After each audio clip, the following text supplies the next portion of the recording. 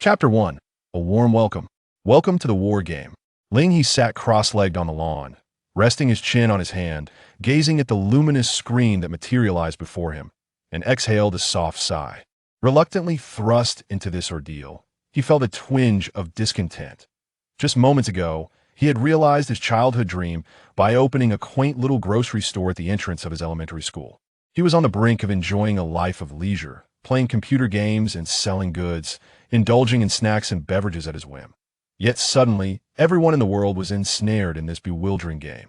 According to the information displayed on the screen, those chosen to enter the war game would represent humanity and partake in a battlefield alongside various factions, a realm where death was a grim reality. Alas, Ling He muttered, shaking his head and sighing heavily. Is this a game orchestrated by the heavens? At that moment, the screen before him revealed a line of text. Have you decided on your growth path? Indeed, while the war game bore resemblance to online games in Ling He's eyes, it diverged significantly in that there were no hidden classes. Or rather, everyone possessed a hidden class of sorts. Here, each individual could establish a grand aspiration, the ultimate goal they wished to attain in their development.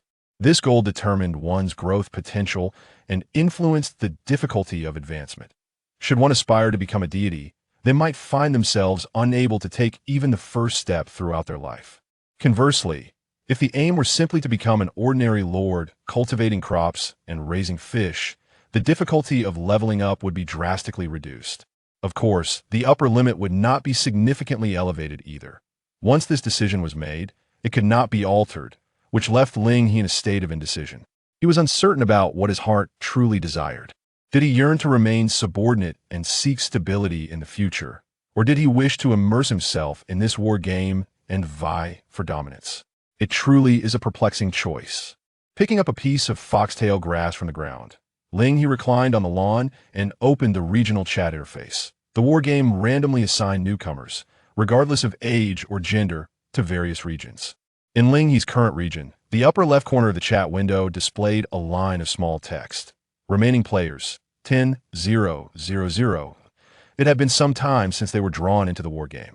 Ling He opened the regional chat interface, curious to see how others were choosing their growth paths in this so-called game.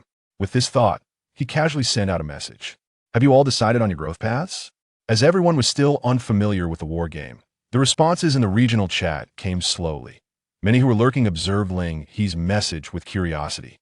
The first question mark appeared, swiftly followed by a cascade of others. Nearly 2 hours had passed since the war game's inception, and they could hardly fathom how someone had yet to choose their growth path. It seemed they had encountered many who were accustomed to online games where character creation was a common challenge. It is indeed rare to find oneself ensnared in the labyrinth of career choices. Moreover, this is no ordinary online game. It is a war game intricately linked to one's very existence. Be why a small stream. A robust man had just pierced a crab with a sharp wooden spike. He then cast a furtive glance at the regional chat interface, his expression nearly faltering. Is this person a fool? A private message suddenly appeared before Ling He. Call me battle mad. Are you serious, brother? Do you understand the principle of making haste, brother? You've already fallen behind everyone else by half a day from the start. Before long, darkness will descend upon us. If it becomes too overwhelming, do not hesitate, choose a warrior to ensure your survival. Later, he'll share some survival tips with you, lest you perish in this unfamiliar land. As for those unscrupulous merchants at the trading post, well, forget I mentioned it. Do I know him? Ling He gazed, somewhat bewildered, at the deluge of messages in his private chat. If his memory served correctly, he ought not to recognize this call me battle mad. Could it be that he is an exceptionally kind-hearted individual? However, one remark did catch his attention. Ling He shifted his gaze to a corner of the luminous screen where the words trading post were inscribed. This was the regional trading system designed by the war game to assist newcomers in navigating their survival. It occurred to him that he had yet to explore it. Curiosity piqued by the mention of unscrupulous merchants, Ling He reached out and clicked on the trading post. Unsurprisingly, he found no splendid array of goods. As all the inhabitants of this region were fledgling players in the war game, the trading post contained, apart from a few exceedingly expensive limited-time items, only a handful of individuals offering their wares. Upon observing the prices of these goods, Ling He began to grasp the nature of the unscrupulous merchants referred to by Battlemat. Bread. Description: this is merely an ordinary loaf of bread. Selling price: 50 copper each, including a 20 transaction tax. Purified water. Description: you'll find it difficult to locate such pristine water sources again. Selling price: 1 gold per bottle, including a 20 transaction tax. Ling He glanced at a corner of the trading post, where his remaining currency was displayed. 1 gold. The currency of the war game operated on a gold standard, with an exchange rate of 1 gold, equating to 100 copper. Each newly initiated lore in the war game is endowed with a mere 1 gold as starting capital. According to the game's description, this 1 gold is the essential fund for recruiting the most basic unit of troops. However, with such a sum, one could only procure a bottle of water or 2 loaves of bread at the trading post. It was evident that the value of food and water had significantly surpassed their rightful worth. Rogue merchants, Ling He muttered through clenched teeth. Yet, despite his grievances, the persistent growl of his stomach reminded him that he was indeed hungry. Alas, yes, he turned over on the lawn. Ling He found himself reminiscing about his small convenience store. How wonderful it would be if I could eat whatever I desired right here, he mused. Suddenly, the long silent war game erupted with a series of notifications. Keyword captured. Eat whatever desired, matching personality to preset growth path. Do you confirm the growth path? Final producer. Ling He raised an eyebrow at the prominent words final producer that appeared before him. For some reason, these 3 characters held a far greater allure for him than any divine or imperial growth paths. Chapter 2. Growth Path. Final producer. Final producer description: the stars are my candlelight, the celestial orbits are my ribbons, and civilization is my sandbox. It is my benevolence that allows all beings to flourish in my garden, where breathing is not measured by currency, and everything will depend on my mercy. Before confirming his ultimate growth path, Ling He was unable to discern the specific details of this route. Yet, even merely glancing at the description stirred something within him. To reign as a king? To ascend as a deity? No, I've made my decision. This is the one I want. Final growth path confirmed. Your growth path is final producer warning. You will no longer be able to enhance your growth experience through methods such as slaughter, war, or any non-market monopolistic measures. Market monopoly? Ling He stared at the notification before instinctively examining his empty palms. They say that the higher the potential of a growth path, the more arduous the ascent. Yet, isn't the starting difficulty for him rather steep? To speak of monopolizing the market, would anyone even want to buy what he has to offer? However, upon confirming the growth path, the war game unveiled a new personal interface. Ling He reached out and clicked into it. The personal interface unfolded before him. Ling He nickname: undetermined growth path. Final producer current level: LV0, starting from scratch attack ability. None defense ability. None special ability. None. Evaluation: when someone wishes to hang you from a lamppost, you will possess no means of resistance. Ling He forced a smile. What a splendid 3-0 character. And why on earth would someone want to hang him from a lamppost? Suppressing the urge to scoff, he attempted to overlook the final evaluation. He casually entered the nickname conscientious vendor and proceeded to the growth path interface. What greeted him were the passive effects bestowed by his growth path. Final producer LV0 unlocked effects. Effect 1. Your official agent will be replaced by a secretary position, ignoring era limitations. Effect 2. The loyalty of all your subjects will be converted into salary, which will provide a boost to all units along the final producer path. It appeared that more passive effects would require the enhancement of the final producer route to unlock. Aside from the passive effects, there were also 2 gift packages awaiting Ling He to open. Newcomer growth gift from war game and initial debt of the final producer. The newcomer growth gift, Ling He had seen in the regional channel. It was likely something that everyone received. Regarding the initial debt, upon seeing the name, Ling He and Guang instinctively sensed something amiss. In the regional channel, individuals typically chose a growth path, either acquiring an initial ability they could wield or obtaining units or other items. Yet, here he was devoid of any abilities, merely burdened with an initial debt. Was it possible that this was a trade-off for his own capabilities? Ha. Scaring myself, he chuckled, shaking his head.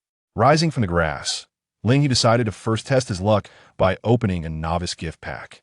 You have opened Newcomer Growth Gift of the War Game, a flash of light illuminated the area, and a few scattered items fell before him. A broken stone axe, 2 steaming loaves of bread, and a can of chilled soda. Gazing at the shabby stone axe and the muddy loaves, Ling He fell silent for a moment before picking up the soda from the ground. Indeed, no matter the circumstances, the soda would never betray him. With a satisfying gulp, he savored the refreshing drink. Ah, delightful! Well, it seemed this so-called newcomer gift pack would at least ensure he wouldn't starve tonight, provided he avoided ferocious beasts. As for anything beyond that, it would depend on the contents of another pack. With the invigorating energy from the soda, Ling He turned his attention to the initial debt. Although the name appeared somewhat daunting, he opened it. You have opened. Initial debt of the end producer this time. Rather than items falling like refuse before him, several pop-up windows appeared. Congratulations! You have received 1 loan purchase voucher repayment period. 1 year congratulations. You have received 1 initial secretary recruitment card, a loan purchase voucher, and an initial secretary recruitment card. Ling He briefly scanned the first item before focusing on the latter. Initial secretary recruitment card. Effect: you can recruit a random secretary unit without spending resources. This recruitment ignores territorial technological era. No cost involved, and I can directly recruit a secretary. Ling He murmured softly, casting a glance at the recruitment interface. AT present, he had not acquired any recruitable subjects or units, but the option that initially read as officer now indicated secretary and was currently in a recruitable state, albeit slightly different from the recruitment card. Recruit secretary. Effect: randomly recruit a secretary unit that aligns with the current territorial technological era. Cost: 10 gold. Note: the current limit for territorial secretaries is 1. Once this limit is reached, no further secretary units can be recruited.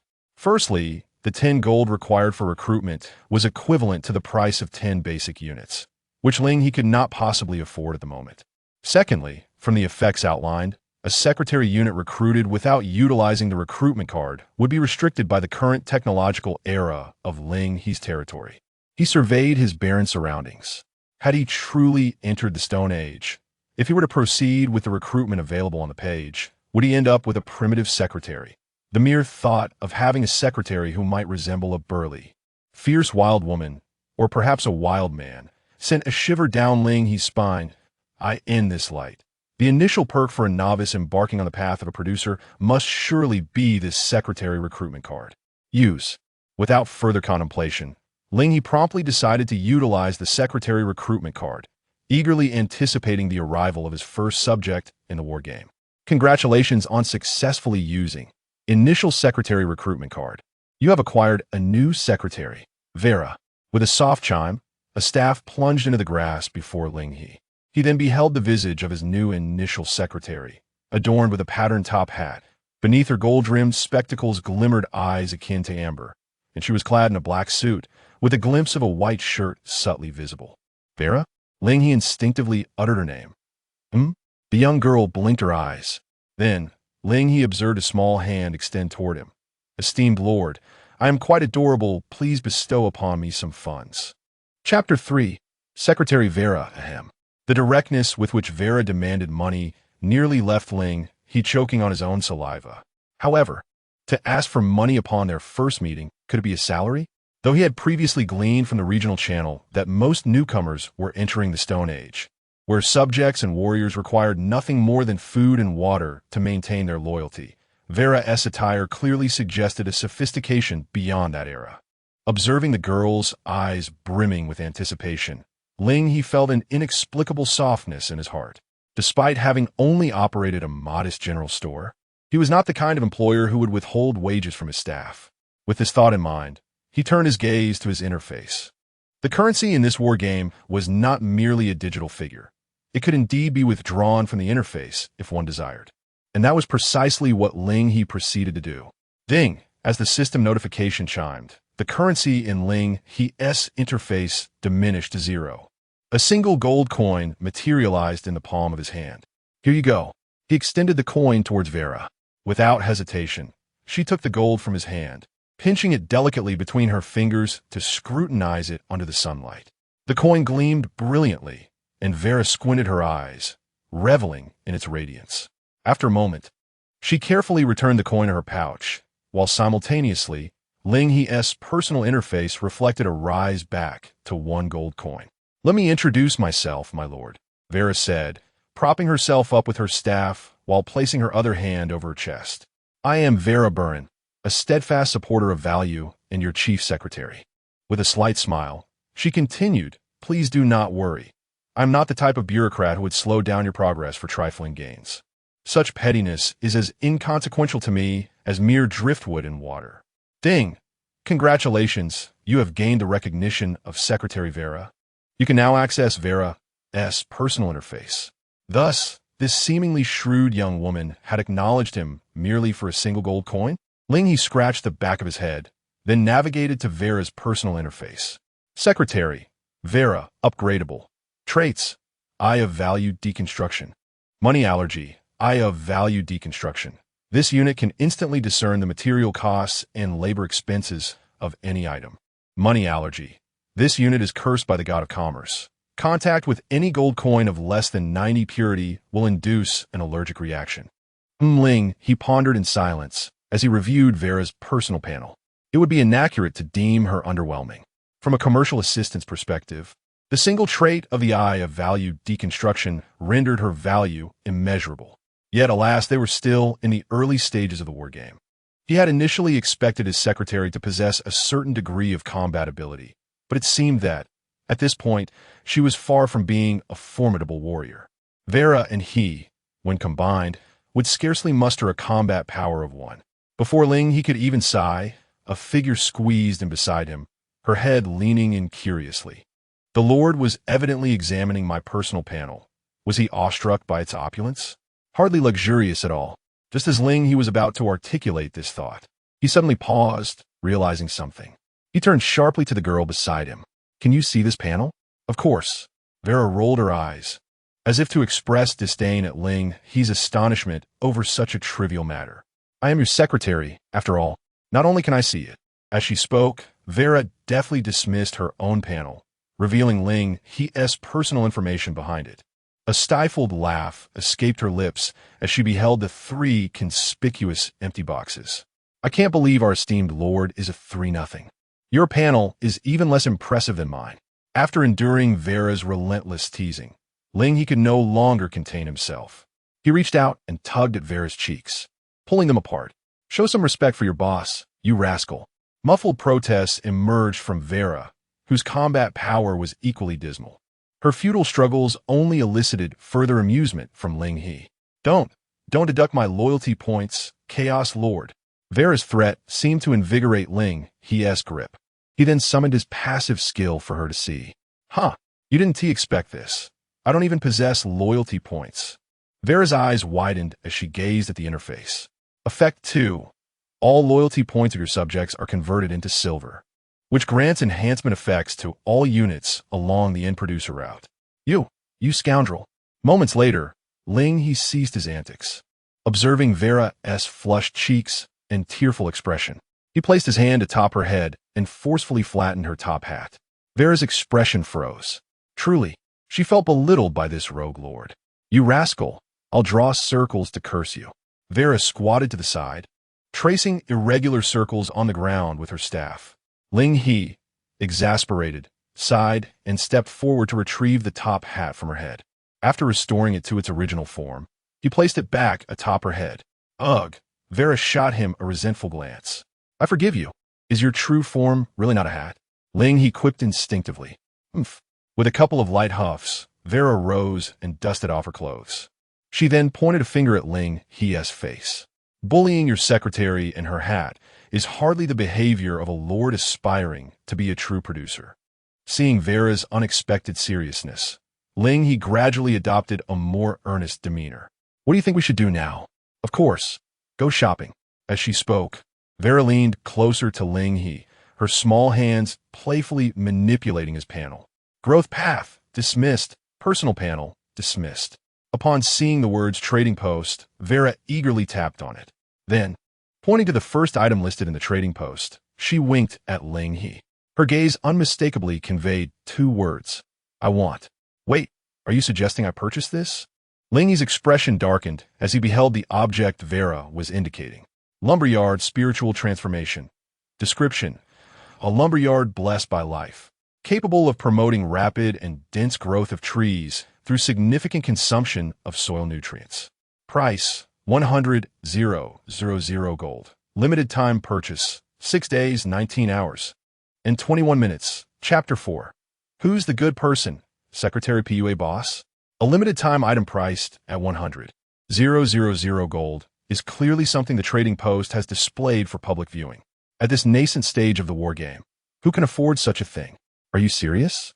Ling cast a doubtful glance at Vera, and upon receiving her confirming nod, he promptly reclined onto the ground. 100,000 gold? Why not sell your lordship to see if that suffices? Oh dear, my lord, you resemble a salted fish. Vera tugged at Ling's clothing, striving earnestly to pull him up from the ground. As the saying goes, youth is indeed the opportune time for striving. If you cannot afford it now, you can always defer payment. Is it not said that incurring debts is beneficial for one's health? Look, I do not disdain your poverty. At this juncture, Vera squatted down, leaned closer to Ling's ear, glanced around cautiously, and whispered, "Let me confide in you. Vera believes that the value of the spirit wood mill is at least 500,000 gold. Once this opportunity slips by, it shall not return. We are starting from scratch. Taking out a loan is not shameful." Hearing Vera's incessant chatter about loans and debts, Ling understood she had set her sights on his loan voucher, which bore no restrictions on the borrowing limit. Thus, if he were to purchase with the voucher, he would only need to repay 100,000 gold within a year. A year to repay 100,000 gold. Merely contemplating this made Ling don a mask of agony, and without hesitation, he snatched Vera's hat and placed it over his face. He, after all, could set up a small stall at the elementary school gate. How could he allow his secretary to manipulate him? Do not casually take a lady's hat, you scoundrel lord. Vera gritted her teeth, straining to reclaim the hat from Ling's face. As the covering was removed, Ling's peripheral vision suddenly caught sight of a refresh in the trading post. Wait, he saw an item flash briefly. Ling, in a state of near collapse, suddenly sat upright. Vera, did you notice the newly listed goods in the trading post? Oh. Vera dusted off her hat and tilted her head. Is this what you mean, my lord? As she spoke, her fingers swiftly navigated through the trading post pages, halting at a position that was not too far back. Amidst the myriad of ordinary foodstuffs, a construction material stood out conspicuously. Wood. Description: essential material for crafting basic infrastructure. Listed price: 2 gold per set, including 20 transaction tax, or exchange for valuable items.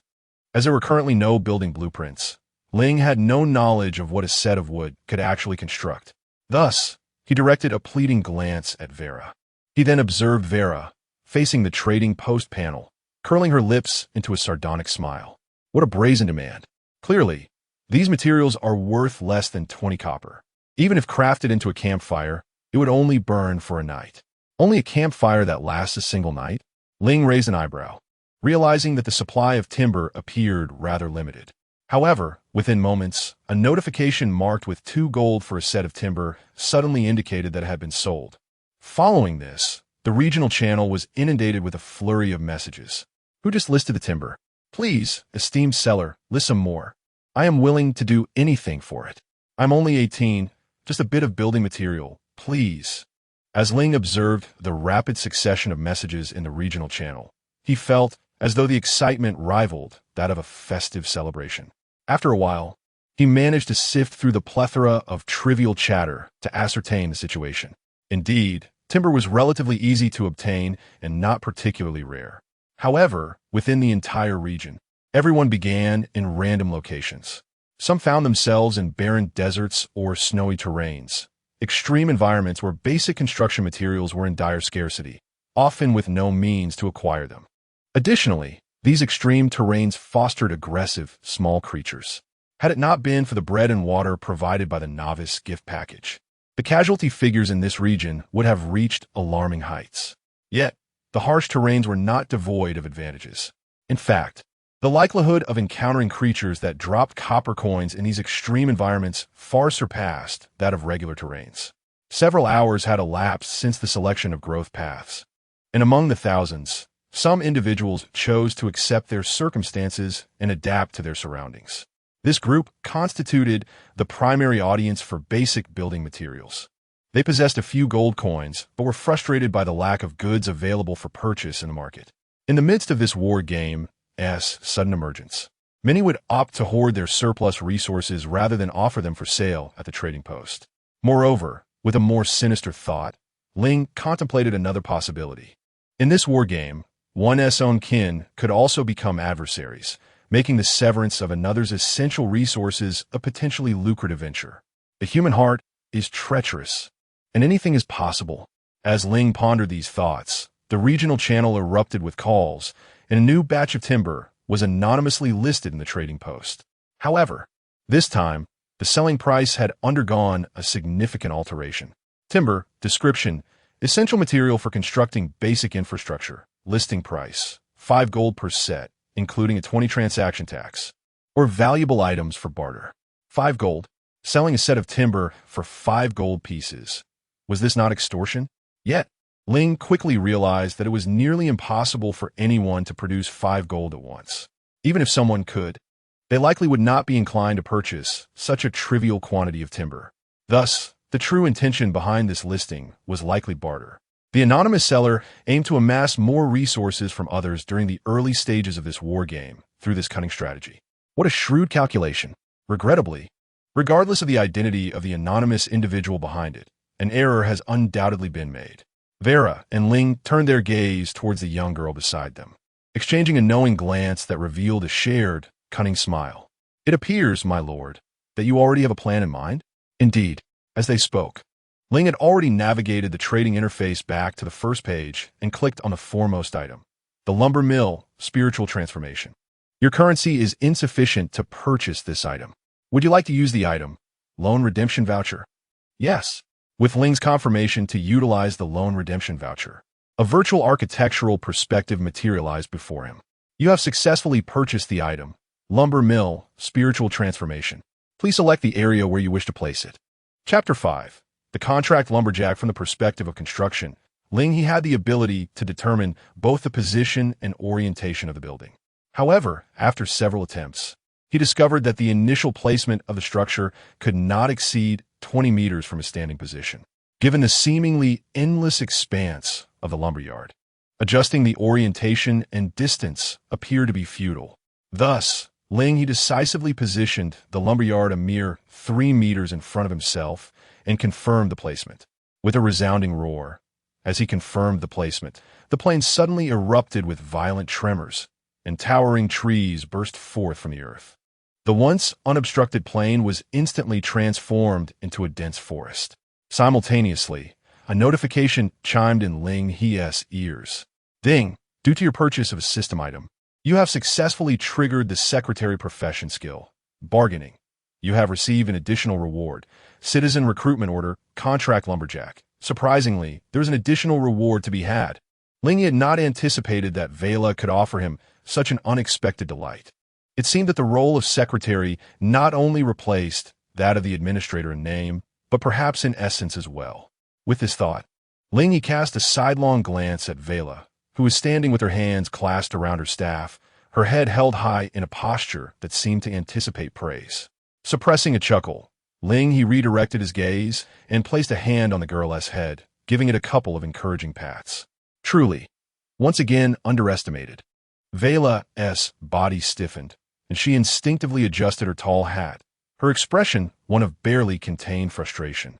Fortunately, amidst the playful banter, as the chief secretary, she did not forget her responsibilities. Once she had composed herself, Vela quickly leaned closer to Ling He and opened the citizen recruitment panel. Pointing toward the only recruitable unit, the contract lumberjack, Ling He cast his eyes over it. Contract lumberjack. Era: Stone Age, final producer path. Description: a fundamental worker unit that has received initial enlightenment and understands the most basic meaning of profit. They have sworn an oath to remain eternally loyal to the concept of benefit. Recruitment price: 1 gold this time. There was no need for Vela to elaborate further. Ling He promptly clicked on the recruitment option. Instantly, a burly man, muscular and imposing, appeared before him.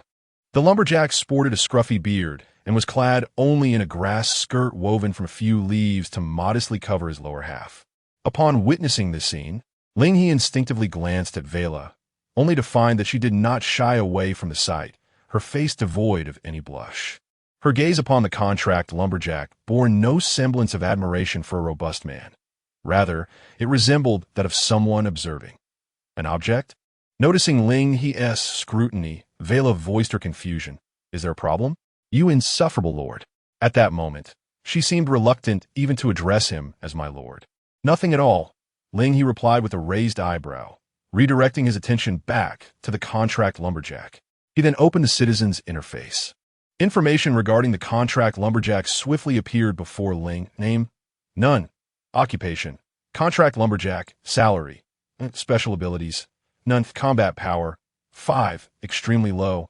Indeed, as expected of a basic unit, with a combat power precisely equating to 5, it surpasses only the combined strength of 5 of itself and 5 Vela. However, compared to other basic units showcased in the channel, the contract lumberjack possesses certain merits. Pondering this, Ling cast a glance at the regional channel. Numerous growth paths initially grant corresponding recruitment orders for citizens, leading to ongoing discussions about basic citizens within the regional channel. Most types of basic citizens typically have initial combat powers ranging from 1 to 5.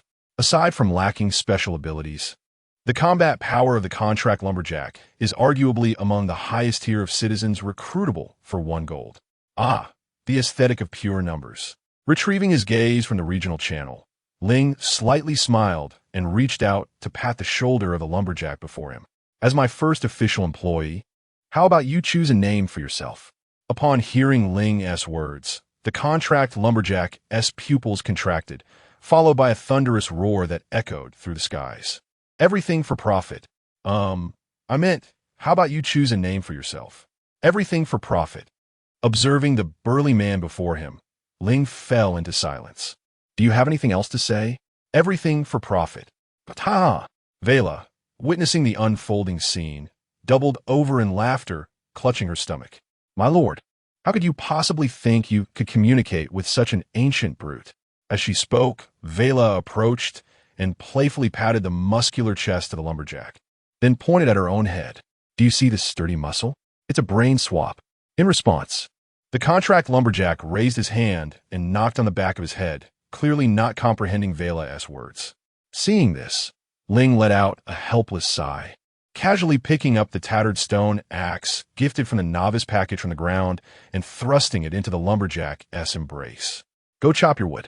"Yes." This time, the contract lumberjack finally uttered a different phrase. Ling nearly believed he could only say that one line. Fortunately, aside from his limited speech, the contract lumberjack did not seem to exhibit significant intellectual issues. With the stone axe accepted, he turned directly towards the nearest tree and struck fiercely at the trunk. With each swing, a deep fissure manifested on the trunk, confirming that his muscular physique was not merely for show. Simultaneously, a prompt window appeared before Ling. "You have assigned contract lumberjack X1 to the lumberyard, spiritual. Current output efficiency of the lumberyard, spiritual 100 units a wood day ahem." Upon seeing the lumberyard's output efficiency, Ling coughed slightly.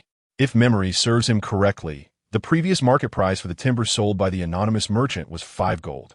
Consequently, in his lumberyard, a single lumberjack could produce a staggering 100 bundles of timber each day. This observation led him to conclude that the timber was hardly a rare commodity. Bah! Those unscrupulous merchants! A sudden sneeze echoed within a secluded cave, causing Lin Xiao to furrow his brow slightly. Who is it that speaks ill of me? However, he quickly shook his head, directing his gaze toward the regional chat and trading interface before him. With numerous voices criticizing him, it would be utterly pointless to pay heed to each one. With this thought in mind, Lin Xiao gently maneuvered his fingers, placing several bundles of timber on the trading platform. "Would you like to remain anonymous?" "Yes." Soon, private messages began to pop up before him. Chapter 6. I am the protagonist. Ling Yu go. May I inquire, how many sets of timber can this blueprint be exchanged for? At that moment, a message concerning a blueprint arrived through the private chat interface. Wooden barricade. Era. Bronze Age Basic Pathway. Description: an efficient means to inflict damage on assault units, serving as a rudimentary defensive structure that can partially obstruct infantry. Construction requires 3 sets of timber. Lin Xiao merely cast a fleeting glance at it before promptly providing her response. 1 set. Ling Yu Go. Impossible. In a snow-laden expanse, a battered woman clenched her fist tightly.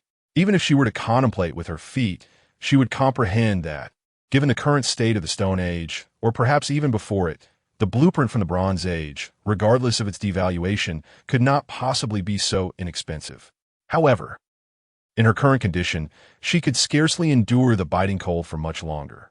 If she failed to procure sufficient timber for warmth before nightfall, with the onset of the frigid winds, she might very well perish. Yet, within the chat interface, the anonymous merchant showed no inclination to relent. Anonymous? If that is the case, then seek out others for trade. See who besides me would be willing to expend substantial resources to exchange for this blueprint, which holds little value at this stage. Moreover, do not blame me for not forewarning you. Even in barter, if conducted through the trading post, taxes must be paid. The transaction tax for your Bronze Age blueprint should not be negligible, correct? As the final message was dispatched, Lin Xiao severed the private chat without awaiting a response, scoffing in disdain. Bargaining? The blueprint for a Bronze Age structure. Aside from herself, she pondered, who else might be interested? Lin Xiao was acutely aware that the blueprint warranted far more resources. Given his growth trajectory and capabilities, he could readily part with greater resources. But to what end? Why should he assist a potential rival? From the moment the war game commenced, Lin Xiao discerned that, in comparison to the yet unrevealed foreign entities, the myriad human lords within the regional channel constituted the most immediate threat. Furthermore, should this individual truly be in dire need of timber, they would ultimately be compelled to seek him out. For any item transacted through the trading post, even in barter, taxes must be remitted. Should the remaining gold be insufficient to cover the taxes, both parties' items would be temporarily withheld within the trading post, inaccessible for retrieval. This was the very reason Lin Xiao felt so assured. He had calculated that each tree in the wild yielded approximately 2 to 5 sets of timber. Given the current tools and the quality of the populace, processing a single tree required several hours. If the Lord's growth path lacked initial recruitment options, and they had to fell the trees themselves, the time required could be even greater. Thus, even if one were to initially arrive in a timber-rich location and immediately commence logging, in this fleeting span of mere hours, after securing the timber essential for his development, he would be left with at most 1 to 3 sets. Such a meager supply of wood, even if sold, would scarcely suffice to cover the taxes for the blueprints of the Bronze Age, and might even fall short. However, he was not in the same predicament. Lin Xiao opened his personal panel and gazed at his growth pathway. Growth path. False creator god. Current level. LV1. Unlocked passive. Tenfold amplification. Profit and loss. From the moment Lin Xiao decided upon his growth trajectory, he recognized that since the difficulty of advancement is inherently linked to the ultimate goal, any manipulation of that goal would significantly alleviate the challenges encountered along the way. The false creator god was the meticulously crafted aspiration he had set for himself. The subtle distinction between true and false drastically diminished the difficulty of his growth. Nevertheless, the abilities conferred by leveling up did not disappoint him. Tenable amplification, profit and loss. Effect: when you successfully gather resources, destroy 20 times the amount of the surrounding identical resources, gaining a tenfold increase in resource collection. This effect cannot be deactivated. Note: this effect is nullified if there are no identical resources surrounding the collected items. Lin Xiao speculated that had he aimed to become a true creator god, this ability might have negated the effect of destroying 20 times the resources. However, given the current circumstances, it proved inconsequential. The tenfold increase in resource collection allowed Lin Xiao to yield between 20 to 50 sets of timber from a single tree. At this stage, it was virtually impossible for anyone other than him to amass sufficient materials and gold to exchange for those rare blueprint items and artifacts. As long as he navigated the early stages swiftly through the trading market, he could undoubtedly encroach upon others' living spaces in the future to compensate for his alarming resource consumption. With this thought, Lin Xiao couldn't help but smirk. Let those who once looked down upon me bear witness. In this era, I shall be the protagonist. However, as the trading market refreshed, the smile on Lin Xiao's face gradually stiffened. A new item has been listed in the trading market. Timber. Description: essential material for crafting basic infrastructures. Listing price: 1 gold set. My lord, this profit margin is exceedingly low. Before the spiritual logging yard, Vera lamented to Ling He while listing timber in the trading market. Just moments ago, a towering tree had come crashing down before Ling He. After nearly an hour of logging and cutting, Ling He finally reaped his first profit since acquiring the logging yard. Timber x 10 sets. Indeed, from just a single tree, Ling He had garnered a substantial 10 sets of timber. Based on this calculation, he roughly estimated that a contracted lumberjack would need to fell 10 trees daily, factoring in meal breaks and rest periods, which would total around 12 hours of work. Damn it, Lord, are you even listening to me? Vera's exasperated voice pierced through to Ling He's ears. As Ling He subconsciously placed his hand atop the young girl's head in an attempt to soothe her emotions, he was soon obscured by the tall top hat. Ahem. With a couple of light coughs, Ling He emerged from his inner calculations, meeting Vela's earnest gaze. Do you believe my pricing is excessively low? Vela nodded seriously, although she perceived the true value of the timber to be around 20 coppers, in a marketplace where even a loaf of bread commanded 50 coppers. Ling He's slightly elevated price would not deter sales. A price of 1 gold, representing a 500% profit, seemed to her still far from sufficient. With her roles reversed, Vela would never consider selling such timber at a loss, given her position as Ling He's secretary. Chapter 7. Game theory. The doubts in her heart were fully expressed by Vera. After listening to Ling He, she finally understood why Vera had donned a sulky expression after putting her lumber up for sale. Oh, you, Ling He chuckled, gently tapping Vera's forehead. You embody the quintessential mindset of a Victorian-era capitalist. While Vera possessed a keen business acumen, Ling He felt that the young girl fell short of his own understanding in the realm of transactions. Have you ever heard of game theory? Ling He inquired, continuing his line of thought. What does that mean? Vera tilted her head in confusion. Sighing inwardly, Ling He realized that in an era before the advent of game theory, capitalists were still quite naive. Game theory, in essence, is the study of how individuals can make choices that are most advantageous to themselves when influenced by others. Vera shook her head once more. Ling He opted for a different approach, gesturing towards the trading interface. In my view, the current marketplace resembles a zero-sum game. Lumber is an essential commodity that is certain to sell, yet the amount of money in circulation among all traders is limited. A zero-sum game consists entirely of competition, with no possibility for cooperation, as the gain for one party invariably results in a loss for another. This means that to acquire more gold coins, we must inevitably seize the interests of other sellers. Upon hearing about gold coins, Vera quickly grasped the concept. So, according to your reasoning, those who are selling similar items are our adversaries. If we wish to increase our revenue, the best strategy is to lower prices and encroach upon the survival space of others. The more they discussed, the brighter Vera's eyes sparkled. Precisely. Given that the profits in the marketplace are fixed, there is no need for them to collaborate with other merchants for mutual benefit.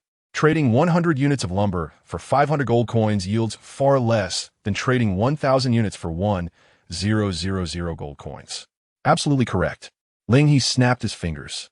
And I believe we can take it a step further. Take it further? Vera blinked in surprise. Indeed. Ling He's gaze shifted back to the trading interface. 1 gold coin per unit of lumber still feels excessively priced. If we are to act, let us do so decisively, monopolizing the entire market's profits and starving those unscrupulous merchants. As these words left his lips, a notification chimed. Ding! All units of lumber X10 you listed have been sold. Simultaneously, Lin Xiao, with a scowl, was dealing with the scattered piles of lumber at his feet. The marketplace had suddenly listed 10 units of lumber at 1 gold coin each, most of which he had purchased, but not all. He had merely been a moment too slow. 3 of the listed units had already been sold. The thought of this made Lin Xiao grit his teeth, his gaze fiercely sweeping towards the other seller of lumber in the trading hall. Conscientious vendor, that damn scoundrel. Does he even realize what he is doing? Although only 3 sets of timber were successfully released for 1 gold each, it has nonetheless stirred a considerable uproar within the regional channels. Almost everyone has come to realize that the price of timber cannot remain elevated indefinitely, leading them to adopt a wait-and-see attitude. Even those who privately messaged Lin Xiao, hoping to barter, soon found their conversations falling silent. Staring at the desolate chat interface before him, Lin Xiao slammed his fist into the ground in frustration. He had been starving these people for quite some time, on the brink of a successful catch, only to be thwarted by a few sets of timber presented by that unscrupulous vendor.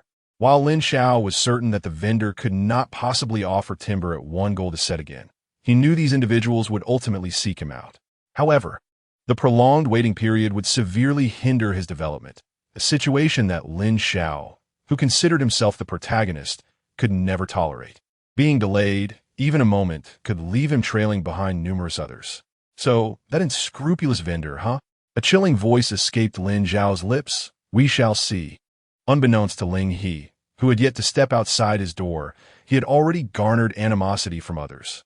At this moment, he was materializing the gold coins he had just acquired through trade.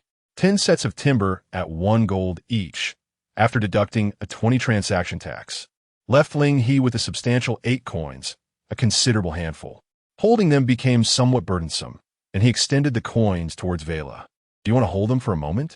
Faced with the glittering gold coins, Vela's gaze grew entranced, all her previous sentiments evaporating. Long live my lord. With an exuberant cheer, Vela eagerly accepted the entirety of the gold coins from Ling He's hand. The radiant coins sparkled in the sunlight, casting a golden glow that transformed Vela's eyes into shimmering orbs of gold. After cradling the coins for several minutes, Vela reluctantly returned the warm coins to Ling He. Hurry, my lord. Increase production. I can hardly wait to see the dismayed faces of those scheming merchants. Their expressions will surely be amusing. By the way, Vela inquired curiously, where did you, a mere amateur, acquire such knowledge of game theory? Ha ha, it's a secret. Ling He chuckled awkwardly, knowing he would never reveal to Vela that his understanding of game theory was honed at the local grocery store near the elementary school. As the saying goes, the money in a primary school student's hand is limited. Each time a student lost 50 cents to the vendor for spicy strips, another merchant was deprived of that same 50 cents profit. All right, Vela conceded, noticing Ling He's reluctance to divulge more, and promptly shifted the topic. What are your plans for these few gold coins, my lord? Oh, that's simple, Ling He instinctively replied. I'll hire 4 more lumberjacks, and then purchase 4 stone axes from the trading post. He had already checked, and the price of stone axes in the trading post was merely 1 gold, making them a relatively affordable option compared to other items. After all, this item is ubiquitous, not particularly useful, devoid of any significant technological merit, and certainly not a necessity. Hence, its price cannot rise. However, after Ling He uttered this statement, he received no response from Vera. Is there something amiss with my proposal? Ling He inquired, a hint of confusion reflected in his gaze towards Vera. To him, a balance of half labor and half tools seemed perfectly adequate, presenting no issues whatsoever. Yet, what awaited him was Vera's awkward yet courteous smile. What I mean to suggest is, might it be possible for you to consider increasing the remuneration a bit? Only upon Vera's gentle reminder did Ling He recall his overlooked passive skill. Your subject's loyalty will be converted into remuneration, which will provide enhancement effects to all units along the final production route. Chapter 8. The Contract Axe Warrior. The Contract Lumberjack is indeed a unit of the end producer's path. This indicates that the unit can benefit from the passive income enhancement associated with the end producer's route. In the current state of financial scarcity, Ling He had no intention of engaging with this passive benefit. However, since Vera mentioned it, Ling He attempted to slightly increase the wages of his sole contract lumberjack. Just 1 copper coin would suffice. Would you like to adjust the wage amount? Yes. As soon as the words were uttered, changes appeared within the interface of the contract lumberjack. Wage, 1 copper day. Enhancement effect. Resource output rate increased by 10. Ling He raised an eyebrow as he observed the enhancement effect brought about by the wages and casually opened the interface for the spirit lumberyard. Sure enough, with the wage of the solitary contract lumberjack elevated to 1 copper, the daily output within the spirit lumberyard had reached an impressive 110 units of timber. According to the previous selling price, 10 units of timber could be sold for 10 gold, equating to 1,000 copper. This meant that with merely an expenditure of 1 copper, he could potentially reap a 1,000-fold return each day. No, it was even more than that. Ling He realized that the wages could be further increased. Thus, he immediately began to make adjustments. 2 copper, 3 copper for copper. As the wage amount rose, the actions of the lumberjack grew increasingly swift, almost leaving afterimages in their wake. With each additional copper coin in wages, the resource output rate of the contract lumberjack surged by another 10, continuing until it reached 15 copper. Wait, just as Ling He contemplated raising the wages further, Vera grasped his hand to halt him. Do not increase it any further. She leaned closer to the panel in front of Ling He, manipulating several interfaces simultaneously. My lord, look here. Vera pointed to the interface of the contract lumberjack. Once the wage was adjusted to 15 copper, this interface underwent a significant transformation. Name, none. Occupation, contract axe warrior. Wage, full pay. Note, increasing wages beyond full pay will not provide additional benefits. Special abilities, exuberant, valiant, combat power, 10 contract axe warrior. Although Vera's finger rested on the words full pay, Ling He's attention was entirely captivated by the line regarding the occupation. He had not anticipated that merely increasing the wages would result in a transformation of the occupation itself. Upon accessing the subinterface for the occupation, it was indeed markedly different from that of the contract lumberjack. Contract axe warrior. Description: the continuous rise in the index of benefits leads to an unparalleled exuberance. For them, both logging and lumberjacking are equally effortless. Attribute 1. Exuberant. This unit's resource output rate is increased by 150 and combat power is enhanced by 100. Attribute 2. Valiant in battle. Death cannot serve as a deterrent to lower this unit's morale, and intimidation based on appearance is ineffective against this unit. Extraordinarily high combat prowess, unparalleled morale, exceptional resource gathering efficiency, and a certain immunity to intimidation. Such lavish attributes are hardly befitting of a base civilian unit valued at a mere gold coin. At the very least, when compared to all the basic units that Ling had observed in the regional channel, the current contracted axe warriors appeared exceedingly superior. Aside from the substantial monthly expense of 450 copper to maintain their enduring combat capability, this unit bears almost no drawbacks. No, the costly wages have never been a shortcoming of the contracted axe warriors. As units that can be directly recruited for just 1 gold coin, one cannot demand more from them. Contemplating this, Ling lowered his head and planted a fervent kiss on Vera's cheek. I owe you one this time. Had it not been for Vera's reminder, he might have remained oblivious to the utility of the wages for quite some time. Because he had never even thought of distributing wages. Vera, who was just then pointing at the words full wages, was suddenly taken aback by the unexpected assault, causing her to shudder and leap sideways. What the hell, you scoundrel lord, what are you doing? I am not the kind of secretary you might envision. As she spoke, Vera rummaged through her pocket and produced a white handkerchief, vigorously rubbing it against her face. What kind of secretary do you think I mean? Ling instinctively inquired, but he quickly realized the implication of Vera's words, resulting in an immediate cascade of embarrassment. Enough already. I am not so desperate as to make advances on a heartless capitalist from the Victorian era. Huh? Upon hearing this, Vera's mood soured instantly. Pointing a finger at Ling's nose, she retorted, You, who haven't even considered distributing wages, have no right to criticize me. The two locked eyes, their gazes sparking with tension. Then, they both deflated simultaneously. Their exchanged glances confirmed that they were equally matched in this verbal sparring. After all, this was not their first quarrel, and Ling opened his mouth, intending to ease the current atmosphere. However, the next moment, he noticed a sudden shift in Vera's expression, as she raised her staff and brought it down forcefully onto the ground.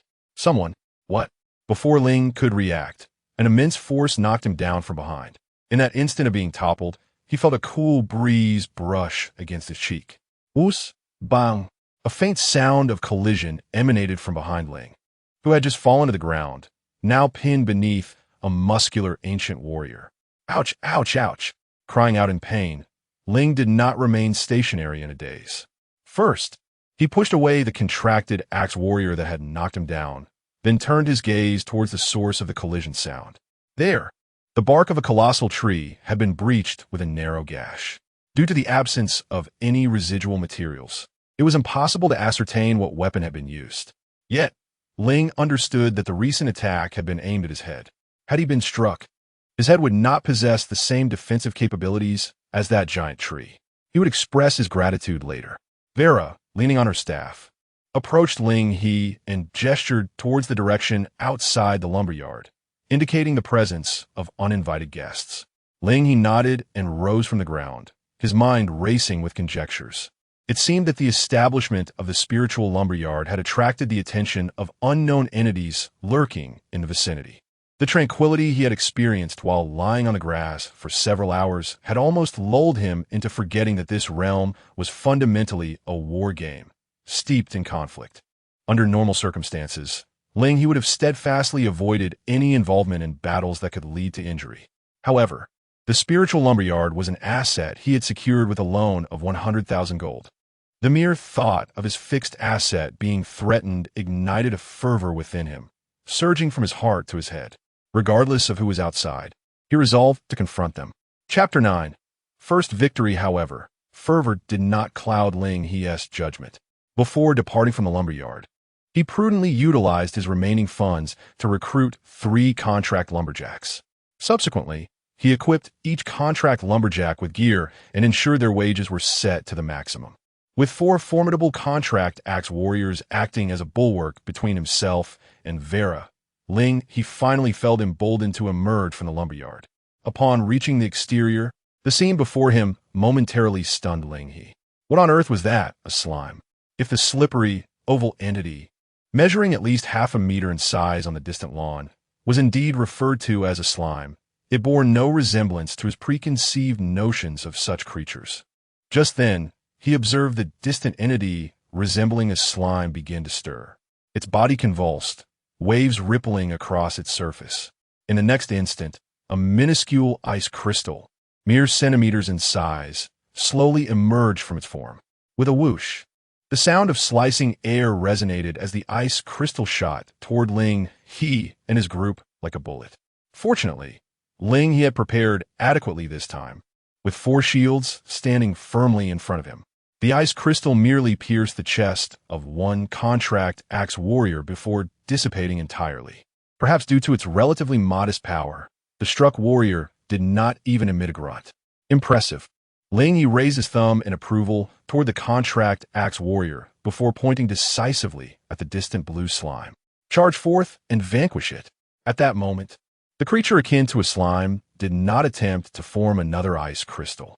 Thus, Ling He deduced from the elapsed time since the initial attack that the creature required approximately a minute to recharge its offensive. With this knowledge, fear was no longer a concern. Moreover, the 4 contract axe warriors blocking Ling He's path exhibited no signs of trepidation. Responding to Ling He's command, they collectively shouted, "All for profit," and charged toward the distant foe. A notable distance separated the blue slime from the lumberyard. Yet the contract axe warriors were not slow in their advance. During this interval, the blue slime managed to launch only 1 ice crystal before the warriors successfully closed the gap. Then came the descent of 4 stone axes. Due to the bluntness of the axes, the action was less a cleave and more a smash. With the combat prowess of the contract axe warriors, each strike sent forth a copious amount of gelatinous fluid. In less than a minute, the slime-like creature was thoroughly obliterated, reduced to a puddle of muck on the ground. Simultaneously, a voice resonated in Ling He's ear, accompanied by a pop-up window in his interface. Congratulations, you have achieved your first victory against an alien lord. You have gained experience? 0. You have acquired loot? None. Alien lord? Upon encountering a pop-up window before him, Ling belatedly realized that the gelatinous entity, resembling a slime, was not merely a neutral creature spawned within the wargame. Coming to this conclusion, he hastily retreated. Simultaneously, he exclaimed, "Wait, do not destroy it." Unfortunately, he was a moment too late. By the time Ling arrived with Vera, the slime had been thoroughly obliterated by the contract axe warriors, rendering it unrecognizable. Scattered amidst the remnants of its gelatinous form lay a solitary, pitiful copper coin. Vera, however, showed no disdain. She promptly crouched down, plunged her hand into the slime's decayed remains, and retrieved the coin, all the while mocking. "Tifiske, what a miser." As she spoke, she tucked the coin into her satchel. This time, Ling noted with resignation that his personal panel displayed no increase in currency. He shook his head in mild exasperation. It was not the mere copper coin that concerned him. After all, Vera had not hoarded the gold coin he had previously given her, so this insignificant copper piece was merely a trinket for her amusement. What saddened Ling was the missed opportunity of encountering an alien lord, which had vanished so swiftly. Since the inception of the wargame, no one in the regional channel had reported discovering an alien lord. While it was possible that those who had encountered such beings chose to remain silent, it could also be that this was his first contact with one. With this in mind, Ling opened the regional chat interface and composed a message to send out. "Conscientious trader, beware of the round, slippery creature that resembles a slime. It is an alien being, potentially an alien lord, exhibiting significant aggression. Yes, it can kill." Once dispatched, the message caused an uproar within the regional chat. Naturally, the predominant response was skepticism. Wind and clouds. Have you lost your mind playing this game? Even slimes are appearing now. Shall I go slay a troll for you to spice things up? Mister, carefree. I would much prefer to encounter a slime than to be chased by a pack of wretched wolves. Help. Silence. Wait, did you not notice who sent that message? The regional channel fell into a momentary silence. Then, Ling observed the conversation veering off course. Due to his habit of trading without anonymity, astute individuals had quickly recognized him. "Oh my goodness, I just realized it's the trader. The one who sells wood. Trader, do you still have any wood at 1 gold per stack? My child cannot gather wood in the desert. I'm begging you." Oomph. Concealed within the cavern, Lin Xiao let out a cold snort upon witnessing the messages in the regional channel. He had anticipated this outcome. Human nature is inherently greedy and insatiable. Once someone listed wood at a lower price, others would mentally label the baseline for its value. Since then, he sought to continue amassing resources from others through timber, undoubtedly facing a tangible increase in difficulty. Although he harbored a deep-seated animosity towards that individual known as the conscientious vendor, Lin Xiao did not dismiss the message posted in the regional channel as most others did with a mere glance and a chuckle. A foreign lord resembling a slime? Lin Xiao muttered to himself, his eyes narrowing gradually. This is a threat that must be eradicated. I shall remember this. At that moment, Ling He sent a new message in the channel. "Conscientious vendor. New timber will be available in 1 hour. So please be patient. Dear friends," heart gesture. What? Lin Zhao's eyes widened in disbelief as he rose to his feet. How could he possibly produce more timber? Chapter 10. The voices of angels and demons. The astonished exclamations within the regional channel did not weigh heavily on Ling He's mind. After disseminating the news of an impending influx of timber, Ling He turned to beckon Vela and several contracted axe warriors to return. However, before he could utter a word, Vela raised a finger to her lips, signaling for silence. Noting Vela's serious demeanor, which did not suggest jest, Ling He swallowed the words that had been on the tip of his tongue. He then observed Vela, scanning her surroundings, seemingly confirming something. She proceeded to stealthily traverse the grass surrounding the slime carcass, leaning on her staff, poking and prodding at various spots. The tip of her staff made a delicate rustling sound as it brushed against the undergrowth. Suddenly, the staff she was leaning on plunged downward, and a satisfied smile crept on her lips. "It appears I was correct. I have found you." With that declaration, the staff thrust downwards mercilessly. Gurgle! A startled cry emanated from beneath the turf. Upon hearing this sound, Ling He promptly commanded the contracted axe warriors to advance. As the thin layer of grass was peeled back, the group beheld the object of Vela's search. Another slime? Ling He involuntarily remarked. Before them lay a round, muddy sphere, clearly another slime. However, this slime, concealed beneath the grass, bore significant differences from the one that had just been reduced to muck. For instance, its hue was not the vibrant blue, but a deep crimson, and it was considerably larger than its predecessor. Roughly estimated, this red slime measured about 1 meter in diameter. Moreover, this hidden creature did not exhibit any aggressive behavior, even under the scrutiny of multiple pairs of eyes. In fact, as Ling He approached, he could sense the creature trembling. Gurgle, gurgle. An unintelligible gurgling sound emanated from the quivering body of the slime, reminiscent of a small beast's feeble growl when faced with a threat. Vela extended her finger and poked the deep red slime, then turned with a smirk, saying, "It seems it fears me." Though it was merely a poke, Ling He could distinctly feel the slime's tremors intensifying. Then, before his widened eyes, the crimson slime extruded 2 round, plump appendages that resembled arms, reaching forward. Each orb clutched a glimmering gold coin, accompanied by a quivering sound from within the slime's body. Gurgle, gurgle, akin to the sound of swallowing. Ling He swiftly shifted his gaze to Vela with a look of disdain. Indeed, upon witnessing the coin presented by the slime, Vela's eyes widened, and she began to subtly swallow her saliva. After a considerable pause, she finally turned her gaze back to Ling He. "If I am not mistaken, this fellow lurking beneath the grass is the true mastermind behind our recent ambush. The tyrannical lord. How do you intend to deal with this individual?" She found herself somewhat unable to resist the allure of gold coins, thus relinquishing this arduous decision to Ling He. Following Vera's gaze, the slime in the muddy pit extended its spherical arms towards Ling He, offering the coins. Gurgle? The coins appeared and vanished in the slime's grasp intermittently. This demonstrated the validity of Vera's earlier assertion. It was indeed the slime lord, not the azure slime that had just been reduced to muck by the contract axe warrior. The current gesture suggested it sought to exchange the coins for its very life. Hiss! Ling He inhaled sharply. Vera had truly presented him with an exceedingly challenging dilemma. Clearly, one could not attain both the coins and the life of the slime lord, much like how the azure slime had only produced a mere copper coin before its demise. Should he slay the slime before him, the coins would undoubtedly slip away. Yet to spare it, amidst his hesitation, the voices of angels and demons began to echo in Ling He's ears. The angel implored, "Spare it, for the sake of the gold. However, it is a foreign lord. If released, it could pose endless troubles or even, but it offers you gold." The demon's voice abruptly interrupted Ling He's thoughts. "It had clearly intended to kill me, but it gives you gold." "Enough," Ling He suddenly exclaimed, dispelling the chaotic thoughts swirling in his mind, and shot a fierce glare at Vera, admonishing her not to meddle in his thoughts.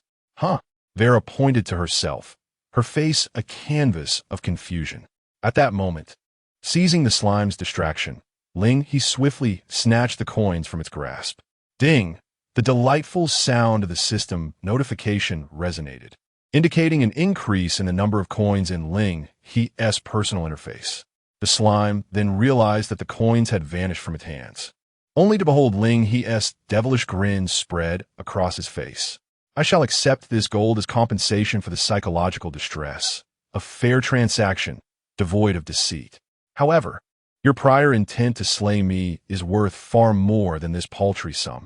With that, Ling He extended his hand, making a universally understood gesture. "To claim my life, you must pay more." Gurgle, gurgle. The slime emitted a tremulous sound, yet did not produce additional coins. Instead, it burrowed deeper into the mire. "No money?" Ling He observed this scene, shaking his head in disappointment. That would be rather unfortunate.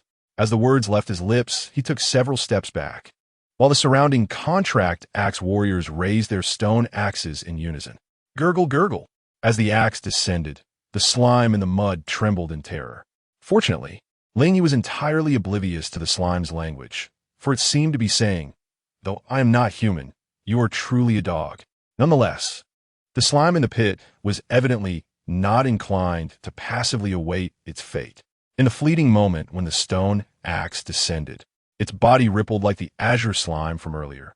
Subsequently, a faint flicker of flame rose upwards, This small flame floated towards the chest of the contract axe warrior, only to dissipate instantaneously, its potency far inferior to that of the previous ice spear. Yet, at that very moment, Vera's eyes seemed to behold a treasure, and she shouted loudly, "Spare the ball beneath the axe."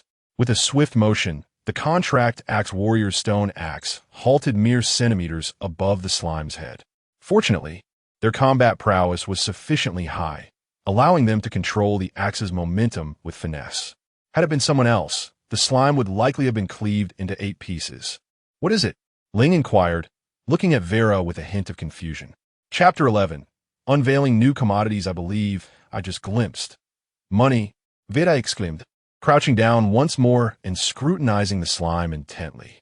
At that moment, the slime appeared entirely unremarkable, yet she had perceived the fleeting presence of something of value.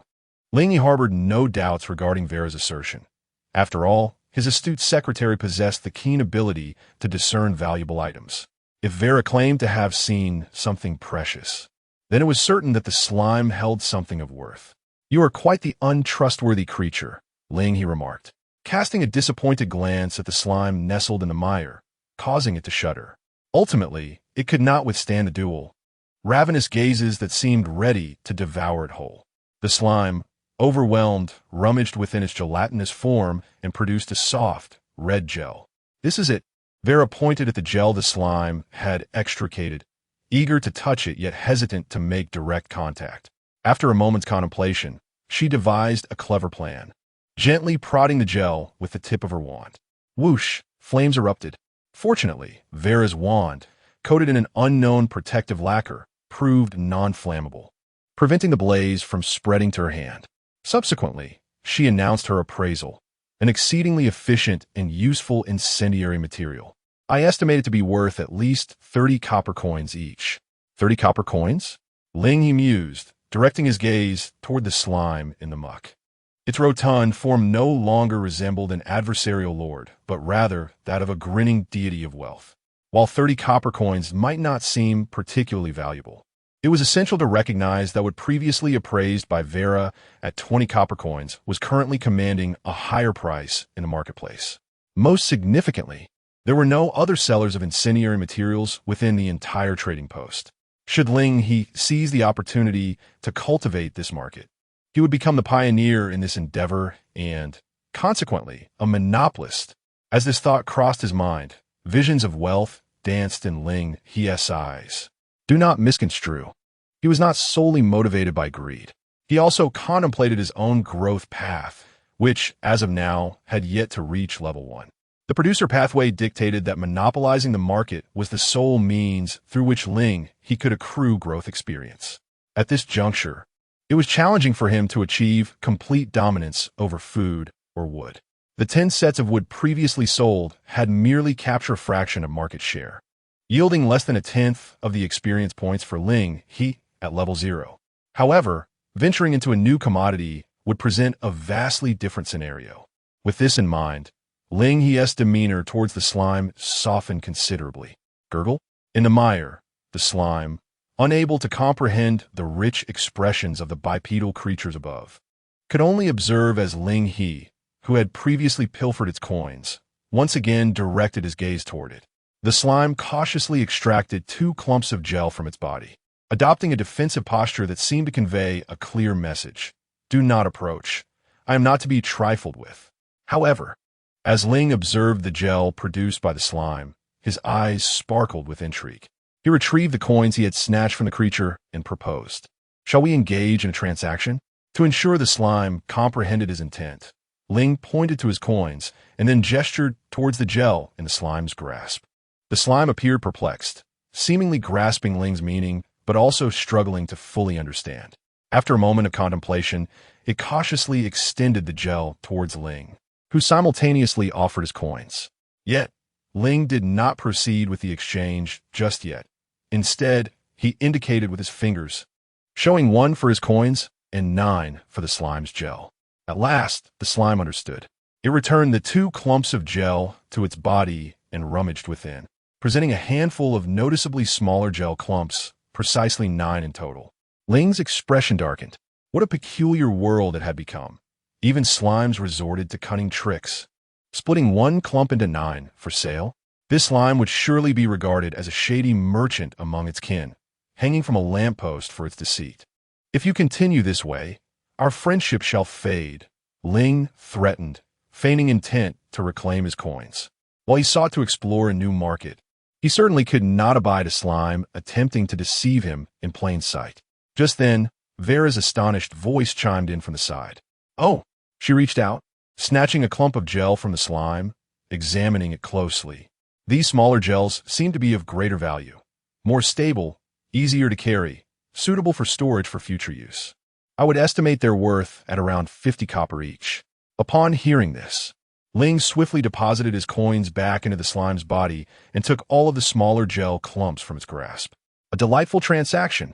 Simultaneously, he listed the new goods directly in the marketplace. Fire slime gel. Description: the excretion of a fire slime, ideal for long-term storage of embers. Can be used to ignite flammable materials. Sale price: 1 gold each, including a 20 transaction tax. Unlike timber, these gels, while reasonably priced according to current market rates, did not sell quickly. Ling speculated that their limited versatility compared to what might be the reason, or perhaps, at this stage, the demand for such rapid ignition tools was low. After all, ancestral methods for kindling fire through friction were well known. One could recruit a villager for 1 gold and, with a bit of effort, achieve the same result. Nevertheless, the name Fire Slime Gel sparked a wave of discussions in the regional chat. Little not. Is it true that such creatures as slimes actually exist? I initially thought that the vendor was merely amusing everyone.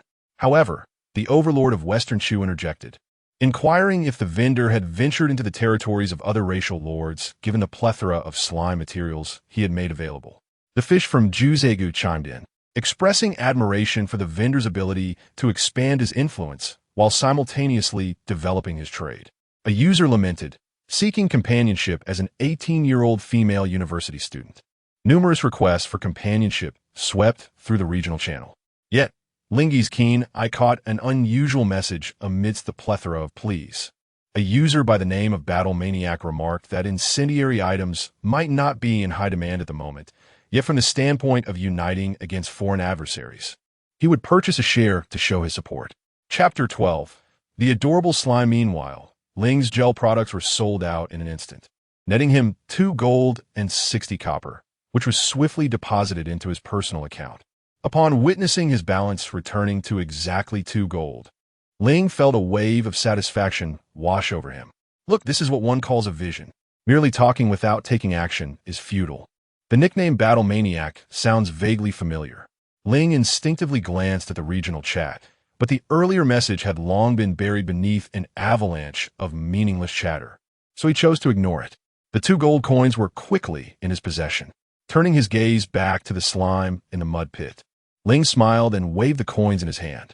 Although the flammable items were not selling particularly well at the moment, he was confident that as time passed and with the onset of night, there would be a burgeoning market. In any case, stockpiling now would undoubtedly prove beneficial. With the experience of the recent transaction fresh in his mind, the slime in the pit understood and obediently produced 18 small gel balls from within itself, completing the trade and receiving the 2 gold coins from Ling's hand. Having assessed the profit from this transaction, Ling felt it would somewhat alleviate the fright he had experienced. Thus, he had no intention of making things difficult for the seemingly pitiful slime, exploiting the helpless, akin to killing the goose that lays the golden eggs, was not the behavior of a conscientious merchant. Waving his hand to instruct the surrounding contract axe warriors to step back, Ling also took a few steps back, pulling Vela to his side. After clearing the area around the mud pit, Ling gestured toward the slime in the pit. You may leave, and feel free to visit often. It would be even better if you could bring some goods for trade. We could mutually benefit from each other. Gulu. Although the slime in the pit could not comprehend the language spoken by the bipedal creatures, it sensed that there was a willingness to let it go. Thus, the slime leaped out of the pit and, after a brief convulsion, shook off all the mud covering its body. It was only then that Ling noticed the slime had eyes, which had previously gone unnoticed beneath the muck. Now that the filth was gone, upon closer inspection, The slime appeared rather adorable. It would likely fetch a good price if sold as a pet, Vela muttered softly. Ling shot a glare at Vela, who had unwittingly voiced his thoughts. He would never sell his future trading partner. That would be utterly unscrupulous. With that thought, Ling cast a somewhat guilty glance at the slime. Fortunately, it could not understand human speech. Otherwise, he would wonder if it would dare approach him for trade again in the future. However, it struck him as peculiar that, despite having cleared the way, the slime did not seem inclined to leave. Just as Ling pondered this oddity, the slime made a new motion. It blinked its large, watery eyes and hopped towards Ling a couple of times. Upon witnessing the scene, the surrounding contract axe warriors immediately raised their stone axes, remaining vigilant to the slime's movements. Sensing the unusual behavior of the bipedal creatures, the slime promptly ceased its actions, extracting small gelatinous orbs from its body to demonstrate its benign intentions. Are you intending to continue trading with me? Ling He observed the slime's actions and gestured for the contract axe warriors to lower their axes. However, I currently possess no gold. Gurgle, gurgle. The slime did not comprehend Ling He's words, but it noticed several contract axe warriors halting their aggression. Consequently, it hopped excitedly towards Ling He, playfully rubbing against both him and Wela. It remained a mystery what peculiar nature this slime possessed. Having just emerged from the muddy depths, it surprisingly bore no dirt upon shedding its earthy exterior. Warm, soft, and smooth, Wela mused, pinching the slime that had approached her. Instinctively, she offered her appraisal. If crafted into luxurious items like a sofa, it should fetch over 10 gold coins. Gurgle? Although the slime could not understand Wela's speech, it keenly sensed the fleeting aura of menace she emitted. In that instant, Wela's presence seemed even more formidable than that of the surrounding contract axe warriors. Thus, the slime dared not linger before Wela, retreating behind the seemingly kinder Ling He. Gurgle, gurgle, enough. Do not frighten it. Ling He gently patted the slime, feeling a pang of sympathy. After all, it was his sole supplier of slime gel at present. The success of establishing a monopoly in the marketplace hinged entirely on this creature.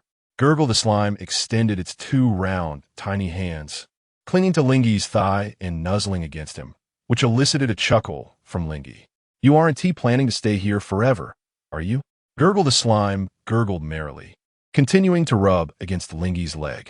At that moment, Wela approached, somewhat dissatisfied due to having been previously evaded. She poked the slime with her staff. Yet despite this, the slime showed no intention of releasing its hold. It seemed that the creature truly intended to accompany them. Wela raised her gloved hand, stroking her chin thoughtfully. My lord, why not allow it to stay? Consider it both a pet and a reserve of funds. Ling He instinctively nodded, but quickly shook his head. To regard a future trade partner as a pet seemed utterly peculiar. How could he entertain such a notion? However, as he looked down into the slime's large, watery eyes, he found himself unable to resist reaching out to pat it. From now on, I shall call you Hamburger. To clarify, he named it merely for the sake of addressing this future collaborator more conveniently, harboring no intention of viewing it as a pet. Gurgle, the slime, seemingly tired from its affectionate antics, gazed up at Ling He with a puzzled expression, bewildered by the conversation between the male and female bipedal beings.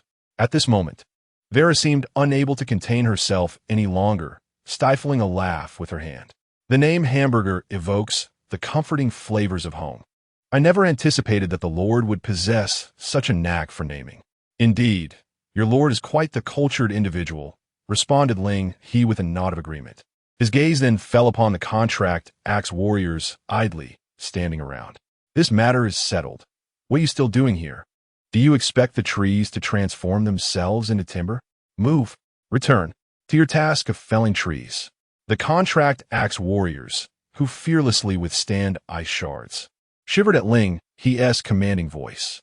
Without needing a second command, several of the contract axe warriors promptly seized their stone axes and returned to their duties. Chapter 13. In front of my family, setting my own pace? The contract axe warrior departed, allowing the slime to be a bit more unrestrained. In the presence of Vera, it directly burrowed beneath Ling He, lifting him up with a startled exclamation, and then bounced towards the lumberyard. Vera, serving as secretary, was flung quite a distance and stood dazed for a moment before stamping her foot in frustration. You two wait for me. Damn you, slime knight. With all tasks delegated to the contract axe warrior, Ling He and Vera spent the remainder of their time engaged in the antics of the slime, continuing until a new batch of timber was finished being processed. Wow, this batch seems rather abundant. Ling He stood before a heap of wood, gesturing with his hand. The pile was even taller than him, seated atop the slime, amounting to roughly 100 sets, as Vera calculated. The spirit-infused lumberyard was not the wilderness. The yield from each tree was relatively consistent. Thus, based on the efficiency of 4 fully equipped contract axe warriors, producing 100 sets of wood in an hour was a reasonable expectation. Of course, it was best if there were no unforeseen circumstances. And Ling He did not intend to rely on these contract axe warriors suddenly exceeding their usual output. Vera. Vera turned, puzzled by Ling He calling her name. Then she heard his next request. Help me list these. I knew it would come to this. Vera sighed in resignation. The trade market in the war game was not akin to a mystical vortex where a mere call could draw in resources from miles around. In the current phase, to list items in the trade market, one could only utilize the existing materials at hand, listing them either individually or in groups. Previously, with only 10 sets, Ling He had no intention of handling them himself. Now, facing over 100 sets of timber, it had truly become a laborious task, rendering personal involvement even less feasible. All right. What to say secretary for? I understand. While speaking, Vera guided Ling He and the slime to the woodpile, then pulled up an interface in front of him, starting to list the wood set by set. Meanwhile, Ling He opened the regional chat channel. At that moment, owing to his earlier promise, many were awaiting his actions. Days, years, months. It's been over an hour. Why hasn't T the vendor listed the wood yet? Man-eating crocodile. He must have encountered some issues. After all, he faced an alien lord earlier. Perhaps the vendor is in a precarious situation? Most in the chat channel had no doubts regarding whether Ling He would continue to list the wood. It was evident to any observant individual that this early stage was precisely when timber was most scarce, and those capable of harvesting surplus would not let such a lucrative opportunity slip by. Their only concern was the pricing of the wood Ling He would subsequently list. In the midst of the conversation, Ling He observed a seemingly rational individual who was orchestrating the dialogue at their own pace. Creator God, to be frank, even if he introduces new timber, is unlikely to be priced at 1 gold per set. Everyone is aware that the current timber prices range from 2 to 5 gold. How can you be certain that his next pricing won't be 3 or even 4 gold? Kidnapping air. This can't be true. The vendor is willing to share his intel. I believe he is a good person.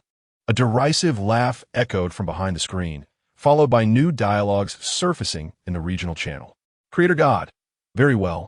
Let us assume he continues to sell timber at 1 gold per set. How many sets do you think he can sell in one go? 10 sets? 15? Or perhaps 20? Wake up. We have tens of thousands in our region. Even with cheaper timber, why would it come to us?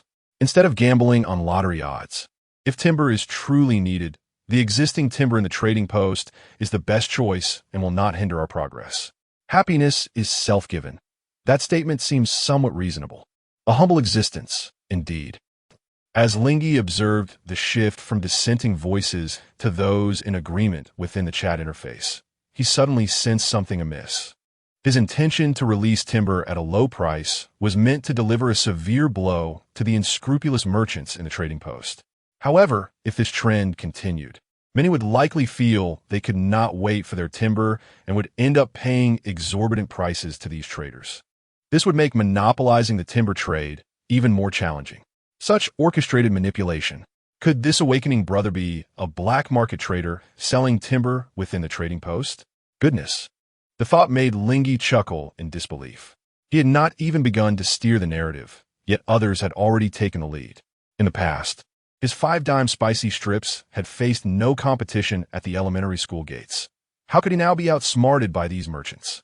Vera, for this batch, adjust our timber price to 50 copper. What?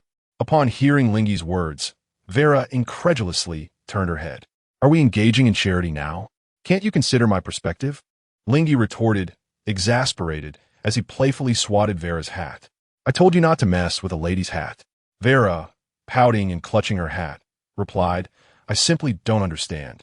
1 gold is already quite low in the current trading post. Did you not previously state that a set of timber is valued at around 20 copper? Ling He remarked thoughtfully. "Ah, that seems to be the case." With Ling He's reminder, Vera felt considerably reassured. "Well, you are the Lord. What you say goes." Seeing Vera obediently begin to adjust the prices, Ling He redirected his focus back to the regional channel and sent a new message. "Conscientious vendor, apologies for the delay, dear friends. I encountered some matters that held me up." In a bid to earn the forgiveness of his family, the vendor made a heart-wrenching decision. The timber, originally priced at 1 gold coin per set, was now offered at a mere 50 copper coins for an astonishing 100 sets. 50 copper coins, what a bargain.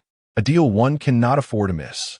Family members, why not rush to the trading hall? However, the news did not incite a frenzy in the regional channel. On the contrary, it had been quite some time since any information regarding timber had surfaced. Instead, in the trading hall, every set of timber that Vera listed was swiftly snatched up, selling at a pace that surpassed her ability to restock. As the timber was sold in droves, the sales of the fire slime gel that Ling had listed also began to rise steadily. Chapter 14, there exists a person of considerable prowess. And as he observed the increasing quantity of gold coins in his personal interface, Ling He's smile grew ever more radiant. It appeared that the slime gel was not lacking in demand. Rather, those who desired it simply lacked the means to ignite the fire. As long as timber could be sold, the fire slime gel would naturally find its market. However, at that moment, an unexpected visitor intruded upon his private chat. "Creator God, why bother?" On the other end, Lin Xiao stared blankly at the message he had just sent. In a moment of exasperation, he had forgotten to remain anonymous. Yet fortunately, due to his previous consistent anonymity, no one should be able to deduce his identity at this instant. After a brief consideration, Lin Xiao adopted a different tone and continued typing in the private chat window. "Creator God, given the current state of the trading market, consuming all the listed timber is hardly an issue. What benefits do you expect to gain from selling timber at such a low price, other than disrupting the market?" A snicker escaped Ling He's lips as he read the words that popped up in the private chat interface. Was he already so anxious? He recalled this individual, known as Creator God, who had previously attempted to steer the narrative in the regional channel. With rational analyses, he had essentially belittled Ling He while enticing others to fall into the embrace of unscrupulous merchants. It was unexpected that this individual would be so brazen as to approach him directly, realizing he could not manipulate the situation as he intended. Conscientious vendor, then, according to your perspective, what insights do you have? Noticing that Ling He's tone was not overly aggressive, Lin Xiao felt a sense of relief. Communication was indeed possible, although he had already placed the so-called conscientious vendor on his blacklist. Engaging in conflict at this early stage would only lead to mutual destruction. Thus, for the greater good, Lin Xiao decided to offer his own solution. Of course, before doing so, he intended to test the waters with a feigned display of suffering. "Creator God, to speak candidly, I too am merely an ordinary timber merchant within the trading market. As fellow timber sellers, we should all be acutely aware that selling timber now entails sacrificing one's own development as a cost. Since we have made sacrifices, is it unreasonable to expect a corresponding return?" Lin Xiao dispatched these messages, but before he could await Ling He's response, he realized that the latter was not swayed by his appeal to pity. Did he lack even a shred of empathy for someone of the same profession? This left only two possibilities. The other party sought fame or profit. Lin Xiao furrowed his brow. If it was fame he sought, then that was indeed troublesome. However, he believed no one could be foolish enough to jeopardize their future for an unattainable reputation. Hence, it was likely that the other party was motivated by profit, which was far easier to address. With slight modifications to his wording, Lin Xiao continued to type in the private chat interface. "Creator God, it seems that you, my fellow merchant, do not favor beating around the bush, so I shall speak plainly. We are all timber merchants, and given the current scale of the trading market, no single entity could possibly fill this gaping demand. In today's marketplace, it resembles an endless cake. our competition merely diminishes its size, resulting in each of us receiving a smaller portion. Given this, why not unite? If we can standardize the pricing of timber among merchants, the size of this cake could expand, allowing us all to partake abundantly. What say you, esteemed vendor? Unified pricing? Ling He pondered the proposal presented in the trading channel. Stroking his chin, he comprehended the underlying intent. Should the merchants band together, manipulating market prices would be an effortless endeavor. This, in turn, would give rise to enterprises conglomerates and substantial collectives of vested interests. Regrettably, this path diverged from Ling He's developmental trajectory. If his route was that of corporate governance, he would have unhesitatingly embraced the proposal. However, his path was that of a final producer. Compassion is the prerogative of the final producer.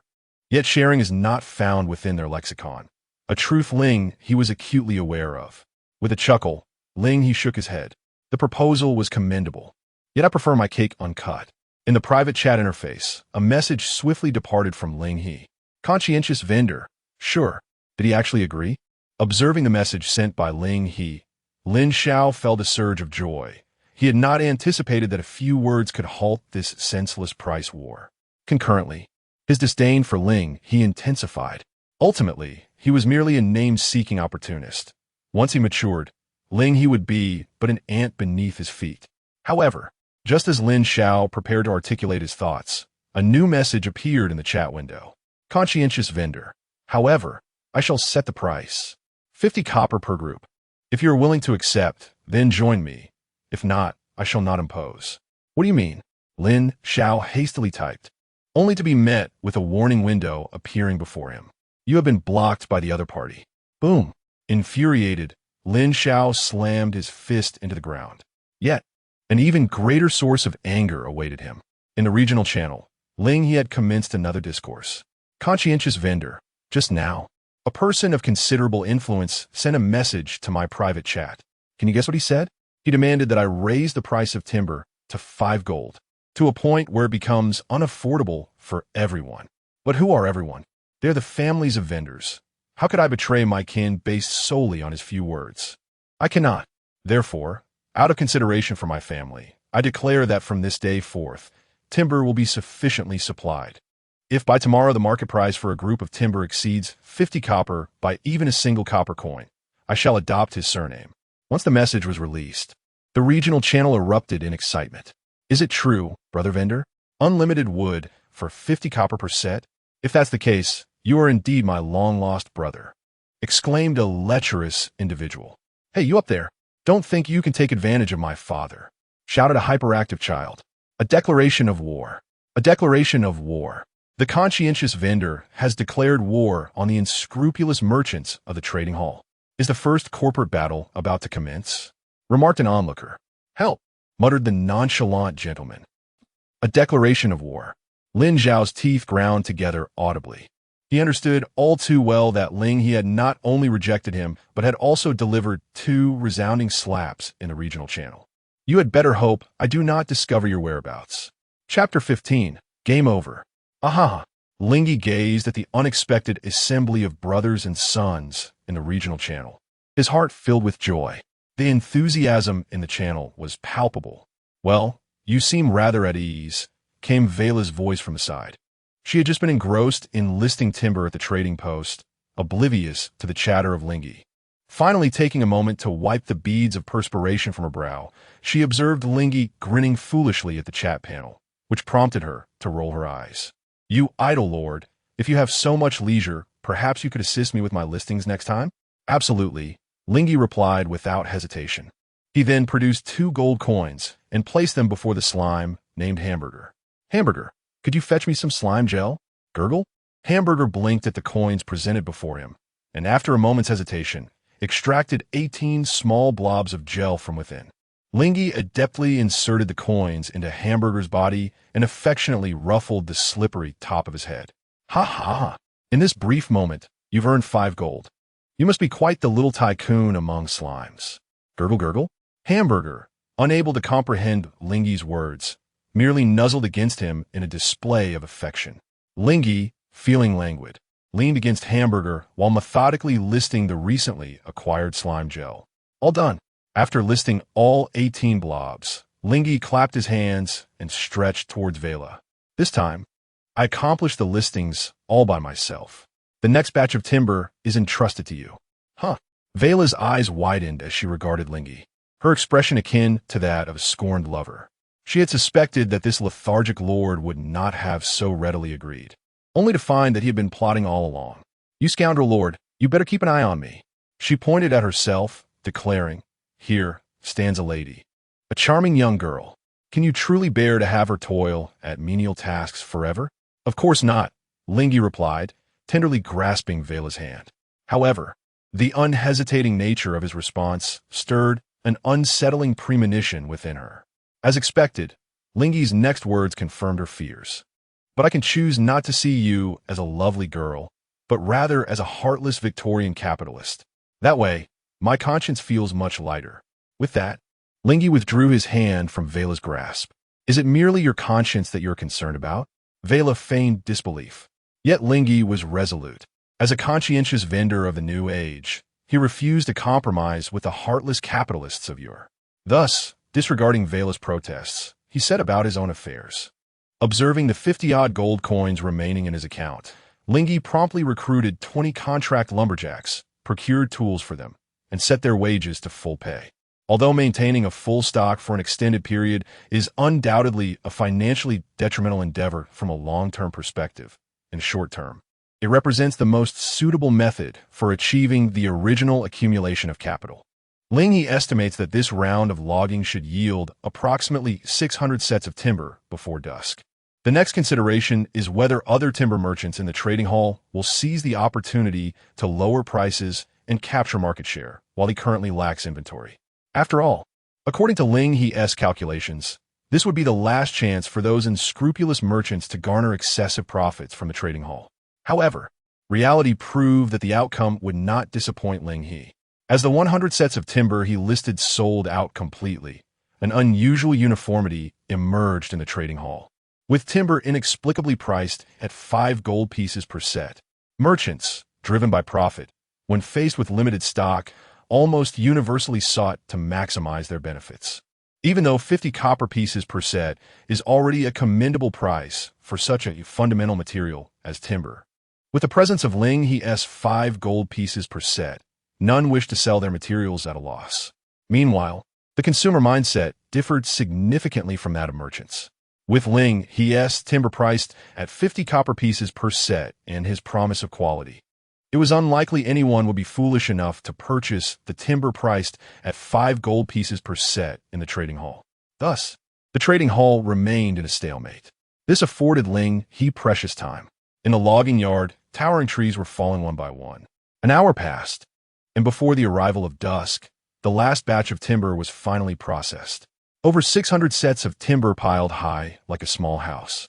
Until that moment, not a single set of timber had successfully sold in the trading hall. Ling He smiled. He could discern that the individual known as the creator possessed some skill, and noted that the timber merchants in the trading hall had united against him. Unfortunately for them, their method of collaboration was flawed. It appeared that the entire pie of timber in the trading hall would ultimately be relinquished to him. Vera. Ling He nudged Vera's shoulder, signaling her to continue listing the timber. Vera did not refuse. Engaging in banter with Ling He was a necessary task. Yet it did not hinder her enjoyment of the process of earning small profits. Sets of timber priced at 50 copper pieces were listed in the trading hall. Due to Ling He's earlier remarks, almost everyone in need was eagerly anticipating the sale of inexpensive timber. At that moment, Ling He even called out in the regional channel, "Conscientious vendor, a token of appreciation for my friends, 50 copper pieces per set. Over 600 freshly produced timber sets will be listed shortly." As before with Ling He's call, the more than 600 sets of timber vanished in an instant, including the additional sales of fire slime gel. Over 300 gold coins were credited to Ling He's personal panel. However, Lin Xiao had made a valid point. Currently, it was impossible for a single entity to consume the entire pie of timber in the trading hall. Although Ling He enjoyed a stellar reputation, with all 600 sets of timber sold, dusk was inching closer. Unavoidably, peculiar voices began to emerge in the regional channel. In the winter, the sunlight lacks warmth. Although the wood offered by the vendor is of excellent quality, abundant in quantity, and reasonably priced, I have yet to secure even a single purchase during the recent listings. Underwater fragments. This is indeed the case. While I too wish to await the vendor's timber, the conditions here in the snowy plains have begun to deteriorate, and I find myself increasingly apprehensive. Whispers. Currently, the area boasts a staggering population of 10,000 individuals. Even if only half of them are in need of timber, that still amounts to around 5,000. Can we truly obtain the vendor's wood? Observing the channel, many have begun to express their concerns regarding their circumstances. However, Ling He directed his gaze towards the other timber available in the trading market, a smile gracing his lips. It is all over. Ladies and gentlemen, game over. With 300 gold coins fully converted into contract lumberjacks and tools, the output at this moment in the lumberyard has reached a staggering figure. Lumberyard spiritualized, allocation, contract axe warriors X174, fully paid. Output rate, 43. 500 sets of timber per day. Chapter 16, Celebration. Capitalization. They have lost, utterly and completely. Vera observed Ling He's actions keenly. Although Vera held some differing views on pricing compared to Ling He, her acute business acumen allowed her to perceive the despondency among the other merchants within the trading hall. Indeed, the marketplace resembles a battlefield devoid of gunpowder, where the maxim "big fish eat small fish" and "small fish eat shrimp" reign supreme. The lumber merchants, led by the illustrious deity of creation, erred in allowing Ling He to effortlessly navigate through the primitive accumulation phase of capital. This period represents the utmost vulnerability of capital, as well as Ling He's own fragility. However, with the completion of capital accumulation, Ling He has now emerged as the largest shark in the lumber market. Without external regulation, the capital Ling He has amassed will soon swell to unimaginable proportions. Contemplating this, a smile crept upon Vera's lips as she emitted a chuckle. To become the darling of profit, that is the rightful destiny of the Lord I have chosen. Huh?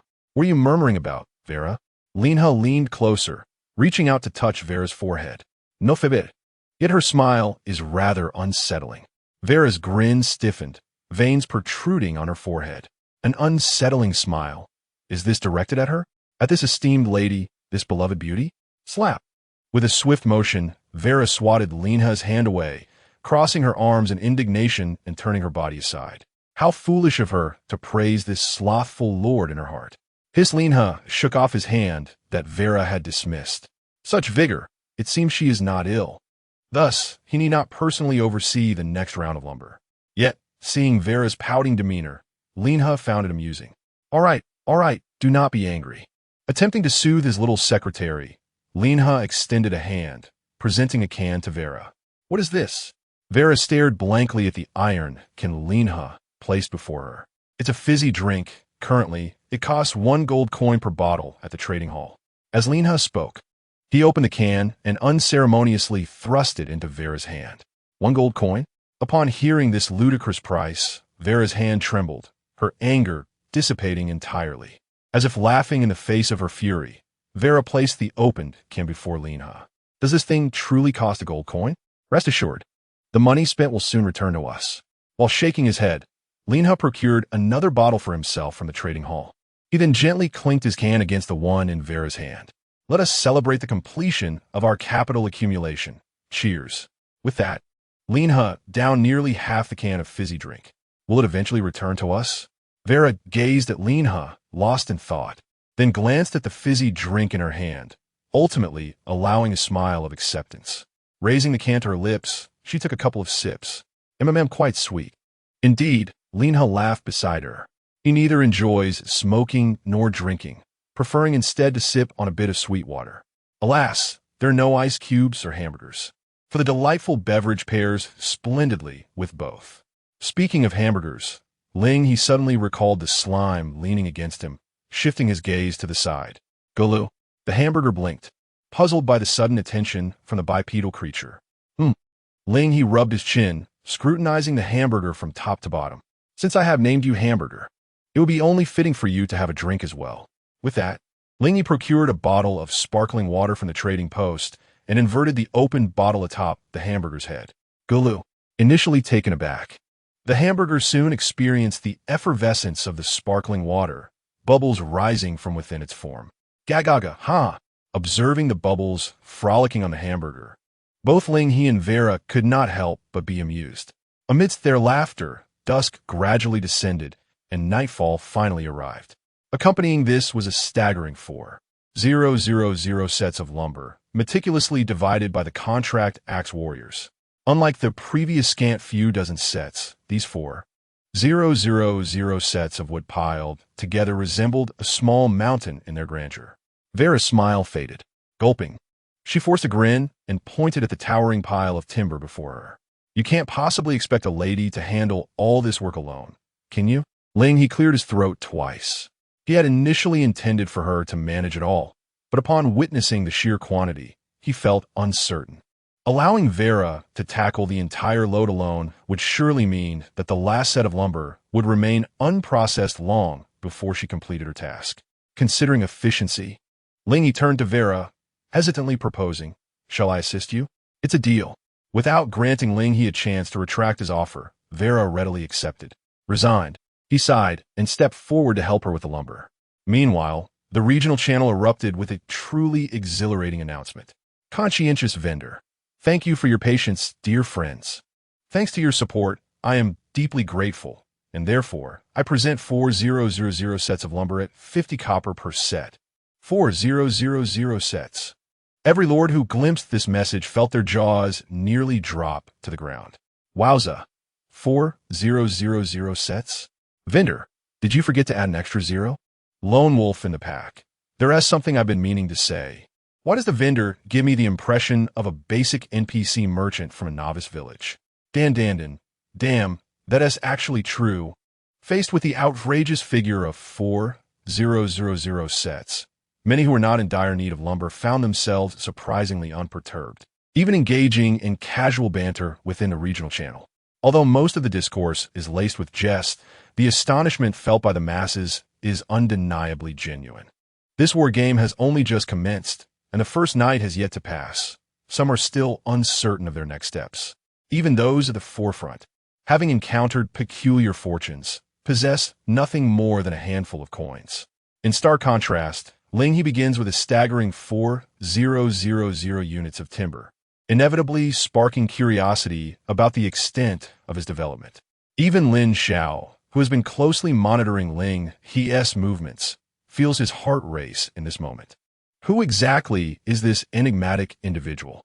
When Ling He lists 10 sets of timber at a remarkably low price, Lin Xiao is filled with indignation.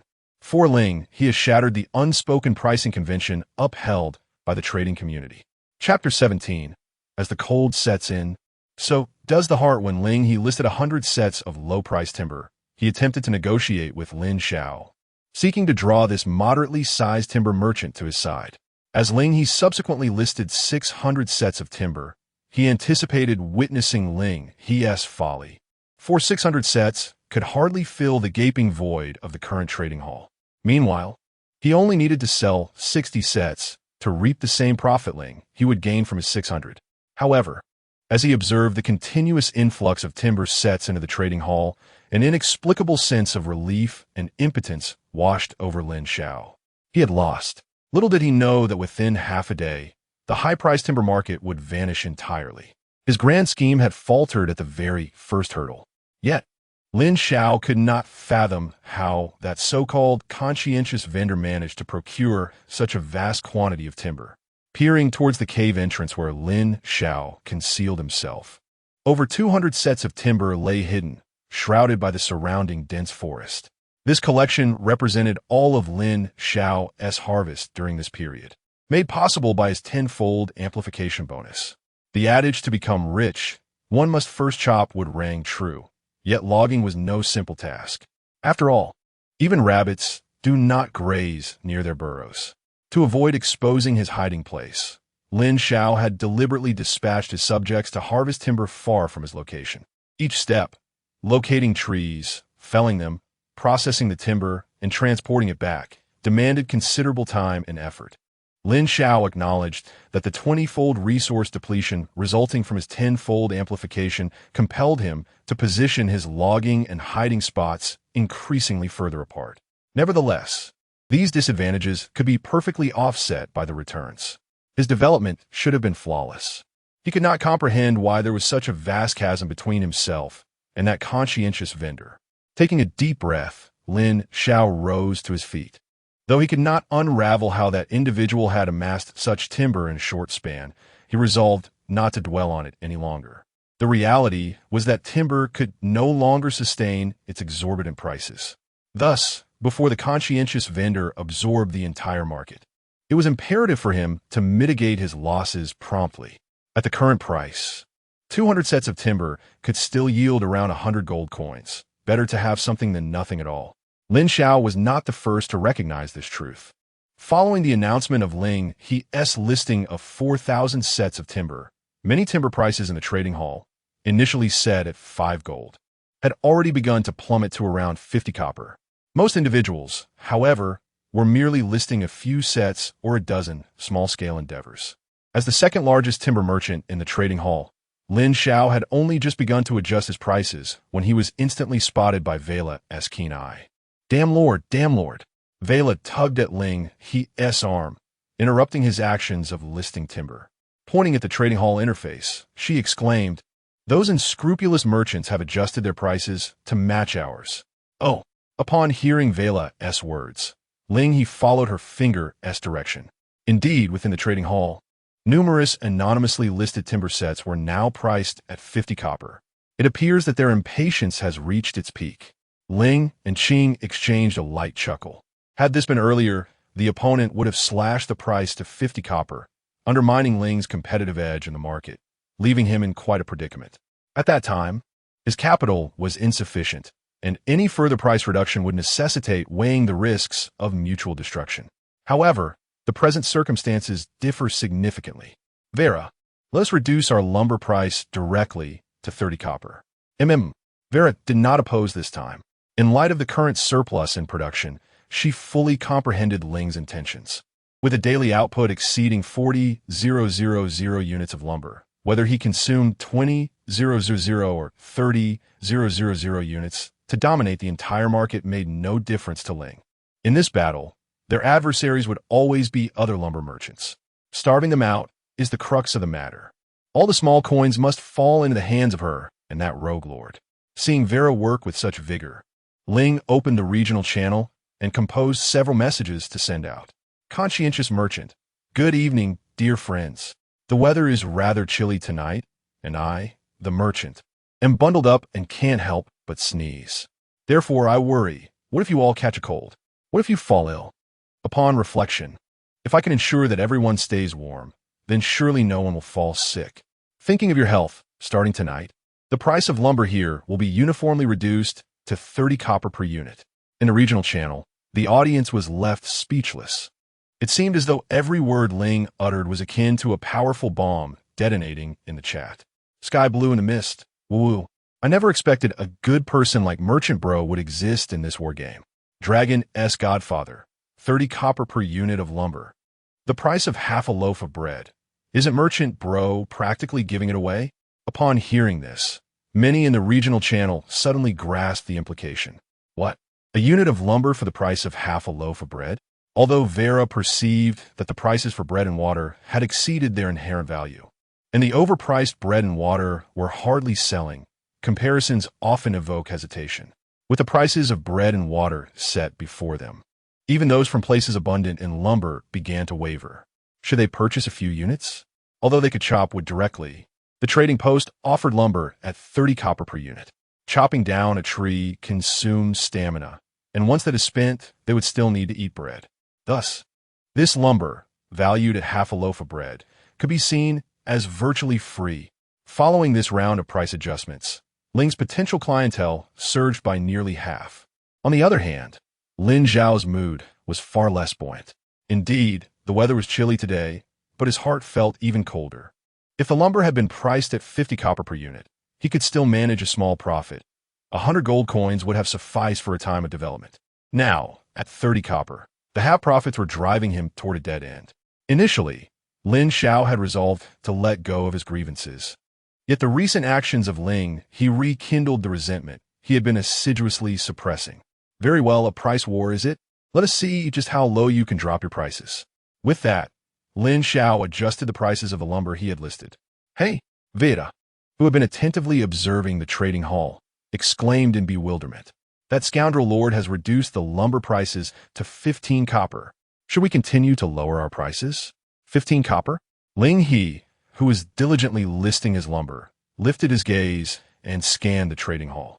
Indeed, a batch of lumber was being offered at the price of 15 copper. Fool! After muttering this under his breath, Ling He shook his head. We need not lower our prices. Let us simply purchase their lumber, and we shall still profit. Oh! Veda nodded, her fingers deftly acquiring the undervalued lumber within the trading hall. Meanwhile, a solitary sum of fewer than 30 gold coins appeared on Lin Xiao's personal panel. Chapter 18. The trial pages. Why? Why has it come to this? Shouldn't he be lowering the prices further? This fleeting thought crossed Lin Xiao's mind. Yet, in the next moment, upon gazing at his meager balance of 30 gold coins and observing the lumber in the marketplace, which showed no signs of price reduction, his face flushed crimson with overwhelming anger. In that instant of clarity, he realized that he had been deceived once more. The competitor had slashed the price of lumber to 30 copper coins, not out of a mere tantrum, but as part of a calculated strategy to suppress lumber profits. It was evident that the so-called conscientious vendor had the audacity to claim the entire market share of lumber for himself. Thus, by driving down the profitability of lumber to such low levels, it would become nearly impossible for merchants like Lin Xiao to rapidly accumulate capital through their trade. Without capital, there could be no significant expansion of production. Without sufficient goods, the vendor's dominance in the lumber market would remain unchallenged. Even a scant supply of low-priced lumber would be swiftly consumed by the vendor's immense scale, ultimately contributing to his profits. In this relentless cycle, the strong would continue to thrive while the weak would remain powerless, unless an unforeseen catastrophic force intervened. It was astonishing that within less than a day, a behemoth had emerged solely from the marketplace. The more Lin Xiao pondered, the more alarmed he became. As he gazed once more at the name of the conscientious vendor in the trading hall, he could no longer see a benevolent merchant. Instead, he beheld a gaping maw of greed, extending its invisible hand to seize every opportunity for profit, consuming everything in its path. The customers and merchants within the trading hall were merely sustenance for this insatiable entity. Bang! Lin Xiao's fist struck the rocky wall of the cave with tremendous force. Yes, he had discerned the true nature of the conscientious vendor and understood the threat posed by this rival. However, he could not resign himself to being destroyed by this adversary. His initial advantage had vanished, his prospect for growth had dissipated, and even the 200 sets of lumber in his possession had dwindled to a mere 30 gold coins. These coins would barely keep him within the upper echelon of this region. But was he content merely to stand among the elite? What he sought was to ascend to greatness, to wield the power of creation and destruction with a mere gesture. He felt as though he was drifting further from the realization of his ambitions and dreams, all owing to the machinations of that conscientious vendor. Before the vendor's emergence, he had been the protagonist of his own story. A burgeoning hatred coalesced within Lin Xiao, contorting his features into a mask of rage. In truth, he loathed himself more than his adversary. He despised his poor judgment, his inability to grasp the situation, and cursed his own impotence. He did not know the identity of the conscientious vendor, nor did he possess the strength to confront him. Thus, this hatred remained unexpressed, simmering within him. With bloodshot eyes, Lin Xiao continued to pound his fists against the rocky wall, engaging in a self-destructive ritual to alleviate the turmoil in his heart. Every punch was delivered with unwavering determination, each strike causing his skin to tear and bleed. It was not until a voice filled with trepidation echoed from behind Lin Xiao that he paused. "My lord." Accompanying this was a notification from the system. "The loyalty of your wilderness servants has decreased by 5 points." Instantly, Lin Xiao turned his head, his bloodshot gaze fixed on the source of the voice. There stood several of his subjects, returning with freshly cut timber, startled by his frenzied demeanor.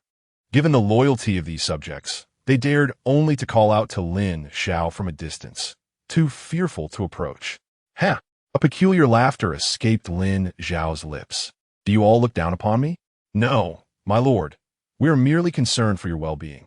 A few of the wilderness servants, seeing Lin Xiao somewhat calmer than before, attempted to explain softly, only to be cut off by Lin Xiao's outburst.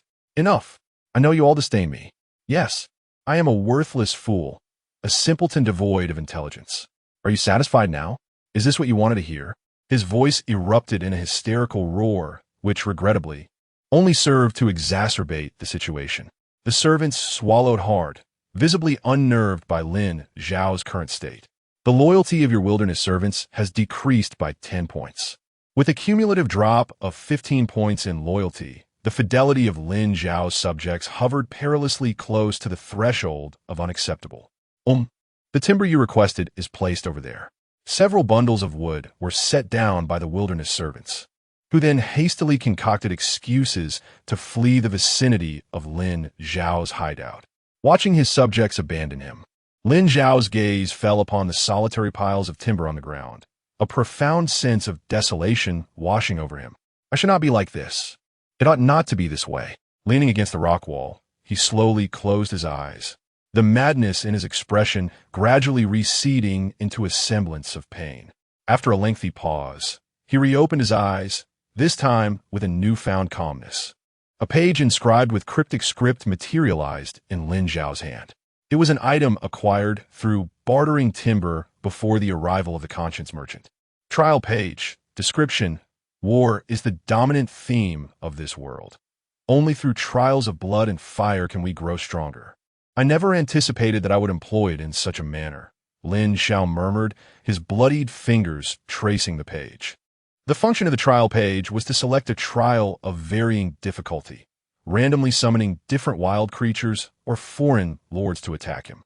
Initially, Lin Xiao intended to use this page when he was stronger to further his ambitions and fortify his path. Yet now, he resolved to utilize it here. Please select your trial difficulty. I choose Apocalypse. As Lin Xiao's voice resonated, a crimson exclamation mark appeared before him. Given the current regional intensity, the apocalypse may lead to the total annihilation of all living beings. Shall we proceed? Yes. I am now matching you with the corresponding apocalypse. As the matching time appears in the window, Lin Xiao is momentarily taken aback. It is his first time using this item, and he did not expect it to require a matching period. Very well. Let them live a little longer. Watching the continuously increasing matching time, a smile finally graces Lin Xiao's lips. Perhaps aside from him, no one would utilize the trial page in such a manner. But does it truly matter? Since he cannot fulfill his ambitions or ascend to the pinnacle of greatness, why not take the thousands in this region along with him on a journey to the underworld? Chapter 19. The rise of the producer level, a gradually approaching crisis when unnoticed. After much time had passed, Ling He and Vera had just finished organizing over 4,000 sets of lumber in the logging yard. Exhausted, they collapsed on a hamburger, wiping away the beads of sweat that continually formed on their brows.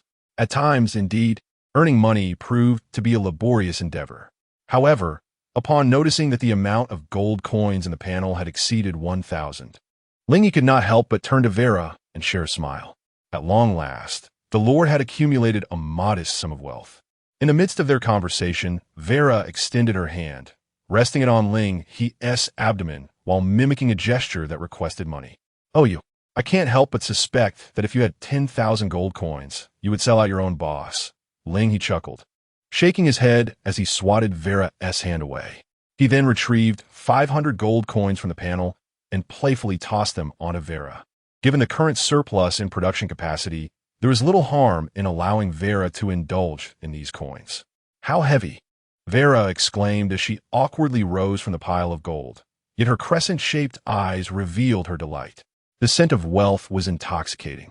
She lay on the mound of coins, inhaling deeply and emitting gleeful sounds. Each gold coin is a little darling from Mama. Grr. Finally, Hamburger could no longer tolerate the situation and voiced its protest. With its chubby little hands, it toppled Vera and her coins from its head. Such a heavy creature. You're almost squishing me. Oh, I almost forgot about you. My apologies, Ling He said, reaching out to gently pat Hamburger's head. Grr. Hamburger nuzzled against Ling He, emitting a sound of affection. You biased lord. Vera pouted, having risen from the ground where she had fallen. Unable to hold back, she remarked, You are so gentle with that jelly, yet you failed to properly care for your lovely lady here. It's not a jelly, it's hamburger, Ling He corrected her. Whatever. Who cares what kind of slime it is? Vera huffed, her lips pursed. ISNT the point the latter part. Be a bit gentler with a lady. You miserly producer. With a playful gesture, Ling He stuck out his tongue at Vera, declaring that greedy capitalist who only inflated prices had no right to criticize him. You scoundrel of the lord. After a brief exchange of banter, Vera ultimately conceded, squatting down to play with her coins. At this moment, Ling He redirected his attention to Hamburger. Grr? Hamburger blinked its big eyes, unsure of what the two-legged creature intended. Ling He then stood up and pushed 100 gold coins towards it. Grr? Hamburger stepped back, shaking its body. It had refrained from touching the coins that were not rightfully its own. Realizing Hamburger had misunderstood, Ling He reassured, Don't be afraid, don't be afraid. With a hand gliding over the slippery form of the Hamburger, Ling He waited for the other party to let down its guard before pointing at the coins scattered on the ground and mimicking a trading gesture. The restocking time has arrived, my dear partner. Drawing from previous trading experiences, the Hamburger easily grasped Ling He's intent. Yet this time, confronted with the multitude of coins before it, the Hamburger hesitated. Gurglum? Noticing the Hamburger had not produced any gel, Ling He voiced his confusion. Could it be that the creature did not comprehend his meaning? Regrettably, he was not versed in slime language. Communication would have simplified the transaction considerably. Just then, the Hamburger seemed to have made a firm resolution. Gurgle.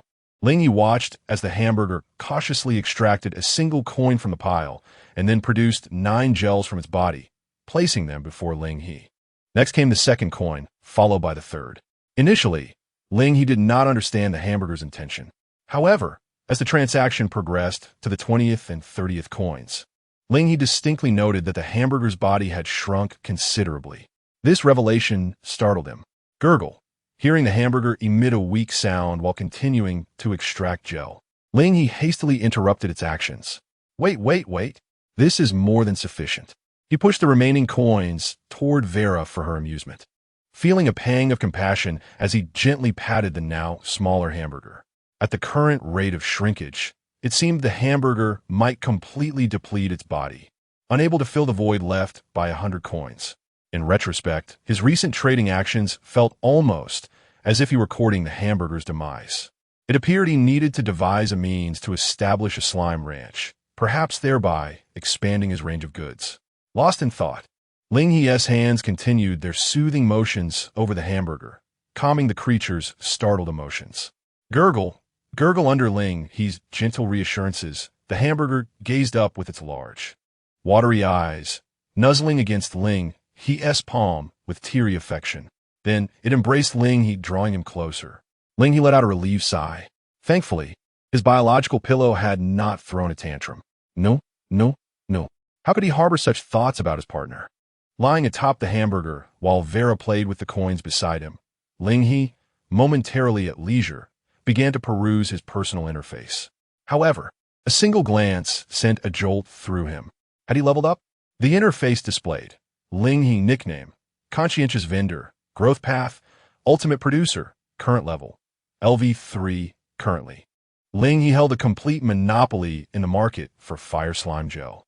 Although the timber market was a large pie, he had consumed nearly half of it, and claiming the remaining share was merely a matter of time.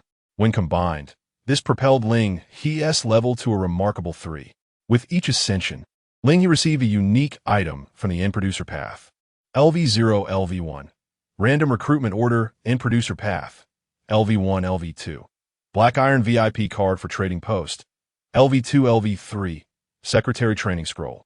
These 3 items lay within Ling He's personal panel. Among them, the most unassuming appeared to be the Black Iron VIP card for the trading post. Black Iron VIP card for trading post. Effect: when engaging in transactions, both buying and selling, reduce the trading tax rate by 5. Although it may seem a mere 5 tax reduction, Ling He did not dare to underestimate this VIP card. This implied that for the same item, if he sold it for 95 copper, his profit would surpass that of others who sold it for 100 copper. This would serve as the final straw that could potentially crush the other merchants within the trading post. Subsequently, Ling He shifted his gaze towards the other two items he had acquired. Chapter 20. The Recruitment Order for Serfs. Oxen and Horses. Random Serf Recruitment Order. In Producer Path. Effect. Upon use, adds a recruitment option for serfs, which will invariably be a basic unit of the in-producer path. It turned out my initial serfs were here. Ling muttered to himself, casting a sidelong glance at Vera, who was playing with coins. The in-producer path required one to traverse the challenges of level 0 from scratch before unlocking the basic serf recruitment options at level 1. This was all thanks to Vera. Without the little bonus she procured, the contracted lumberjack, my start would undoubtedly have been a hellish ordeal. Tenfold more difficult than it currently was. What are you staring at, you scoundrel lord? Vera noticed Ling's scrutinizing gaze and instantly became wary. Being observed by such a rogue lord could not bode well, she thought bitterly. Oh, it's nothing, Ling replied, shaking his head and withdrawing his gaze from Vera, before utilizing the random serf recruitment order in his hand. Congratulations, you have obtained a basic serf unit. Oxen and Horses. Oxen and Horses? It sounded rather unorthodox for a proper serf.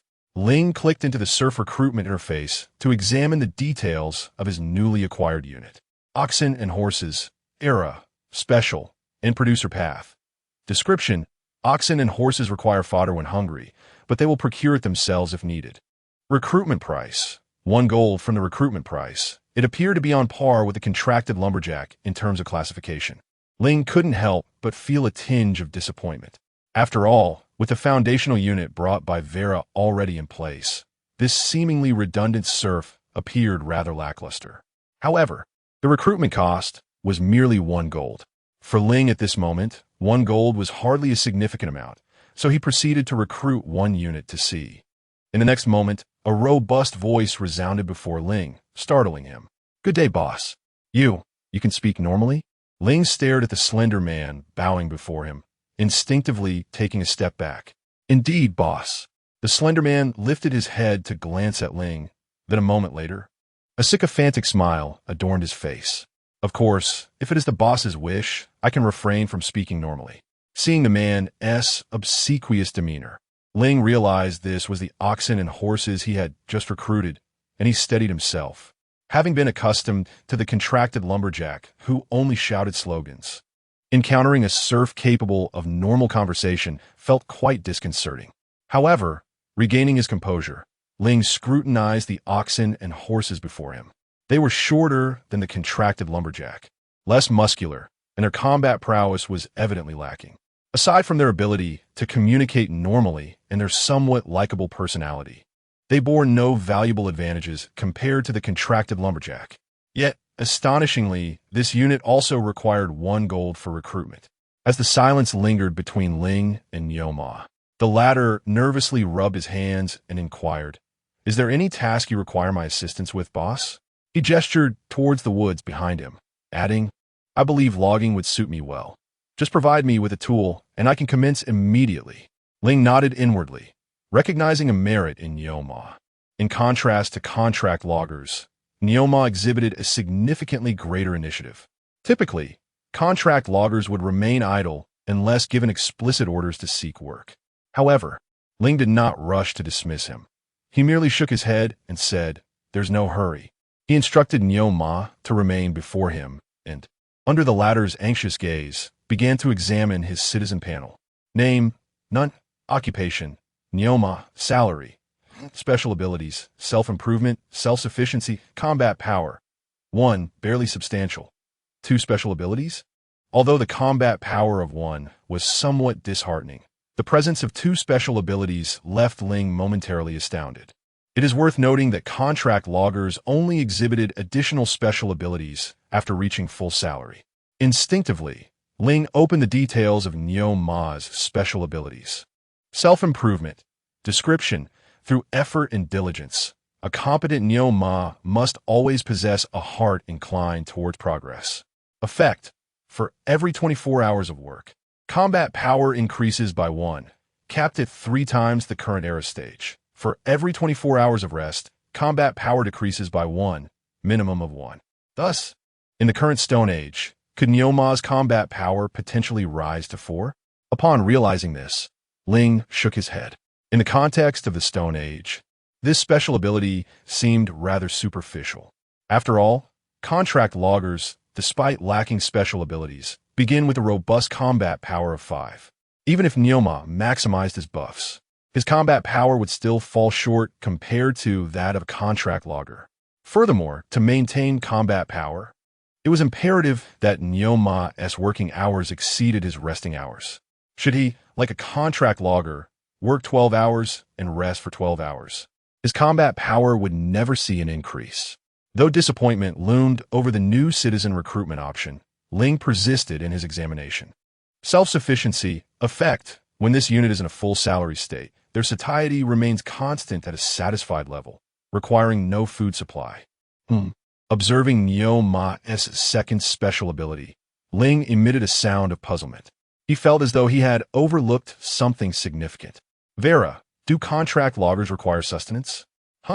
Vera, startled by the question, dropped a coin to the ground. It seemed she had heard an incredulous inquiry, her eyes widening as she turned to retort. Do humans not require food? No, that's not right. The wretched lord. Surely you did not intend to leave them without sustenance? At this moment, Vera gazed at Ling He with eyes that resembled those of one confronting a demon. Ahem. Ling He cleared his throat softly, attempting to mask his embarrassment. I merely inquired out of ignorance. Observing the genuine bewilderment in Ling He's eyes, Vera comprehended the entirety of the situation, letting out a heavy sigh. As his secretary, this was indeed a lapse in her responsibilities. She had naively assumed that providing food for the laborers was a common courtesy, and thus failed to remind Ling He to make the necessary preparations. Wretched lord, allow me to assist you in preparing tonight's meal for the workers. Vera rose, brushing off the dust from her trousers, and to ensure Ling He grasped the gravity of the situation, she added, if the workers starve, all the recruitment fees and wages would be in vain. Chapter 21. The Capitalist, which indeed, Ling and Shin nodded in understanding. Given the circumstances, let us first partake in a meal. However, upon surveying the exorbitant prices of food at the trading post, it appeared that starving oneself might be a more economical choice. After a brief moment of hesitation, Ling ultimately refrained from voicing this thought. After all, he did not wish to be perceived as a beast by others. Fortunately, Vera did not impose excessive expenses on Ling. She first led him and the newly recruited laborers to collect several baskets of wild grass outside the lumberyard.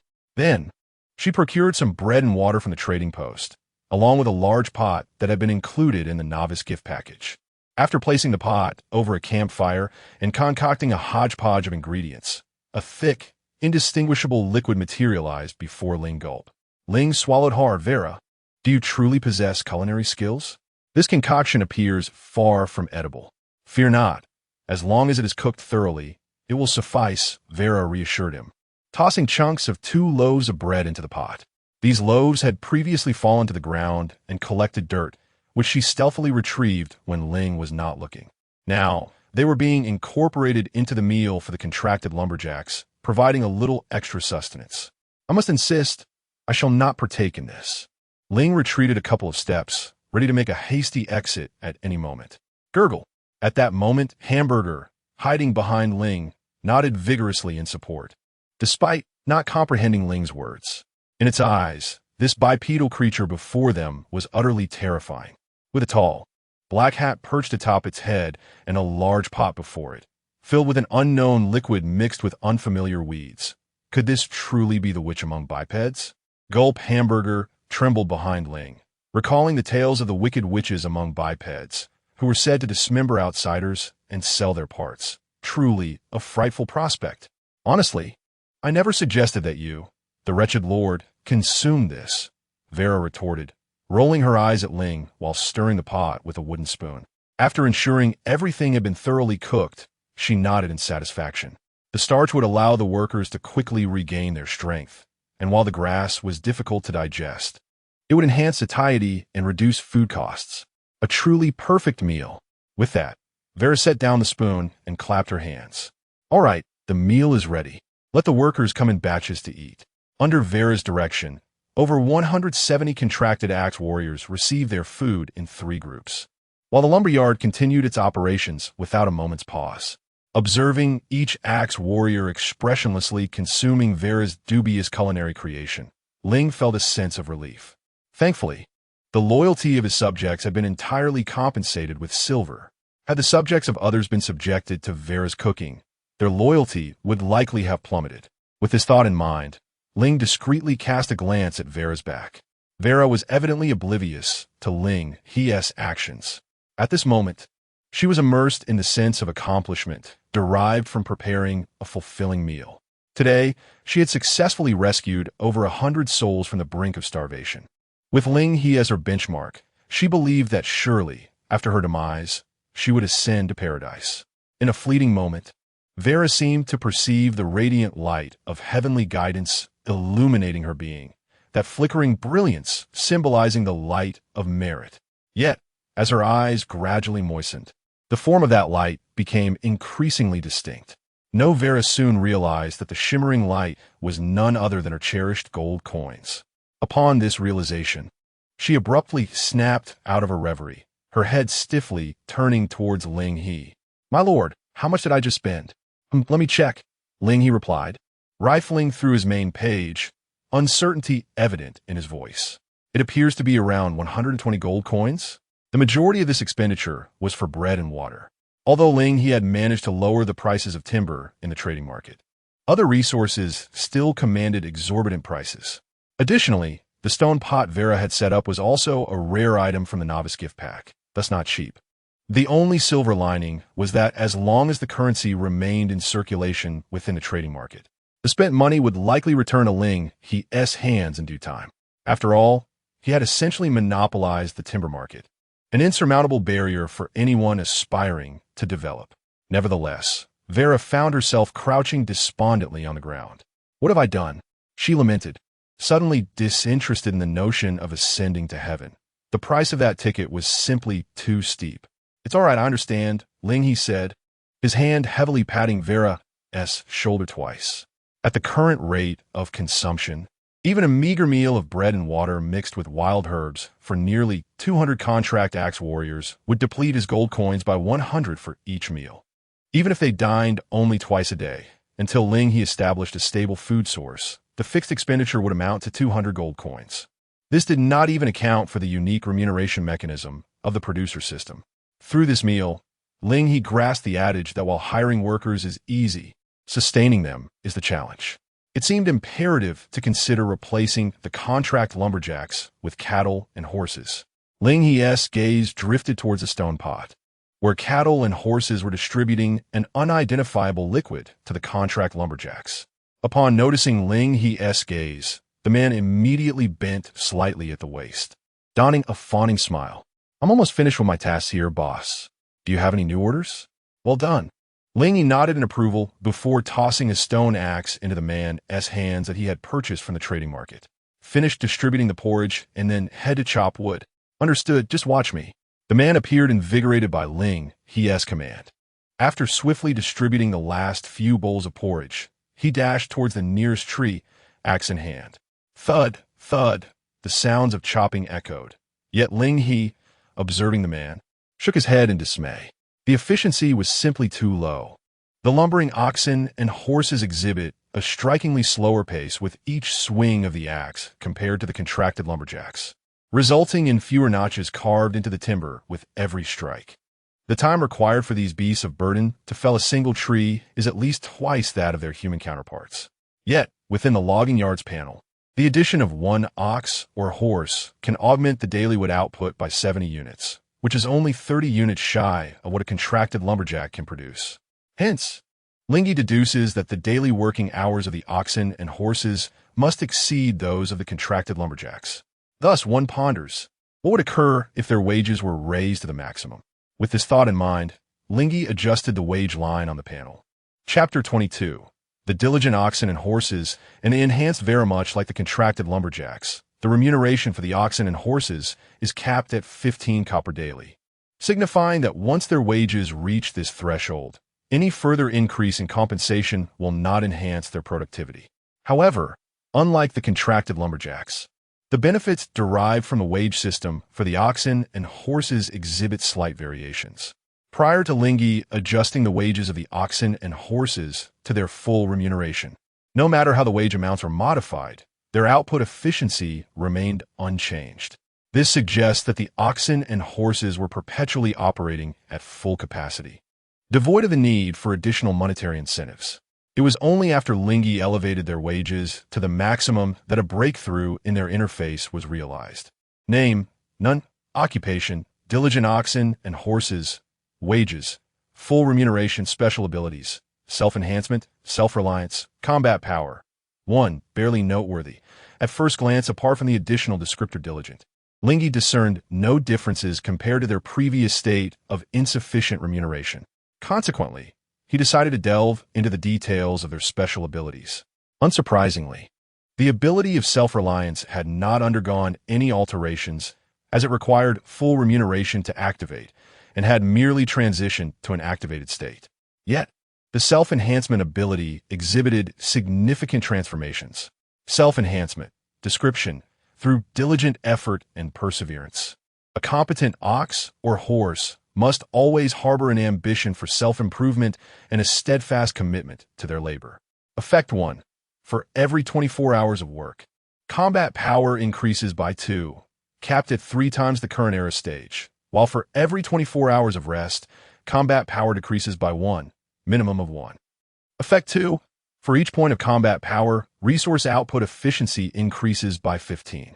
While the enhancements are present, they are not particularly substantial. At least on the surface, they do not compare to the contracted lumberjack's immediate boosts of 100 combat power and 150 resource output efficiency. Moreover, based on Ling He's internal calculations, a single ox or horse in full remuneration, fully buffed, could only yield 112 sets of timber daily through diligent labor. The combined output of 2 fully compensated oxen and horses in a day was still inferior to that of a single contracted axe warrior in full remuneration. However, the oxen and horses do not necessitate provisions for sustenance, which constitutes their greatest advantage and the source of Ling He's considerable indecision. Although Vera managed to concoct a meal of bread mixed with weeds to deceive the contracted axe warriors, it still depleted over 100 gold coins. Even disregarding the physical condition of the contracted axe warriors and treating them as expendables, providing merely 2 meals a day, each consisting of a gruel mixed with weeds, would still cost Ling He around 200 gold coins daily for the current batch of contracted axe warriors. Furthermore, this is not a sustainable solution. To ensure the physical well-being of the contracted axe warriors, which is vital for maintaining production efficiency, improving their diet is imperative, leading to additional costs. In stark contrast, the oxen and horses present a different scenario. To sustain 400 fully equipped cattle and horses, their production efficiency can nearly match that of the current 174 contract axe warriors under optimal conditions.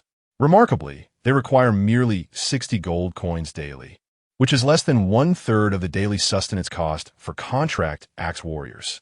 When factoring in the consumption of the fully paid contract axe warriors, the expenses for maintaining the cattle and horses under equivalent production efficiency will be reduced to a mere quarter of that of the contract axe warriors. Furthermore, as time progresses, there exists the potential for cattle and horses to further enhance their utility. Even when gazing into the future, this endeavor promises to be a lucrative venture. Having calculated the gains and losses, Ling had already formed his resolution. While contract axe warriors are indeed formidable, the market competitiveness of cattle and horses is overwhelmingly high. With the advancement of the times, it is inevitable that cattle and horses will replace contract axe warriors as the fundamental production unit. Given this, why not seize the moment? Thus, Ling decided to reclaim all the gold coins he had lent to Vela for her amusement, and subsequently expend 800 gold coins to recruit 400 cattle and horses, while also preparing the necessary tools for them. This newly recruited stock would require at least 2 days to mature. During this interval, The contract axe warriors could not abandon their posts, as their presence was essential to ensure the logging camp's production efficiency remained optimal.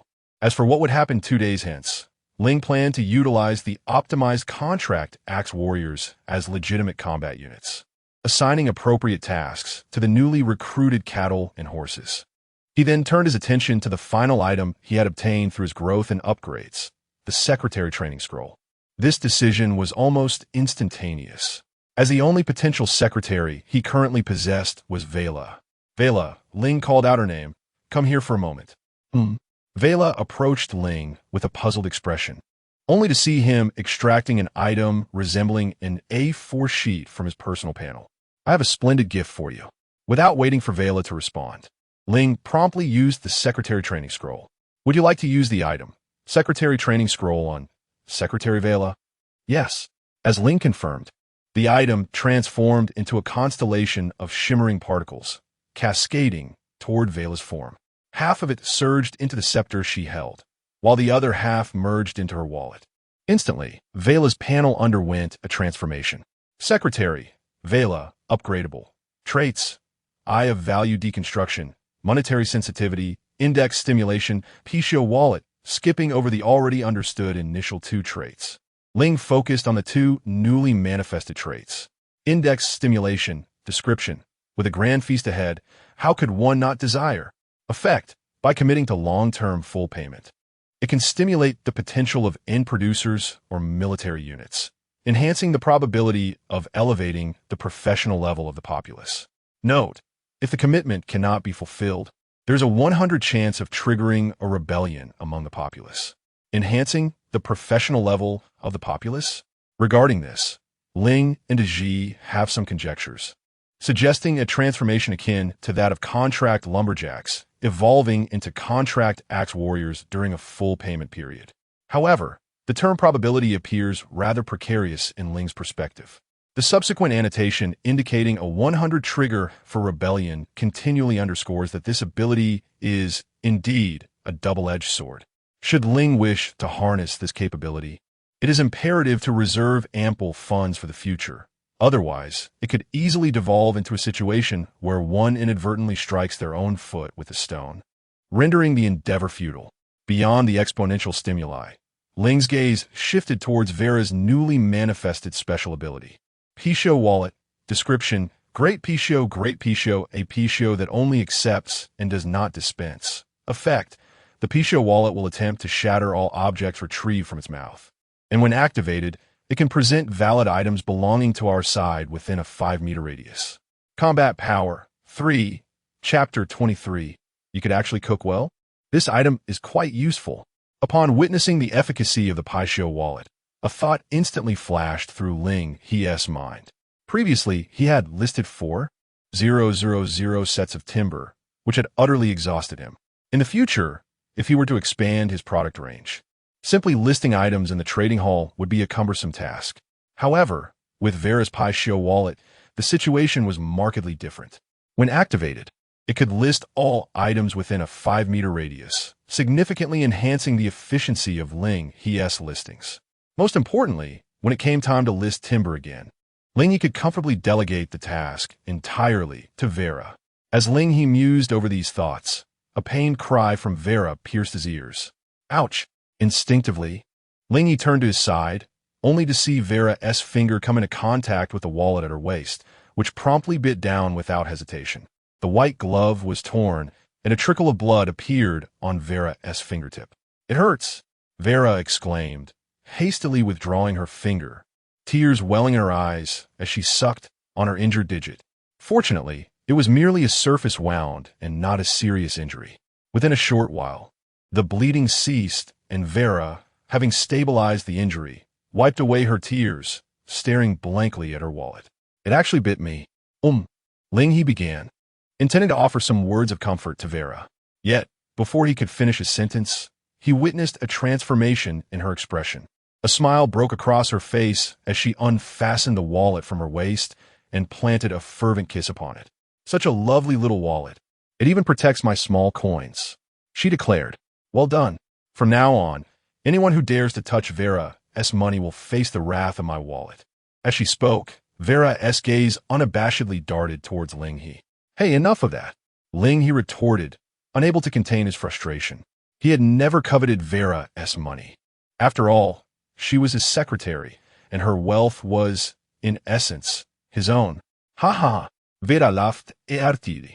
She had no idea what Ling He was truly thinking, but engaging in playful banter with the stubborn lord, who refused to feed his workers or pay their wages, was rather amusing. All right. I was merely jesting with the rogue lord, she said, reattaching the wallet to her waist, then placing her gloved hands on her chest, patting her flat bosom. Since the rogue lord has gifted me with a present, I must express my gratitude. Tonight, I shall let you sample Vera's culinary skills. Upon hearing this, Ling He quickly took a step back. No, you're seeking personal revenge.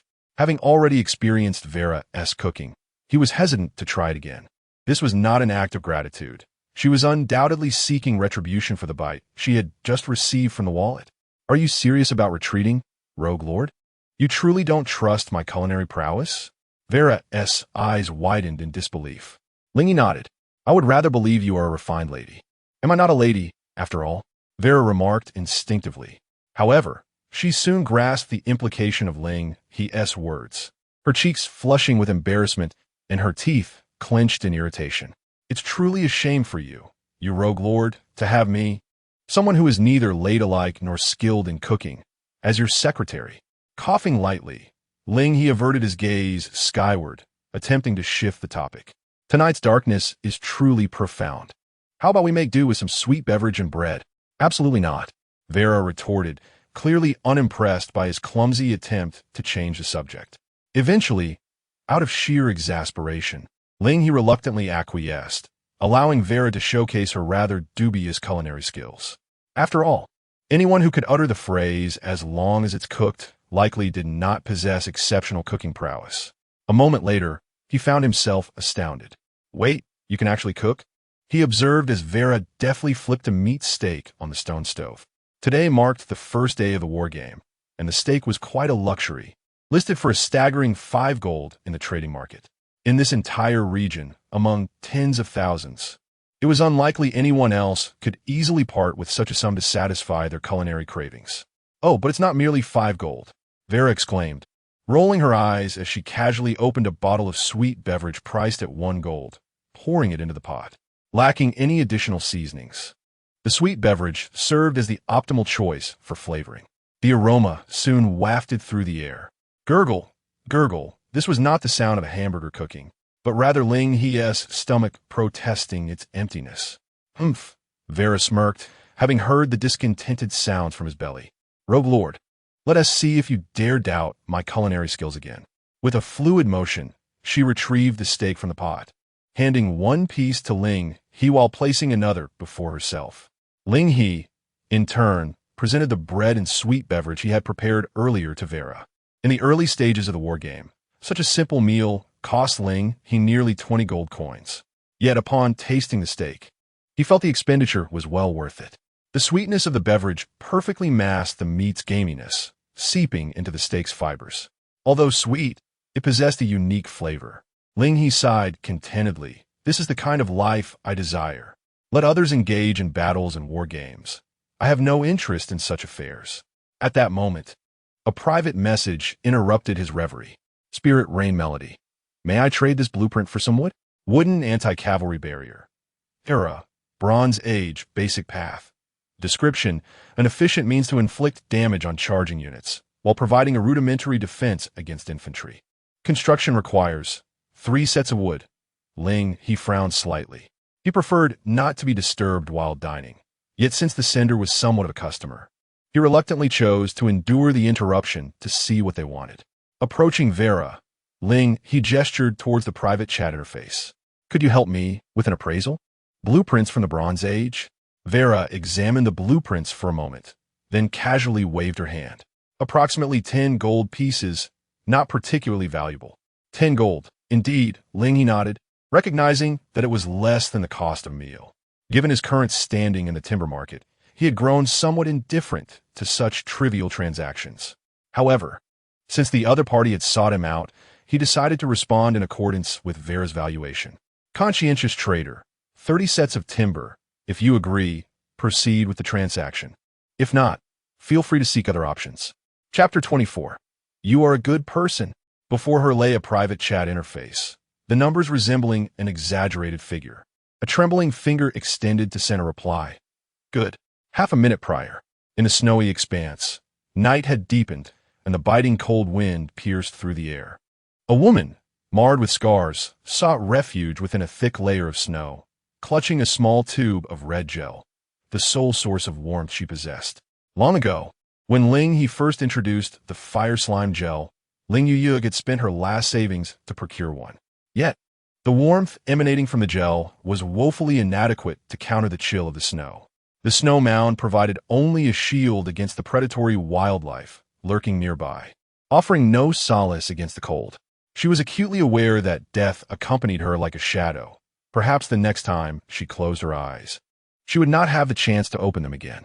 It seems I'm destined to die. The woman let out a bitter laugh. She had sought out numerous wood merchants, attempting to barter her Bronze Age blueprints for some lumber. However, her blueprints had lost their allure since the inception of the war games. When the price of lumber was exorbitant, there had been only one person willing to exchange a set of wood for her blueprints. Now that lumber prices had plummeted, she had hoped transactions would be easier, but was met with a disheartening revelation. Due to the low lumber prices, most traders in the marketplace could not afford the transaction fee for her antiquated blueprints.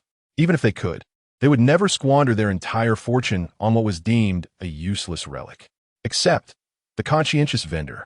As a titan of lumber trading, he was notorious for his immense wealth. Presently, he was the only one with the capital, capability, and potential to acquire her blueprint. Approaching this vendor, Ling Yuyug had braced herself for a significant undervaluation. As long as his offered lumber exceeded a set amount, even by a fraction, she would be content. Yet, no amount of imagination could have prepared her for the astonishing figure of 30 sets of lumber he proposed. Transaction successful. It wasn't until the towering stacks of lumber appeared beneath the snow mound that Ling Yuyug could scarcely believe her eyes and mind. With a deep breath, she activated the fire slime gel, igniting a small piece of wood.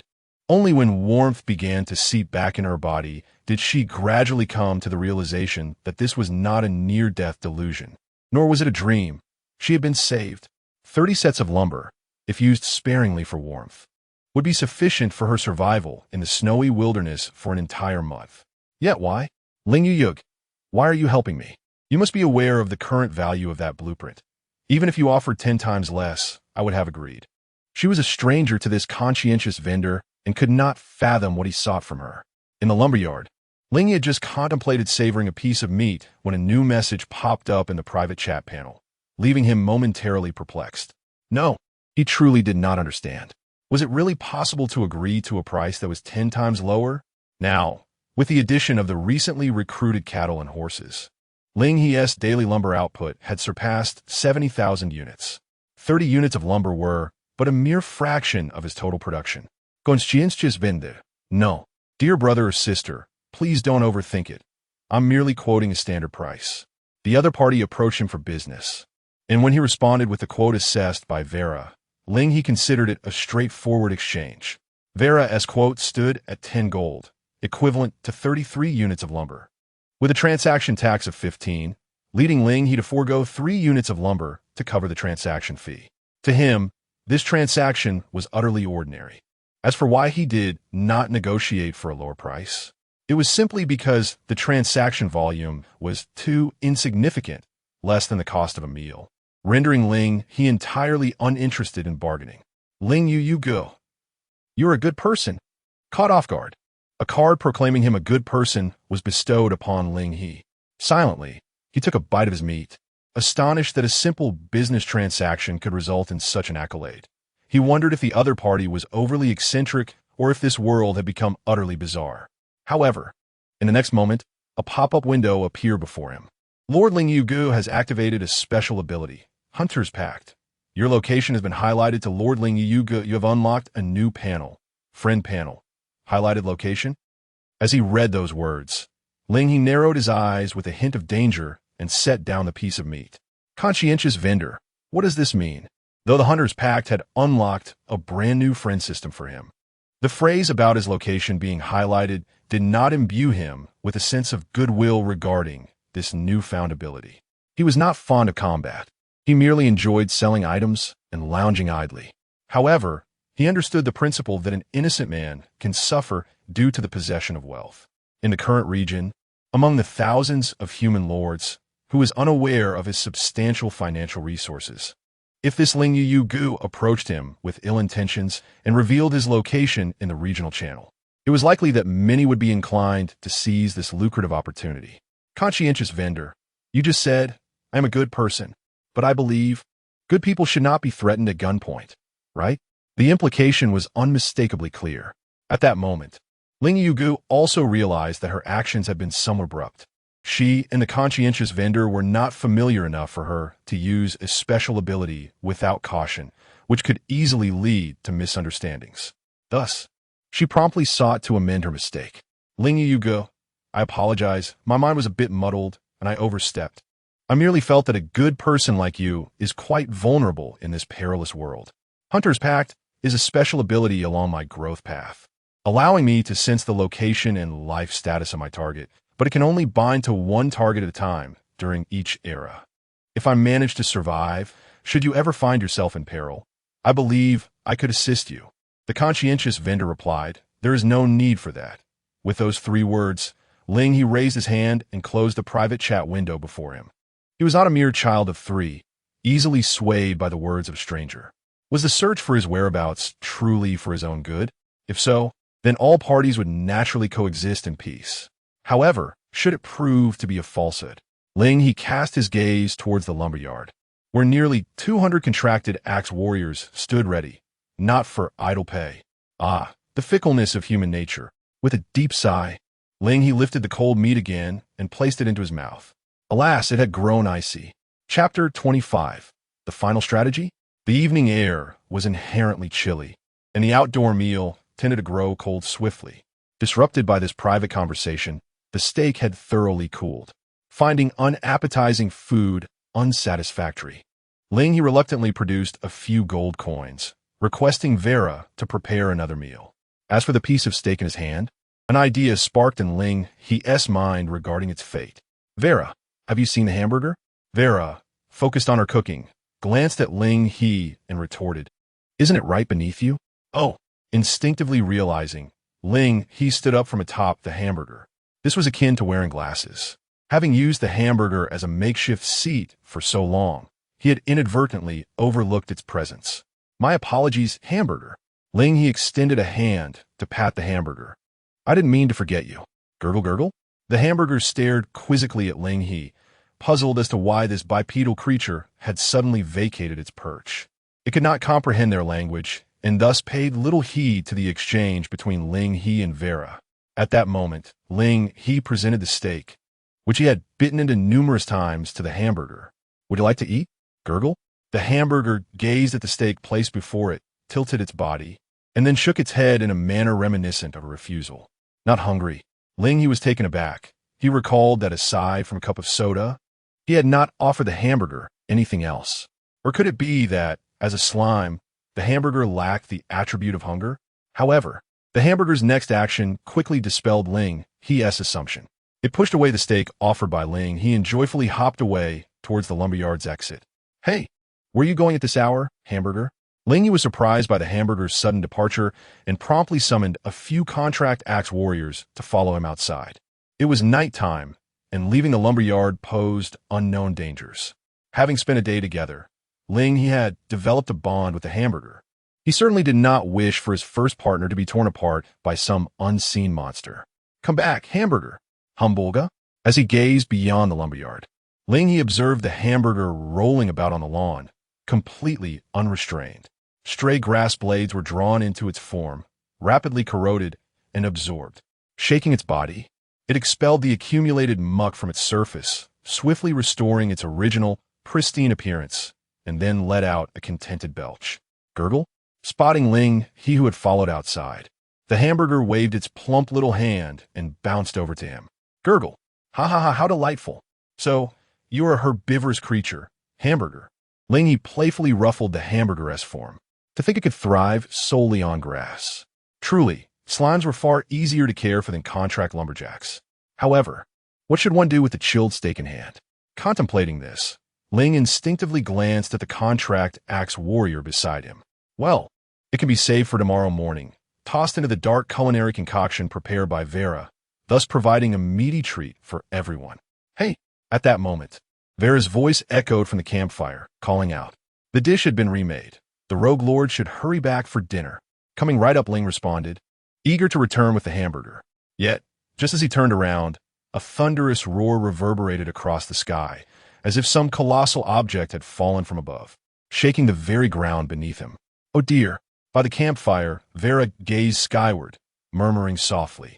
Tonight, it appeared, was not destined to be a peaceful night. Warning! Warning! Warning! 3 large red exclamation marks appeared before all the lords, including Ling.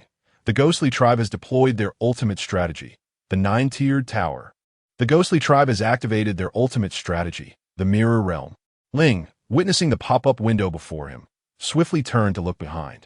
The earlier tremors of the earth were indeed not without cause. For in the very spot he had been observing, where nothing had stood moments ago, now loomed a gigantic tower, its distance from Ling estimated to be less than a kilometer. The regional chat was in complete disarray. Wind-like warrior, does anyone know what is happening? What is the ghostly tribe, and what is this ultimate strategy? Single and arrogant, I have no idea. I haven't even seen the slime that the vendor mentioned today. At this hour, many who had found refuge were preparing to sleep. Yet, with this sudden commotion, nearly everyone was jolted awake, fervently discussing the nature of the ghostly tribe and the ultimate strategy in the regional channel. Messages flashed rapidly in the chat. The final conclusion of these discussions, however, was that there was no conclusion. Throughout the day, those who had encountered foreign entities were exceedingly rare, let alone anything related to the ghostly tribe. As for the ultimate strategy, it was a topic that left many in ignorance. But soon, a message emerged in the regional channel that could not be overlooked.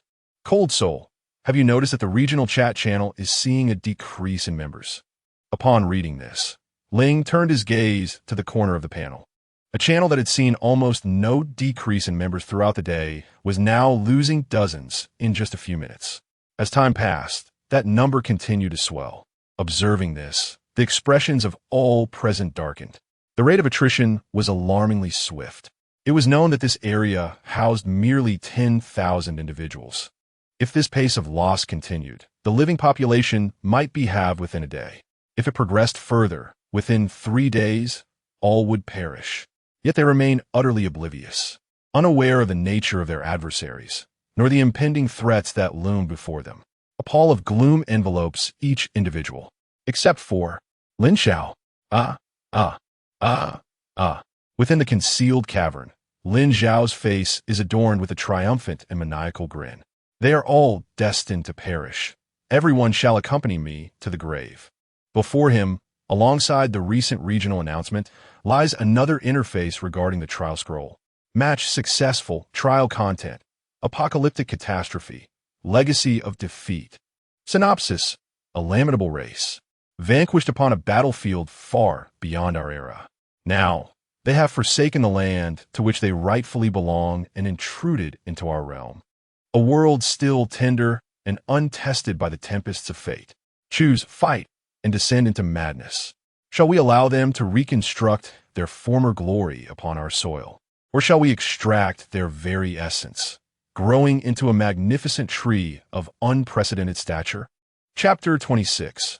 Hidden Intentions. Lin Xiao understood that the sudden emergence of the ghost spirit tribe was indeed the calamity foretold by the pages of the trial book. In the face of this so-called apocalyptic disaster, even the collective might of the human lords in the region would struggle to withstand it. Moreover, humans would never unite. As a member of humanity, Lin Xiao believed he had a profound understanding of its inherent flaws. At that moment, an unexpected sound of footsteps resonated outside the cave where Lin Xiao was concealed. The rustling noise made his ears perk up, and he swiftly retracted his smile, his gaze sharpening in vigilance towards the exterior. Who could it be? He pondered, calculating that the vassals he had sent to gather supplies should not return so swiftly. As Lin Zhao's wariness intensified, the footsteps outside the cave momentarily halted. Then, a young girl's voice drifted into Lin Zhao's ears from beyond the cave's entrance. "Big brother, can you shelter me for just one night? The sky outside is so dark, and I am terribly afraid." "Just a mere girl?" Lin Zhao's apprehension did not wane. A girl appearing at such a critical moment could either be another human lord or a special vassal of some lord. In either case, it was not promising news for him. This meant that on the very first night of the war game, his refuge had already been compromised. A surge of murderous intent welled up within Lin Zhao, though he refrained from expressing it outwardly, concealing a finely honed stone dagger within his sleeve. He adopted a gentler tone and replied, "Come in." "Okay." As the words fell, a lively little girl, clad in a tattered princess dress, stepped into the cave. From her attire, Lin Zhao deduced that she could only belong to a lord, for such industrial-era garments were impossible to produce in the current time. "Big brother." Upon entering the cave, the girl's eyes lit up at the sight of Lin Zhao, and she began to approach him. Lin Zhao had readied himself for action, but upon catching a glimpse of a man following her into the cave, he withdrew the dagger back into his sleeve. This fellow brought a vassal. With the girl's threat level elevated in his mind, Lin Zhao discreetly retreated a few steps deeper into the cave, creating distance between them. Observing this, the little girl halted, a hint of disappointment lacing her voice. "Do you dislike me, big brother?" Lin Zhao remained silent, his vigilance unwavering. The silence spoke volumes. The little girl sighed. "Since you dislike me, I shall leave." "That would be for the best," Lin Zhao replied coldly. "But before I go, can you answer me one question?" The girl raised her head, her tone lacking the earlier fragility. Lin Zhao responded curtly with a single word: "Ask." "Indeed, big brother does care for me after all." Lin Zhao maintained his impassive demeanor in response. "Very well, since you, dear brother, are unwilling to take me in, I shall seek my fortune with other lords." The little girl chuckled and then posed a question. "Who, in your opinion, is the mightiest lord among us humans today?" "The mightiest lord?" Without hesitation, Lin Zhao instinctively uttered a name: the conscientious merchant. Although reluctant to admit it, the ongoing trade of timber had undoubtedly amassed a staggering fortune of gold coins in the hands of the conscientious merchant. Wealth is indeed a form of power. Claiming the conscientious merchant as the strongest among them seemed to hold no fault in Lin Zhao's subconscious. "The conscientious merchant?"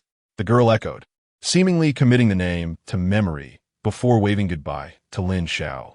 "All right then, thank you, dear brother. I shall take my leave." With that, she prepared to depart. Yet, in the next moment, Lin Zhao's voice rang out unexpectedly. "Wait." The little girl turned back with a smile. "You truly cannot bear to send me away at night?" However, a sharp blade suddenly pierced her throat. "You cannot leave." Lin Zhao withdrew the stone dagger from her neck, blood splattering across his face. The girl stared at his frenzied visage, instinctively parting her lips to call for her subject's assistance. Alas, all that could be heard were the sounds of sharp weapons piercing flesh. As the subjects she had brought fell into a pool of blood, Lin Zhao's subjects, who had ventured out to gather resources, had returned. Ultimately, the girl could only depart with a face full of resentment, dissolving into a cloud of particles before Lin Zhao. Indeed, it was as he suspected. Lin Zhao picked up 2 gold coins from the ground, casting a scornful glance at the spot where the girl had fallen. For any ordinary human, whether a subject or a lord, a corpse would not vanish upon death, nor would it yield such a substantial amount of currency. This scene could only confirm one possibility. The girl and her subjects were not human. The words she had spoken had betrayed her identity. "We humans?" Lin Zhao scoffed. "We humans would never refer to ourselves in such an odd manner." Moreover, Lin Zhao's gaze turned complex as he looked toward the trading post. Nearly all timber products bore the conscientious merchant's name. How could a human lord be unaware of the conscientious merchant? Did he truly consider him a fool? Connecting this to the earlier notification window that had appeared, Lin Zhao could easily deduce that this might be one of the ghost spirit's ultimate strategies, the mirror realm. Disguising themselves as a fellow lord to approach, and then striking with lethal precision, perhaps he could leverage this. Lin Zhao's gaze fell upon the glaring name of the conscientious merchant in the trading post. If he was not mistaken, the ghost spirits would also be gathering information on the strongest human lords from others. Their eventual conclusion could only point to the conscientious merchant, a figure who drew much attention. As I stoke the flames further during this period, Lin Zhao shifts his gaze to the regional channel, a peculiar smile gracing his lips. Ah, dear vendor of conscience, I wonder how you shall respond to this maneuver. Esteemed beings, lend me your ears. At present, facing the Spectre tribe, we possess no intelligence and remain utterly oblivious to the potential threat posed by our ultimate strategy. In such circumstances, wandering alone in the wilderness is akin to courting death, offering our adversaries the opportunity to dismantle us one by one.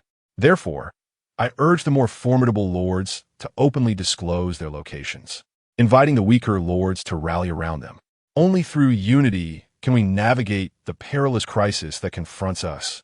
Meanwhile, within the lumberyard, Ling He has returned to the campfire, having savored the freshly grilled steak prepared by Vera.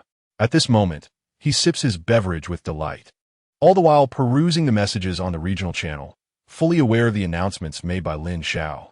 Chapter 27. Unity comes at a cost. United together, perhaps? Ling gently rubbed his chin. Although this individual, known as the Creator God, had previously stirred considerable discord against him in the regional channel, his current statement indeed bore some merit. Gathering with other lords might yield a modest collection of protection fees, heating charges, or venue costs. The more he contemplated, the more Ling's eyes sparkled with excitement. If he were to acquire additional architectural blueprints and utilize surplus timber to construct a refuge, could he not impose additional tolls and entry fees atop those initial charges? Ling conceded that he was somewhat tempted. As someone who enjoyed dabbling in small enterprises, he harbored no significant feelings of exclusion. Profit was paramount. Even the foreign Lord Han Bao, who had once sought his demise, could be tolerated. Naturally, his fellow lords would pose no issue. After all, unity comes at a cost. One seeks riches, while the other seeks survival, a rather equitable transaction upon reflection. However, just as Ling was mulling over these thoughts, he discovered that someone in the trading hall had already outpaced him. Call me Battle Maniac. If anyone is near the stream, feel free to seek me out. My location is relatively flat, and there's a gnarled maple tree near the water. If you're nearby, you should be able to spot it from a higher vantage point. I have dispatched my subjects to the stream to await encounters. Those who meet them can return with my followers. What remarkable speed! Ling sighed inwardly.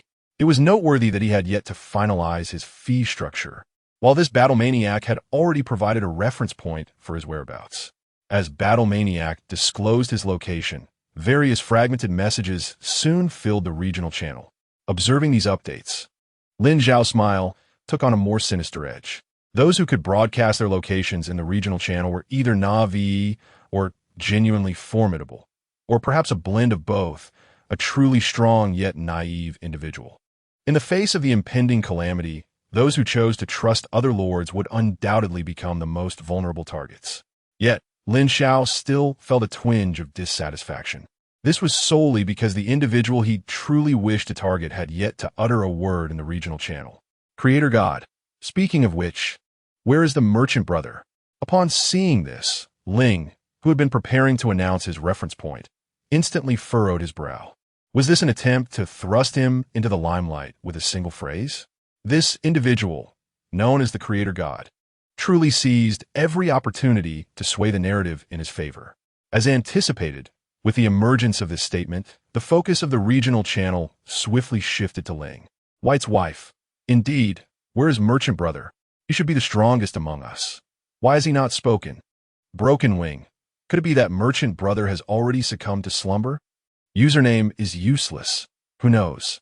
Perhaps he has already fallen victim to the final strategy of the ghostly race? I observed the reduction in personnel on the regional channel, and perhaps he is among them. The merchant's wares in the trading post remain available, and the merchant must be thriving. Ling He is undoubtedly the most prominent figure within the regional channel. Under Lin Zhao's influence, nearly everyone began to speculate why the conscientious merchant had not shared his location reference. Among the comments, there were both benevolent and malevolent interpretations. Ling He even noticed several individuals wishing misfortune upon him. Is the cursed lord feeling disheartened? Vera approached Ling He, glancing at the conversations in the regional channel. Look, this one. A few usernames that Vera pointed out were those berating the cursed lord, all of whom were the clowns we had outcompete in the market that morning. Would you like me to retaliate on your behalf? As she spoke, a glimmer of determination shone in her eyes. If the cursed lord could endure insults, it was unacceptable for others to join in. It would be too disrespectful to her exceptionally adorable secretary. No, that won't be necessary. Ling He shook his head and patted Vera's cap. Your words already provide me with a sense of comfort. Since the majority are merely defeated clowns, allowing them to vent their frustrations is of little consequence. After all, no amount of vitriol could reclaim the market.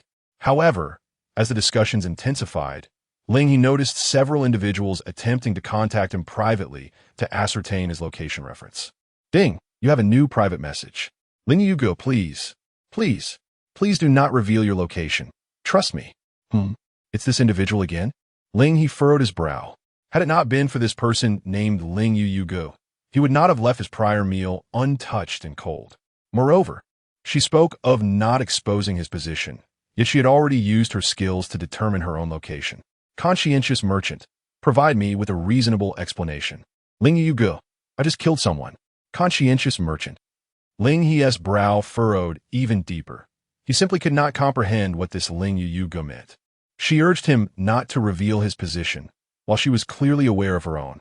When he requested an explanation, she merely stated that she had killed someone. Was this a show of force against him? Would she kill him within 3 days? Ling He, please do not blacklist me. Remain calm, and allow me to explain slowly. Conscientious merchant. All right. Ultimately, this Ling He could be considered a potential client, and Ling He generally refrained from blacklisting prospective customers. Additionally, he was curious to hear what insights Ling He might share. Ling He, I just killed someone, but I did not kill a human. Those creatures can disguise themselves as human lords, capable of conversing with us, though they exhibit some deficiencies in language expression. Their essence is not particularly formidable, yet upon death they drop several coins, a drop rate that is unnaturally high, even to the point of being terrifying. I suspect that these entities may be closely linked to the recently emerged spirit tribe. Before I began to harbor doubts about him, he inquired about who the strongest lord among humanity is today. Instinctively, I uttered your name, and now it is likely that you have attracted the attention of the spirit tribe. Therefore, I implore you to trust me wholeheartedly and refrain from engaging with other lords outside of the chat interface. You are a good person, and I do not wish to see you perish due to your kindness. Chapter 28. The Cursed Spirit Clan. That inexplicable fellow has once again granted himself a token of virtue. Ling He smirked slightly. Undoubtedly, he is a benevolent individual. Yet his notion of goodness likely diverges significantly from that espoused by Ling He. Nevertheless, his communication has proven to be a valuable source of information. And as a competent merchant, Ling He understands the importance of maintaining a pleasant atmosphere. Conscientious merchant noted. Simultaneously, Ling He discreetly deleted the pre-edited content from the regional channel. Upon receiving Ling He's affirmative response, Ling He, far across the snowy plains, exhaled in relief. Her previous overstepping had created a considerable rift between herself and the conscientious merchant, and she genuinely feared that her counsel would fall on deaf ears. Fortunately, her counterpart was not devoid of intelligence. Within the regional channel, the comments made by that deity of creation were evidently suspect, as if intentionally steering the conversation towards a particular agenda. To place trust in him would be akin to becoming a target at a shooting range, extremely perilous. Ling He's gaze swept across the regional channel, her eyes flashing with a hint of coldness. Whether one is virtuous or villainous, the refusal to offer aid in times of peril is a common trait. However, those who would take advantage of a crisis posed by foreign threats are truly despicable in her eyes. The few gold coins that had just fallen were clenched tightly in her palm. She could no longer afford to adhere to her original plan of a gradual recovery. On the other side, Ling He had closed all panels attempting to initiate private conversations, then stretched his arms towards the sky with a lazy yawn. Overindulgence often leads to drowsiness. As he rubbed the corners of his sleepy eyes, his gaze fell upon Vela. Do you think that what Ling Yuga referred to as the thing will come looking for us tonight? Indeed, Vela replied with unwavering certainty, her tone devoid of jest. Her eyes were fixed on the towering structure beyond the grove. Given the tower's height, even within the confines of the forest, it was possible to catch a glimpse of it through the gaps in the leaves. A slight smile tugged at Vela's lips. They were already bordering each other, surely. They could not resist the urge to pay a visit to their future neighbor. However, if you're feeling weary, you should retire for the night, you scoundrel lord. Vela's peripheral vision caught Ling He's eye before she continued. You can trust me with the task of managing the goods tonight. Should any spectral entities approach, I am well aware of how to safeguard our assets. Ling He chuckled, playfully patting Vela's hat. So, our genteel capitalist is concerned for my well-being? You truly cannot speak without being insufferable, Vela retorted, rolling her eyes in exasperation. I am merely fulfilling my duties as a secretary, and you need not emphasize the term genteel. Very well, very well. Ling He, of course, did not heed Vela's suggestion to rest immediately. After a moment's contemplation, he resolved to remain vigilant, accompanying Vela through the night watch. Meanwhile, I sought to comprehend the entities referred to by Ling Yuga and ascertain the extent of their threat. Time passed slowly. During this interval, the logging site remained eerily tranquil, punctuated only by the rhythmic sounds of the contract axe warriors and the cattle at work. Growing weary of the wait, Ling He directed most of his attention to the regional channel. He observed that as the deity of creation urged the human lords to congregate, the number of participants in the channel did not merely decline. It exhibited a concerning upward trend. This unusual occurrence seemed to validate the intelligence provided by Ling Yuga. Engaging with other lords at this juncture would be perilous. Ling He shook his head. It would be disingenuous to claim he felt no anguish at the dwindling numbers in the channel. Each life lost represented a potential client for his future endeavors. The absence of even one could translate into a long-term loss of hundreds or thousands of gold coins. Should all perish, his path to growth would be utterly obliterated. After all, monopolizing a market devoid of any trade or revenue was an impossibility. To obstruct a person's means of livelihood is akin to slaying their kin. In light of this, one could argue that these spirit entities deserved their fate. Just as Ling He was mulling over these thoughts, a loud call resonated from outside the logging site. I see the fire inside. Is someone there? The voice sounded youthful, lacking the steadiness of maturity. Ling He snapped back to reality, exchanging a glance with Vera. Could it be that those messages in the regional channel pertained to other human lords wandering about at this late hour? Or perhaps, were they the entities Ling Yuga mentioned? Should we let them in? Vera inquired. Let us wait a moment. Ling He gestured for Vera to be patient, pondering the situation at hand. The logging site lacked any fence or defensive measures. In essence, it was merely a grove standing on the plains. If the visitors wished to enter, they could have done so without inquiry. This implied a certain sincerity on their part, devoid of any malicious intent. With this thought, Ling He rose and called out, "Anyone out there, please feel free to come in. I have ample wood and a campfire. You can stay for the night without issue." As Ling He anticipated, he did not reject outsiders. However, the response from outside was somewhat unexpected. The young man's voice, tinged with hesitation, replied, "I'm sorry, but we're not well acquainted, so it's best if we don't enter. Could you come to the edge of the logging site? We could talk face to face." Was there a hint of suspicion towards him? Ling He found it amusing. Yet, upon further reflection, it was indeed reasonable. While he harbored doubts about them, they could very well harbor doubts about him. In such an expansive grove, concealing ambushes would not be overly challenging. Have the contract axe warriors cease their work? Ling He instructed. They then ventured out to meet their friends outside.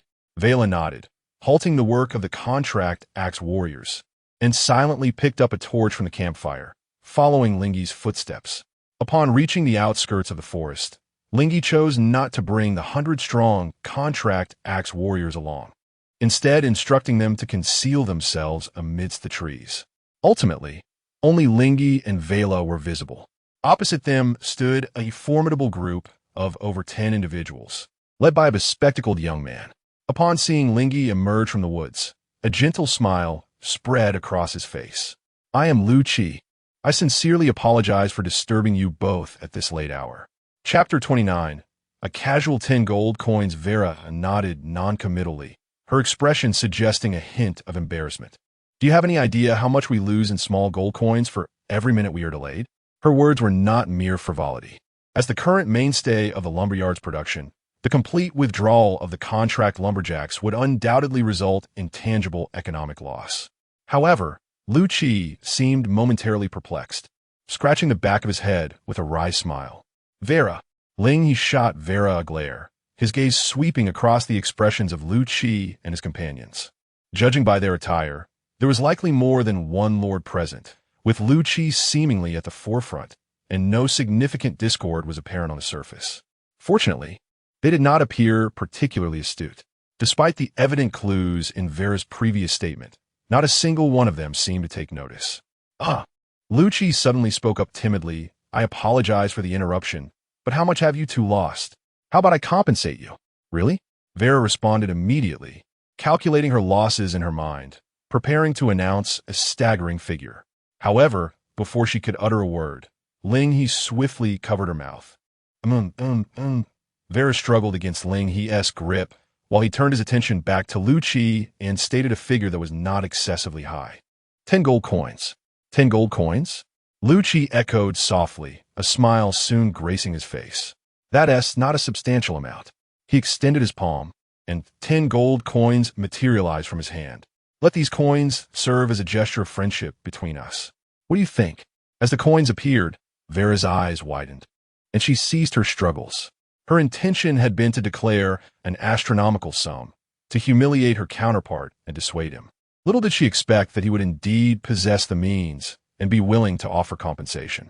Nevertheless, Ling He's current gold coin flow had reached 4 digits. Thus, a mere 2-digit sum was insufficient to elicit any overt expression of surprise from Vera. Even so, she lifted her gaze to meet Ling He's eyes. "Hush!" Ling He whispered softly to Vera, and upon receiving her nod, he released his grip on her mouth. "Call someone to fetch it," Ling He whispered into Vera's ear. At this, Vera obediently nodded and struck her staff firmly against the ground. "Come here." As her command echoed, a contract axe warrior emerged from the woods behind. This was a technique Ling He had discovered over time. The same phrase, if uttered by himself, would prompt all the subjects within earshot to spring into action. However, when the secretary issued the command, it could be conveyed more succinctly, accomplishing what he could not achieve with his own finesse. At that moment, the contract axe warrior hastened to Lu Qi's side, who was attentively observing the warrior's movements. There was no doubt regarding the warrior's strength, as evidenced by the speed of his approach. His agility appeared commendable as well. If only he could shed the flaw of being completely naked, he would undoubtedly make for a formidable warrior. The transfer of the gold coins proceeded without incident. The 10 coins were swiftly brought back to Ling He by the warrior with a contract axe. Before Ling He could reach out, Vera directly seized the coins in one fell swoop. They are indeed genuine. After skimming her fingers over the charming little coins and savoring the comforting warmth of wealth for a moment, Vera cautiously retrieved her wallet and placed the coins within. Simultaneously, the count of coins in Ling He's panel visibly increased by 10. "I came with good intentions. There was no need to deceive either of you," came Lu Qi's voice from a distance. Ling He nodded, cutting to the chase. "Since compensation has been rendered, let us converse. What is it that you seek from us?" Lu Qi was momentarily taken aback by Ling He's sudden directness following the monetary exchange. However, he quickly regained his charming smile and replied, "Actually, our purpose for this outing is to seek other lords to join us." "Join you?" Ling He inquired, puzzled. "Indeed, we have established a gathering place by the stream, where many individuals like us convene." "By the stream? Are you affiliated with the Battle Frenzy faction?" A spark of realization illuminated Ling He's mind, recalling that the only explicit location disclosed within the current regional channel belonged to the Battle Frenzy. Upon hearing this, Lu Qi nodded in mild surprise. "How did you know?" "Indeed, We are indeed associated with Brother Zhang Kuang, Lu Qi confirmed. Ling He let out a long breath. The conversation had barely begun, yet he felt it might soon reach an impasse. I will not be accompanying you. Why not? Lu Qi furrowed his brow. Is it not better for us all to unite? Normally, that would indeed hold true. Ling He responded with a meaningful tone, then introduced himself. I am the conscientious merchant. You? Ah, no, your brother Ling? Lu Qi exclaimed, visibly astonished. Ling He shook his head, choosing not to elaborate further. The 10 coins were merely enough to engage me in this dialogue. The fair trade has concluded. How much longer do you intend to pretend? Lu Qi's gentle smile gradually faded. When did you discover this? Isn't it quite simple? Ling He raised 3 fingers. Firstly, I am well aware that there is no stream in my vicinity. The individuals from Battle Frenzy could not possibly be near me. Secondly, I have never disclosed my surname. Nor do I recognize you. How did you so readily utter my true surname from merely a nickname? As for the third, Ling He pointed a finger at something behind Lu Qi. This is something I have long wished to address. I have tolerated you for quite some time. What kind of normal human team travels with a slime? Are you attempting to take me for a fool? This is an affront to my intelligence. What? Lu Qi's eyes widened as he turned to look at the only slime in their group. What is wrong with that? He could never have imagined that the exposure of himself and his companions would stem from an inconspicuous slime. Yet, wasn't there also one on Ling and the other side? However, at this moment, Ling had no intention of engaging in further trivial conversation with the opponent. Whether his assumptions were correct or if the other party was indeed genuine human beings will be determined once they bare their souls to him. Vera, eliminate them, he commanded. With a slight snort, Vera raised her staff and brought it down forcefully onto the ground. However, unlike before, this time she extended a finger towards the air and proclaimed loudly, 10 days, full compensation. Ding, your secretary Vera has activated the skill, exponential stimulation. Your contracted ACK warriors have temporarily transformed into contracted berserkers. Chapter 30. The Berserker of the Covenant. The Berserker of the Covenant. Synopsis. Profit. Profit. More profit. The intoxicating scent of immediate gain can drive one to madness, stripping away all sense of reverence and ultimately obliterating every obstacle in sight. Special abilities: Exponential Frenzy, Indomitable, Relentless Combat. Entry 1. Exponential Frenzy. The resource output rate of this unit increases by 150, and its combat strength remains a constant 300 of the base value. Entry 2. Indomitable. During combat, physical means cannot be employed to diminish this unit's morale, and intimidation based on appearance or psychological tactics is ineffective against it. Entry 3. Relentless Combat. This unit's default combat philosophy is one of relentless combat. It shall never rout until casualties reach 100.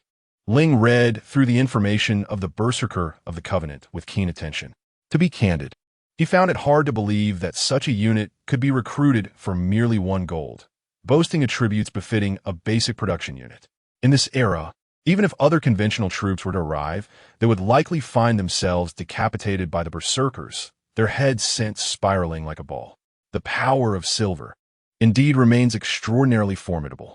As Ling pondered this, a thunderous roar erupted behind him, and a barrage of stone axes hurtled from the forest, targeting Lu Qi's troop. Caught unawares, a significant portion of the squad fell instantaneously.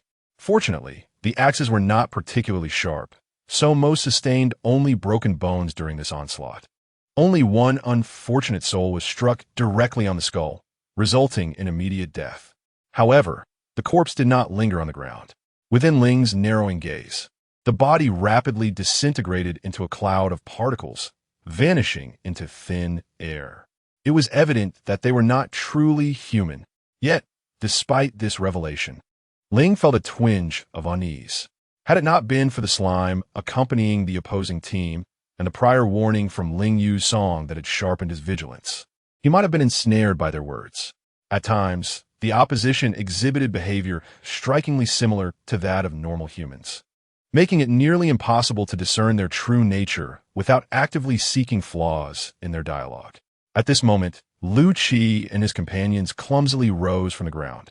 However, unlike before, Lu Qi's gaze towards Ling was devoid of any mirth. Instead, it was filled with apprehension. Apprehension towards Ling, and even more so, towards the forest behind him, from which a throng of berserkers surged forth. Berserkers? Whose barbarian clan has he inadvertently disturbed? Liu Qi's eyes widened in shock. Although he was not human, he possessed some rudimentary knowledge of humanity. The recruitment and maintenance costs of such a unit as the Berserker would not be trivial. For humans at this stage, the price of enlisting even 100 Berserkers would surely amount to a staggering sum. The human lore before him. How could he possibly summon such a formidable force in such a brief span of time? There was no opportunity for Liu Qi to ponder this further, for Ling and the contract Berserkers behind him had already initiated their next move. Everything was driven by self-interest. With a roar akin to a battle cry, the Berserkers charged directly towards Liu Qi and his companions. The stone axes they had previously thrown were forgotten in their frenzy, as they seemed utterly oblivious to their prior actions. Twigs snapped underfoot, stones were snatched from the ground, and even their fists became lethal weapons. Liu Qi's party did not lack the will to resist. However, the only combatant at his disposal was a basic infantry unit armed with a stone spear. Stone spearman, era, Stone Age, basic pathway. Description: a fundamental soldier equipped with a rudimentary stone spear, skilled in hunting. Special ability: thrust, combat power.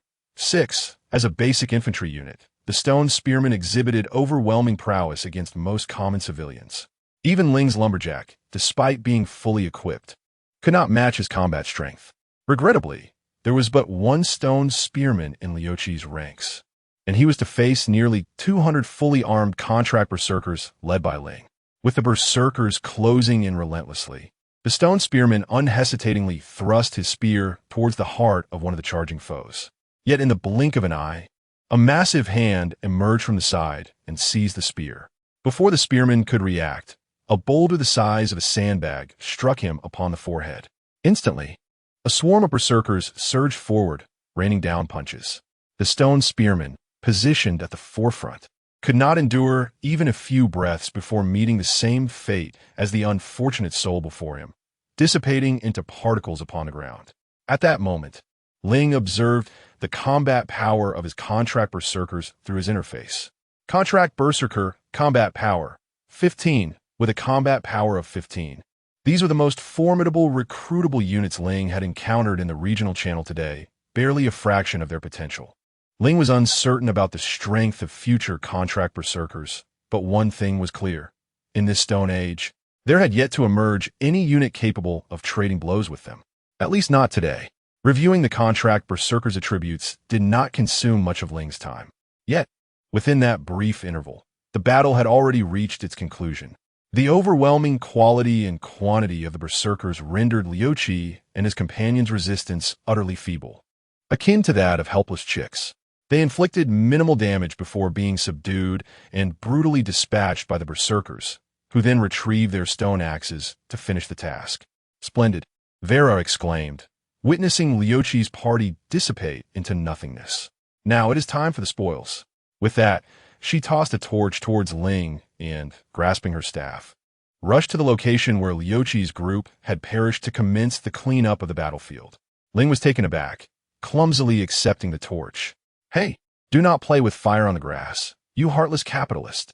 Yet, observing Vera bending down to gather the gold coins, Ling realized that she had likely not absorbed a single word he had just uttered. Do we truly lack just a few coins? Ling sighed in resignation, yet still raised the torch, aiding Vera in searching for the items dropped by Liu Qi and his companions. You don't understand, you rogue lord, Vera replied, shaking her head. Earning money can serve as both a goal and a source of enjoyment. I am relishing the journey of gaining wealth through hard work. But you are merely bending down to pick up the money, Ling couldn't help but retort. Fortunately, with the torch's assistance, it was rather effortless to locate the reflective coins in the open area. In no time at all, Vera had gathered all the coins from the ground. Chapter 31.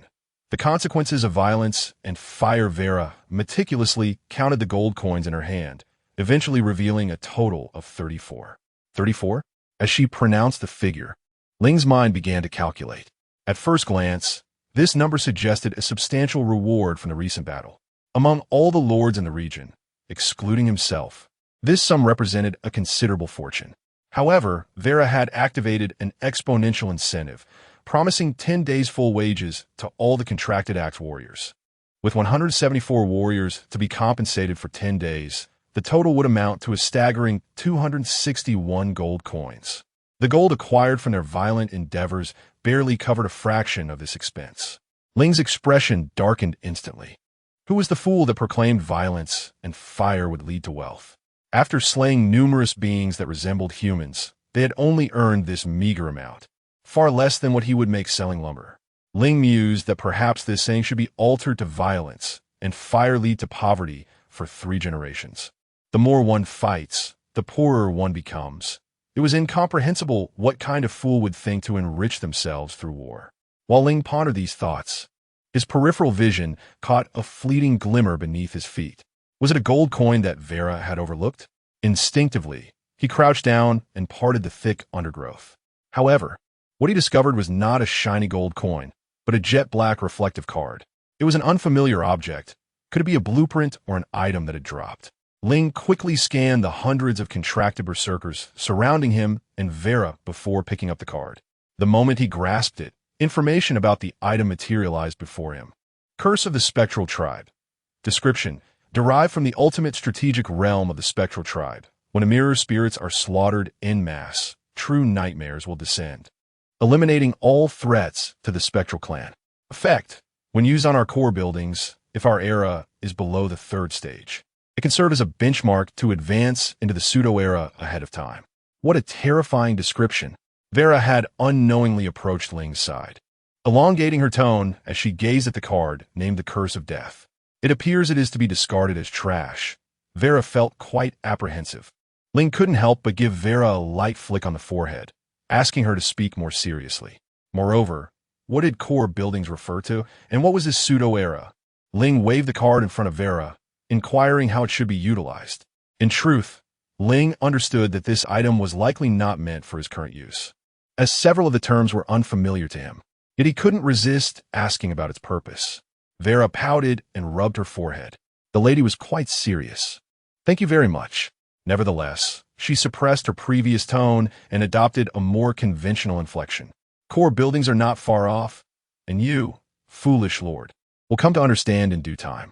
Rather than focusing on the effects below, you might want to direct your attention here." With that, Vera pointed to the introduction section on the panel. "Is this not merely an ordinary introduction?" As Ling He remarked on this, he suddenly noticed that the introduction section seemed to be expandable, as if additional text lay concealed beneath it. Upon expanding the introduction, a new line of text appeared before Ling He. Note: try flipping it over. What would be on the other side? Following the instructions in the introduction, Ling He turned the card in his hand, and with that simple action, the previously blank card transformed dramatically. Death. On the side facing Ling He, a large crimson character for death materialized. At that very moment, a shiver coursed through Ling He's body, causing him to turn with a sense of dread. As the character appeared, it felt as though something terrifying within the towering structure nearby had also opened its eyes. Humans. Once again humans? In a realm beyond Ling He's hearing, ominous voices echoed within the tower. Why are there humans everywhere? The voice was saturated with resentment and rage. Those cursed humans like vermin scattered all around, everywhere. An indelible stain. An unending plague of pests. Humans, cursed be them. With the voice's fury, the entire tower seemed to tremble. Yet in the next moment, that furious voice abruptly ceased, as if it were on the brink of succumbing to slumber once more. After a brief silence, sporadic sounds emerged from the top of the tower. The strongest, the conscientious vendor. Ling He, kill him. As the voice faded, the tower appeared to respond. 2 figures, hovering above the ground, shot forth from within the tower, racing towards the location where Liu Qi and the others had perished. Their speed was akin to that of 2 shooting stars. Thud! Just as Ling He intended to rise and return to the lumberyard, he witnessed a severed head soaring past his face, blood splattering onto his shoulder. Was that the contract berserkers? Thud! In that moment of paralysis, he heard a heavy object crash to the ground behind him. Turning around, he beheld a monstrous creature, resembling withered wood and significantly larger than a human, being tackled to the ground by a swarm of contract berserkers. "You fool of the Lord! What are you dawdling for? Get back now!" Vera's voice rang out from the other side. She was striking her staff repeatedly against the ground, and the contract axe warriors, as if responding to some command, enveloped Ling He in layers of protection. Realizing the gravity of the situation, Ling He understood that had it not been for Vera's swift reaction and command, his heart might have been ripped out by that creature. Yet, glancing around, he saw that the downed monster was merely one of many. Another beast was rampaging through the ranks of the berserkers. Its withered limbs were as solid and sharp as steel, posing a formidable threat to the unarmored contract berserkers. The monstrous beings often wield the power to cleave a man in two with a mere swipe, and a single thrust can extract a still-beating heart. Such is the overwhelming force derived from a superior civilization. Fearless, they stand against 100 foes. Huh, how amusing. As the number of contract berserkers dwindles rapidly in the arena, a glimmer of excitement flashes in Vela's amber eyes, and she cannot help but stifle a chuckle. If that is the case, then how about this? With a fierce strike, Vela brings her staff crashing down upon the ground. A full bounty for 100 days. As her words resonate, the arena falls into an eerie silence, seemingly untouched by her proclamation. Observing this, Vela places her hand to her lips and clears her throat softly. Then she speaks slowly. "Even in death, it shall be given." Ding! Your secretary Vela has activated the skill. Exponential stimulation. The contract berserkers under your command have temporarily transformed into contract demon warriors. Ling slightly parts his lips. Is this truly possible? Can they be further empowered? Chapter 32. The living are profit-seekers. The dead are profit-seeking spirits, contracted ghost warriors. Synopsis. On the brink of life and death, they experience spiritual transformation, comprehending the truths of the world, evolving into the ultimate combat unit. The living are profit-seekers, and the dead are profit-seeking spirits. All things are ephemeral. Only profit is tangible. Special abilities. Exponential frenzy. Indomitable spirit. Relentless combat. Self-sacrifice. Among these, the first 3 special abilities remain unchanged compared to the contracted berserkers. Ling scanned the panel, his gaze landing on the newly added special ability of the contracted ghost warriors. Self-sacrifice. Effect. Upon receiving fatal damage. Resist death for up to 2 hours or until all core limbs suffer devastating blows. During this effect, combat power increases by 100, and inflicted targets enter a state of terror. At this moment, several contracted berserkers recently felled by monsters staggered back to their feet at odd angles. Some had lost their heads, others bore gaping wounds from shoulder to abdomen, and some were left with only half their bodies. They resembled wretches clawing their way back from the depths of hell. For a moment, both Ling and the others were momentarily stunned, questioning who among them was the true monster. For the sake of profit, a voice as chilling as the underworld emanated from the contracted ghost warriors. Even the malevolent spirit monsters, who had been rampaging moments ago, trembled at the sound.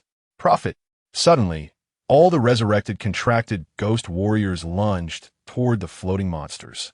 Though the spirit monsters possessed grotesque forms, they could only hastily cleave through a few of the contracted ghost warriors. In an instant, severed limbs and blood splattered across the battlefield. Yet, these defiant contracted ghost warriors proved far more difficult to slay than the so-called undying spirits. Even with but a single limb remaining, they persisted in crawling toward their monstrous foes. At last, in a moment of miscalculation, one of the spirit monsters was seized by a prominent appendage. This would mark its only error, and it would be its last. For the deceased contracted ghost warriors, their strength was surprisingly capable of contending with the creature. Seizing the opportunity, Ling glanced at the combat power of the contracted ghost warriors in their deceased state. Contracted ghost warrior death state. Combat power 30. This was a full doubling of the strength of the contracted berserkers. The attribute enhancement of self-sacrifice did not merely apply to the fundamental panel of the contracted lumberjack, but instead bestowed an exalted peripheral enhancement. Their combat power in death was far superior to that in life. With this realization, Ling felt a surge of confidence. The enemy comprised only two, while he commanded nearly 200 contracted ghost warriors. Those who lived were his allies, and those who died became his phantoms, with silver flowing forth to pave the way. Victory was assured. Indeed, as the monster's protrusion was seized by the contracted ghost warriors, it could no longer float to evade, its mobility severely hampered. Subsequently, more contracted ghost warriors surged forward, overwhelming and bringing it crashing to the ground. Stone axes, boulders, and other heavy objects rained down upon the creature. Unexpectedly, the results were far from satisfactory. Ling furrowed his brow. Although the creature's body appeared to be as brittle as dead wood, it was, in fact, remarkably resilient. He observed that some of the contracted ghost warriors had their stones shattered upon impact, yet the monster's exterior remained utterly unscathed. It was akin to striking an iron block with a stone. Minimal effective damage could be inflicted in such a brief encounter. At that moment, an unforeseen event transpired. The monster, which had initially been pinned to the ground, began to rise slowly, leveraging the earth beneath it. The contracted ghost warrior suppressing it had not entered a state of death. Thus their combat power was reduced to a mere 15, placing them at a disadvantage in the struggle of strength. Suddenly, with a swift rotation of its body, the creature flung the warrior aside, regaining its freedom. However, this time its focus was not on Ling but rather Vela. It recognized who the true mastermind behind this group of contracted ghost warriors was. Ling's pupils constricted as he sensed something amiss when the creature shifted its gaze away from him. Vela, run! He bellowed. At that moment, the rising monster darted past its comrades and the ranks of contracted ghost warriors, extending its arm to strike at Vela. Its speed was astonishing. Vela, whose physical prowess was inferior even to Ling's, could only widen her eyes as the creature's withered form drew closer. There was no time to turn or flee. Was she going to die? Suddenly, a fireball erupted from the forest, grazing Vela's cheek before colliding directly with the monster. A ghastly scream erupted from the creature's maw. In mere moments, this beast, which had rendered even the contracted ghost warriors at a loss, was reduced to a cloud of ash. The one responsible for this miraculous feat was none other than Humbolga. Ling and Vela looked in astonishment towards the forest. Gurgle? Humbolga, who was supposed to be napping by the campfire, had rolled out from the rear of the forest. Its large eyes blinked at Vela before it decisively rolled over to Ling's side, affectionately nudging against him. Tatiklas. Ling couldn't help but laugh at the sudden assault of Hamburger's tiny round hands. Yet, considering that it had just saved Vela, he felt reluctant to push it away. However, Hamburger, how did you suddenly become so powerful? Ling rubbed Hamburger's body, his tone tinged with curiosity. Earlier, Hamburger's attacks had barely been able to defeat the contracted axe warriors. So how could it suddenly vanquish a creature from the ghostly lineage? Wait, could it be? A flash of insight struck Ling, as if he had grasped something significant. Hamburger, wait here. I need to confirm my suspicion. With that, Ling extricated himself from Hamburger's embrace, torch in hand, and approached the subdued creature. Damn Lord, what are you scheming now? Upon witnessing Ling He's sudden and perilous actions, Vera hastily followed suit. Positioning herself beside him, she followed Ling He's gaze toward the grotesque creature sprawled upon the ground.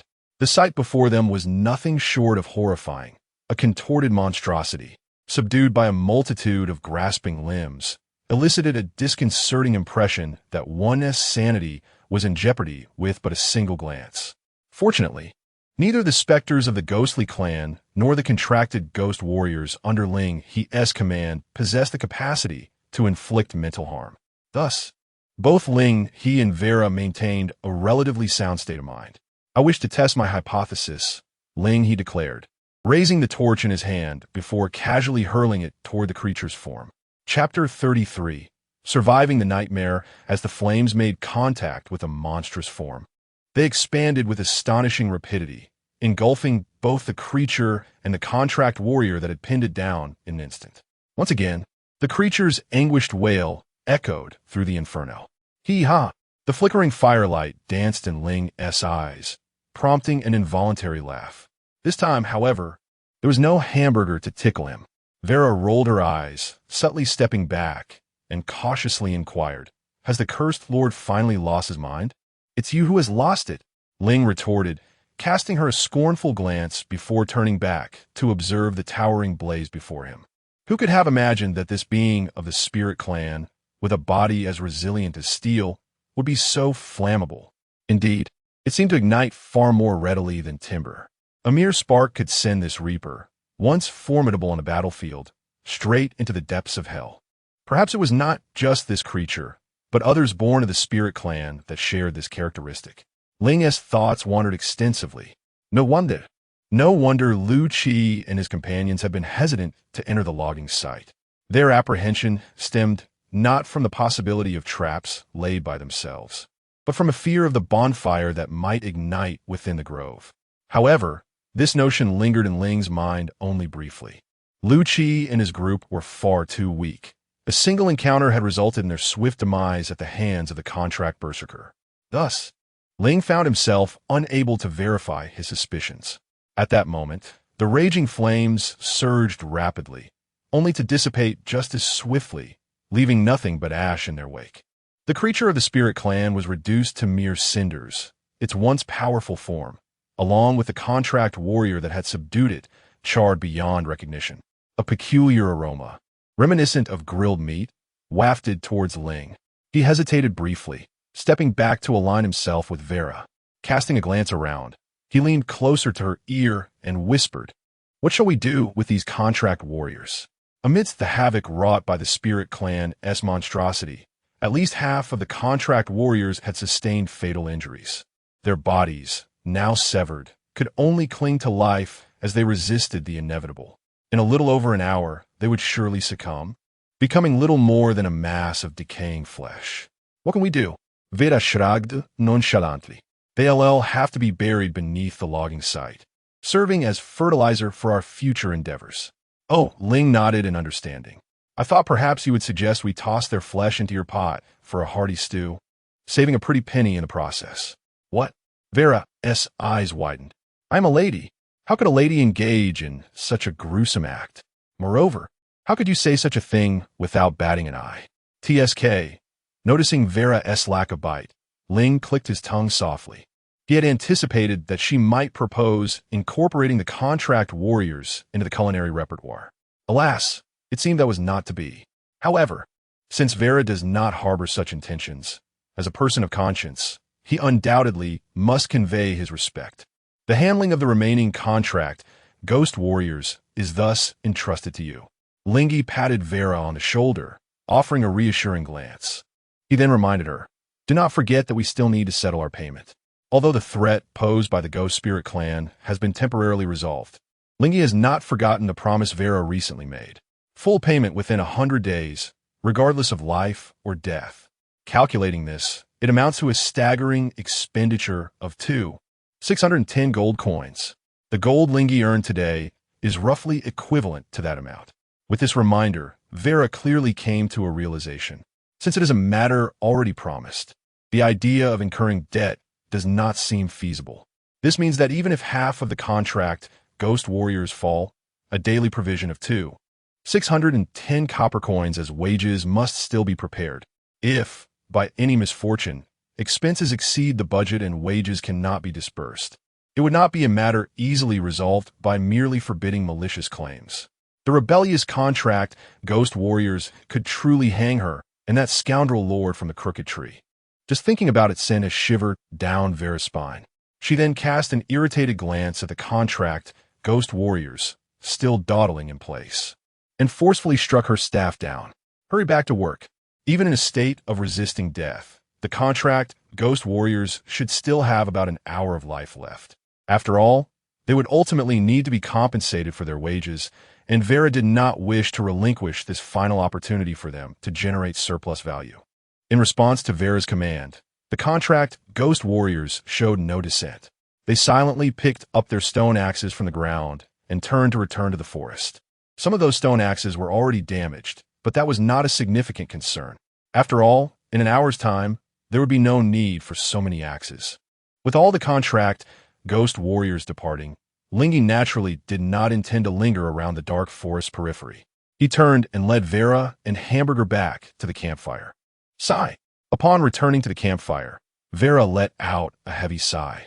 Thanks to our good neighbor, we have suffered a significant loss tonight. Grr. Zzz. No one responded to Vera, as Hamburger had already nestled against the warm campfire, slipping back into slumber. Given Hamburger's state of sleep, had it not been for the earlier battle with the Ghost Spirit Clan's monsters awakening it, it would have likely slept soundly until dawn. Meanwhile, Ling He focused his attention on the small card in his hand. With both Ghost Spirit Clan monsters defeated, the character for death in the center of the card had completely faded away. Correspondingly, the description experienced some alterations. Curse of Death from the Ghost Spirit Clan. Description: derived from the final strategic mirror realm of the Ghost Spirit Clan, containing fragments of their civilization and power. Effect: when used on our core structures, if our era is below the third phase, it can serve as a benchmark to advance into a pseudo-era ahead of time. The description no longer mentioned the summoning of nightmares, but instead emphasized the encapsulation of civilization and power fragments. It seems that the curse of death has been thus endured. The wretched lord? Ling He tucked away the small card in his hand, meeting Vera's puzzled gaze. You appear to be in quite a good mood, Vera remarked, a hint of curiosity in her tone. Previously, during the battle with Liu Qi and his companions, the loss of 261 gold pieces had left Ling He feeling quite pained. So why, in light of the current actual loss of 610 gold, was he seemingly untroubled? Indeed, I am in good spirits, Ling He replied, spreading his hands with a smile. Because soon, we are about to strike it rich. Huh? Vera tilted her head in confusion. One must admit that Ling He possesses an extraordinary talent for amassing wealth, even leaving her a supremely charming lady. No, even she, the exceedingly delightful gentlewoman, found herself struggling to keep pace with Ling He's financial endeavors. Chapter 34. I'm not going to make money? What should we do? Vera inquired aloud. In truth, the task before us is quite simple. Ling extended a finger, asserting that we merely need to share the intelligence we currently possess within the regional channel. Just like that? Vera tilted her head, several question marks floating above her top hat. Is there a fee for the information? No, of course the information is free. Ling shook his head, declaring, I am a good person. How could I engage in such opportunistic behavior? Really? Vera scrutinized Ling with a doubtful gaze. If Ling had no intention of including the contracted Ghost Warrior in the contracted Ghost Warrior's repertoire, she might have had a sliver of belief in his goodness. Yet, at this moment, anyone who could rival her, or even surpass her, could hardly be deemed virtuous. What kind of look is that? Ling raised an eyebrow, clearly displeased with Vera's skeptical expression. Having received the good person card from the same individual twice in succession, he wondered if a certified good person was not, in fact, a good person. Nevertheless, it mattered little whether he was deemed good or not. It was late, and he decided to forego further pretense. Ling glanced at the sky and then expressed what was on his mind. Vera, what do you believe is the primary issue affecting our income right now? Is it our insufficient production capacity? Vera instinctively responded.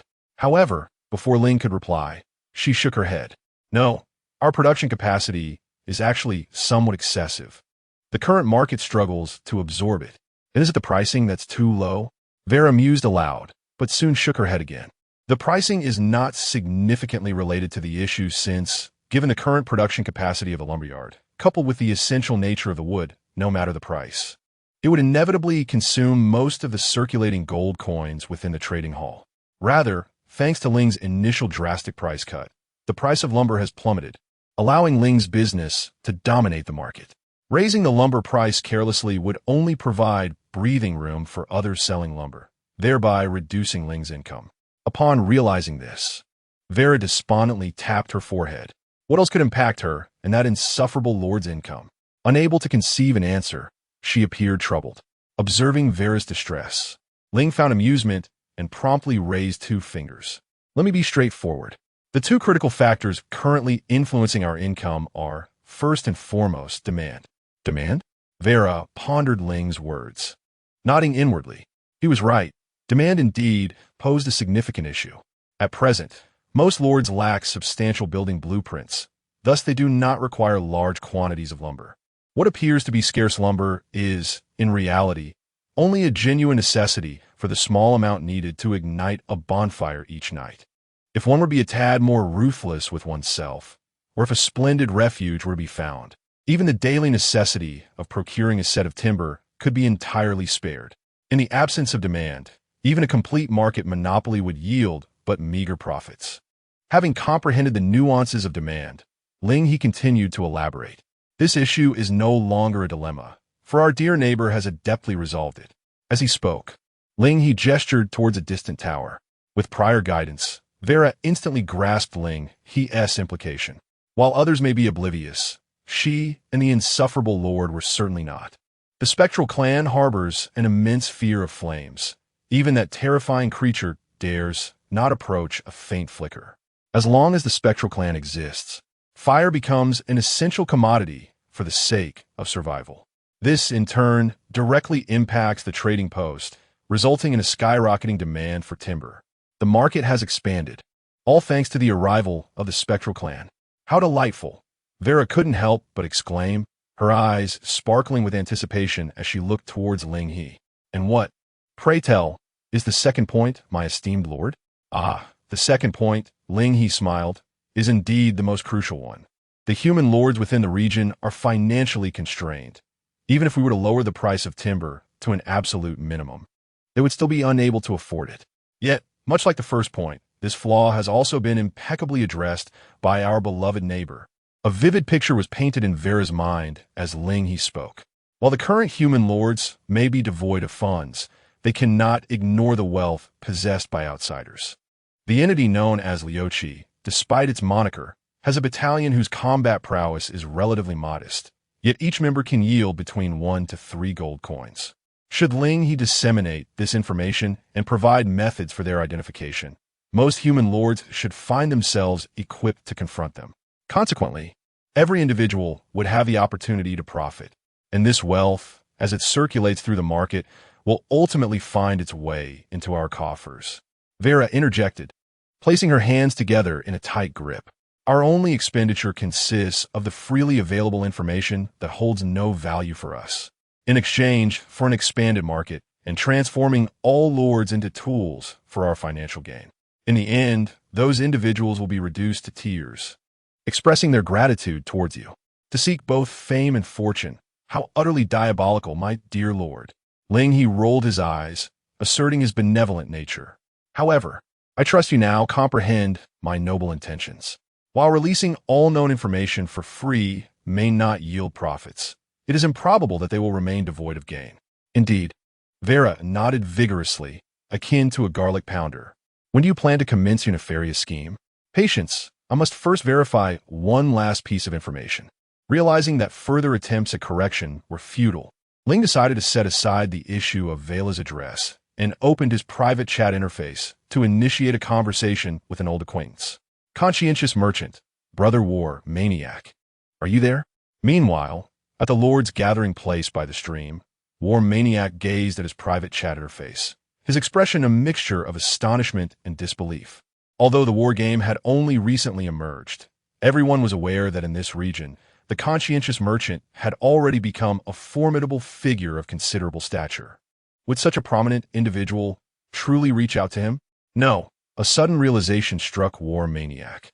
He recalled that he had indeed engaged in a private chat with this conscientious merchant some time ago, initiated by himself, though the other party had not responded. Upon seeing the earlier message he had sent, War Maniac suddenly recognized the individual. Call me War Maniac. It's you. You are the merchant brother? Chapter 35, A Complimentary Lunch. Intelligence. Conscientious vendor. It's me, haha. I owe a great deal to brother Jean Quang for that one remark. Call me Jean Quang. I'm flattered, really. In reality, Jean Quang wiped the sweat from his brow. He had merely made a casual remark about the unscrupulous merchants in the trading post, never anticipating that such an offhand comment could lead to the emergence of a financial titan. Nevertheless, upon discovering that the individual in question was not only alive, but thriving, Jean Quang felt a sense of relief. He had always been a man of principles, valuing camaraderie, and in this war game, his inclination was to assist others whenever possible. Earlier, When he initiated a private chat, he genuinely intended to impart survival techniques to Ling He. When Ling He failed to respond promptly, Zhang Kuang feared the worst, that Ling He had fallen prey to ferocious wildlife and lamented the loss of a life. Yet, it appeared that Ling He was faring quite well and required no further survival guidance from him. Call me Zhang Kuang, vendor. If you have something to discuss, please feel free to speak openly. We are all of the human race, and I shall do my utmost to assist. The fact that Ling He did not even inquire about the nature of the issue and instead directly promised his assistance took him by surprise, though it also seemed rather fitting. Zhang Kuang was indeed a good person, a realization Ling He had grasped earlier. Thus, Ling He did not beat around the bush and intended to be succinct.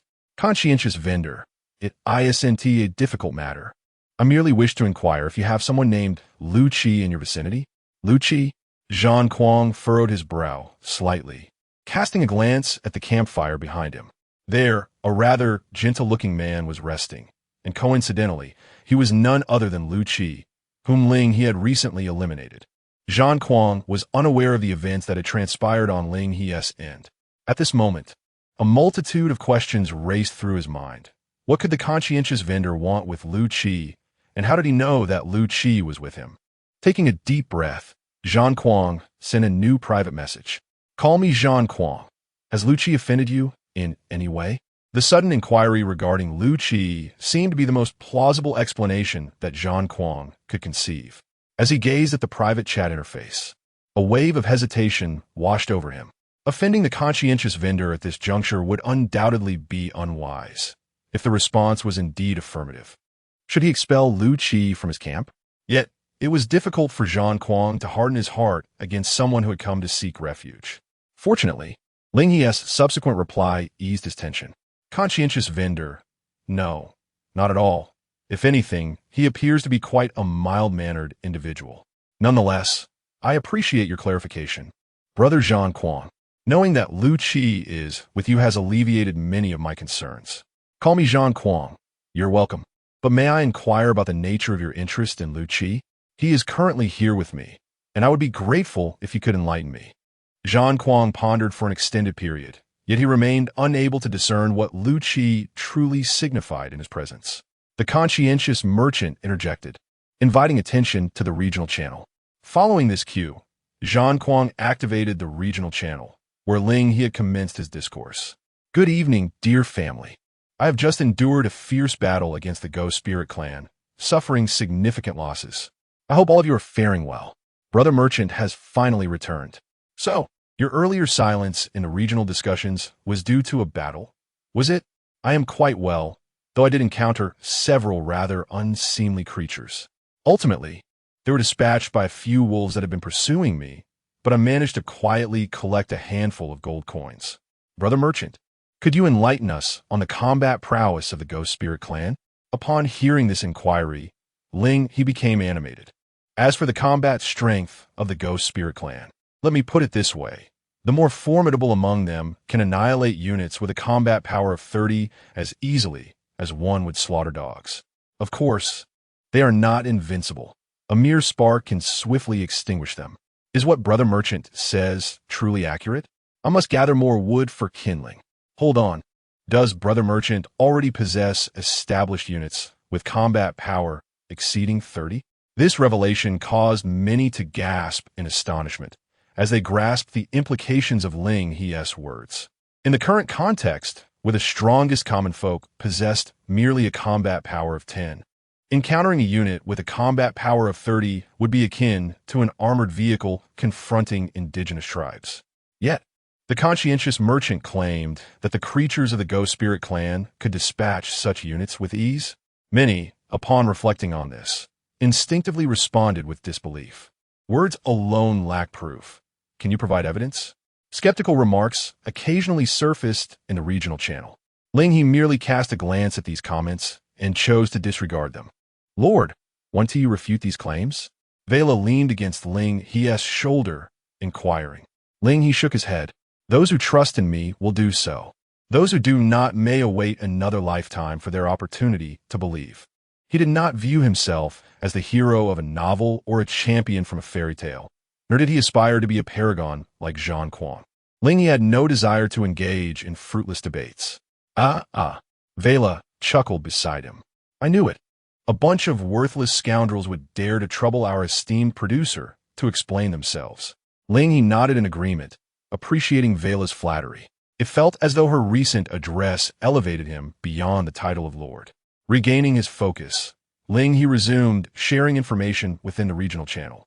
The conscientious vendor remarked, Indeed, not all entities of the spectral clan possess the formidable strength I just described. Among them exists a particular creature whose combat capabilities are not vastly dissimilar to our own. The conjectures regarding the mirror realm were fully divulged by Ling, including the authentic intelligence he had recently validated. A certain malevolent being can assume the guise of various human lords to approach them, gain their trust, and subsequently slay them. The targets of their transformations likely have prototypes within this region, and their personalities and understanding of the terrain are intricately linked to these prototypes. In most instances, one can discern whether an individual is truly human by identifying inconsistencies in their speech. However, Ling proposed a more refined solution, one so simple that even a fool could utilize it, enabling even the most dim-witted to effortlessly determine whether the other party is genuinely human. Chapter 36. A bit of obstruction that would be the private messaging feature.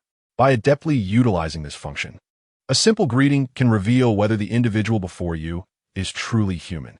The pristine internal channel of humanity serves as the foremost bastion against the looming threat of the specters. However, Lin Xiao, who was eavesdropping, scoffed at the message shared by Ling He.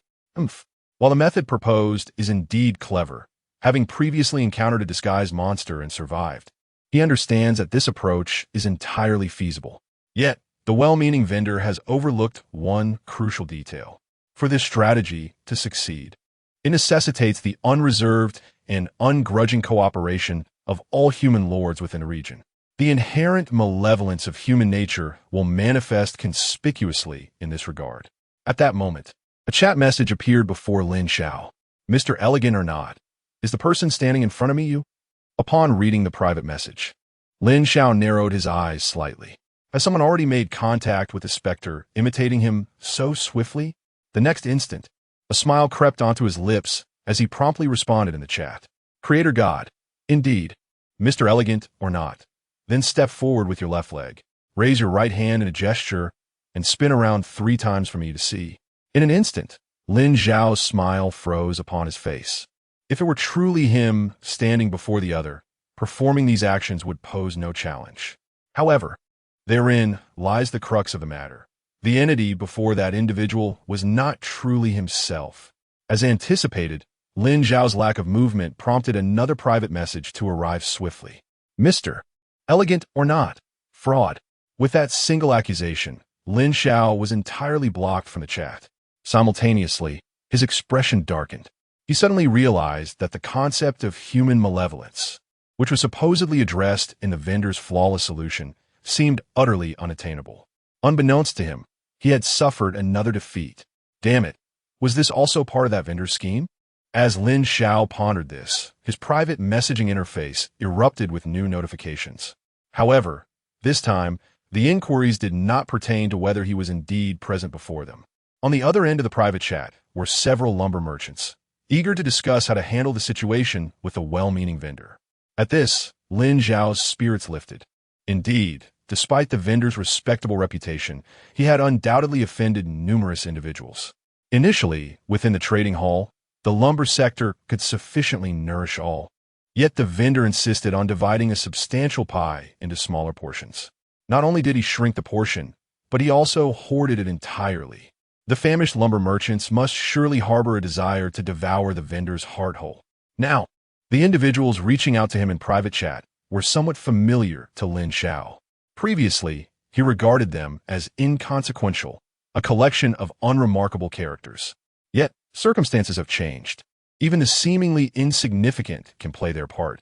Whether they can spoil the entire broth rests entirely upon their shoulders. Upon this thought, Lin Xiao swiftly dispatched a message in the private chat interface. Creator God, friends, may I propose a thought?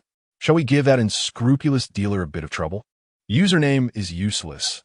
I would love nothing more. If you have any clever ideas, do not hesitate to share. Creator God, patience, my friends. We might first proceed in this manner, and then transition to that. Uncertain if it was merely Ling He's imagination. He perceived that following the dissemination of his intelligence, his reputation within the region seemed to plummet significantly. Numerous conspiracy theories inexplicably surfaced, bifurcated into those who believed and those who did not. Naturally, the skeptics had little to say, mocking him with the very words he had uttered. Surely, no one could genuinely believe his words, right? Did I not say a zombie crisis would emerge in a couple of days? While a unit with 30 points of combat power is remarkably strong, our little vendor is truly impressive, boasting without even a draft. Do you think the vendor is no longer alive? Just a short time ago, he wouldn't dare disclose his location. Yet now he emerges to weave tales and dictate the landscape. As for the believers, they question Ling He's knowledge of such intelligence and the motives behind his revelations. Tell me, why is it that the Ghost Spirit clan has only recently emerged, and everyone else remains utterly oblivious? Yet this vendor seems to know everything. Indeed, so little time has passed. If he possesses information, why must he share it within the region? Could it be that the vendor has become a pawn of the Ghost Spirit clan, offering bits of intelligence to lead us into a trap? Pawn. Vela stifled a laugh and nudged Ling He's shoulder. Someone just called Lord a pawn. Does he not have any reaction to that? Let them speak. Ling He shrugged indifferently. He had already disclosed all pertinent information, having practically served the meal at the table, merely omitting the act of feeding it directly to their mouths. A flawless strategy lay before him, should one choose to ignore it or fail despite its guidance. What could be said other than that their fate was sealed? As for the shift in sentiment within the regional channel, Ling He discerned an undercurrent aimed at him. Yet, he was not a man overly concerned with reputation. Regarding those who targeted him, he could only express that it sufficed to fool others, provided they did not deceive themselves. If those individuals were indeed foolish enough to entrap themselves, then in a few days' time, Ling He would likely no longer see their faces guiding the narrative. Having completed his tasks, Ling He yawned, rubbing the corners of his sleepy eyes, and turned to Vela beside him. Vela, do your earlier words still hold true? What did I say previously? The very statement that you would keep watch tonight. As the words fell, there was no opportunity for Vera to respond. Ling He stood up directly, flattened the hamburger on the ground, and then laid down entirely upon it. Upon witnessing this, veins bulged on Vera's forehead. You despicable lord. Did you even consider granting me a chance to refuse? At this moment, Ling He had already reclined upon the hamburger, on the verge of drifting into slumber, offering Vera only a few perfunctory words in response. Vera, you can do it. Gambat, taking a deep breath. Vera seated herself beside Ling He and forcefully turned his head on her lap. You need to lean closer while sleeping. I still need to use the trading panel.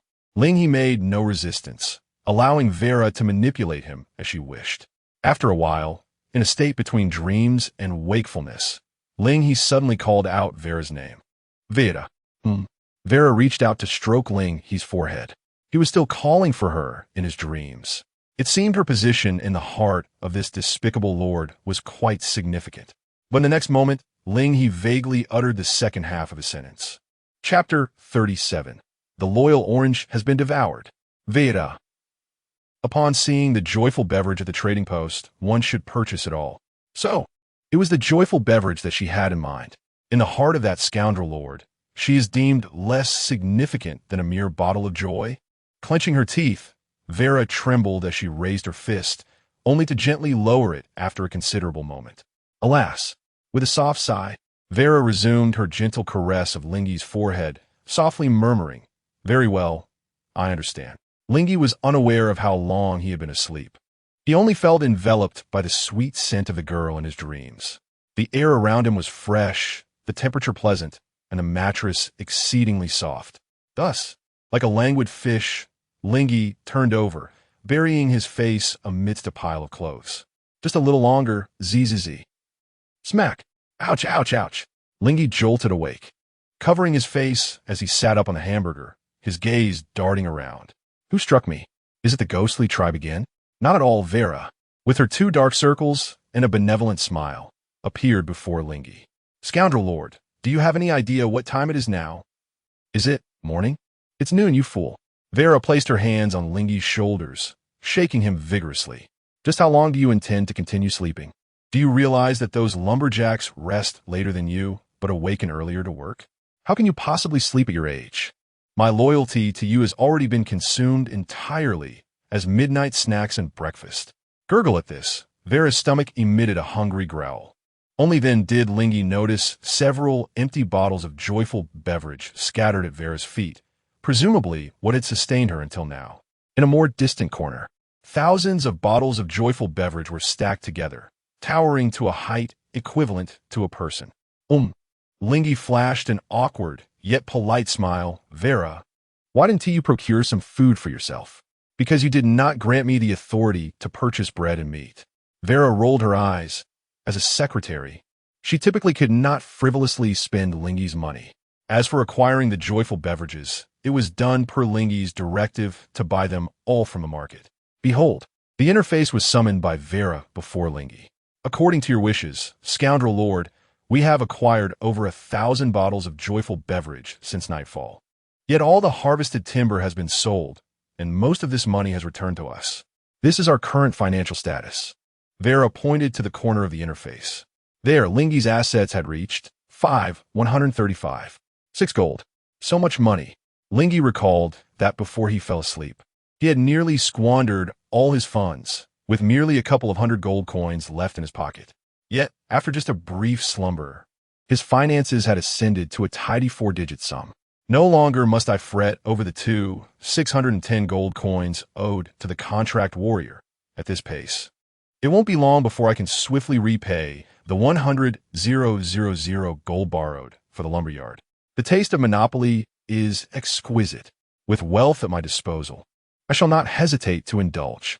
Thus, I spent a mere 5 gold coins to procure some berries and bread from the marketplace. A modest breakfast for myself and Vera.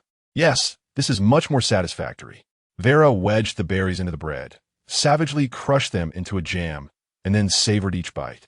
After a hearty meal, the fatigue from a sleepless night weighed heavily upon Vera's eyelids. The tasks ahead are yours to handle, my mischievous lord. Do ensure you earn well. The Paisho wallet was handed from Vera to me, after which she sought a shaded spot beneath a tree and soon slipped into a state of half-dreaming. I shall return to take over your watch. Seeing that Vera had succumbed to slumber, I shook my head in resignation. Something felt amiss. While the thrill of earning was delightful, why must I, as the lord and the proprietor, endure the burden of 2 shifts?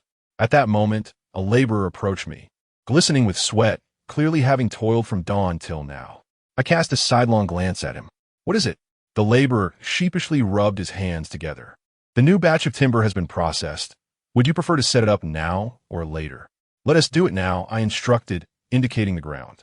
When I am present, place the processed timber beside me. When I am absent, stack it into a pile. Understood.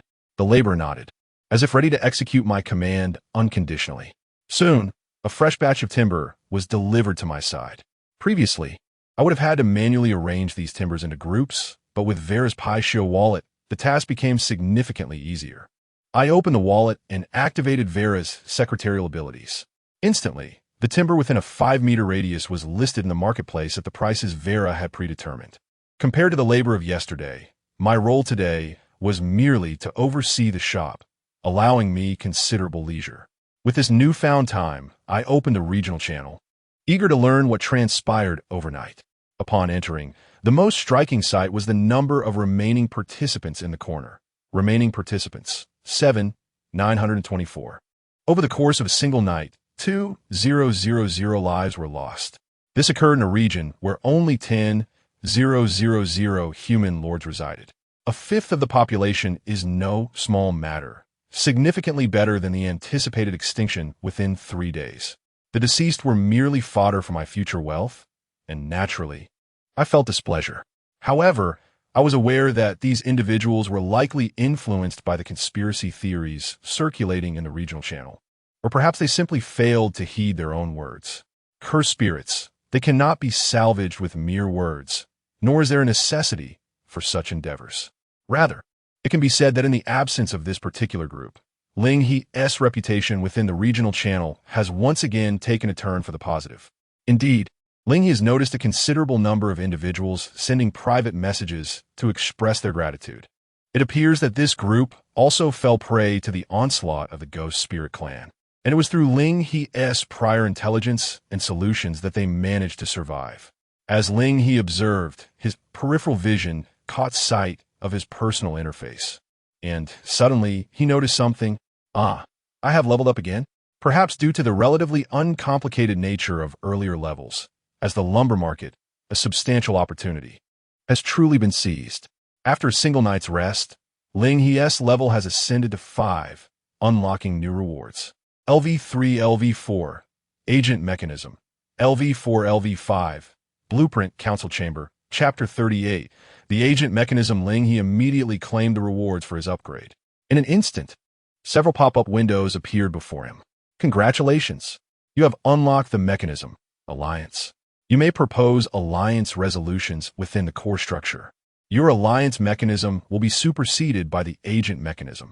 With a cursory glance, Ling He understood that this was akin to a secretary replacing a bureaucrat, likely an exclusive feature of capital growth pathways.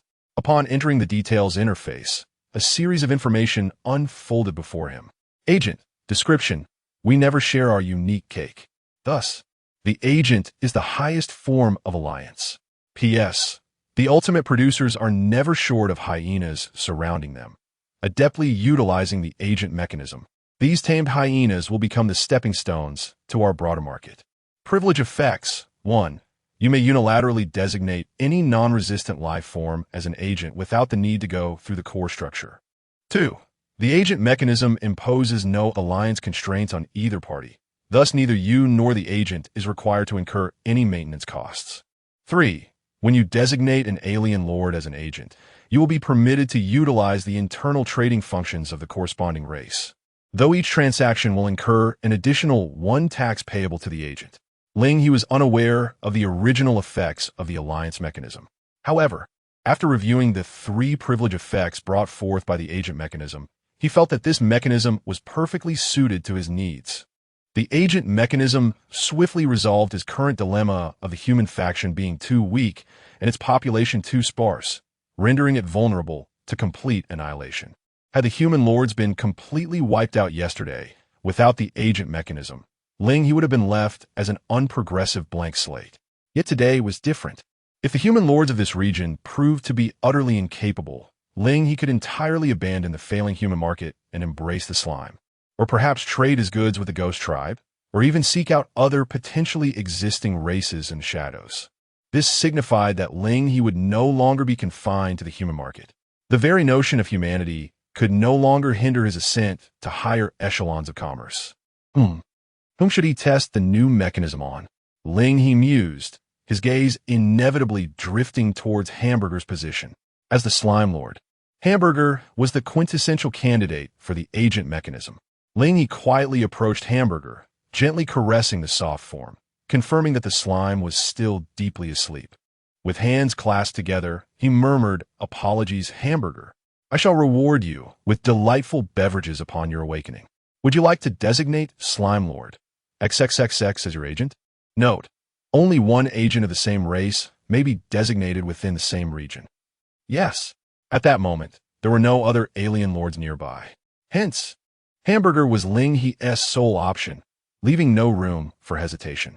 You have sent an invitation to the Slime Lord XXXX for a proxy agent. XXXX has not responded to your invitation and will default to acceptance after a countdown of 10 seconds. 10, 9, 8, 7. Ding. You have successfully designated the Slime Lord, Hamburger, as your proxy agent. Is that all? As a notification flashed before him, Ling blinked in surprise. He had anticipated some dazzling effects accompanying the designation of a proxy agent. However, he was left quite disappointed. Recruiting Hamburger as a proxy agent merely entailed registering the nickname, and Ling felt no other changes. He had yet to decipher how to utilize the slime trading post feature. Perhaps Vera, as his secretary, would know something, but having just stayed up all night, he refrained from disturbing her. Never mind, he would inquire once Vera awoke. Presently, the crops on the human side were thriving. capable of consuming all the goods Ling was currently producing. Thus, he did not seem overly anxious about expanding into foreign markets. Alternatively, there were many other tasks Ling could pursue, such as examining the additional rewards obtained from upgrades. Council Hall, Era, Stone Age, Path of the End Producers. Description: a core building that unlocks the resolution feature upon construction, granting ownership of the land within a 10-meter radius. Long-term possession results in a strong claim over the held land. Construction requirements: 500 units of wood. So the core building was waiting for him here. Upon reading the description of the council hall, Ling couldn't help but glance again at the proxy agent mechanism. Clearly, the proxy agent system had rectified the bug that required a core building to initiate resolutions within the alliance mechanism. Thus, it seemed he had nothing that necessitated the council hall at present. Wait, a thought flashed through Ling's mind regarding the item he had found last night. The death curse of the ghostly race, which required use within a core building. That item could allow Ling to enter the so-called pseudo-era, and although he was somewhat baffled by it, his curiosity urged him to explore. Moreover, he was not one of those impoverished souls. The mere 500 units of wood was but a trifling sum for Ling now. With wealth, he could accomplish his goals. Would you like to construct the building? Council Hall. Yes. Please choose a location for the building. Ling once again entered the construction perspective he had visited when purchasing the spiritual lumber yard.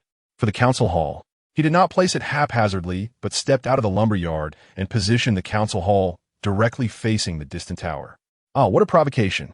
In the time it took to take a nap, Ling had already devised a plan for dealing with any remaining monsters of the ghostly race that might still inhabit the tower.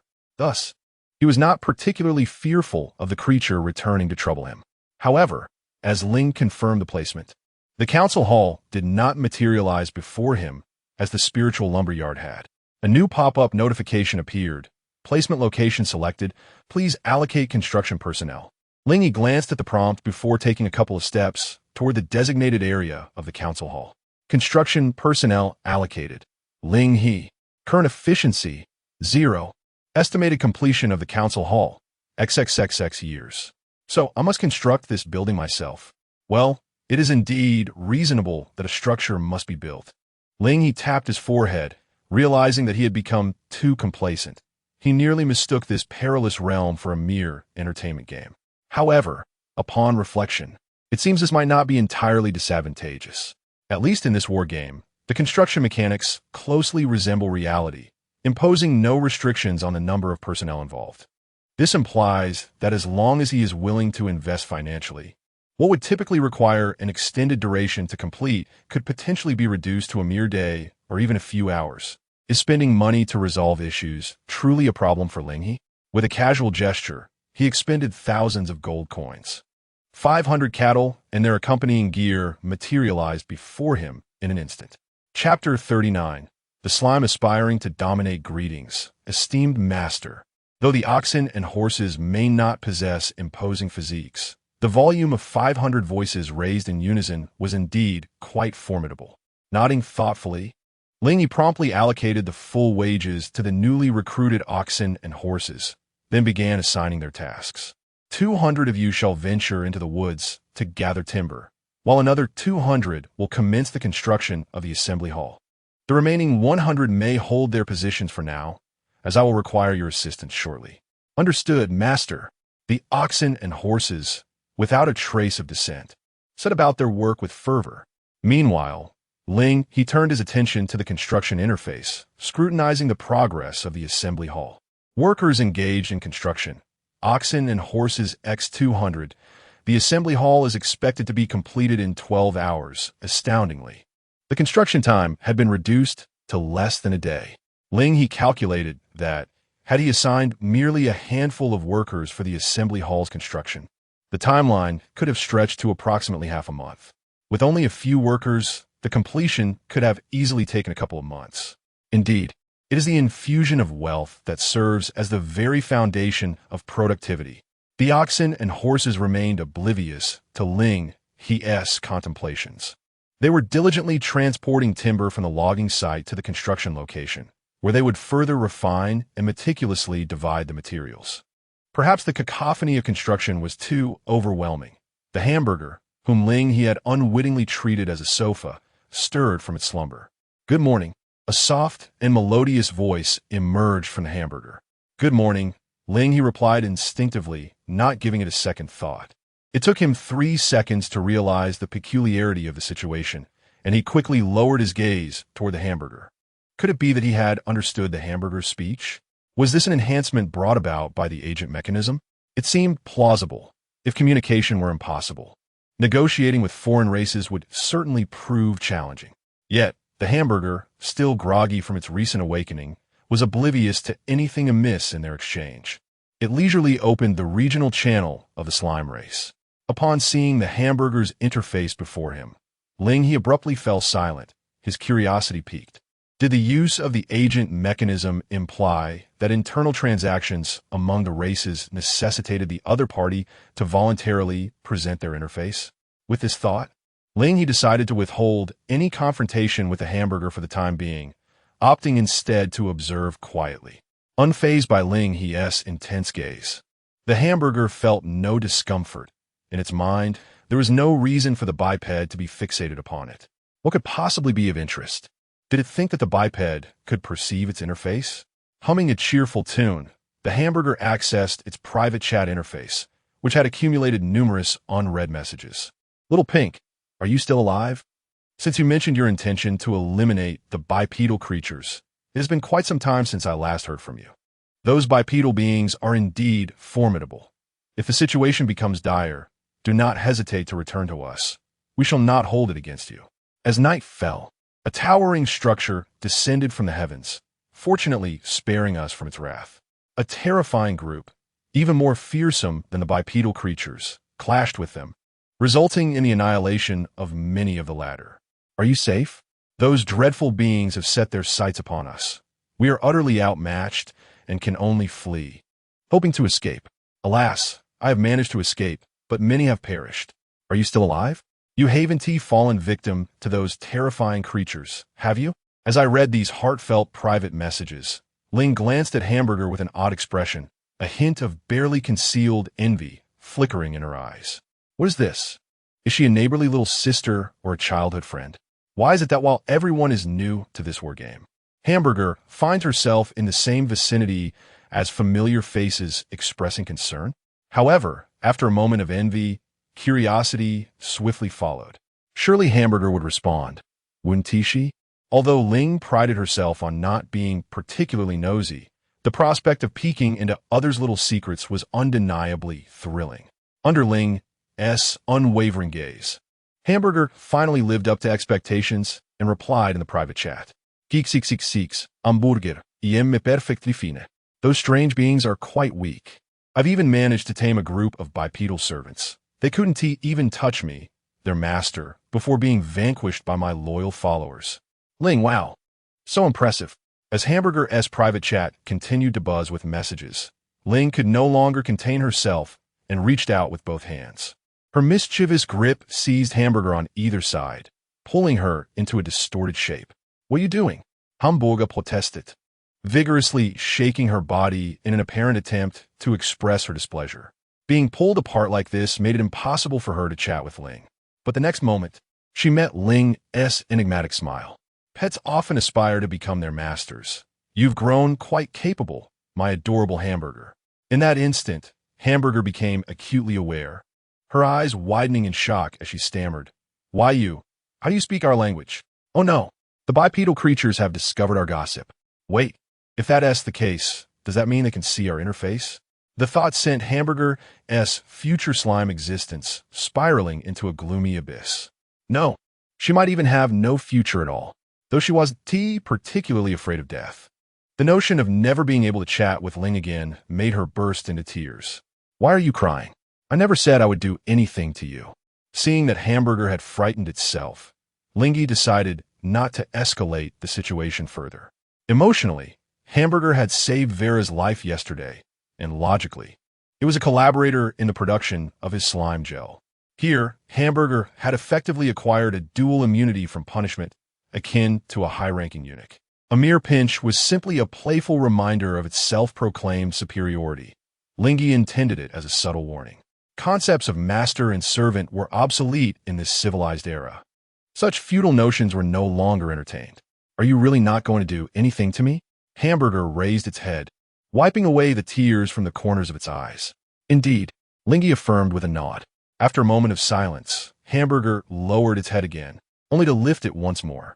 Gurgle, gurgle? Hiss. Ling He felt his fists gradually tightening at the sight of Hamburger's clear, yet foolish gaze. Suddenly feigning muteness, Ling He thought, "Are you treating me as a fool?" Gurgle Hamburger shrank back in fear. Observing this, Ling He let out a resigned sigh. "Fine, we'll speak when you're ready. For now, let me see your interface." Though Hamburger remained silent, it obediently displayed its personal interface. Upon seeing it, Ling He's eyes widened in astonishment. "You, my friend, are the true protagonist." Chapter 40. Have I become experience card? Before him, the personal interface of Hamburger displayed. Growth path. Divine Supreme Legendary Radiant Thunder Slime King. Current level. LV9. What could possibly account for such a lengthy, ominous string of prefixes in this growth path? Ling couldn't help but recall a wretched online game he had played prior to entering the war game. At level 1, he had just finished off a rabbit, only to be forced to wield a flimsy wooden stick against drowning crayfish. By level 10, after defeating the Wolf King at the village entrance, he was hastily engaged in aiding the village chief to eliminate robust crayfish warriors. At level 50, having acquired the legendary weapon, the Sword of Kings, he found himself in a fierce battle with the demonized crayfish. Even upon reaching level 100 and vanquishing the creator god, he still had to enter dungeons where he was mercilessly beaten by the otherworldly demon crayfish. It was a mere reskin, devoid of mechanics, relying solely on numerical values. In hindsight, Ling could not help but curse that dreadful game.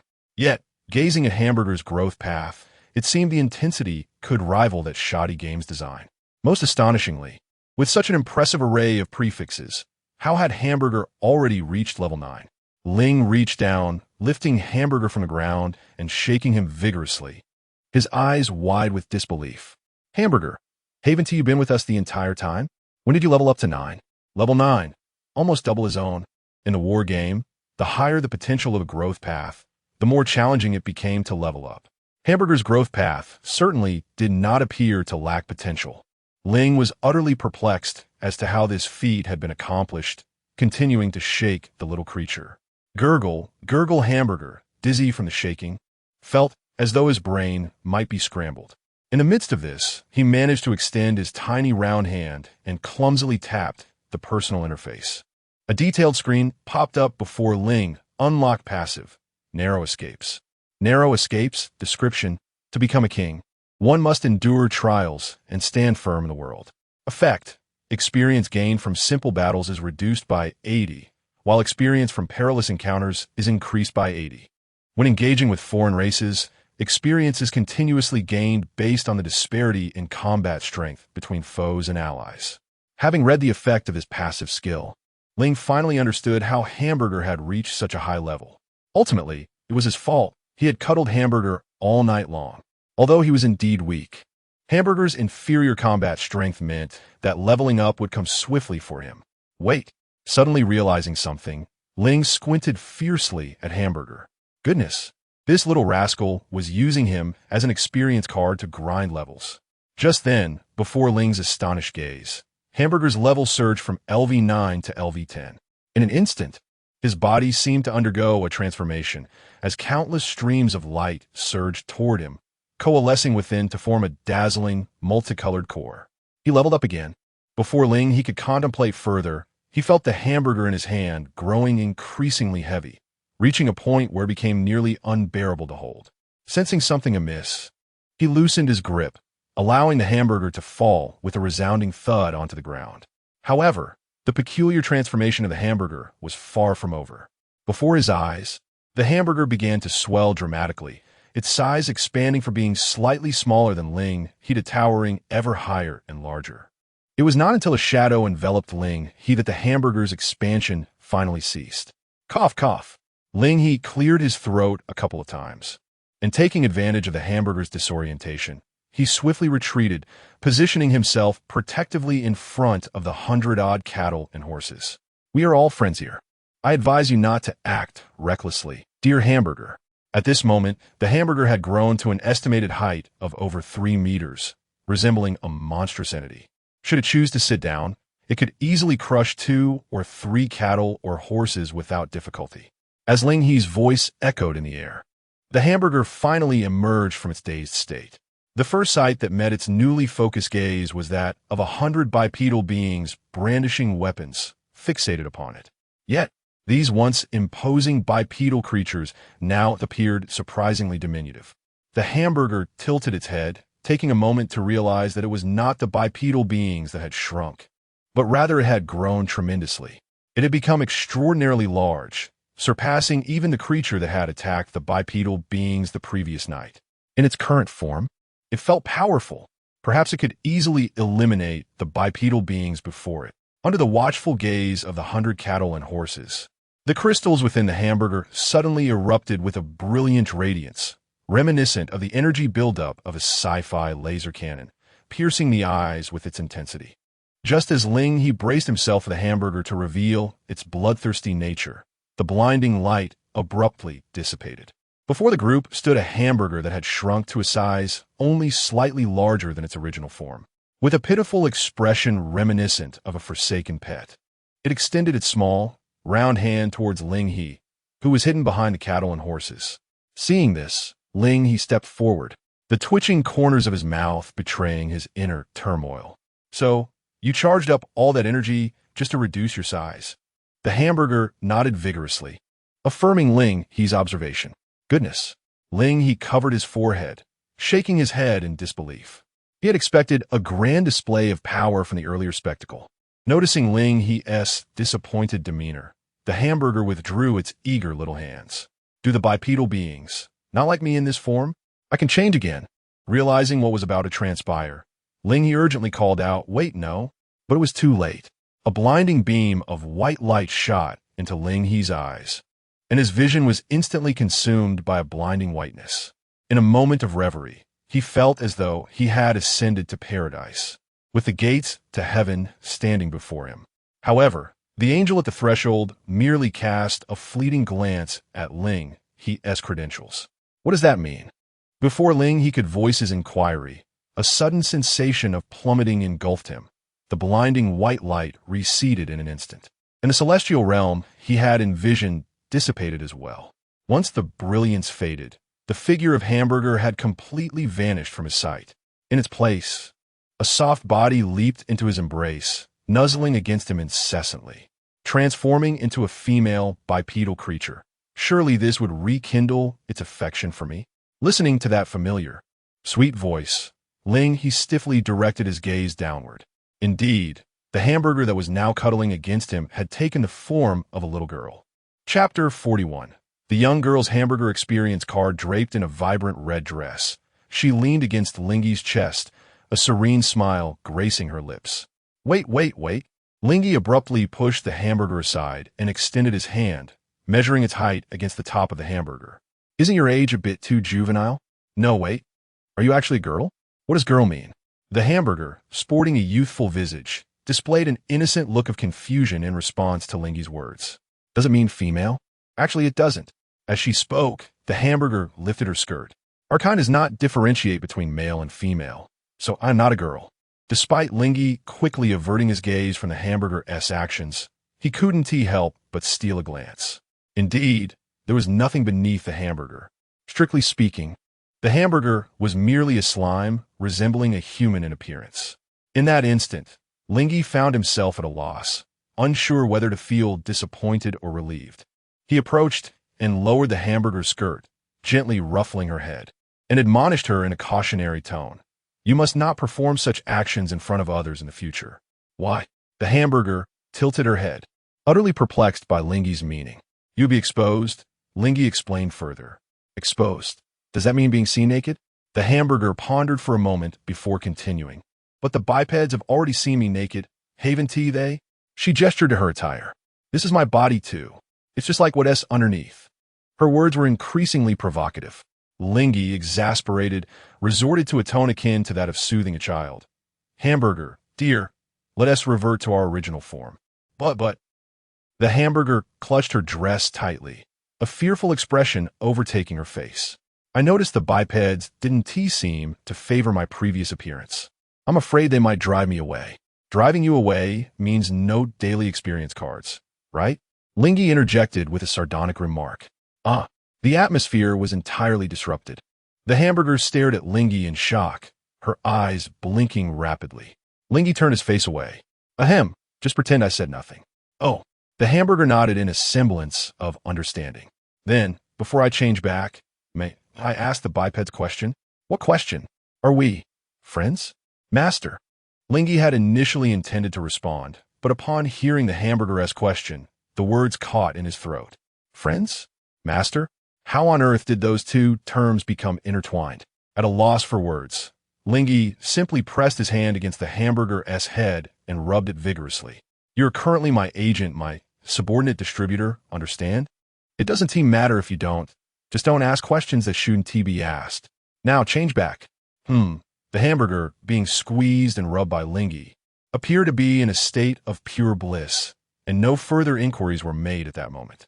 Then I shall transform, master. No, wait.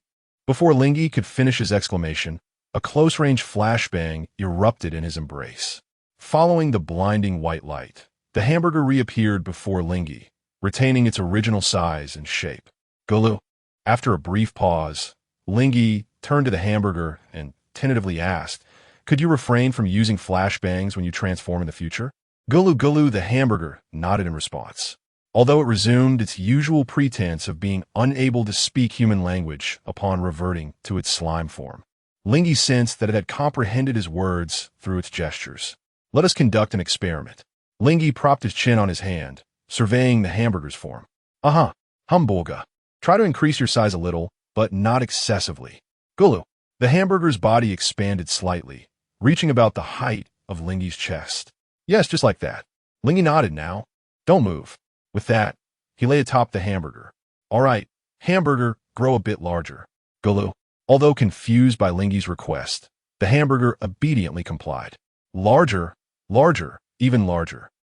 After several transformations, the hamburger had grown to a height of 2 meters, towering over the surrounding cattle and horses. Ling He languidly rested atop the hamburger's head, exhaling contentedly. This is simply divine. Given the hamburger's current capabilities, carrying him while moving would pose no challenge. If the earlier iteration of the hamburger was akin to a fixed sofa, the present one resembled a mobile bed. After experiencing the unparalleled softness of the hamburger's embrace, Ling He mused that every idle soul ought to possess their very own slime king. Naturally, the hamburger was his. Summoning the nearby livestock, he requested 2 bottles of fizzy drink. He opened one for himself and poured the other into the hamburger's form. Lulu, gulu, a multitude of bubbles surged from the hamburger's head, bursting into the air. It was evident that the hamburger was thoroughly enjoying itself. However, as the next batch of timber was processed, Ling He temporarily set aside his playful nature. All right, we have much to accomplish today. He gently rubbed the top of the hamburger's head. For instance, let us continue our transactions, my dear agent and partner. Due to the arrival of the ghostly tribe, the fire slime gel, which previously had poor sales, had unexpectedly become highly sought after overnight. During his slumber, the gel had sold out completely at the trading post. It was time to restock. Gulu. Although the hamburger remained silent, it clearly understood the significance of the term transaction uttered by Ling He. Consequently, a small vial of gel was presented to Ling He from atop the hamburger. No. Ling shook his head, refraining from accepting the slime gel that hamburger offered. From previous experiences, he had discerned that an excessive supply of slime gel within a short span could inflict harm upon hamburger's being, potentially leading to his complete disappearance. A scenario Ling was eager to avoid. Such a soft and comfortable mobile bed, if lost, would be irreplaceable. Thus, like Vera, hamburger must remain unharmed. Moreover, considering hamburger's limited production of slime gel, it was utterly impossible to meet the vast demands of humanity in the current market. Expansion of production was imperative. Contemplating this, Ling leaned closer to hamburger and inquired, could you show me your recruitment interface and construction interface? The expansive grassy plains outside appeared ideal for grazing. Chapter 42. Investment. Gulu.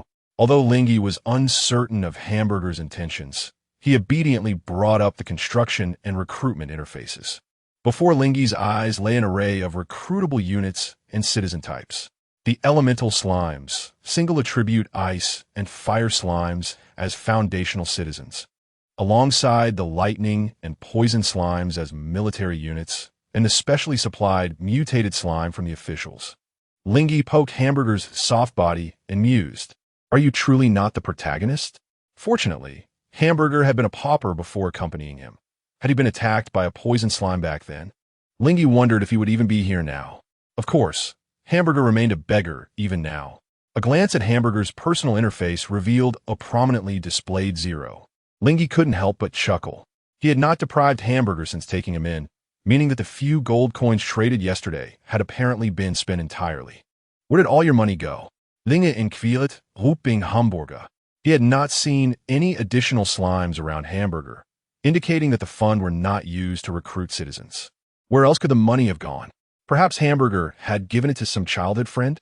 As Ling He's thoughts wandered, Hamburger emitted a soft gulu, scratching his body with his small round hand, then pointed at his personal interface. Special ability. Transformation. So, you spent all your money on this skill? Ling He asked. Hamburger responded with a gentle no longer feigning silence. I fear that bipeds might drive me away. All right, they want to chase you away. Ling He, anticipating Hamburger's next words, interrupted him. He had intended to guide Hamburger on how to progress swiftly in fulfilling his orders. But it seemed that Hamburger's development was a mere fantasy at this point. Suddenly, an idea struck Ling He, and he posed a question to Hamburger. How about I invest in you? What is investment? Ling He pondered for a moment before explaining in the simplest terms. It means I believe in you and decide to lend you money for development, which you will repay later. Hamburger felt tempted, but hesitated, saying, but I lack the skills for this. Well, so do I, at least not at the moment. Ling He's tone was light. Suggesting this was a gentleman's agreement free from contractual obligations. Consider my trust in you, Hamburger. Trust? Hamburger quivered, uncertain why the biped would place trust in him. Could this be what Little Pink had mentioned long ago? The feeling of friendship? All right then. A soft, sticky voice emerged from Hamburger. If it was a friend's request, he would gladly agree. Upon seeing the Hamburger, Ling He decided to invest his own resources, promptly tapping its forehead and proclaiming, so it shall be. The investment would be settled by offsetting the debt with goods. Naturally, as the investor, I shall have full discretion over the funds. Is that agreeable? The Hamburger raised no objections to this. Ling He then leaned over the Hamburger, extending his hand forward. A cascade of gold coins fell from his palm, landing before the Hamburger. Be sure to collect them. We wouldn't want them rolling into the grass and becoming lost, Ling He advised. Ah, the Hamburger responded, then hunched forward, swiftly absorbing all the coins into its body. As the coins vanished, the remaining balance on the Hamburger's panel surged to 1,000 gold. So much wealth, the Hamburger exclaimed, blinking at its panel, marveling at the first 4-digit figure it had ever seen. However, it refrained from immediate spending, recalling the gentleman's agreement with Ling He that these funds would be decided upon by friends. Ling He, please show me the details of the recruitment interface, he commanded. The Hamburger complied, displaying the details of the units available for recruitment. Ling He cast a brief glance over the information. Fire Slime. Era. Dawn Era. Dynastic Path. Description: we have arrived in this world filled with innocence and yearning, uncertain if we are prepared to face dangers and challenges. Recruitment price: 1 gold, 1 population. The categorization of slimes by era seemed somewhat distinct from that of humans, yet Ling He merely skimmed over it, focusing more on the recruitment prices. The ice and fire single-element slimes, as basic denizens, had recruitment costs identical to Ling He's contracted lumberjack. Meanwhile, the lightning and venom type slimes commanded prices of 3 gold and 5 gold, respectively. As for the mutated slimes, the 10 gold cost for the bureaucrat unit remained unchanged. Nevertheless, Ling He noted an important detail. In addition to the recruitment price for each unit, there was also a prerequisite concerning the population cap, which indicated where these units would reside. This requirement had not been present when he recruited the contracted lumberjack and cattle. He pondered whether this was related to race, pathway, or if it was merely a peculiarity of his denizens.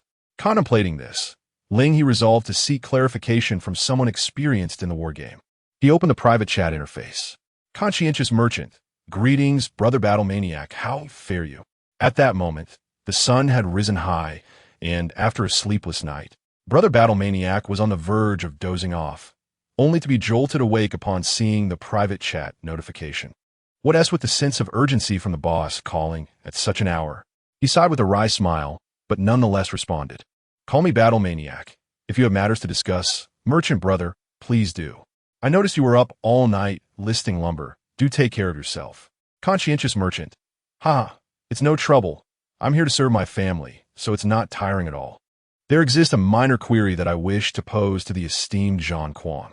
It appears that there are numerous lords within your realm. When recruiting subjects, is there a limitation on population?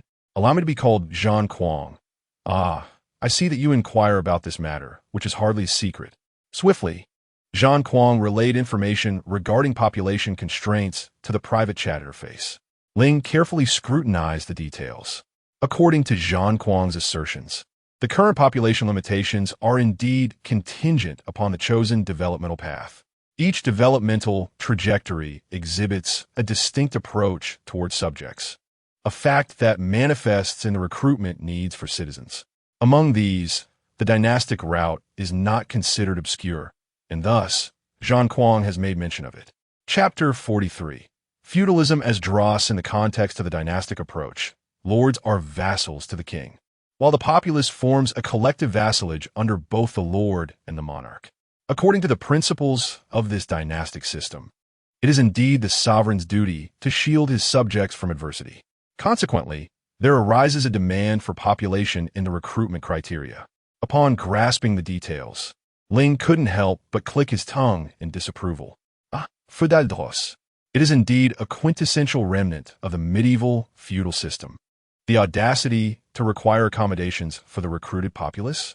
Why not take a cue from the thousands of cattle and horses at his disposal, laboring tirelessly for 17 to 18 hours a day, collapsing in his slumber when exhausted? Clearly, the lumberyard serves as their lifelong abode, rendering any additional housing unnecessary. Unfortunately, Hamburg's developmental trajectory is set in this manner. A mere lamentation over feudal dross cannot abolish the constraints on population. Without augmenting the population cap, Hamburg's basic limit stands at merely 1.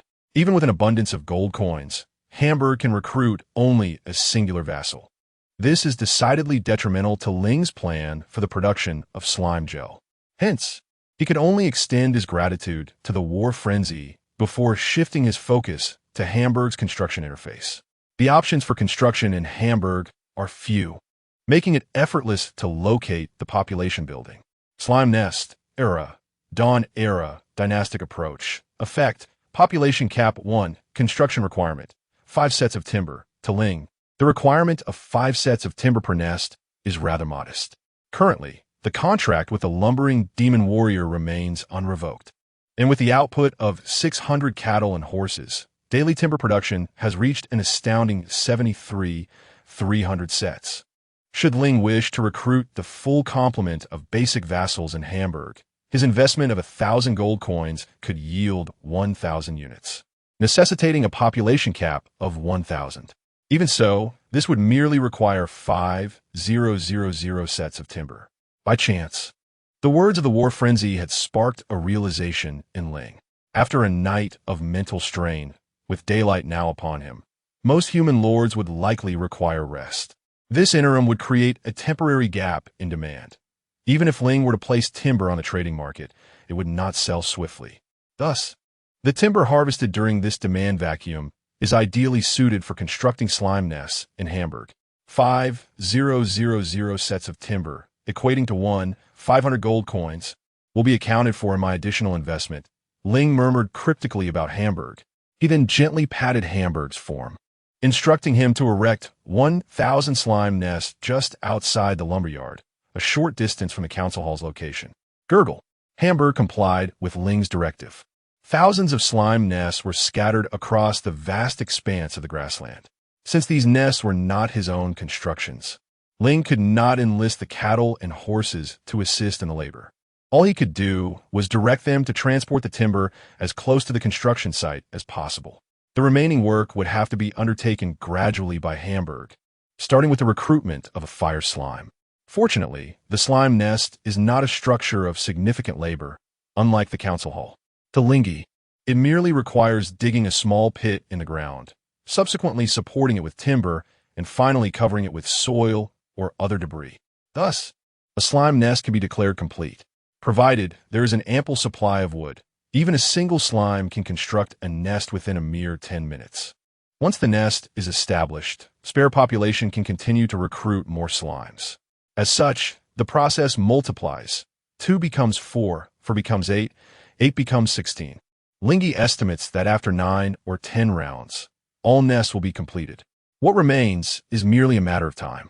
After arranging the investment matters, Ling He reluctantly dismounted from Hamburger. Goo!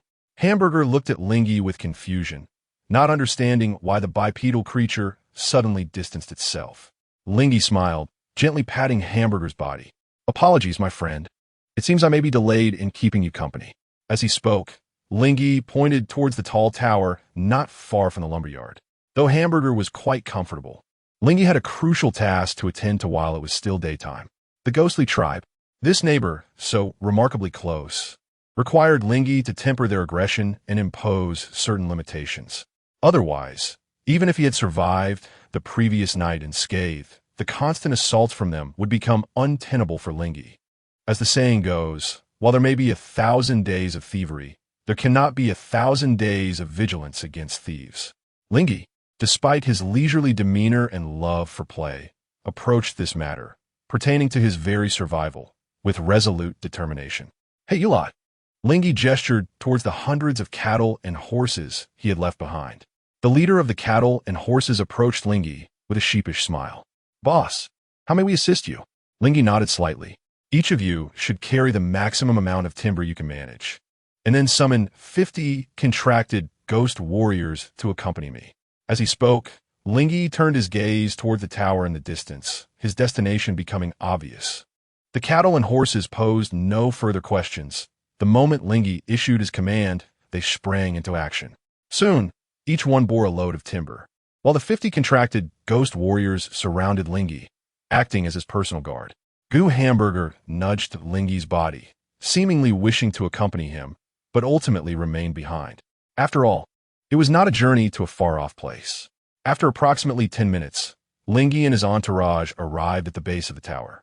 What appeared to be an unremarkable tower from afar was overwhelmingly impressive upon closer inspection. At this moment, the cattle and horses nearest to Ling He, carrying the timber, quietly inquired, "Boss, are you planning to go inside?" These cattle and horses were far more perceptive than the contracted lumberjacks, and thus, having just arrived at the foot of the tower, they sensed that something was amiss. From an exterior perspective, the towering structure exudes a profound sense of decay, yet simultaneously, an air of lifelessness emanates from within. The cattle display no fear of death. However, should their master perish, the prospect of future wages would be precarious. In response to the concerned gazes of the cattle, Ling He slowly shook his head. No, I certainly will not enter. Given his current capabilities, he lacked the confidence to directly infiltrate the lair of the ghostly clan. Yet, this did not imply that he was entirely powerless against that group. Open the door. With a commanding shout from Ling He, the accompanying contracted ghost warriors surged forward, pressing against the heavy entrance of the tower, their muscular arms straining as they exerted all their strength to push the formidable doors ajar. Place the timber at the entrance, Ling He instructed once more. Soon, the cattle had amassed over 100 bundles of timber into a heap before the tower's entrance. At that moment, Ling He produced a fire, slime gel, and gently traced it across the vast bonfire formed by the multitude of timber. Whoosh! Chapter 44. We need an irresistible product. A towering inferno erupted, sealing off the solitary entrance of the high tower. Meanwhile, a gentle breeze swept across the prairie, carrying the thick smoke from the flames directly into the tower's interior. Perhaps it was merely Ling He's imagination, but he felt an eerie sensation, as though a pair of eyes were watching him from behind the flames. Yet, just as he focused his attention to search for the source, the flickering light before him caused that inexplicable feeling of being observed to vanish in an instant. Was it an illusion? Ling He withdrew his gaze from the fire, aware that the sensation of being scrutinized might not have been a figment of his mind. It was conceivable that the grotesque creatures of the ghost spirit clan were lurking within the tower's blind spots, observing him closely. Nevertheless, Ling He did not expect the thick smoke from the bonfire to suffocate the ghost spirit clan entirely within the tower. At this moment, his objective had already been accomplished. You all, he gestured towards his subordinates. From now on, you are tasked with watching over this bonfire. If we run low on firewood, go directly to the lumberyard to fetch more. My only requirement is that the flames beneath this tower must never extinguish. Indeed, this was Ling He's strategy. Since those monsters were far more flammable than firewood and harbored an immense fear of flames, blocking the tower with fire would inevitably trap the ghost spirit clan within. Even if it meant consuming several hundred bundles of firewood daily, it was a worthwhile sacrifice. A few hundred bundles of wood would only cost about 100 gold coins. While the previous night's encounter with those two monsters had nearly resulted in an expenditure of 3,000 gold coins, the balance of power had become abundantly clear. I shall not engage in a war that results in losses. Muttering to himself, Ling He stretched his arms towards the sky. In that fleeting moment, myriad thoughts flooded his mind. In this entire region, the human lords had decisively clashed with the ghost spirit clan. With the intelligence he had disseminated the previous night, it was assured that, for the time being, the human lords would not face utter defeat. In some circumstances, they might even gain the upper hand. Those lords who participated in the battle and survived would thereby secure a handsome profit. Indeed, a handsome profit. Ling He narrowed his eyes, swiftly calculating in his mind. Just as bank robbers earn far more than money launderers, regardless of how fiercely an individual fights, their earnings would merely represent a fraction of the collective. By monopolizing the timber market, he had amassed an astonishing 5,000 gold coins overnight. Yet, to believe that this was the entirety of the earnings for the other human lords in the region the previous night was something Ling He could not accept. Despite the loss of over 2,000 lives, nearly 8,000 lords had survived. They must still possess considerable wealth. If he could consolidate these collective earnings, the resulting figure would be profoundly staggering. This, in turn, would propel Ling He's growth trajectory to unprecedented heights. However, relying solely on Ling He and the current goods, specifically the timber and fire slime gel from these two markets, it proves somewhat challenging to amass this wealth. Unless Ling He can present something that he can monopolize, an offering that no one can refuse. And what that offering is, Ling He has already discerned during his journey. It is life. With a subtle smile gracing his lips, Ling He cast a sidelong glance at the flames beneath the tower before nonchalantly summoning the contract demon warrior and turning away. To realize this aspiration, he requires Hamburger's assistance. Upon returning to the lumberyard with the contract demon warrior, Ling He was greeted by Hamburger's warm embrace.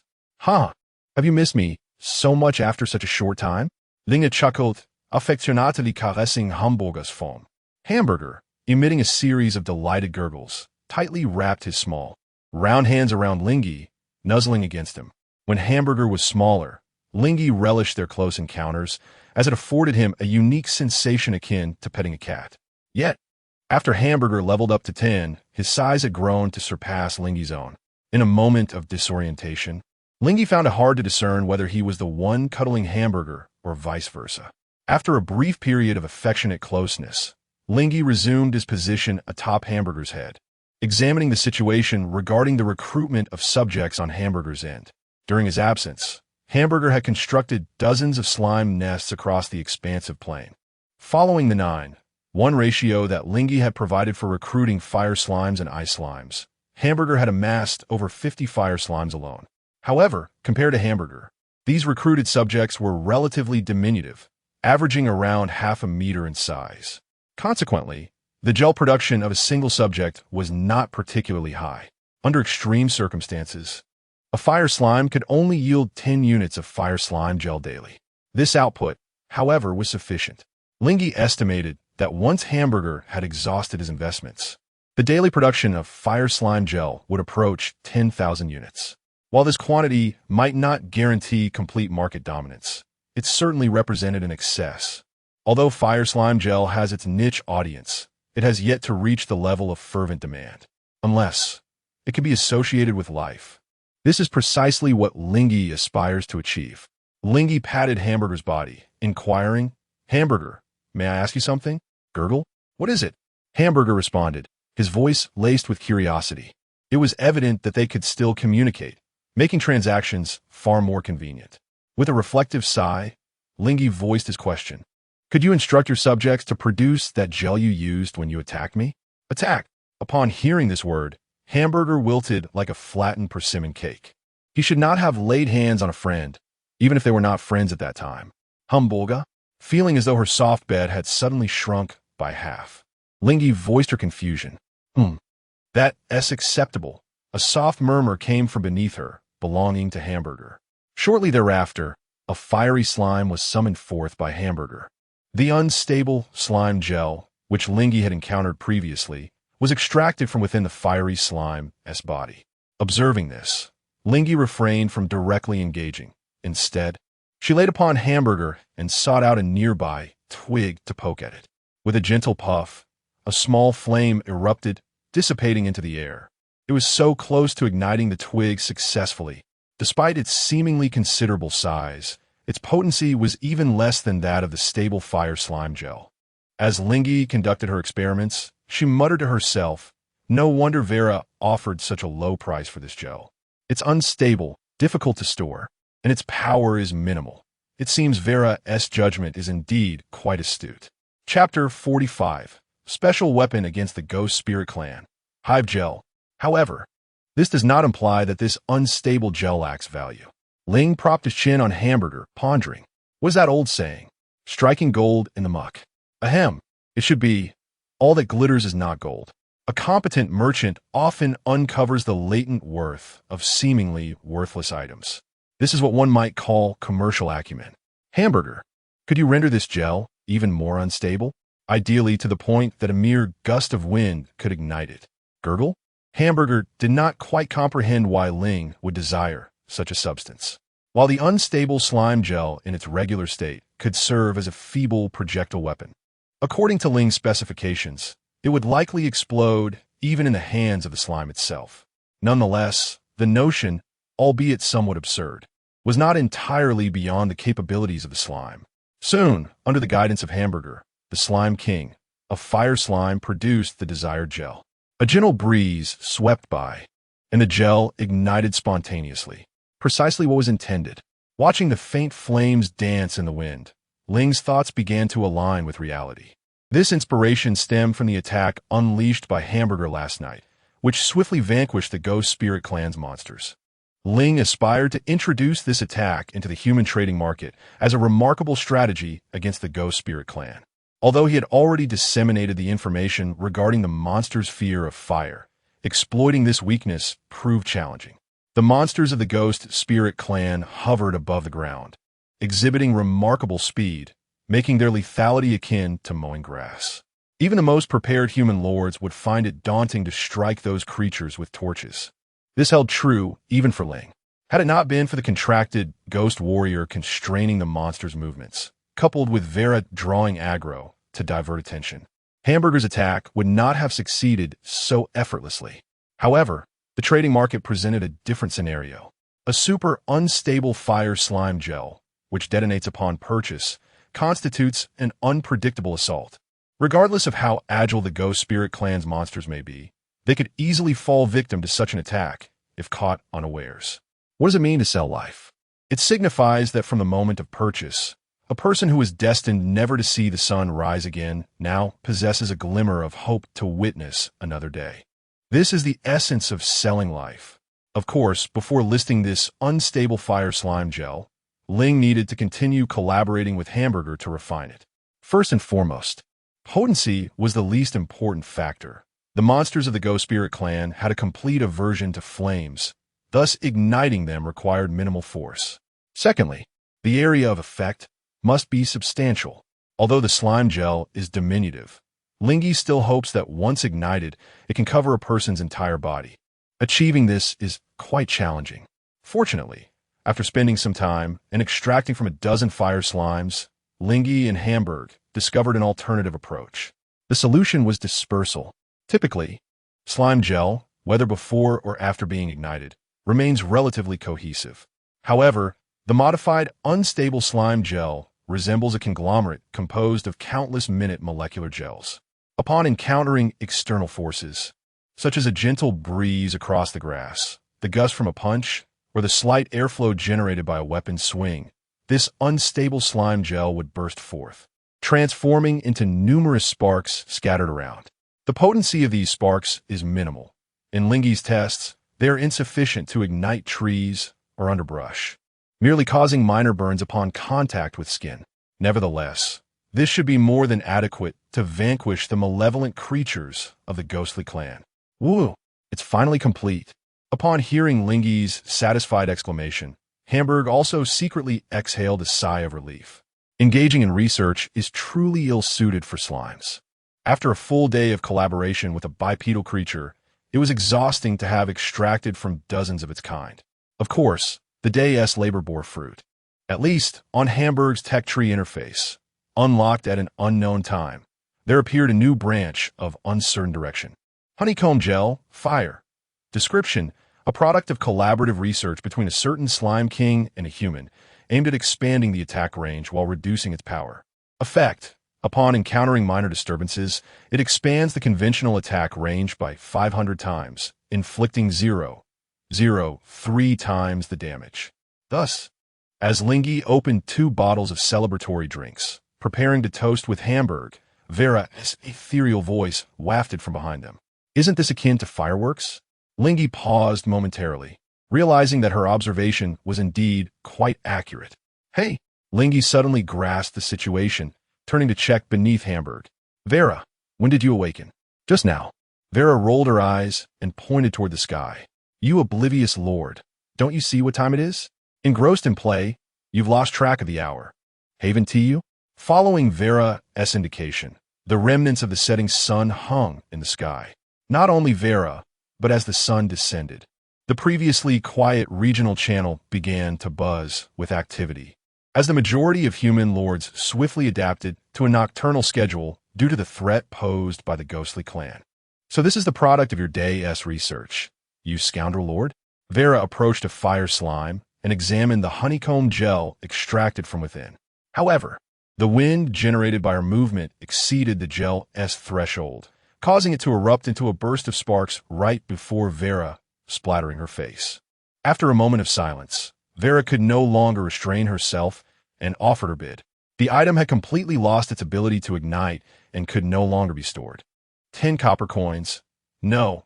If it were up to me, I would spend even a single copper on such a trinket. With that, Vera turned to Ling He, questioning how much the scoundrel lord intended to price this utter waste of resources and materials. Ling He raised 3 fingers. 3 copper coins? 3 gold coins. Vera's eyes widened, and her mouth fell open. What transpired today? Has the scoundrel lord finally buried the last remnants of his conscience? Chapter 46. What conscience merchant without millions? Hey. My conscience, as your lord, is immense. Ling He exclaimed with a hint of dissatisfaction. This was the culmination of his diligent research over the day, soon to be listed in the marketplace as a formidable weapon against the ghostly tribe, even if it held little intrinsic value. The costs of labor and research were not negligible, were they? Vela crossed her arms, regarding him with skepticism. Even if you, the rogue lord, claimed that, who would buy it? Ling He shook his head, a confident smile gracing his face.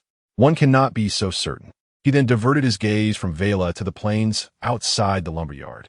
Unbeknownst to him, 1,000 slime nests had already been constructed, with a multitude of adorable ice and fire slimes frolicking merrily on the grass. It was indeed time to replenish the marketplace with goods. Burger Ling, he patted Burger's body, his smile softening. Let us calculate our total accounts. In stark contrast to the relaxed atmosphere surrounding Ling He, Lin Xiao was jolted awake in terror by the chill pressed against his neck. That coldness emanated from a blade. Unlike the stone dagger he had crafted himself, this was a genuine weapon made of fine steel. Who are you? Lin Xiao could scarcely believe that after merely a few hours of daytime slumber, he had entrusted his life to strangers. He had indeed ordered his subjects to remain vigilant. As he contemplated this, Lin Xiao discreetly glanced sideways. The few subjects he had stationed for his protection lay lifeless in pools of blood, having had no time to sound a warning. Was this the brutal reality of the war game? Have you come to terms with your predicament? A mocking voice resonated near Lin Xiao's ear.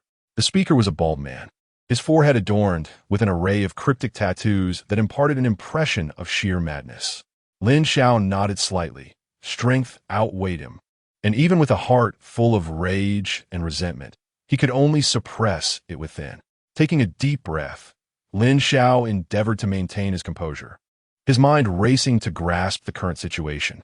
Firstly, a weapon forged from fine steel could not possibly be acquired by an ordinary human lord. They had merely entered the war game 2 days prior. To obtain such weapons, there existed but one avenue: the limited-time items that refreshed irregularly within the marketplace. Acquiring these limited-time items demanded vast sums of money, an amount substantial enough to crush even the wealthiest of human lords. Suddenly, Lin Xiao stammered, suppressing his tremor. "You are with the conscience merchants, aren't you? You are that conscience merchant." Though reluctant to concede, Lin Xiao could not deny that, in his understanding, the only individuals wealthy enough to procure limited-time items were the conscience merchants. Heaven help him. He had merely disclosed his nickname in private conversation with the conscience merchant and, by dusk the following day, had been located and cornered in his hideaway. The conscientious vendor, what a chaotic affair. The individual pressing a knife against Lin Xiao's neck frowned slightly. He brandished his finely crafted steel blade, intending to elicit some intriguing expression from the newcomer's face. To his surprise, the fellow displayed no astonishment whatsoever and instead uttered a name that left him utterly baffled. "Aren't you one of the conscientious vendors?" Upon witnessing the genuine confusion in his adversary's expression, Lin Xiao's taut nerves began to relax. Perhaps it was due to the continuous setbacks he faced with the conscientious vendors that had altered his mindset. His perspective had shifted from viewing everyone but himself as mere insects to recognizing only 2 categories of individuals: the conscientious vendors and the filth of the sewers. Silently, a flicker of disdain escaped Lin Xiao's gaze, though it went unnoticed by his captor. The bald brute exchanged a knowing glance with a knife wielder, who, understanding the cue, slightly withdrew the blade and stepped aside. "We have no connection to the conscientious vendors you speak of," the bald man declared, inching closer to Lin Xiao from behind. He callously brushed aside Lin Xiao's short hair with his calloused hand, leaning in to inhale deeply. This revolting scene sent shivers down Lin Xiao's spine. Had the blade not been pressed against his neck, he would have surely contemplated annihilating everyone in the vicinity. The bald man advanced further, now whispering in Lin Xiao's ear, his nauseating breath palpable. "I sense that you and we are of the same ilk," he murmured. "From you, I could detect hatred, confusion, and a loathing for humanity, coupled with a desire for its destruction. And this is the reason you remain alive to behold us." With that, the bald man extended his tongue and licked Lin Xiao's slightly perspiring neck. Lin Xiao clenched his teeth, his fists tightening as his nails dug painfully into his flesh. Fortunately, his adversary refrained from further repulsive actions. At that moment, the bald man continued, "As for the conscientious vendor you mentioned, believe me, we are 1,000-fold stronger than he. Can you casually produce several million gold coins?" Lin Xiao instinctively inquired. "No." The bald man fell momentarily silent, stepping away from Lin Xiao. He could feel that the instant he uttered no, Lin Xiao's fear of him had diminished significantly. What kind of nonsense was this man thinking? When did strength become synonymous with wealth? After a pause, the bald man resumed speaking, his voice low and steady. The conscientious vendor. You have mentioned him thrice in mere moments. I find myself curious about this individual, who seems to hold greater importance to you than your own life and safety." He chuckled softly. At this moment, as the topic of the conscience vendor arose, Lin Xiao felt a wave of trepidation dissipate, replaced by a disdainful chuckle. Who might this individual be? With a mere glance at the regional channel, you shall surely discern the answer. If only you were permitted entry into our channel. In the span of a few exchanged words, Lin Xiao had begun to form conjectures regarding his captors. Perhaps akin to the young girl he had slain the previous night. They were disguised members of the Ghost Spirit clan. Alternatively, they could be humans from a different batch who had entered the war game, having arrived here through some unknown means. However, even in the latter scenario, their presence could not have been established for long. Otherwise, they would have certainly heard of the conscience vendor's esteemed name. The bald giant furrowed his brow upon hearing this, refraining from further speech, instead opting to unveil a personal panel that was concealed from the gaze of outsiders. Chapter 47. My enemies will settle their accounts. He harbored a delusion that should he continue the conversation, perhaps before revealing their identities, that young man would discern the true nature of himself and his companions. However, was it not rather amusing? The burly man, having accessed the regional channel through his personal interface, licked his lips with interest. He found himself intrigued by Lin Xiao, and, consequently, his curiosity about the so-called conscientious vendor, frequently mentioned by Lin Xiao, began to pique. Perhaps the individual in question was a potential asset worth courting. As the burly man contemplated this, a message flashed across the regional channel from a user named Conscientious Vendor. Kunxiano Bando.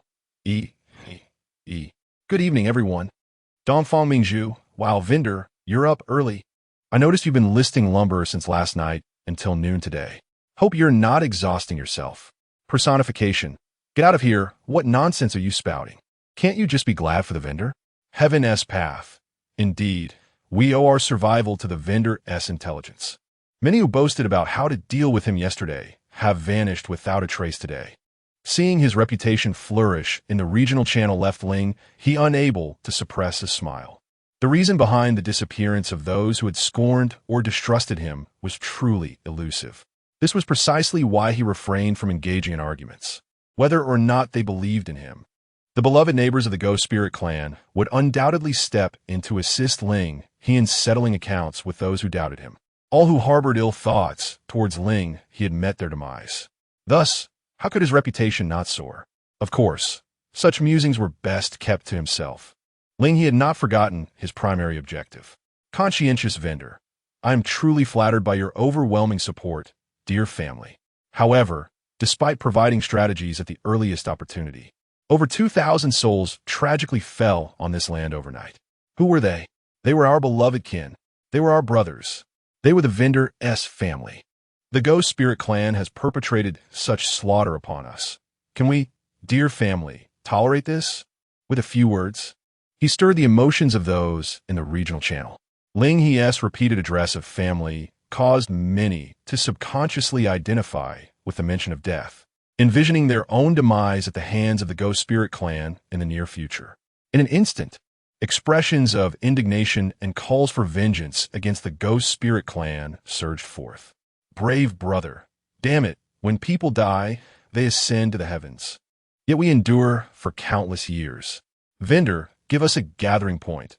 We'll stand by your side to confront those wildlings. Black Dragon, indeed, I'm not afraid to slay humans. Why should I fear those spirits? Just tell me the rendezvous, and I'll leave my comrades there to lend a hand. The news of a full-scale war being heralded against the Ghost Spirit clan left the bald man in a state of astonishment. Such an alarming fervor.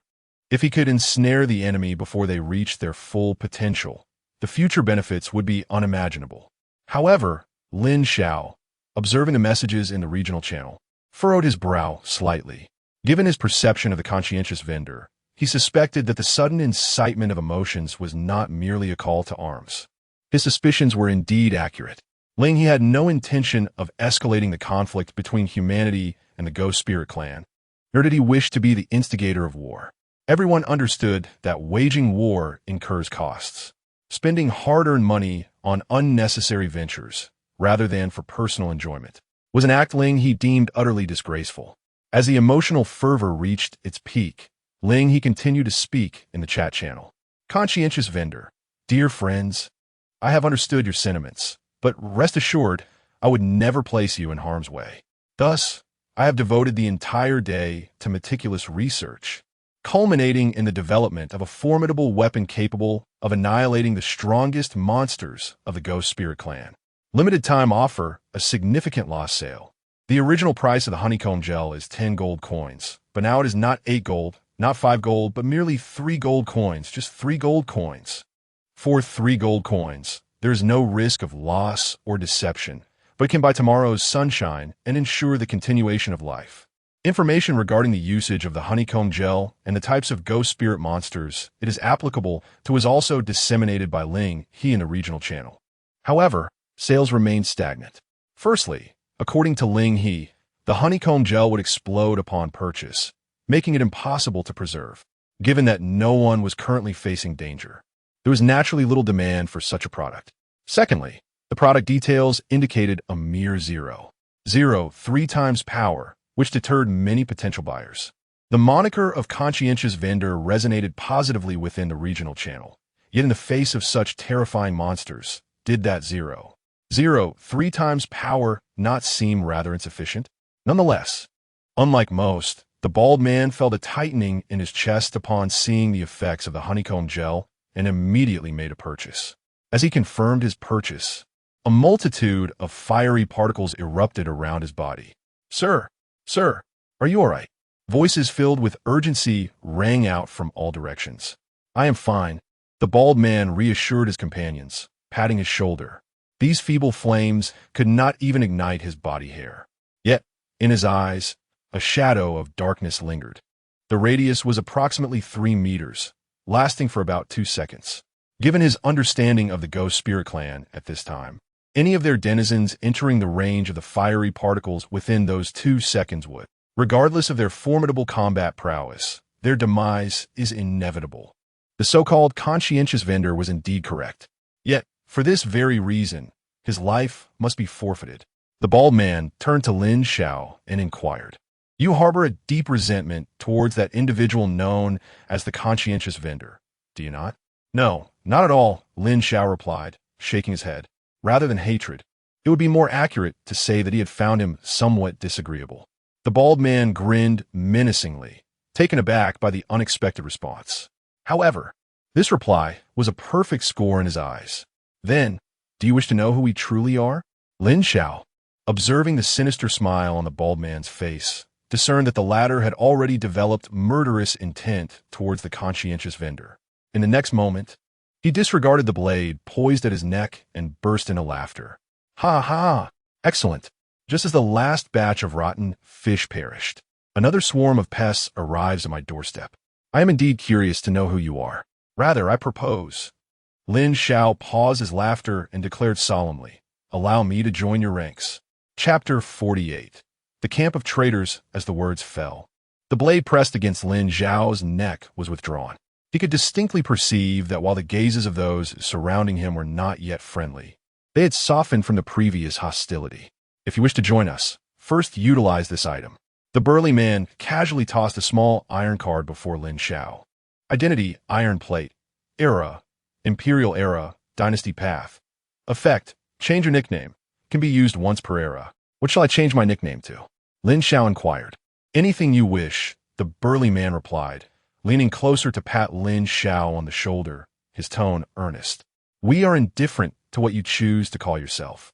We merely wish for you to bid farewell to your past." Lin Xiao understood this was a means of control. After using the identity iron plate, both his current name and his relationships within the regional channel would become relics of the past. Noticing the impatience brewing among those around him, Lin Xiao decided without hesitation. "Use. Please confirm your nickname." "Entropy. From now on, I shall be known as Entropy." As Lin Xiao spoke, his personal interface reflected the change, and a notification window appeared before him. "The Lord of Weeping Wall has used a special ability, Oath of Rebellion. You are invited to join the Secret Society. Do you agree?" Note: after joining the Secret Society, you cannot initiate or accept friend requests without the approval of the leader. "I agree. You have joined the Secret Society. You have unlocked a new panel, Friend Panel. You will automatically add all members within the Secret Society as friends." "Ha ha ha!" Seeing Lin Xiao's perceptiveness, Weeping Wall burst into laughter and patted Lin Zhao's shoulder once more. Welcome to the camp of traitors, Entropy. Lin Zhao nodded slightly, refraining from speaking, and silently listened as Weeping Wall introduced what it meant to be a traitor. The so-called traitors are those who, despite being human, stand against humanity as a whole.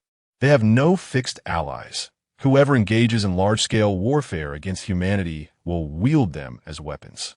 Among the traitors, there are unfortunate souls with tumultuous fates, cult followers, vanguards of anti-human organizations, and even madmen who take pleasure in slaughtering their own kind.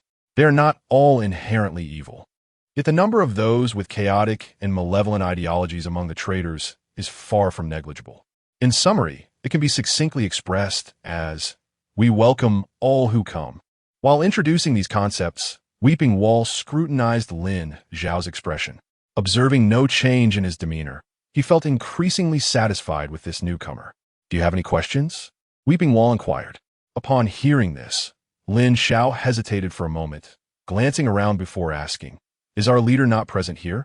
After joining the secret society, he realized that the individual before him, Weeping Wall, was merely a member of the society, while the leader was someone else entirely.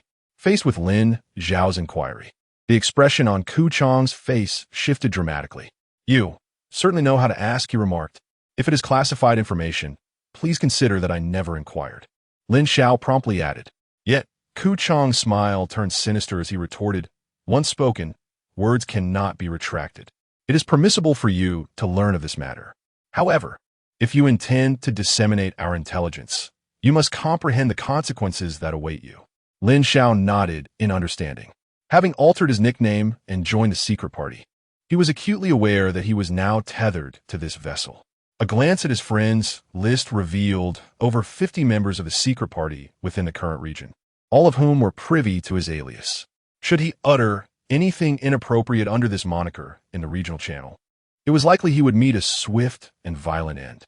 I shall never divulge a single word of what I have heard. Noticing Lin Zhao's prudence, Ku Chang turned away, his hands clasped behind him, his gaze reflecting a depth of thought. Our illustrious leader, he began, encountered a minor mishap upon awakening. Mishap? Lin Zhao furrowed his brow. Given the current strength of the secret party, one would expect the leader to be formidable. Who could possibly cause him such an incident?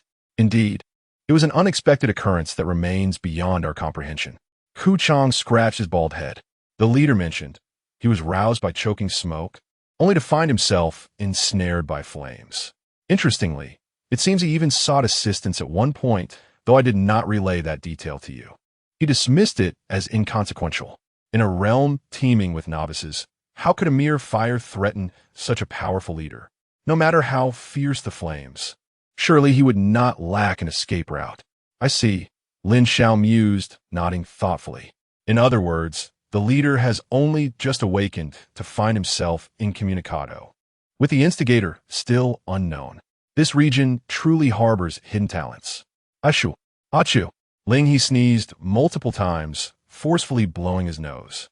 Who has nothing better to do than to gossip about me? He muttered under his breath, casually purchasing a piece of fabric from the trading post to wipe his nose.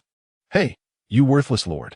At that moment, Vela climbed atop the hamburger, leaning against Ling He's shoulder, her eyes fixed intently on the trading post data. You've only sold one of those honeycomb gels so far. Is it really necessary to stock so much? Vela pointed to the trading interface, where Ling He had listed an impressive quantity of 2,000 honeycomb gels.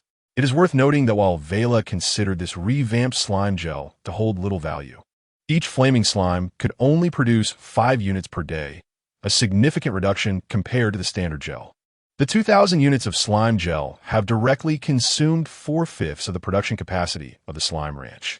There, Ling said, handing a chilled drink to Vera. This was precisely why he had instructed Hamburger to recruit 100 ice slimes. The gel from ice slimes possesses the ability to form a delicate frost on its surface, and a substantial accumulation of this icy slime gel is perfect for chilling the delightful beverage. Spendthrift. Vera rolled her eyes as she accepted the drink from Ling's hand. Given the adage that one should not bite the hand that feeds them, she refrained from further comment. As for the term spendthrift, Ling merely smiled, unperturbed. If one cannot indulge after earning money, what would be the point of earning it at all? Chapter 49. Christmas Eve. Moreover, due to the investment in the slime ranch, Ling He requested that Hamburg continue to grant him a 10% discount on future orders. Thus, the exchange rate would be 1 gold for 10 fire slime gels or 5 honeycomb gels. Currently, apart from Ling He, no one else had established trade relations with the slimes. Therefore, Ling He merely needed to successfully sell these gels at the human trading post to effortlessly reap an astonishing post-tax profit of 850. And that was merely the profit margin for the ordinary gels. If it were the honeycomb gels, this profit would soar to a staggering post-tax 1275. This was still under the premise that Ling He adhered to fair trading practices. Monopolizing the market was truly delightful. Ling He could not help but exclaim. Of course, this was contingent upon being able to sell the products. Ling He glanced at the night sky above and said to Vera beside him, "Tonight, I will stay up a bit longer with you." Ling He had his own considerations regarding staying up late. The council hall had been under construction since noon, taking 12 hours to complete, and it would not be ready until midnight. Ling He planned to observe the functionalities of the council hall before sleeping, while also checking the actual sales figures of the honeycomb gels. However, after he spoke, he found that Vera did not respond. "Vera?" Ling He turned his head in curiosity, only to see her gaze captivated by something in the distance. In the direction of her focus, a tower was engulfed in roaring flames. The fire had not ceased since daylight, and even now, it illuminated the surroundings as brightly as day. "Vera, come back to reality," Ling He said, reaching out to gently tug at her face to draw her attention. "Wait, if you want to keep me company, that's one thing, but why are you being so handsy?" "You rascal lord?" Vera snapped back to her senses, swatting Ling He's hand away and adjusting her slightly askew-top hat. Taking a sip of her chilled soda, she then said earnestly, "I have a feeling that tonight will be a peaceful night. Is that so?" Ling He pointed toward the tower consumed by flames. "I too have a feeling that every day from now on will be a peaceful night." "Really?" Vera smiled faintly. "Then I can only pray to the great God of wealth that everything you say, rascal lord, comes true." Meanwhile, as Ling He and Vera leaned together enjoying their chilled soda, in the snowy expanse, Ling Yug lay concealed beneath a thick layer of snow, covering her mouth, her gaze fixed intently on the outside world. A bear's severed head cruelly dropped before her, its unblinking eyes still locked in a stare with hers. The Ghost Spirit Clan. Although Ling He had previously mentioned the terrifying appearance of the ghostly creatures in the regional channel, this was the first time Ling Yug witnessed their true form. Their emaciated figures glided silently across the snow, leaving no trace behind. Yet their combat prowess was far more terrifying than those that could shapeshift into human forms. Before me stands a bear, the intended prey of Ling Yugu, who had commenced the hunt at dusk. Its flesh was destined to nourish Ling Yugu and her 3 loyal subjects. As anticipated, the creature succumbed, yet contrary to expectations, it did not perish at Ling Yugu's hands. Just as she faced the bear with her followers, a monstrous entity from the Ghost Spirit Clan materialized silently. Its arrival was devoid of any forewarning, and the sole stroke of fortune was that its primary target was the formidable bear that Ling Yugu had been pursuing. The bear's fierce strength afforded her precious seconds. Within those fleeting moments, Ling Yugu and her companions swiftly sought refuge in the traps originally laid for the bear, cloaking themselves beneath a thick layer of snow. Thus, after the creature decapitated the bear, it failed to immediately detect Ling Yugu and her remaining followers' whereabouts. However, as her bodily functions began to wane, Ling Yugu realized that her concealment in the snow could not last much longer. As long as the Ghost Spirit Clan remained relentless, it was only a matter of time before they uncovered her hiding place. Even if they did not, the oppressive snow could be her undoing. With this thought in mind, seizing a moment when the creature turned away, Ling Yugu decisively gestured to her subjects. This was the signal they had previously established before the bear hunt, now repurposed for this dire situation. In the next instant, her followers, prompted by her cue, erupted from the snow and dashed away from the monster. This sudden movement instantly drew the creature's attention. It pivoted and pursued without hesitation. A splendid opportunity. With the creature distracted, Ling Yu also rose from the snow, grasped a wooden stick, and smeared it with a deep crimson gel. A flicker of flame momentarily gleamed as the slime gel ignited successfully, yet failed to catch the wooden stick alight. Ling Yu's expression froze in shock. It was her oversight. Having lain in the snow for so long, the stick, now damp, could hardly catch fire effortlessly. Yet, it was too late for regrets. Due to her previous actions, the monster had now fixed its gaze upon her. There was no escape, no chance to flee. Was she left with no choice but to engage in a desperate struggle with the available wood? Ling Yu's mind raced. Thanks to the benevolent merchant, acquiring wood in the trading post was currently a trivial matter. However, just as she prepared to act, her peripheral vision caught sight of the monster closing in on her with alarming speed. Its grotesque arm was poised to pierce her chest. Even if she procured wood now, she would have no opportunity to ignite it. There was no time. What could she possibly do?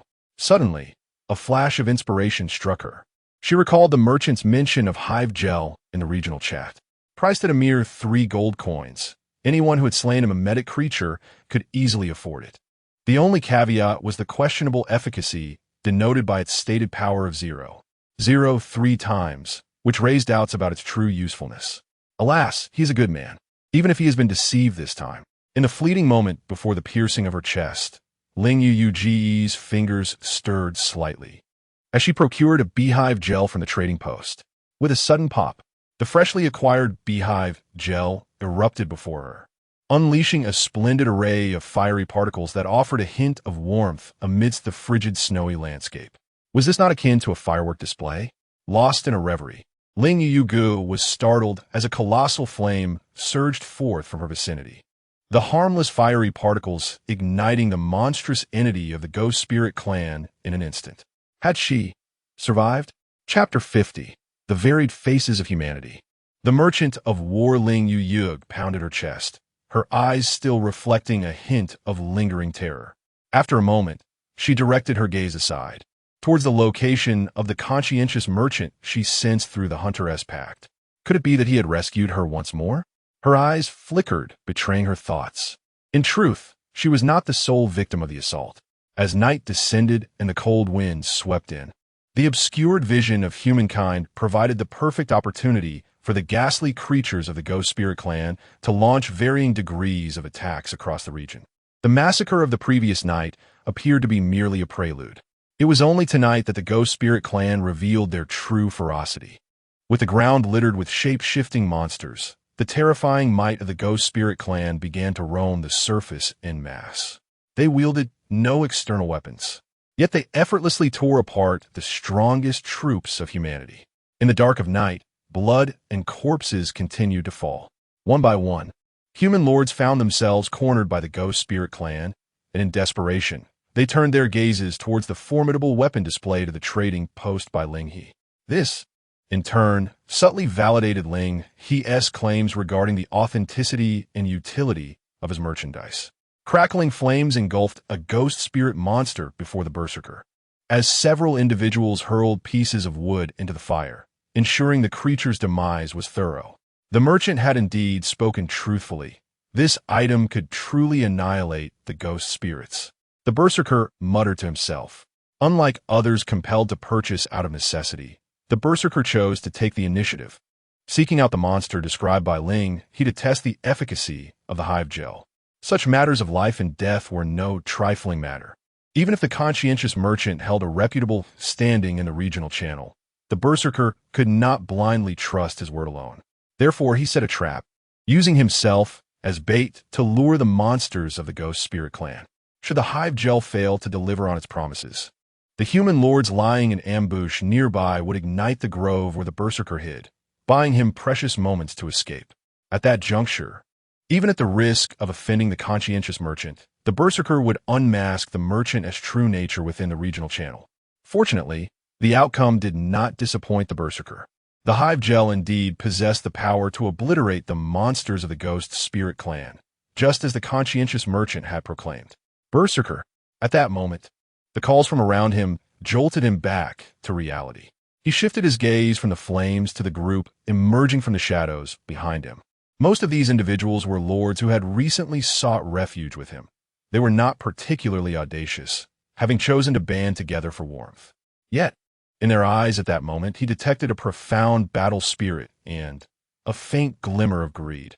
Berserker, since the merchant's goods are indeed genuine, shall we take the initiative and strike from tonight onward? A voice, half suggestive and half encouraging, proclaimed, "Indeed, Brother Zhang Kuang, with your leadership and our collective efforts, the threat posed by the ghost spirits shall be rendered trivial. Brother Zhang Kuang, make a resolute decision. This is a golden opportunity. Whether we can surpass others and venture further hinges entirely upon this moment." Amidst the fervent and impassioned voices, Zhang Kuang nearly forgot the timid demeanor of these individuals when they first approached him. Yet, he understood what had catalyzed such a profound shift in the Lord's attitudes. The merchandise offered by the conscientious vendor. With the aid of the hive gel, the peril posed by the ghost spirits to humanity had plummeted. Simultaneously, vanquishing the ghost spirits promised exceedingly generous rewards. The mimetic creatures yielded coins, with the lowest denomination being gold, far exceeding the meager copper coins dropped by slain wildlife. Although the withered, twig-like monsters he had just dispatched did not drop gold, they afforded substantial experience points. Zhang Kuang glanced at his personal status panel, LV4, LV6. He had chosen the path of the war god, which favored the traditional notion of leveling up through combat experience in online games. The greater the combat prowess of the beings he defeated relative to his own, the more experience he accrued. Typically, to garner more experience, one must engage in more arduous battles. However, this theory did not apply in this instance, for the ghost spirits, easily dispatched, had propelled his growth by a staggering 2 levels. This meant that the financial and experiential gains from the ghost spirits were vastly disproportionate to the threats they posed. The prospect of extraordinary rewards, coupled with minimal risk, was sufficient to transform the most timid individuals into the most valiant warriors. The many human lords surrounding Zhang Kuang were encapsulated in this very state. "Brother Zhang Kuang, make a decision. Make a decision." The crowd continued to urge him, their voices echoing in his ears. Observing the fervent expressions of those before him was akin to witnessing the pioneers who first set foot on the American continent. The low risk and significant rewards lay before them. Would they choose to turn a blind eye or revel in the excitement? Biting his lip, Zhang Kuang ultimately acquiesced to the enthusiastic gaze of the crowd and embraced the impending revelry. "Very well, from this night forth, we shall take the initiative. Hurrah! Long live Brother Zhang Kuang." The surroundings erupted in fervent cheers, each person celebrating Zhang Kuang's sagacious choice. Yet, their minds were preoccupied with thoughts of how much they could plunder from the ghost spirits in the forthcoming hunt. "Is what I'm doing truly right?" Zhang Kuang shook his head, distancing himself from the jubilation. Opening the trading post, he gazed at the dwindling supplies of hive gel and fell into a contemplative silence. Much like the arms dealer who sold flintlock guns to the pioneers of the American continent, conscientious vendors, this is the trade of warfare. Low risk does not equate to no risk. Many who would otherwise survive may perish due to a misjudgment of their own capabilities. Yet, what can be done in the face of such inevitability? Those who defy the tide of fate shall ultimately be engulfed. And even the battle maniac is not exempt from this fate. Moreover, the terrifying profits are indeed hard to resist. A wry smile graced the battle maniac's lips as he shook his head in resignation. He had initially thought this brash youth to be merely a naive fool. Yet it now appears that he possesses a far more formidable nature than many others. Chapter 51. The core structure. The council chamber, is it truly sold? And in such quantities? Within the lumberyard, Vera gazed wide-eyed at the trading panel displayed before her, astonished by the consistently high sales figures of the timber, necessitating her constant replenishment to ensure the availability of goods. The fire slime gel, a quick ignition tool, was faring remarkably well, especially in the current circumstances where the ghost tribe rendered fire-starting methods impractical. This was hardly surprising. What took Vera aback, however, was a resurgence in sales of the hive gel, which had languished in obscurity for a considerable period. As time progressed, its sales velocity appeared to escalate. With 2,000 units of hive gel, if this pace continued, at the night's end, At least half could be offloaded. My lord, how on earth have you accomplished this? Is it truly feasible? What is there that is impossible? Ling shook his head, asserting, I have neither exaggerated the effects of the goods nor set an unreasonable price. And I have also considered the safety of everyone's lives. It would be quite strange for someone as magnanimous as I to struggle to sell anything. My lord, is this not akin to a vendor boasting about their own wares? Vera remarked with a hint of sarcasm. What nonsense is this? Ling shot Vera a glare, playfully flattening her hat before continuing. Those who require hive gel have typically encountered mimicry monsters, thus attracting subsequent threats. Based on my assessment, such individuals usually possess at least 6 gold pieces, if not more. Do you know why I priced the hive gel at 3 gold pieces instead of 6? It is because I graciously offered them a chance for redemption. Never mind, it seems futile to reason with someone like you, a relic of capitalism. Vera pouted in frustration, having once again lost an argument to Ling, as she adjusted her hat back to its original position.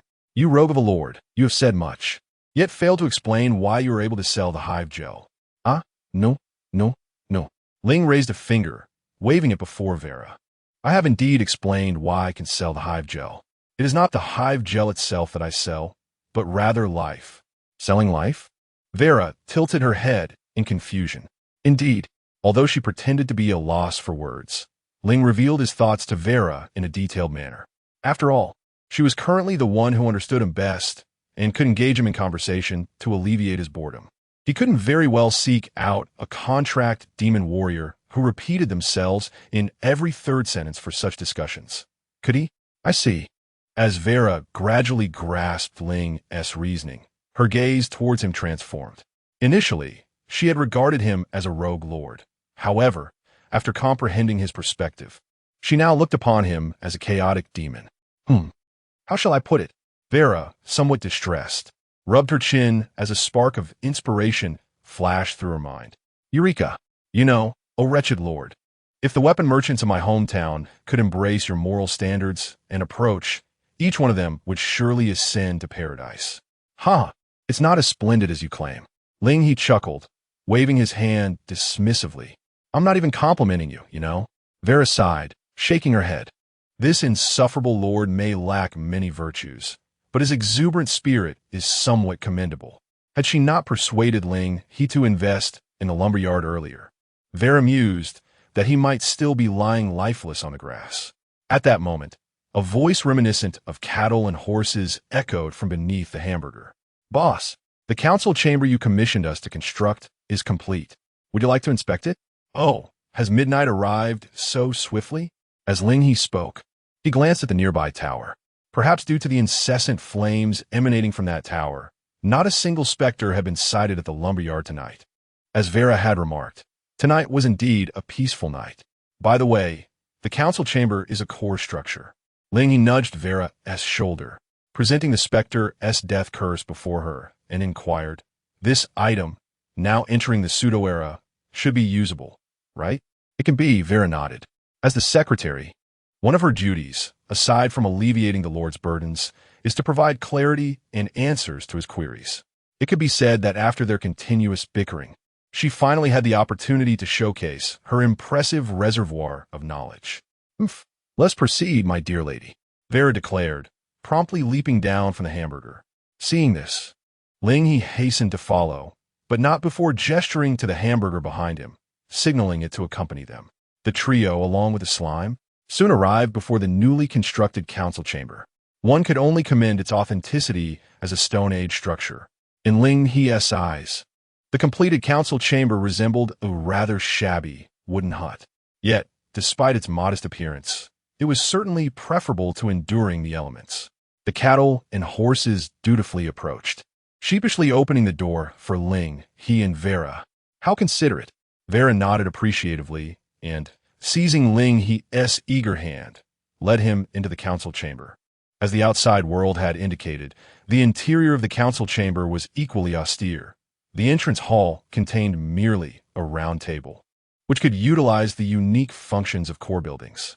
Beyond that, there were a few small rooms, each furnished with nothing more than simple wooden beds and small tables with stools. The wooden beds lacked even a mattress. Ling He and Vera walked directly to the round table in the hall. A core building panel materialized before Ling He. Council Hall, core building, currently unlocked features, declare war. Justify war reasons, diplomatic improvement, alliance, abolished, era evolution, Senate, not opened. Aside from the alliance mechanism supplanted by the agent system, there remains the Senate mechanism, the activation of which is still unknown. Ling He, amidst the remaining features, was immediately drawn to era evolution. Indeed, if you, the insufferable lord, wish to enter the pseudo-era, this is the option to choose. Vela explained beside him. At that time, I will elaborate on more related content, and ultimately, the decision rests in your hands, insufferable lord. Ling He nodded thoughtfully and then accessed era evolution on the panel. In an instant, the surroundings transformed entirely. Though situated within a humble wooden cottage, Ling He beheld an extraordinarily magnificent scene. Molten bronze cascaded like a waterfall, while chariots raced furiously across the plains. The deep sound of horns rose amidst the roaring from the furnace. A plume of smoke swept across, and a parchment unrolled slowly. Pseudo-era, Bronze Age. Description: this is our era. Expand for details. Chapter 52. The Era of Illusion. Synopsis: this is our era, long buried deep within the recesses of our wisdom, deeply rooted. When our ancestors glimpsed the dance of flames in the forge. When we forged our first pact with the earth, and the molten rivers of copper and tin solidified within the clay molds. Humanity would henceforth break free from the shackles of the Stone Age. Behold, the swordsmith forges the stars into the edge of the blade, and the surfaces of ritual vessels rise with the totems of the gods. The wheels roll over the spine of the wilderness, while caravans laden with wealth traverse one city-state after another. This is not merely the awakening of arms, but the tempering of civilization. Rise up the gods, still gaze upon humanity from behind their bronze masks, while humanity now wields the power to alter the very essence of matter. Will this azure gold radiance illuminate the long, dark nights of the century? Word by word, Ling meticulously absorbed the details of the Bronze Age before quietly closing the interface. Upon finishing the introduction, he felt a compelling urge to plunge into this era of illusion. Regrettably, although the Bronze Age appeared as a selectable option before him, the entry remained inaccessible. To enter this era of illusion, Ling must first satisfy a prerequisite condition. Entry condition: craft a bronze weapon or tool. At present, Ling had not encountered any information regarding bronze or copper or within the regional channels. Thus, whether he could enter the Bronze Age in the near future was purely a matter of fortune. As Ling pondered this, Vera approached his side, gliding her hand over the panel while articulating further details about the era to him. The concept of an era is categorized into a general era, which encompasses all human lords within a specific region, and the individual era, which is the illusory era Ling was currently examining. The former was not yet pertinent to Ling, so he would refrain from discussing it. Vera placed particular emphasis on the latter. An era of illusion is typically accessible only to pioneers who fulfill certain conditions. Based on the overall era of the initial region, an era of illusion can at most elevate one level above this foundation, and once selected, it cannot be altered.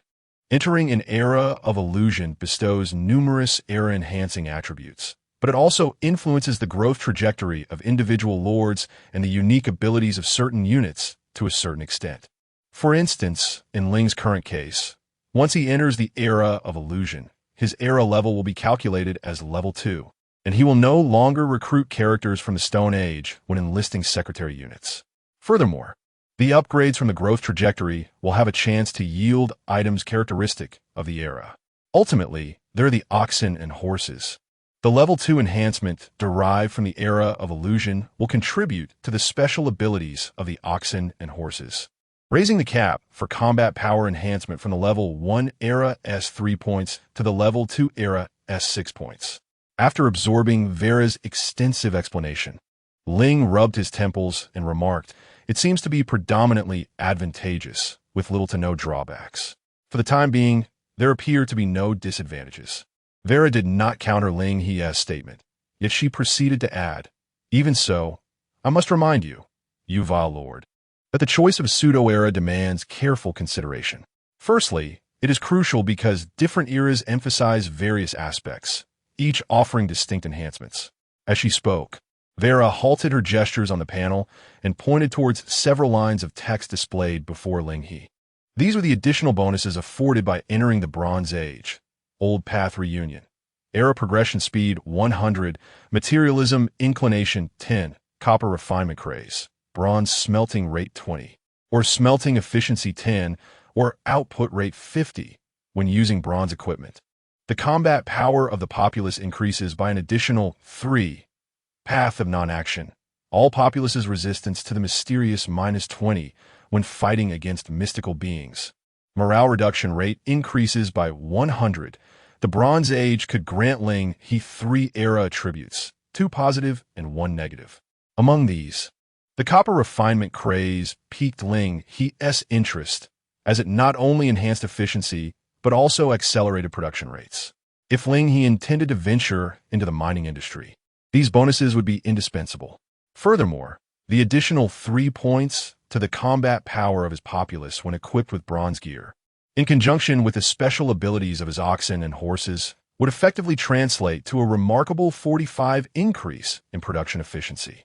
In contrast, the negative attributes' impact on Ling He was nearly negligible. After all, whether it be the contracted axe warriors in a fully funded state or the berserkers and ghost warriors further enhanced by Vera, their morale remained astonishingly high. As long as Ling He could afford ample funding, it would be exceedingly difficult for his populace's morale to falter. As Ling He pondered this, Vera continued, secondly, and most importantly, once the initial region transitions into a new era, all lords will simultaneously enter this new epoch. At that point, regardless of the pseudo-era you choose, it will be forcibly overridden by the regional era. I see. After hearing Vera's words, Ling He nodded thoughtfully. Thus, the choice of a pseudo-era cannot be made recklessly based solely on the bonuses. Should he select incorrectly and embark on a pseudo-era that completely conflicts with the regional era, all the efforts he invested in the pseudo-era would ultimately be in vain once the region transitions into a new age. Reflecting on this, Ling He realized he had been inadvertently controlled by the Bronze Age for quite some time, to the extent that the death curse item from the ghostly clan had yet to make its appearance. With this thought, he hesitated no longer and promptly retrieved the death curse. In that instant, what had been merely the panel of the Bronze Age's pseudo-era unveiled a brand new realm. Pseudo-era, spirit era, description. We perceive a path we had never envisioned in our adversaries. The ancient trees willingly split their rings to yield branches. Rock walls guide miners to seize dreams that have settled in the earth for millennia. And mycelium spreads and thrives beneath the decaying soil. We have come to perceive that which lies beyond cognition, to feel the joys and sorrows of the continent, and to learn how to distill existence from the world, weaving all things with the threads of the spirit. The century-long journey of the wheat ear is compressed into a single moment of ripeness. This is not the prelude to conquering nature, but rather a rhapsody of dancing with all spirits. Unlike the Bronze Age, the conditions for entering the era of spiritualization have now been met. In other words, as long as Ling He desires it, he may at any moment consume the curse of death he holds, stepping into the era of spiritualization. However, before deciding between the Bronze Age and the era of spiritualization, Ling He must first consider the additional attributes that the latter can bestow upon him. Chapter 53. Choice. The era of spiritual transformation. The path ahead is bleak. Rate of era progression -30. Idealistic tendencies 20, and subsequent ages cannot accommodate a purely materialistic era. Omnipresent spirits. Spirit will become a latent attribute of the region. When the concentration of spirit within the area is at medium, high, or extremely high levels, it will respectively enhance crop growth rates by 15, 45, and 100. 3 feet of spirits. All subjects gain a mysterious resistance of 10. The Lord's luck increases by 1, and when upgrading the growth path, the tendency for spiritual rewards increases by 30. In comparison to the bonuses of the Bronze Age, the era of spiritual transformation appears somewhat enigmatic. The most clearly articulated aspect is the enhancement of crop growth rates. However, regardless of whether the concentration is medium, high, or extremely high, the benefits are not particularly competitive when juxtaposed with the fervor of copper smelting. The same can be said for the 3 feet of spirits. What precisely constitutes the tendency for spiritual rewards remains unclear to Ling He. Yet, with only a 30 probability, if this reward tendency is never triggered, does it not equate to the absence of this enhancement? Well, have you made your decision, you wretched lord? Vida inquired. Shall we enter the era of spiritual transformation now? Or should we linger a while longer in the Bronze Age? Or perhaps opt for neither? Ling He closed his eyes, contemplating for a moment, before providing an unexpected answer. Let us choose the era of spiritual transformation. Are you truly not going to reconsider? Vera gestured towards the Bronze Age, a time deeply rooted in humanity's essence, and undoubtedly a strong candidate for the next era. Should the Bronze Age emerge as the dominant era, all the investments made during the era of spiritual transformation would be rendered futile. Even so, do you wish to venture down this novel path? Absolutely.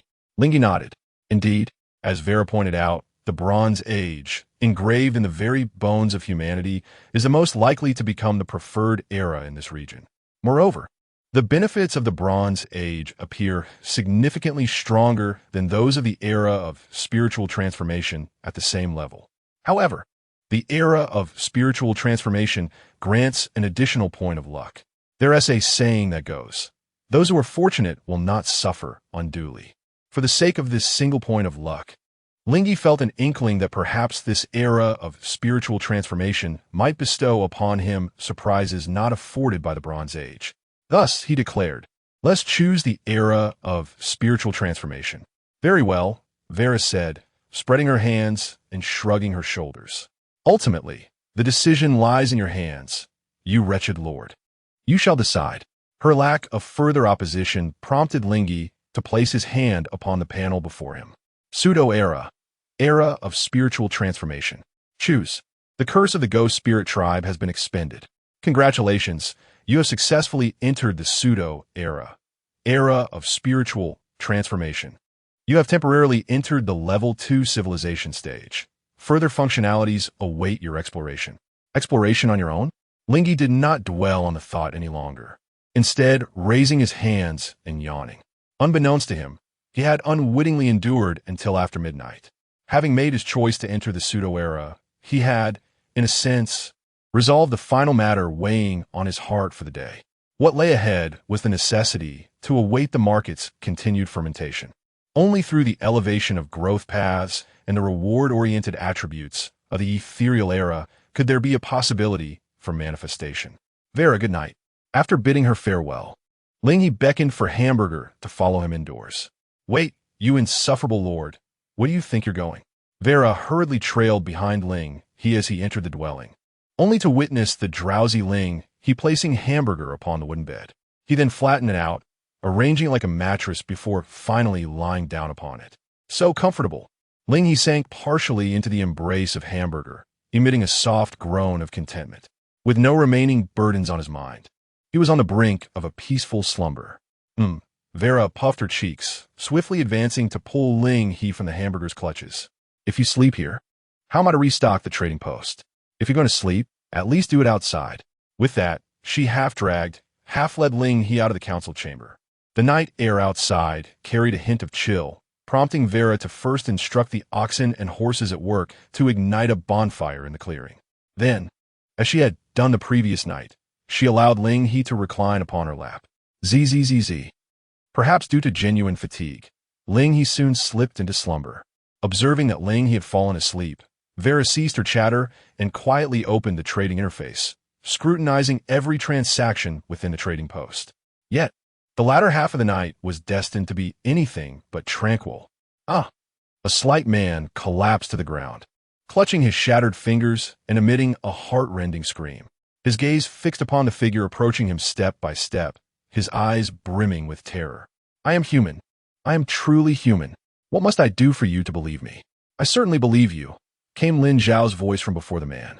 At this, the man's countenance brightened, but before he could utter a word, A searing pain surged from his palm. Looking down, he saw that his left hand had been brutally pierced by a stone dagger. Ah, ah, ah. What do you want from me? What must I do? The man cried out in anguish, only to meet Lin Zhao's cold, piercing gaze upon lifting his head. Surrender all the coins you have left. Wah. The man hesitated for but a moment, and without a shred of mercy, Lin Zhao severed another of his fingers. Instantly, the man dared not negotiate any further. I will give it. I will give it. The dull thuds of coins hitting the muddy ground echoed as a dozen gold coins fell. Lin Zhao bent to collect the coins, then turned to the individual behind him, expressing gratitude. That person was none other than the one who had earlier pressed a knife against his throat. Lin Zhao had only just realized that the adversary possessed an exceptionally useful special skill. In counter-battle, effect, when you successfully ambush a Lord unit, temporarily disable the opponent's chat panel and recruitment panel. It is precisely the effect of this encounter battle that renders the plundering among kin lords a tangible reality. Without reservation, in response to Lin Zhao's words, the newcomer offered a faint smile, asserting that he was far superior to Lin Zhao at that time. Back then, I was rather foolish, and the pledge of loyalty I presented was nowhere near as commendable as yours now. By the way, if you have no further use for this individual, might I take a turn with him? With that, he gestured towards the man sprawled on the ground. Lin Zhao merely cast a casual glance, uttered a dismissive whatever, and swiftly departed. Finding himself in a quiet corner, Lin Zhao gazed at the handful of gold coins in his palm, a self-deprecating sound escaping his lips. Am I strong? Yet, why do these bloodstained coins obtained through plunder seem less significant than mere moments of another's revenue? Chapter 54. Guild Mechanism. Lin Zhao muttered to himself, when a private message from a friend appeared before him. Crying wall. From Entropy, after submitting the oath, return with the others. Remember, those who have seen us must not be left alive. Upon reading this message, Lin Zhao frowned. From Entropy, are we not continuing the hunt tonight? But this is an opportunity we could gain considerable benefits from them. Moreover, if we allow others to continue growing. Crying wall. From Entropy, this is an order. I did not come here for you to question me. There have been too many changes tonight. The remaining elite units of the Ghost Spirit clan are rapidly dwindling, and the party leader has yet to make contact. We cannot afford to act recklessly. If we expose ourselves before the party leader issues a mission, neither you nor I, nor anyone else, will end up well. As Lin Zhao gazed at the message from Crying Wall, his expression darkened. Despite the commanding and threatening tone, he sensed only noise and cowardice. Having chosen to become a villain, he found himself restrained and unable to seize opportunities for plunder and growth. Bound by constraints, he felt no different from a virtuous person. Indeed, he was worse off. His initial thoughts were confirmed. They were merely a swarm of filthy insects, incapable of achieving greatness. However, regardless of Lin Zhao's inner musings, he could not alter the current reality where strength outweighed numbers. From Entropy, understood, the secret party's actions concluded hastily that night. Several hours later, morning broke. Damn Lord. Ling He was roused from his slumber by Vela's persistent shaking. The sun was already shining brightly. Vela? Upon awakening, Ling He was still in a daze, groggily waving his hand at Vela. Just buy something for breakfast if you want it. We can afford it. Ugh. Give me 5 more minutes. Wake me up in the afternoon. With that, Ling He buried his face in Vela's lap, on the verge of drifting back to sleep. Damn Lord. Ultimately, it was Vela's loud shout near his ear that shattered Ling He's dream. Hoo. Ling He shifted his head from Vela's lap, propping himself up with half his body, instinctively scanning the surroundings. Which fool dares to disturb me? Vela was nearly amused to the point of laughter, her arms crossed defiantly.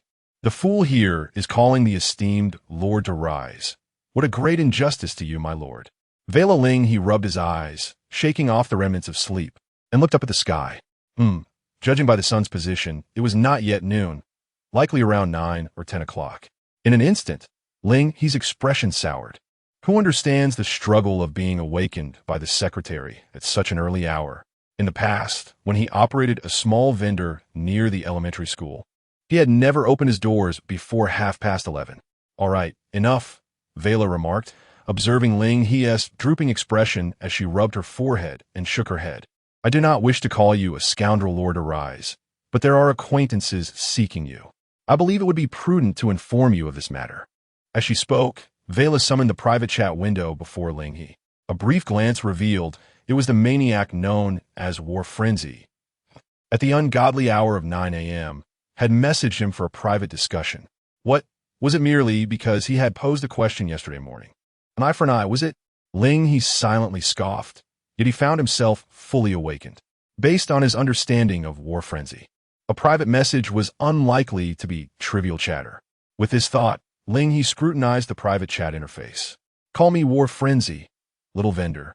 I am preparing to establish a guild. Establish a guild? Why not? It's hardly a monumental task. Establish a guild? Suddenly, Ling He's eyes narrowed as he grasped the implications.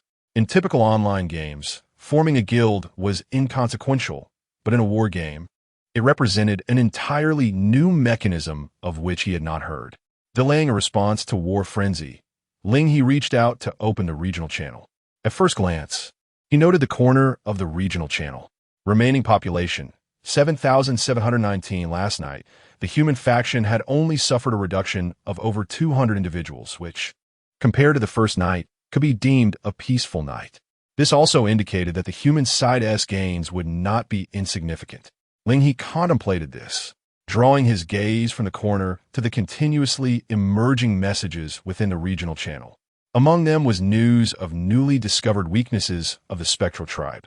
For instance, those mimetic creatures exhibited an exceptionally abnormal spatial distortion when approached with flames. This discovery was made by a human lord bearing the nickname Mr. Uncool. Ling He felt a flicker of recognition at the name, but could not place it, so he redirected his focus to matters of greater significance. This was the ongoing discussion within the regional channel regarding the first guild in the entire region, the Hall of War Gods, which was publicly recruiting. The announcement had been made by War Frenzy himself. He had withheld nothing, elaborating thoroughly on the guild mechanism within the regional channel. The guild mechanism, akin to a variant of the alliance system, placed a greater emphasis on the relationship between lords rather than the collective. Once a guild was established, a sufficient daily payment would be required to ensure the guild's survival. However, conversely, members of the guild would also enjoy numerous benefits. For instance, the blueprints for foundational structures could be submitted for guild research. Upon completion of the research, all guild members would be able to replicate the blueprint for free, utilizing it until the guild disbanded or they chose to depart. Just this single advantage was enough to entice many who were not particularly affluent. However, according to the words of Zhang Kuang, the advantages of joining a guild extend far beyond mere incentives. Ling and Kuai swiftly navigated through the regional channel, discovering the growth path and upgrade rewards shared by Zhang Kuang. LV9, LV10, Random S-Class Guild Aura, Path of the War God. What he randomly obtained was Sacred Law of War. Description: our allies are trusted pillars of support, allowing us to entrust our backs to our companions and engage wholeheartedly in the wars of the future. Effect: nullifies friendly fire damage among all members within the guild. Upon witnessing the effect, Ling couldn't help but click his tongue in admiration. The ability to negate friendly damage in a war game sparked numerous outrageous strategies in Ling's mind. One could only say that Zhang Kuang was indeed fortunate. Chapter 55. The benevolent berserker having gained a general understanding of the situation, Ling He typed a message in the private chat interface. Conscientious vendor, are you asking me, berserker, if you wish to invite me to join the guild you have established? The berserker replied almost instantly. Call me berserker. Huh. Dear vendor, please do not flatter me. I could never presume to do such a thing. I merely wanted to inquire whether you have any intentions of forming a guild. Surely you understand, dear vendor, that the first guild established in this region can garner significant influence. Thanks to your invaluable intelligence and goods, I am able to unlock the guild mechanism today. I am not one to forget my roots. If you have plans to form a guild, I shall not compete with you for the honor of being first. After reading this lengthy message, Ling He was left with a singular thought. The berserker was indeed a person of integrity. It was only natural. Someone who unhesitatingly extends a helping hand to strangers could hardly be lacking in virtues. As Ling He contemplated this, another message appeared from the Berserker. Call me Berserker. Of course, if you wish to join the Hall of Warriors, I would wholeheartedly support your decision. However, I'm curious about your growth path. Our guild mechanism requires that recruits have a connection to the warrior class. Fearing that Ling He might misunderstand, the Berserker took the time to clarify. Due to the nature of his guild's mechanics, which were derived from the warrior's path, all members must have a growth trajectory linked to warriors, such as berserkers, shield warriors, paladins, or dragon knights, all of which meet the entry requirements. However, paths such as those of deities, emperors, high priests, or rogue hunters would not suffice for membership, even if the Berserker had the desire to invite them. Conscientious vendor. I see. Ling He could not help but feel a tinge of disappointment. He had entertained the notion of joining the Berserker's guild to bask in its glory, but alas, that idea was dashed before it could even fully form. The Endbringer, it seemed, had little in common with warriors. Conscientious vendor. Unfortunately, my growth path renders me incompatible with your guild, Berserker. Nevertheless, I wish you great success with your guild. I currently have no plans to establish one myself. You may claim the title of First Guild without contest. I hope you will kindly look after my business in the future. Upon reading Ling He's response, the Berserker finally sighed in relief. The conscientious vendor was currently enjoying considerable popularity in the regional channel, and establishing the First Guild would undoubtedly attract attention away from the Berserker. This was why he had sought to communicate with Ling He beforehand. Although the matter was not of monumental significance, even brothers might turn against one another over minor gains. The Berserker did not wish to incite animosity from the region's most prominent merchant. On the other side, after addressing the matter with the Berserker, Ling He promptly closed the private chat interface. With a yawn, Ling He wrapped his arms around the nearby Vela, yearning to indulge in a delightful nap. However, at that moment, the corner of his eye caught a glimpse of his personal panel. Remaining assets, 26,192, 51 gold ahem. He was momentarily choked by his own saliva. Ling He straightened his posture once more. After a night had passed, his assets had surged to over 20,000, nearing 30,000 gold, although he had anticipated this figure. Witnessing the staggering amount of his remaining wealth firsthand left him unable to suppress a sound of astonishment. Has the scoundrel lord finally taken notice? Vela tilted her head back proudly, revealing her satisfaction. The more than 70,000 units of lumber produced yesterday had been entirely consumed, excluding the wood utilized by the lord. The profit from sales was approximately around 17,000 to 18,000 gold. Additionally, the sales of fire slime gel and honeycomb gel were quite promising. Although not sold out, they still generated nearly 6,000 gold in revenue. Considering the funds the scoundrel lord had left unspent yesterday, this is the current figure. Very well, Ling He listened to Vela's report with a smile, affectionately tousling her hat. He was indeed grateful for Vela's assistance in managing the shop. At that moment, Vela was in a good mood and paid no mind to Ling He's playful gesture. Oh, by the way, there's one more thing I almost forgot to mention. Vela suddenly raised a finger, her tone turning slightly serious. Currently, with over 1,000 subjects, the daily payroll exceeds 200 gold. Scoundrel lord, you must manage your labor costs more judiciously. Ling He nodded in agreement. Expenses should be judiciously allocated, while daily income is substantial. A payroll of over 200 gold is indeed considerable. As it stands, within the entire region, only Ling He could possibly afford such an expenditure. Even if there were others, they would be exceedingly rare. Fortunately, after 2 days, the first batch of recruited beasts had already accumulated over 24 hours of work time.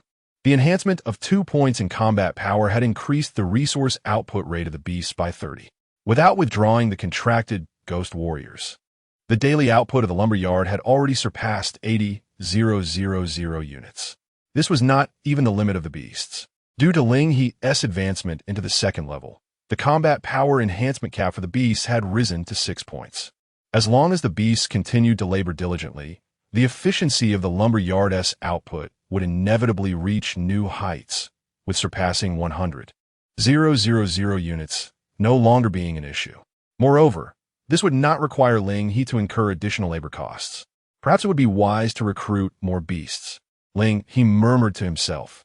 With the arrival of the second level, the beasts appeared increasingly more capable, in a fully paid and buff state. Their base combat power even exceeded that of contracted lumberjacks. Coupled with their low labor costs, they seemed to present an excellent alternative not only as production units, but also as a viable low-end combat power replacement for contracted lumberjacks. After making this clandestine decision, Ling He returned his attention to his personal interface. This time, he focused on the growth pathway levels. Although the timber industry is nearly monopolized, there is little experience left for Ling He to glean. However, the immensely popular fire slime gel and honeycomb gel have provided Ling He with substantial growth experience. Consequently, Ling He's level has surged to level 7, with only a slight gap remaining to reach level 8, and it is anticipated that he will successfully level up either today or tomorrow. Naturally, such an upgrade is accompanied by rewards. LV5 LV6, Random Building Blueprint, Final Producer Path, LV6 LV7, Premium Secretary Recruitment Card. Casually utilizing the Random Building Blueprint, Ling He did not hasten to inspect what he had obtained, but instead turned his attention to the Premium Secretary Recruitment Card. Premium Secretary Recruitment Card. Description: to seek a steed of exceptional quality, one must first forge a platform of gold. Only by planting the phoenix tree can one attract the phoenix. Effect: consumes 10,000 gold coins to recruit a premium secretary that meets the current era's upper limit. It increases the secretary recruitment cap by 1. Chapter 56. The New Secretary. By MO, is it true that one must nurture a phoenix tree to attract the phoenix? Ling He mused, his gaze inadvertently drifting towards Vera. As Vera possessed the ability to perceive her own panel, she must have also been aware of the effects of the elite secretary recruitment card. The prospect of enlisting the next secretary for a hefty price seemed rather inequitable to Vera, who was accustomed to free services. Why are you staring at me, you scoundrel lord? Vera rolled her eyes. If you want to use it, just do so. Being overly concerned about others' feelings will never lead you to the ultimate realm of the Creator. Ah, so that is your line of thought, Vera. But is it truly as simple as that? Ling He scrutinized Vera's expression, detecting no cracks in her facade. It appeared that she genuinely did not care about such trivial details. Ling He nodded contemplatively. Perhaps he had placed too much faith in Vera's humanity. With that, he swiftly snatched the high hat, a symbol of capitalist sin, off her head and placed it atop his own. In an instant, he felt as if he had been possessed by Vera's capitalist spirit, his demeanor turning notably more austere. You scoundrel lord! Vera's sharp cry pierced the air. How many times must I tell you not to meddle with a lady's hat? With that, she lunged to reclaim the hat from Ling He, but he preemptively pressed it down upon his head, leaving her in a state of impotent fury. A chuckle escaped Ling He as he beheld Vera's indignant glare. You're still laughing. Not laughing anymore. Not laughing anymore. Vera, you remain ever so adorable, he remarked, placing the high hat back atop her head. That moment reminded him of their first encounter, when Vera had boldly declared, I am quite charming. Please give me money. Umph. Vera adjusted her hat with a huff. Of course, this lady is charming. I find that hard to believe. Ling He retorted, shaking his head. You are clearly a wretched capitalist from the Victorian era, hardly a paragon of ladyhood. Nevertheless, he continued, gently pinching Vera's cheek, I am in dire need of a heartless capitalist like you. Thus, whether now or in the future, Vera will undoubtedly remain my chief secretary. That will not change. That was my intention all along, Vera replied, rolling her eyes dismissively. So, scoundrel lord, are you actually going to recruit someone new? As she spoke, Vera stifled a yawn, covering her mouth. I am quite tired, you know, I long to sleep. Besides, having you rest your head on my lap every night leaves my legs aching. If you could recruit someone to help me share the workload, I'd be quite pleased. Thank you very much. It's not as if I wish to be a pillow. You're the one who insists on dragging me out of bed. Ling He muttered reflexively. What did you just say? Nothing. Ling He shook his head gently, redirecting his gaze to the exquisite secretary recruitment card. Beyond Vera's feelings, Ling He hesitated to utilize the card immediately, harboring another concern. This recruitment card, unlike the one used to enlist Vera, bore temporal limitations. Should Ling He proceed to use it now, the secretary summoned would exclusively belong to the spirit era. Perhaps reserving it for future epochs would yield greater benefits. Should he retain it? Or is it truly worthwhile to save this exceptional recruitment card for the future? After some contemplation, Ling He shrugged. He was not a protagonist from a novel, lacking the patience to hold onto a prized possession for a decade or more, regardless of an item's worth. If it is clutched tightly yet remains unused, its value inevitably dwindles to zero. Ling He perceived this quite clearly. Therefore, he decided to use it. A substantial sum of 10,000 gold was deducted from Ling He's account, representing a third of his current funds, a weighty decision indeed. After all, even the previous promise of stipends for nearly 200 contract ghost warriors amounted to a mere 3,000 gold. Congratulations on successfully using exquisite secretary recruitment card. Your secretary limit has increased by 1. Due to your current era being Spirit Era, you have acquired a secretary unit suited to the current era. By MO, in the next moment. A stunning woman clad in a blue robe, with long hair cascading to her waist, materialized before Ling He and Vera. If Vera's charm was characterized by a blend of cuteness and refinement, this woman exuded an ethereal elegance interwoven with a spirited demeanor. Though she possessed slightly less cuteness than Vera, her aura rendered her beauty unparalleled. Just as Ling He became entranced, Bai Mo's brows twitched as she gently opened her eyes and clasped her hands in a respectful greeting towards Ling He. I have heard of your esteemed reputation, noble sir. I pride myself on possessing a modicum of unique skills and a cursory knowledge of poetry and prose, and I am willing to serve you. Such eloquent speech crossed Ling He's mind when suddenly a notification appeared before him. Ding! Congratulations on earning Secretary Bai Mo's acknowledgement. You may now access Bai Mo's personal interface without hesitation. Ling He assisted Bai Mo to her feet and began to examine her personal interface. I want to see too. Vera quickly leaned beside Ling He, peeking over his shoulder with curious eyes fixed on Bai Mo's personal interface. Secretary, Bai Mo, combat power, 20 attributes, spiritual victory, spring and autumn calligraphy, music of the Xiaolu, archery techniques, 8-steed shadow, river map and Luo book, spiritual victory, when our actions align with propriety. All subjects within this secretary's vicinity gain 2 in combativeness. Spring and autumn calligraphy, when our actions trigger regional or server-wide announcements. Any text may be added, modified, or removed. Music of the Xiaolu, when this secretary wields the ancient zither as her primary weapon, her combat power increases by 500, and she gains musical auxiliary skills. The 5 chapters of archery, when this secretary wields the primary weapon, the longbow, their combat power is multiplied by 500, and they acquire skills related to bow attacks.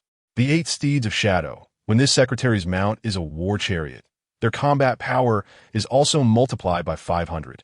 Moreover, if they find themselves in a spiritualized area, they enter a unique state as if walking on level ground. The river map and Luo book, in the area occupied by this secretary, when our side eliminates neutral creatures, the drop rate increases by 20, and the amount of money dropped also rises by 20. I was taken aback. Ling took the lead in finishing the reading, inhaling sharply. The Book of Rites. Music, archery, and charioteering. What a splendid embodiment of the 6 arts of a gentleman. With Vera serving as a comparative standard, Bai Mo's attributes appear exceedingly extravagant. Vera, Ling murmured. Can I retract what I previously stated? Huh. Chapter 57. In accordance with rites, jokingly, as Vera widened her eyes and regarded him with the gaze typically reserved for beasts. Ling He hastily clarified that he was merely jesting. Surely, he must have been influenced by Vera's peculiar hat, leading him to inadvertently utter such heartfelt yet insincere words. Beside them, Bai Mo glanced at Vera, then at Ling He, stifling a laugh. Their rapport appeared remarkably amiable, devoid of any semblance of hierarchy. A good relationship? Vera tilted her head, 3 question marks seemingly materializing above her forehead. Are you suggesting that my relationship with this scoundrel, who doesn't even provide a meal, is commendable? As she spoke, Vera pointed a finger at Ling He, honing in on her target. Ahem. Ling He coughed heavily. reiterating how many times he had to assert that this unscrupulous capitalist had no right to comment on his character. Although he vehemently disagreed with Vera's statement, her words inadvertently sparked a realization within him. The current state of his subjects certainly bore no resemblance to adherence to the rights. Upon reflecting, Ling He concluded that Bai Mo's peculiar ability, spiritual victory, seemed to be an utterly ineffective skill in his case. Just as he mulled over this thought, Bai Mo's light laughter echoed again. Indeed, my judgment was not at fault. The two of you share a remarkable bond. Moreover, this lady Bai Mo glanced at Vera, blinking in sudden comprehension. Though she had perused her personal panel, she had yet to view Vera's, leaving her unaware of Vera's name. Fortunately, her refined manners prompted Bai Mo to swiftly amend her words, averting any potential awkwardness. While this heartless capitalist miss, certain matters cannot be entirely attributed to our esteemed Lord. Can they? As the sage states, heaven bestows great responsibilities upon those individuals. They must first endure trials of the heart, toil their bodies, starve their flesh, and experience deprivation. Clearly, our Lord is offering everyone a free opportunity for growth, a gesture in accordance with the rights, a great act of benevolence. Ahem, ahem. Ling He coughed incessantly at Bai Mo's unabashed flattery, feeling somewhat embarrassed by her words. Had she not highlighted his supposed virtue, he might never have realized he was such a magnanimous benefactor. Ding! Congratulations! You have met the conditions. In accordance with rights, Bai Mo's special skill, spiritual victory, has been activated. In the current area, the combativeness of all your subjects has increased by 2. Goodness, this was the second time since Bai Mo's arrival that Ling He gasped in astonishment. So, this is what spiritual victory entails. Initially, he had pondered how to fulfill the condition of adherence to rights, only to discover that it was entirely defined by Mo herself. I deem myself in accordance with the rights. Thus, I am indeed in accordance. As for what constitutes the rights, others need not concern themselves with that. As he gazed at the smiling Bai Mo, Ling He suddenly felt compelled to explore her other attributes.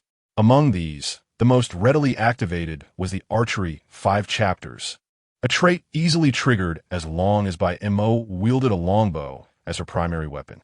Coincidentally, within the trading post, there was a limited-time item yet to be purchased. The iron frame bow, priced at 50 gold coins with a time limit of 2 days, 12 hours, and 39 minutes. A mere 50 gold coins, equivalent to a day's worth of meals for Ling He and Vera, was hardly a sum he would hesitate to spend, especially when the need arose. Thus, he acquired the iron frame bow, and soon, a finely crafted wooden bow appeared in his hands. Unlike ordinary bows, this one boasted sharp iron tips at both ends, appearing capable of piercing through unarmored foes with ease. Bai Mo, give this bow a try, Ling He offered, presenting the iron frame bow to her. Bai Mo accepted it, her fingers gliding along the bowstring before she gave it a gentle pluck. What a fine bow! To receive such a generous gift upon our first meeting leaves me quite flustered, she remarked. However, Ling He perceived no indication that she wished to relinquish the bow. It was evident that she was enamored with the high-priced weapon. As Bai Mo grasped the bow, her personal panel underwent a transformation. Secretary, Bai Mo, combat power, 100 attack skills, white arrow, triple shot, piercing strike, ranged measurement. Tactical precision, her combat power soared to over 100. She was the first unit under Ling He's command to achieve such a feat. Even the previously deceased contract Phantom Warrior had only possessed a combat power of 30. Bai Mo, could you demonstrate your shooting skills? Ling He inquired. Of course, my lord. Bai Mo replied without hesitation, nocking an arrow and aiming at a distant giant tree. Triple shot. An arrow flew forth like a bolt of lightning, embedding itself into the trunk with a resounding thud. But this was merely the beginning, for in the next moment, 3 more arrows followed in swift succession, each striking the fletching of the preceding arrow. Under the triple impact, the initial arrow pierced through the entire trunk, continuing its flight to embed itself in yet another giant tree behind it. Ling He couldn't help but smacked his lips in astonishment. If Vera were akin to a logistics secretary with a penchant for accounting, the newly recruited Bai Mo was a blend of secretary and bodyguard. Common low-caliber firearms would scarcely claim the ability to easily pierce a trunk, yet by M.O., with her singular strength, effortlessly shot through a tree, showcasing a rather terrifying level of martial prowess. Ling He sensed that by Mo's combat power had yet to reach its zenith. This was due to the fact that only Zhao enters the formation and archery 5 chapters were limited by the primary weapon, while 8-steed shadow escape required riding a chariot, presenting no conflict with the former 2 abilities, yet still providing a 5-fold combat power enhancement. Thus, when these abilities were combined, Bai Mo's combat power could escalate to a staggering 500 points. It could only be said that she was indeed an extraordinary secretary. With a mere 10,000 gold, one can recruit an individual unit boasting a power of 500 in the 2nd tier, which proves to be an advantageous deal for Ling He. After all, he is currently devoid of material wealth, with only his finances remaining. The only lamentable aspect is that Ling He is unable to validate this notion at the moment. It is not due to a lack of funds. Rather, the entire marketplace is devoid of war machines, as no one has progressed to that stage. Ling He has indeed experienced the sentiment that money is not omnipotent. After some contemplation, he posted a message in the regional channel. Conscientious vendor, offering a high price for ancient zither, war machines, or mineral locations. Those willing to sell may privately message the vendor. Fair prices guaranteed. No deception involved. Once the message was dispatched, there was a prolonged silence, with no one reaching out to Ling He. This was partly because most individuals had only just fallen asleep at this hour, and also because the items he sought were not commonplace in the current region. Therefore, Ling He remained unperturbed, simply allowing his message to linger while redirecting his attention elsewhere. Chapter 58. Schemes and Avarice Unbeknownst to him. This information had caught the attention of those with ulterior motives. The Guqin, the war chariot, or the location of mineral resources. Lin Xiao silently pondered, casting a furtive glance around him. Under the summons of the Weeping Wall, nearly 10 lords of the secret party had already gathered. Several more lords were en route, but a single knight was insufficient for their complete assembly. Moreover, these lords were accompanied by a number of subjects, whose quality far surpassed that of the primitive newcomers in the region. This indicated that the forces at Lin Zhao's disposal were exceptionally formidable. This was an opportunity. With Lin Zhao's keen intellect, he immediately recognized the significance of the moment. Setting aside thoughts of the Guqin and the war chariot, the conscientious merchant's intention to acquire mineral resources implied that he would undoubtedly appear at the scene. After all, such resources, buried deep within the earth, could not be sold through a trading post. Following this line of reasoning, it dawned on him that this might be the best, if not the only, chance to witness the true nature of the conscientious merchant early in the war game. With the formidable military strength of the secret party backing him, he could potentially counterbalance or even surpass the merchant's efforts to manipulate the trading post and widen the gap with others. Realizing this, Lin Xiao rose swiftly and approached the Weeping Wall. "Can we have a word?" Upon seeing Lin Xiao again, the Weeping Wall sighed and rubbed his bald head. "What is it that you wish to say now?"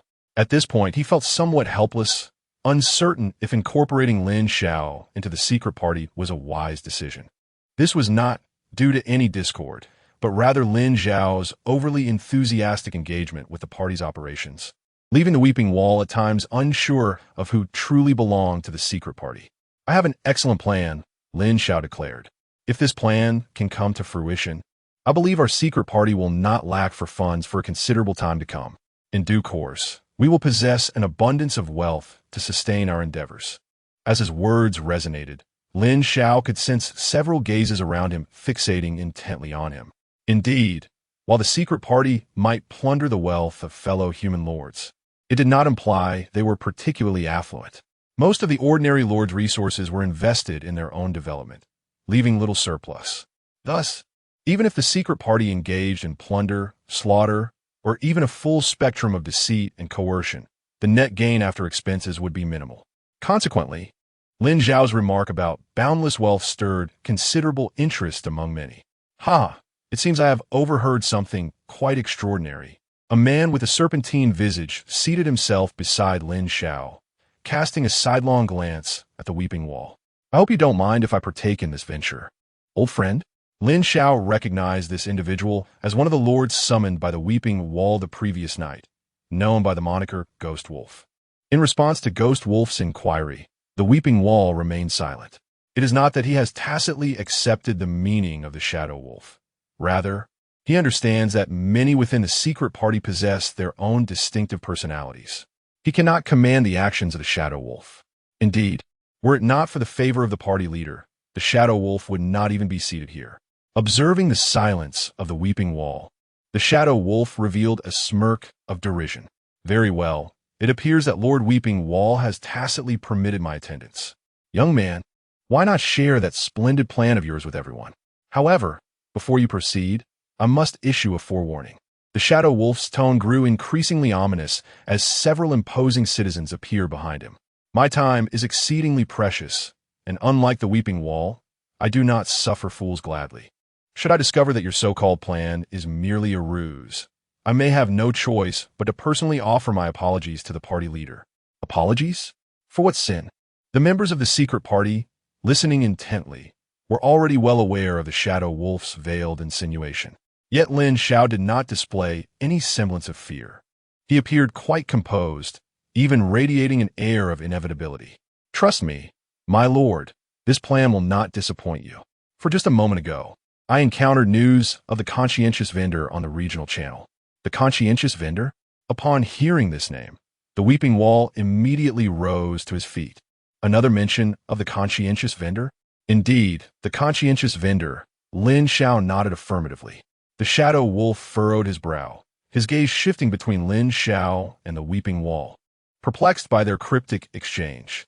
Lacking familiarity with the name conscientious vendor due to his recent arrival, he was utterly bewildered by their silent game. Ignoring the Shadow Wolf's confusion, the Weeping Wall firmly declared, "No, I do not approve of this plan, but I have yet to reveal what the plan entails." Lin Xiao exclaimed in a sudden rush of urgency. He had considered numerous possibilities, yet he never anticipated this outcome. The Weeping Wall would outright reject his plan solely based on the name of the conscientious vendor, denying him even the chance to articulate his proposal. No more needs to be said. The Weeping Wall's gaze bore down on Lin Xiao with fierce intensity. From entropy, I believe I have warned you repeatedly. Before contacting the party leader, we must remain concealed from all eyes. The conscientious vendor is akin to a star upon this very stage. Do you truly believe that if we provoke him, we can maintain our current level of discretion? Ha ha! Suddenly, the Shadow Wolf erupted into laughter. He still did not grasp the nature of the riddle between Lin Xiao and the Weeping Wall, yet he observed the caution etched upon the Weeping Wall's face, which only fueled his curiosity further. A slender, pale arm draped over Lin Xiao's shoulder as the Shadow Wolf leaned closer. Do share. I am quite intrigued by your plan. Elaborate on it, as well as the conscientious vendor you mentioned. What the Weeping Wall cannot accomplish, perhaps I can. With that, the Shadow Wolf gave a gentle push to Lin Xiao's back, indicating that they should converse privately away from the crowd.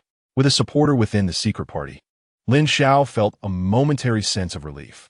After all, he truly did not wish to miss this opportunity to drag the conscience vendor down into the mire. My lord, the Phantom Wolf, please follow me. As he walked alongside the Phantom Wolf into the distance, Lin Xiao gradually articulated his thoughts. Presently, the conscience vendor occupies the largest share of the trading market. I have conducted calculations, and the daily revenue of the conscience vendor surely does not fall below 5 figures. Copper coins? Gold coins? As his words fell, Lin Xiao could distinctly feel the grip on his shoulder tighten significantly. However, that force soon relaxed once more.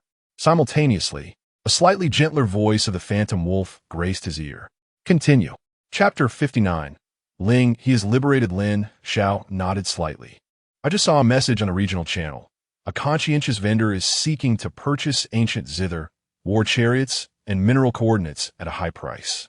A hint of confusion flickered in Yolong's eyes. He did not quite grasp the significance of a purchase announcement.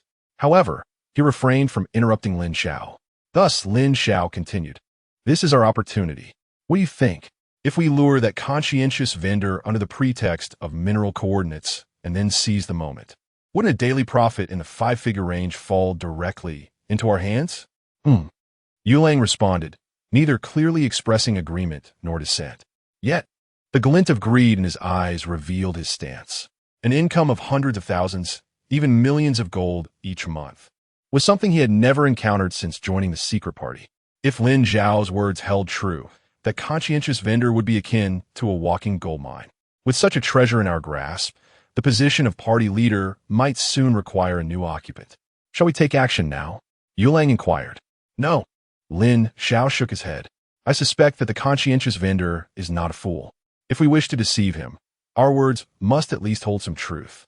This means that before we act, we must genuinely possess a mineral site. As Lin Zhao and Yolong's figures gradually receded, their voices diminished. Several lords of the secret party exchanged glances and hastily rose to follow. Like Yulang, they found Lin Zhao's promise of boundless wealth far more enticing than the obscured whispers of Kuqiang. As for the party leader, they certainly respected him, but only if he personally issued commands, rather than allowing Kuqiang to wield authority through mere intimidation. In a moment, nearly half the attendees had departed. Among those who remained, some voiced their concerns to Kuqiang. My lord, should we not stop them? They leaned more towards Kuqiang's ideology. In response, Kuqiang merely shook his head and extended his tongue, grotesquely licking his lips as if savoring a lingering flavor. Why should I stop them? Is it because Shuang lied, or because they lack the potential for success? Faced with Kuqiang's query, the remaining few exchanged uncertain glances, unsure how to respond. Consequently, Kuqiang answered the question for them. I have tasted the truth in Shuang's words. He has not deceived us in any way. My lord, do you imply that the young man's plan may indeed succeed? Someone appeared to grasp a fragment of Kuqiang's meaning. Yet, this was followed by greater confusion. If so, why do you not wish to accompany them? Is it truly due to the party leader? The speaker's voice faltered as Kuqiang approached, placing a finger to his lips. So I have not yet finished speaking. Kuqiang inhaled the lingering scent of Lin Zhao's departure, his expression bearing a peculiar smile. It was the scent of hatred. The boy harbored hatred beneath his surface of authenticity, believing he had deceived everyone. Yet, I am not the fool known as the ghost wolf. His emotions cannot ensnare me. Observe closely. This is a plan destined for failure. And that conscience-stricken merchant will inevitably meet his demise. No one shall derive any benefit from this scheme. With that, the weeping wall resumed its previous position, falling silent. Oh, is there such a marvelous thing? Beside the council hall, Vela exclaimed in awe as she stood next to Ling He. Before them rose a colossal, cylindrical wooden statue, a creation randomly drawn from the architectural blueprints. Heavenly Pillar, Era, Spiritualization Era, Path of the Final Producers, Description. One day, we suddenly discovered that by infusing spirit into fragile structures, we could create functionalities that should not exist. Construction requirement: 300 sets of timber. Note: the area must possess a core building for construction, and this edifice may only be erected on lands owned by us. This was Ling He's first extraction of a blueprint related to the growth path. He had not anticipated that his initial draw would trigger the spiritualization reward pertaining to the era. However, Ling He did not attribute this fortunate occurrence to a mere stroke of luck. A person who smiles as much as he does typically enjoys good fortune, does he not? Coincidentally, the construction requirements were fully met. After sending out a procurement message, Ling He summoned his team and constructed the heavenly pillar beside the council hall. Upon completion, he accessed the building interface of the heavenly pillar. Heavenly pillar. Effect. Items listed in the trading post. Efficiency is determined by the productivity of the citizens. Current citizens engaged. 0-10. The effect was succinctly stated, yet it elicited a gasp of wonder from Vela. In previous trading scenarios, although Vela could quickly list items using the Pichio wallet, it required Ling He to be nearby. This proximity allowed her to monitor the trading post and regional channel while listing items. However, with the heavenly pillar, everything had changed dramatically. The goods produced by the lumberyard and slime farm adjacent to the council hall could now be listed directly by the heavenly pillar. This resolution to the listing conundrum meant that even in Ling He's absence, most tasks could be managed remotely through the interface. In essence, Ling He was completely liberated from the lumberyard. Consequently, Vela too was freed, no longer needing to maintain a schedule entirely opposite to Ling He's. The thought of this made her drowsy, especially after a sleepless night. Ah, that wretched lord. If there is nothing else, I shall take a short rest. Ling He nodded, his gaze shifting to Bai Mo. Bai Mo smiled knowingly, patting his chest. Dear Lord and Miss Black-Hearted Capitalist, you both should rest. I will handle things here. I am Vela Burin. Vera softly spoke from the side, yet her words went unnoticed. Bai Mo continued from where she left off. Having practiced the teachings of the sages since childhood, I can be considered a disciple of the utmost wisdom. Should any outsider dare to intrude, I shall surely persuade them with the words of the sages. That will be quite the task for you, Bai Mo. Ling He replied, stifling a yawn. Having been roused by Vera since just past 9, he found it exceedingly arduous for a person who typically slumbers until noon. Once I've indulged in a brief nap, I shall endeavor to assist you in acquiring a war chariot. With that, Ling He turned and led Vera into the council chamber. Meanwhile, Han Bao remained blissfully asleep on the wooden bed, showing no signs of waking. Zzz. Observing the peacefully slumbering Han Bao, Ling He couldn't help but chuckle softly. This fellow certainly surpassed him in terms of restful slumber. Chapter 60. The wheel reclining once more upon Hamburger, the soft texture instantly caused Ling to close his eyes in bliss. This was far more comfortable than resting on Vera's lap. Such a luxuriously soft mattress would likely be unattainable for ages to come, thus for a significantly prolonged period. Hamburger would undoubtedly be his finest companion, without question. Damn Lord, I shall take my rest now. Vera, naturally unwilling to sleep on the hard wooden bed, unceremoniously settled beside Ling, swiftly drifting into a contented slumber. Seizing the opportunity, Ling pinched Vera's cheek lightly. Noticing her unresponsiveness, he too succumbed to a nap. Before long, the sounds of 2 snores resonated from the council chamber. Zzz. My lord. The door to the council chamber creaked open gently.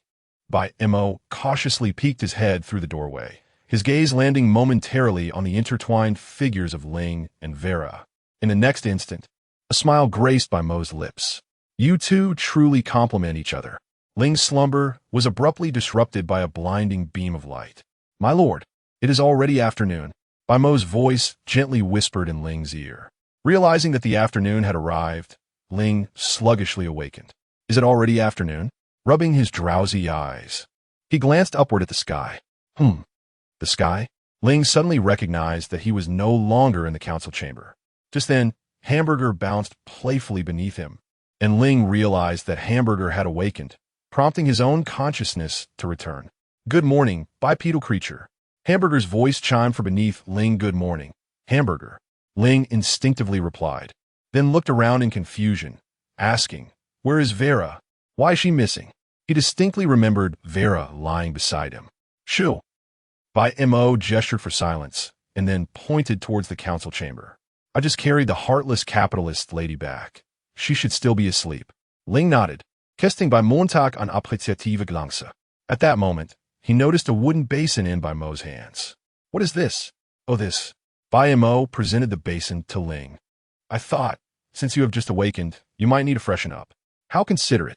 Ling dipped his hands into the basin, splashing water on his face. Fully rejuvenated.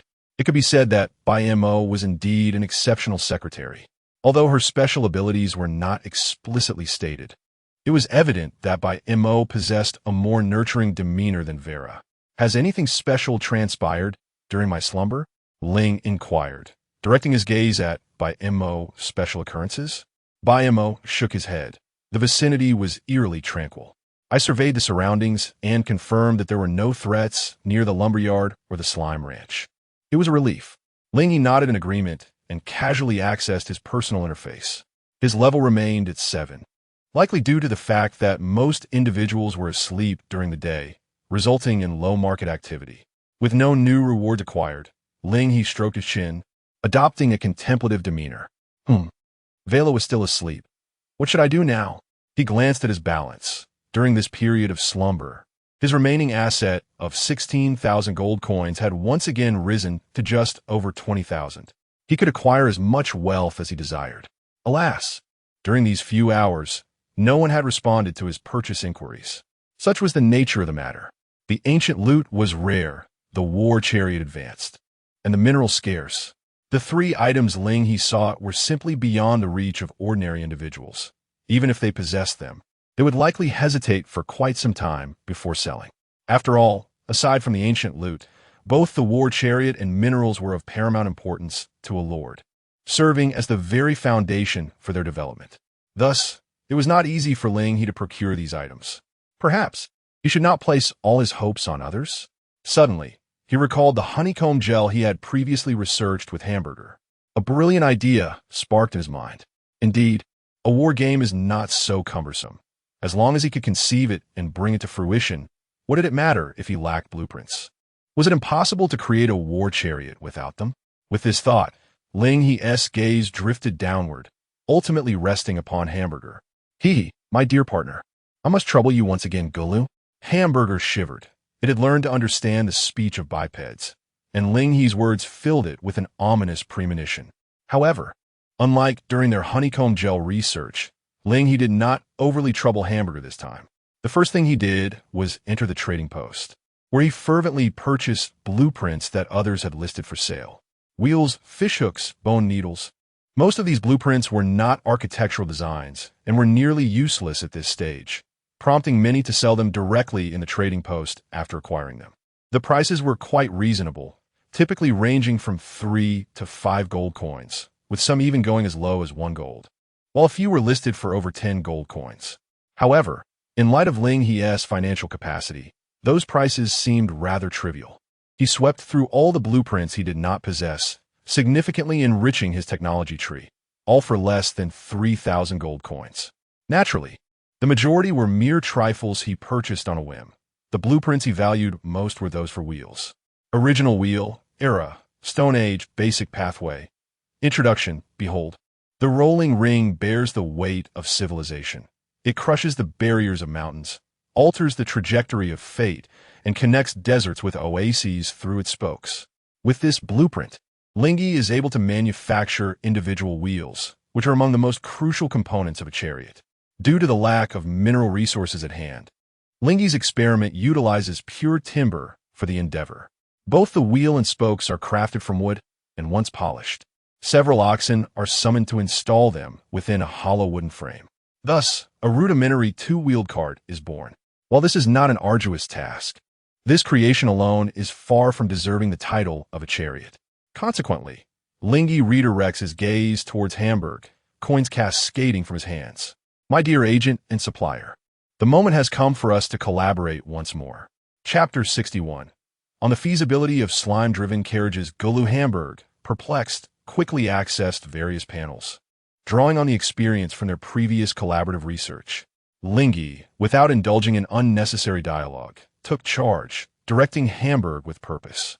His fingers gestured thrice before Hamburg's recruitment panel, selecting this one, that one, and the other. The units he indicated were the two previously unselected toxic slime species and the officer unit. At that time, Ling He had feared that Hamburg acquiring heavy units might pose a threat to him.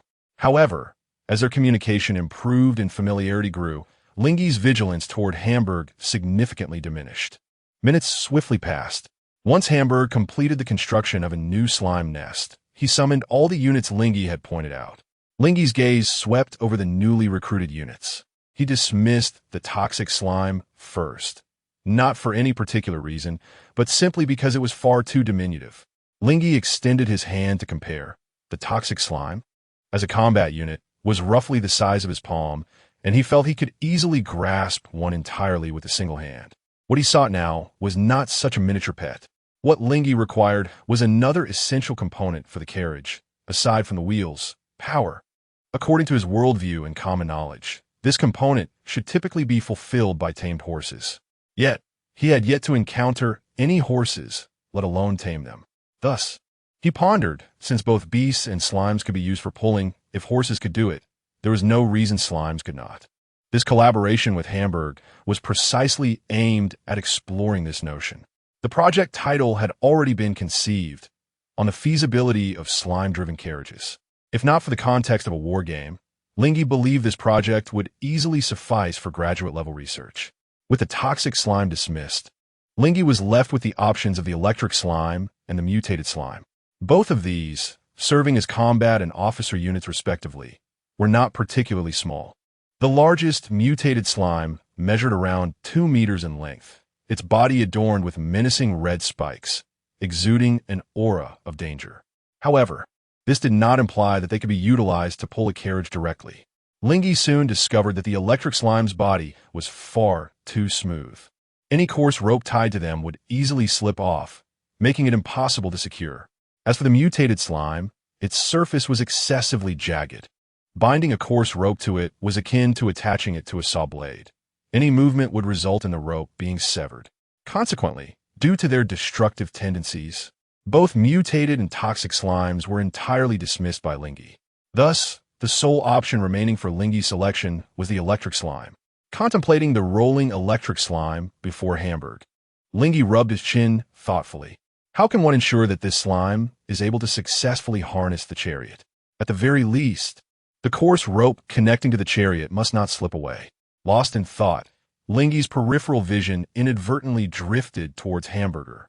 He recalled that Hamburger possessed a skill that allowed it to transform into a young girl.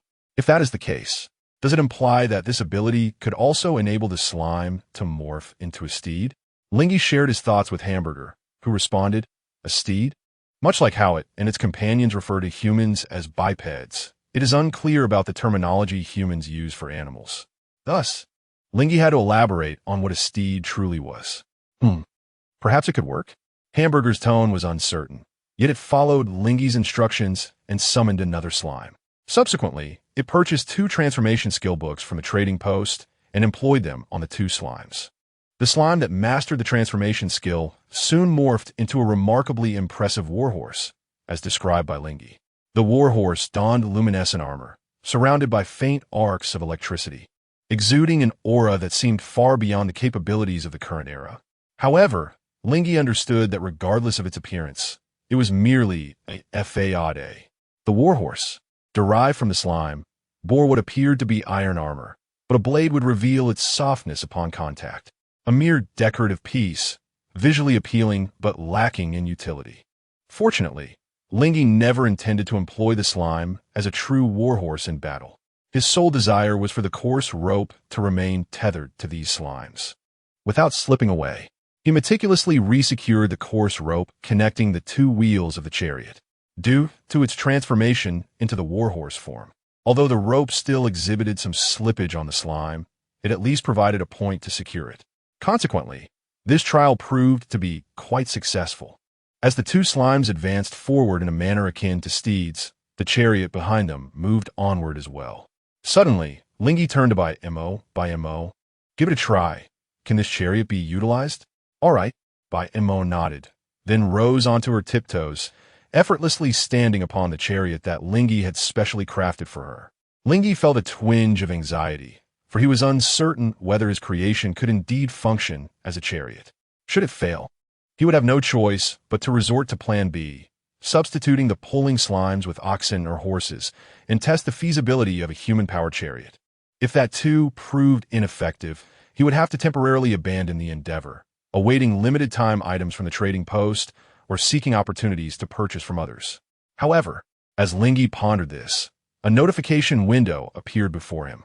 Secretary by Mo's Special Skill 8 Galloping Shadows has been activated. Current area is the Spirit Transformation Zone. By Mo has entered a special state, as if walking on flat ground. This unit's movement will not be impeded or slowed by special terrain such as lakes or hills. Has the state of, as if walking on flat ground, truly been triggered? Is it truly the case that this entirely improvised war machine, devoid of any blueprint, has been recognized? Ling and Meng suddenly extended their hands, summoning by Mo's personal interface. Indeed, as the 2 enhancement skills of the primary weapon and mount were activated, by Mo's panel statistics reached an extraordinarily monstrous level. Secretary, by Mo, combat power, 500. Ling was uncertain of the combat power possessed by the earlier attacking ghostly creature of the Spirit Clan. However, it seemed that with by Mo's currently inflated statistics, tearing apart a monster should pose no challenge. Ding! Suddenly, a private message appeared before Ling. "Ghost Wolf, I have the coordinates for an open copper mine. Are you interested?" Chapter 62, The Art of Divination. Conscientious merchant. Of course I am interested. Ling instinctively pinched his cheek, confirming he was not dreaming. Was today a fortuitous occasion that brought him such double joy? Or perhaps it was the result of having washed his face today, enhancing the already fair complexion he possessed. While internally grumbling, Ling did not forget to respond. If the coordinates of the copper mine are accurate, I can assure you that the minimum reward will be 3,000 gold coins, with no upper limit. 3,000 gold coins. Beside a bare, exposed copper mine, a sharp crack echoed from the mouth of the Shadow Wolf. If memory served, the current area was merely a novice zone, still entrenched in the primitive Stone Age. Yet, amidst this barren and savage land, someone had the audacity to inform him that the minimum reward was 3,000 gold coins, with no ceiling. What does 3,000 gold coins signify? The Shadow Wolf had traversed from the first to the third era and had never held such wealth in his lifetime. Truly, a wretchedly affluent individual, the Shadow Wolf harbored a deep-seated disdain for humanity as a whole. Yet today, he found himself particularly irritated by this singular human. Nevertheless, this also suggested that he had indeed found the right target. The Shadow Wolf unabashedly displayed his avaricious gaze and turned to Lin Xiao. That fellow had taken the bait. In response to the Shadow Wolf's gaze, Lin Xiao offered a sheepish grin, as if to say, I knew that with your esteemed presence, capturing a mere merchant would be effortlessly achieved. Enough with the idle chatter, the Shadow Wolf interjected, clearly unimpressed with Lin Xiao's banter. Let us proceed to discuss our next course of action. What we are about to undertake is quite straightforward for you, my lord, Lin Xiao replied, gesturing towards the ground beneath them. With this mineral resource in our possession, we simply need to maintain the pretense of trading with that conscientious merchant. By luring him to this location, he will harbor no suspicions regarding our intentions, given the allure of this mine. At that point, we shall lay an ambush in the shadows, and, when the merchant draws near, swiftly subdue him to achieve our objective. The only challenge lies in how we shall convey the coordinates of this location to that conscientious merchant. Humph, the Shadow Wolf scoffed at Lin Xiao's mention of challenge. Isn't that simple? We shall let him know what we know. With that, the Shadow Wolf beckoned to his comrades. From the ranks of the secretive group, several lightly armored warriors brought forth a terrified man, forcing him to kneel before the Shadow Wolf. Thud! One of the warriors kicked the man, sending him crashing to the ground. You! The man, unkempt and disheveled, knelt in submission, trembling and stammering, unable to rise, only capable of uttering his desperate pleas. Oh! The Shadow Wolf crouched down slowly, a chilling smile gracing his lips. And what shall we do with you? Speak up. Let's listen closely. You! The man met the gaze of the Wraith Wolf, gradually trembling as he closed his mouth. He understood that the individuals before him were nothing short of villains, demons who would kill without a second thought. Previously, he had allied with several human lords, and during the past 2 days of the Ghost Spirit Tribe's sudden rampage, he had managed to survive, albeit barely. However, with the unexpected arrival of the Wraith Wolf and his companions, everything changed. The subjects he had painstakingly recruited were instantly dispersed and ruthlessly slaughtered by this group. The lords, lacking sufficient benefits to offer the others, were sent to accompany their fallen subjects. Only he remained, clinging to life because he could provide the Wraith Wolf with something of value. Reflecting on this, the man could only weakly inquire, I have fulfilled every task you set before me. You have located the minerals. When will you release me? You wish to leave? A sharp clap echoed as the Wraith Wolf extended his pale hand, lightly patting the face of the man whose name he did not even know. I appreciate your forthrightness. Therefore, leaving is not out of the question. With that, the Wraith Wolf tossed a tortoiseshell before the man. Just one more divination regarding this copper mine, and you may depart. What? The man's eyes widened in disbelief. You must be mad. Indeed, the reason he had managed to survive in the presence of the Wraith Wolf and the other enigmatic lords was due to a unique skill bestowed upon him by his path of growth, tortoise divination. Tortoise divination. Effect. Sacrifices 10 years of lifespan to perform a predictive calculation, limited to the current area, and engraves the result onto the tortoise shell, creating a one-time consumable item. He had already utilized this skill twice under the duress of the Wraith Wolf. The first was to predict the location of a conscientious merchant. That divination was successful, yet Lin Xiao had intervened, believing that approaching the merchant without sufficient cause would only alert him. Once the merchant was startled, future attempts to act against him would become exceedingly difficult. Hence, the second use of tortoise divination was to calculate the nearest mineral location. This explained how the Wraith Wolves group had located the minerals in just half a day's time. After 2 successive uses of the divination, the man had sacrificed 20 years of his life. Now, the Wraith Wolf demanded a third divination, specifically concerning the very mine beneath their feet. Was this not a blatant waste of his lifespan? The man felt a surge of fury, but, meeting the cold, twisted gaze of the Wraith Wolf, his anger subsided. Fine, he ultimately acquiesced, but we must agree that this will be the last time I assist you, and you will indeed set me free. Of course, the Wraith Wolf nodded. The man then took a deep breath, picked up the tortoise shell that had been cast before him, and once more invoked the tortoise divination. A decade of life has slipped away, and within the man's mind, vivid images begin to materialize. These visions manifest in intricate characters upon the surface of a tortoise shell. A one-time used divination tool, meticulously crafted. The spectral wolf gazes at the character-engraved shell held in the man's hand, for it is this very shell that has guided them to this open copper mine. Alas, the shell is but a disposable artifact. Once the divination is wholly complete, it will age and vanish from existence. Otherwise, it could serve as a reliable beacon to a fixed location, proving to be quite useful indeed. Here, the man extends the shell before the spectral wolf. Will you now allow me to depart? We had an agreement. As long as I assist you with one more divination, you would grant me my freedom. Chapter 63. The Eve of Departure Leave? The spectral wolf grasped the turtle shell, his gaze fixed upon the man kneeling on the ground. After depleting 30 years of his lifespan in succession, the man's skin had begun to wrinkle, and strands of white had infiltrated his formerly dark hair. Under the intense scrutiny of the spectral wolf, he instinctively tightened his grip around his heart. It was only when the spectral wolf uttered, "Of course, you may depart," that the man exhaled a heavy sigh of relief. "I shall take my leave at once." With that, he steadied his trembling body, attempting to rise from the ground. Yet, in the next moment, the voice of the spectral wolf echoed once more. "Khan, see him off." Before the man could contemplate his fate, he felt a searing pain in his skull. Unbeknownst to him, a frigid iron gauntlet had already clamped down upon his head.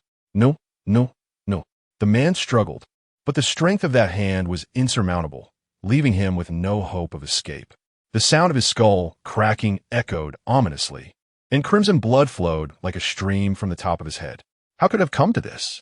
They had promised that as long as he assisted them, they would grant him his freedom. Gradually, the man ceased his struggles. He felt the fissures in his skull spreading, and even if he were to miraculously escape, his life would likely be forfeit. Confronted with the inevitability of death, he found himself less fearful of the spectral wolf and the lords of the secret party. In the final moment, before consciousness faded, he summoned the last vestiges of his life force to invoke the turtle divination once more. This time he smiled. "I see it. Most of you will perish. Your doom is nigh.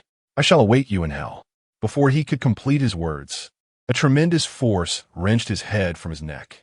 Instantly, a geyser of blood erupted, splattering the faces of those around him. The lords of the secret party had grown accustomed to such gruesome spectacles. The spectral wolf wiped the blood from his face, savoring it at his lips, before revealing a morbid smile. "Ha ha ha! I have not broken my promise. The useless must depart in such a manner." Lin Xiao observed the spectral wolf's ghastly grin, stepping back 2 paces while discreetly wiping the blood from his own face. Indeed, there was not a single sane individual within the secret party.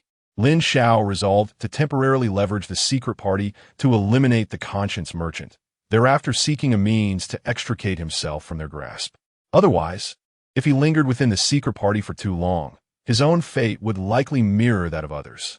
Meanwhile, Ling He awaited a response from the spectral wolf, his mind preoccupied with an urgent question. This query had only dawned upon him after he had submitted his offer. How could one convey the coordinates of the minerals to him without a map in the current region? Were they to resort to the rudimentary methods employed in the previous area? using markers to ascertain coordinates and direction. Such a solution was far from ideal. Should the distance between the two parties be considerable, utilizing a landmark as a reference point becomes essential. In the absence of such a marker, it is quite likely that one person may head east while the other ventures west, resulting in a situation where they are ultimately at cross purposes, failing to encounter one another. It is likely that the enigmatic figure, Yulang, contemplated this very dilemma, hence the prolonged silence that ensued. As Ling He pondered this, a new message from Yulang finally appeared in the private chat channel. Yulang, I have prepared the coordinates. If you're willing to trust me, proceed to the trading hall and purchase an item called the turtle shell. I have marked the selling price at 100 gold, which shall serve as a deposit. As for the remaining amount, we shall exchange the payment and the item in front of the copper mine. At first glance, Yulang's words appeared to pose no issues. Upon opening the trading hall, Ling He indeed discovered the turtle shell as described. Turtle shell? Description: a commonly used tool in ancient divination, inscribed with an unknown coordinate address. Selling price: 100 gold, including a 15 transaction tax. If Ling He's deductions were correct, this so-called unknown coordinate must refer to the location of the copper mine mentioned by Yulang. Thus, without hesitation, he placed the order. A mere 100 gold coins, when juxtaposed against the potential substantial profits from the copper mine, seemed insignificant. After spending over 100 gold coins, the turtle shell materialized in Ling He's hands. The moment he grasped the shell, he felt himself entering a state of profound clarity, though he was still quite distant from the coordinates. Holding the turtle shell allowed Ling He to instinctively discern the direction in which he should proceed, along with the mountains and rivers he would need to traverse. By Montak, Ling He called out her name, intending to show her the turtle shell. However, in the brief moment he turned, he discovered that Bai Mo had already dismounted from the war chariot and stood beside him. She was intently focused on him. More specifically, her gaze was fixated on the turtle shell in his hand. Ling He waved the shell in front of her, and her eyes followed its movement. Confirming that Bai Mo was indeed looking at the turtle shell, he inquired, "Is there something wrong with this?" Bai Mo furrowed her brow slightly. After considering her words, she responded, "It has a bit of a bloody scent." Yet, she quickly shook her head. "No, perhaps I'm overthinking it." Faced with Bai Mo's demeanor, Ling He feigned understanding. The notion of a turtle shell derived from a sacrificial turtle did carry a certain sanguinary connotation, which seemed rather unremarkable in context. With this in mind, Ling He promptly extended his hand, placing the turtle shell into Bai Mo's grasp. "Can you estimate how long it will take us to reach this location?" Upon receiving Ling He's directive, Bai Mo refrained from revisiting the previous topic. Instead, she closed her eyes, clutching the turtle shell, and began to attune herself to its essence. After a considerable pause, she finally responded, 3 days. If I were to travel at full speed, I could arrive in 3 days. And what if we include others? Ling extended his hand, gesturing towards the cattle and the contracted ghost warriors within the lumberyard. If they were to embark on an extended journey, it was certain that he would bring along the contracted ghost warriors, as they were the mainstay for ensuring his safety. Bai Mo pondered for a moment before presenting a new estimate. Considering the others, a rapid march over 7 days was a conservative approximation. The actual time required could very well exceed that duration. The anticipated time frame had suddenly escalated. Nevertheless, Ling nodded in agreement. "Very well, once Vera has rested adequately, we shall set forth officially tomorrow morning." Chapter 64. The ailing Vera. With a blink, dawn had arrived. Vera stood atop the war chariot, her staff directed forward as she exuded excitement. "Woohoo, let us depart." She had awakened at midnight, but was compelled by Ling to rest, leaving her now in a state of invigorating energy. "Miss Blackheart, you seem quite spirited today," Bai Mo remarked with a light chuckle. "Indeed," Vera replied, lifting her chin high.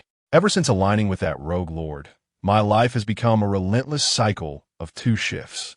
I have longed for an outing. Alas, if this continued, her role as chief secretary would transform her into little more than a beast of burden." At this moment, Vera suddenly felt a dissonance in Bai Mo's address. Blackheart?" she exclaimed, her large eyes wide with disbelief. "You dare to refer to an extraordinarily lovely lady with such a moniker? Just yesterday, I was dubbed the Blackheart Capitalist. Today, I am simply Blackheart. Am I not capitalistic enough? With this thought, she pouted in indignation. All right, let us not bicker. Veda. Step aside, Ling's voice interjected from nearby. He was commanding the contract demon warriors to transport the joyous beverages onto the chariot. These were his lifeblood. They must not be left behind, even on an expedition. Moreover, Ling had increased the number of oxen and horses at the lumberyard to 1,000 to compensate for the productivity loss caused by the withdrawal of the contract demon warriors. He had calculated this meticulously, although the output efficiency would temporarily decline from over 80,000 sets daily to 70,000. The livestock in full payment status would elevate combat capability to its peak in approximately 4 days. Consequently, the lumberyard's daily resource output would rise to 130,000 sets, a significant increase compared to the present.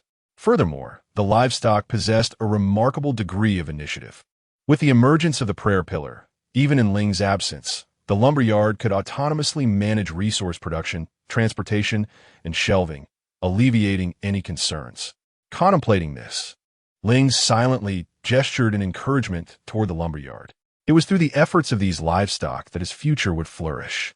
At that moment, a small figure pounced onto Ling. Are we leaving? Take me with you, please. It was Hamburger. Ling furrowed his brow in exasperation, lifting Hamburger by the nape. Why have you reverted to this form again? The sight of Hamburger as a girl remained irresistibly charming. Yet regrettably, she was not human, and her petite size rendered her uncomfortable to carry. Then I shall revert, Hamburger replied, transforming back in her plump slime form, nuzzling against Ling satisfied. Ling nodded and placed Hamburger atop the chariot, having brought along the delightful beverage. How could the Hamburger, serving as both a couch and an agent, possibly be overlooked? After all, it is universally acknowledged that these two are a perfect match. Ling He simply could not bear to separate them. As preparations for their outing neared completion, Vera suddenly cast a sidelong glance at Bai Mo, her eyes gleaming with mischief. That, my lord? At the sound of this title, Ling He regarded Vera with suspicion. Such an address typically only emerged in moments of significant profit, and Vera's sudden use of it raised his eyebrows. Could it be? Ling He swiftly approached, placing his hand upon Vera's forehead. It felt cool to the touch, indicating she was not ill. Huh? Vera nearly stumbled over her words. However, Ling He's antics prompted her to speak candidly. You know, if we all leave, aren't you concerned about the lumberyard encountering any dangers? Dangers? Ling He extended his hand once more, feeling Vera's forehead. Indeed, it seemed she was genuinely unwell, beginning to speak nonsense. The notion of danger at this stage for the lumberyard was utterly fantastical. The greatest threat currently loomed from his neighbor, the haunted tower of the ghostly clan, which was perpetually engulfed in flames. Even if specters were to emerge from the tower, the thousands of slime nests scattered across the plains would prove sufficient to deal with them. If the ghostly clan was thus incapacitated, the human lords in the vicinity would be even less of a concern. Despite the humble nature of the cattle and horses in Ling He's possession, these basic units, upon entering the second-level pseudo-era, boasted a peak combat strength of 7. In the Stone Age, many basic troop types failed to reach such a level of individual prowess. This implies that Ling He currently represented the true danger in this region. Should anyone dare to approach the lumberyard with a handful of units possessing single-digit combat strength, they would face the wrath of thousands of cattle and horses. Ling He found himself at a loss, unsure whether to pray for their safety or light a few more incense sticks for them in the coming year. All right, I can see through your little schemes. Ling He chuckled, playfully flattening Vera's top hat. Seizing the opportunity, while Vera's vision was obstructed, he pulled her down from the war chariot and led her aside. Leaning closer to her ear, he whispered, "Do you wish to stay behind to guard the place?" Huh. Vera, just having adjusted her hat back to its rightful shape, was taken aback by his words. "I certainly do not." With that, she feigned a tearful expression, lamenting. "Have you forgotten the old secretary now that you have a new one? I truly misjudged you, you scoundrel lord." "Stop pretending," Ling He interrupted, pinching her cheek to break her theatrical spell. He then continued to whisper in her ear, "Are you hoping to have Mo stay behind a guard?" "Uh-huh. Vera's expression changed instantaneously. The tears she had almost shed were now retracted, as if to say, "You are absolutely right. So, how much combat strength do we possess combined?" Ling He persisted in his inquiry. Vera's expression froze momentarily. The combined combat prowess of herself and the scoundrel lord should amount to at least 1 point. Or so she believed. Perhaps it was within reach. In that fleeting moment, a sliver of doubt crept into her mind regarding her own abilities. Observing her reaction, Ling He realized that he had struck a chord within her, and thus he released his grip on her face, allowing it to bounce back with a resounding pop. Vera instinctively covered her face. "Ouch, ouch, ouch. Must you be so rough, you scoundrel lord?" However, at that moment, Ling He had already taken his seat on the war chariot, reclining comfortably in Hanberger's embrace while beckoning her over. "Vera, if you don't hurry, you might just be left behind to guard the home. Coming." On the war chariot, Mo observed Vera as she jogged toward them, a faint smile gracing his lips as he shook his head. "Miss Vera, it seems you harbor some grievances against me." Chapter 65. A journey of sparks and lightning. It seems that there exists a certain imbalance within one's heart. Ling He could indeed comprehend Vera's sentiments, although unspoken. The disparity in recruitment value, being fellow secretaries, is palpably real. Only when the phoenix is drawn to the sturdy Polonia tree does it descend. In the realm of elite secretary recruitment cards, Mo is lauded as a phoenix. Were Ling He and Vera to exchange their identities, facing Mo, this illustrious phoenix, Ling He would undoubtedly find it challenging to reconcile his feelings. However, Vera harbors no ill intentions. "I understand," Mo interjected with a light laugh, interrupting Ling He mid-sentence. As the sage states, "A gentleman is dignified yet does not contend, and he is generous towards himself while being lenient towards others." I shall endeavor to foster a cordial relationship with Miss Vera, for we are destined to collaborate for a lifetime. Moreover, is Miss Vera not quite charming? What are you whispering about? At that moment, Vera had mounted the battle chariot, her gaze curiously flitting between Mo and Ling He. "Nothing, you heartless lady," Mo replied with a slight shake of her head, one hand retrieving the tortoise shell that Ling He had purchased earlier, while the other grasped the coarse rope of the chariot. "Now that everyone is present, please hold on tight, for we shall embark." As her words echoed, the chariot, propelled by two, surged forward into the distance. In the ensuing 7 days, the entire region remained remarkably tranquil. With the proactive advances of numerous human lords, the Spectre tribe's aggression in this territory waned day by day. Gradually, many even began to experience a serene illusion reminiscent of the early days of the war game's onset. Of course, this excluded Ling He and his companions. He could never have anticipated that Mo, appearing so demure, concealed within her an affinity for speed. During these days, owing to varying travel speeds, Mo meticulously planned the routes for the contracted ghost warriors and then took Ling He and the others on scenic excursions. "Hey, hey, hey! Water, water, water! A cliff, stop, stop!" Ling He and Vera curled up in Han Bao's embrace, their screams piercing the air. What an adventurous excursion this is. This escapade was undeniably exhilarating, akin to a roller coaster. Once again, Ling He witnessed the extraordinary nature of Mo's unique abilities. Given that they were traversing a spiritualized area, with the ground feeling as solid as earth, Mo effortlessly navigated the vast lake by driving across its surface. As for the steep 80-degree incline, it was a mere formality for her to ascend. Throughout their numerous escapades, Ling He often felt as though he were on the verge of reuniting with his long-lost great-grandmother. This instance was no exception. The chariot surged up the steep slope, reaching the summit before finally coming to a halt. At that moment, atop the flat expanse of the mountain, a human lord was dining with his subjects. Suddenly, a war chariot came barreling towards me at a right angle, and for a fleeting moment, my mind went blank, causing a piece of wild grass to drop from my mouth with a soft thud. "Well, goodness." Ling He glanced at the unknown lord before him, managing a smile that was both awkward and polite. "Hello." Yet, in the next moment, he found himself leaning against the chariot, retching violently. After several heaves, he finally managed to suppress the churn of gastric juices within him. Beside him, Vela was not faring much better. However, compared to Ling He, she found herself captivated by something far more intriguing, enough to momentarily set aside her discomfort. With agility, she leaped down from the chariot, rummaging through the surrounding underbrush. This has some edible value, albeit limited. Let us say 5 coppers for it. This one is excellent, grows quickly, nutritious, and aside from its unpalatable taste, has no drawbacks. Let's price it at 20 coppers. Oh, spices! As Vela plucked at the earth, she murmured continuously to herself, 2 gold, 3 coppers, 12 coppers.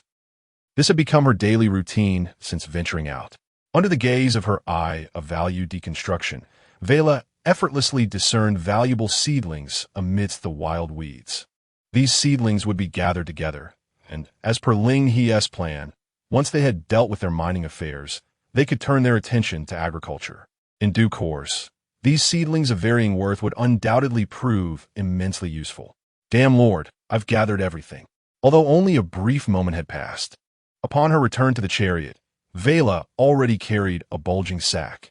Thanks to the eye of value deconstruction, she did not need to painstakingly evaluate each weed. All she required was to stroll through and collect everything of value. Just then, a faint voice emerged from nearby.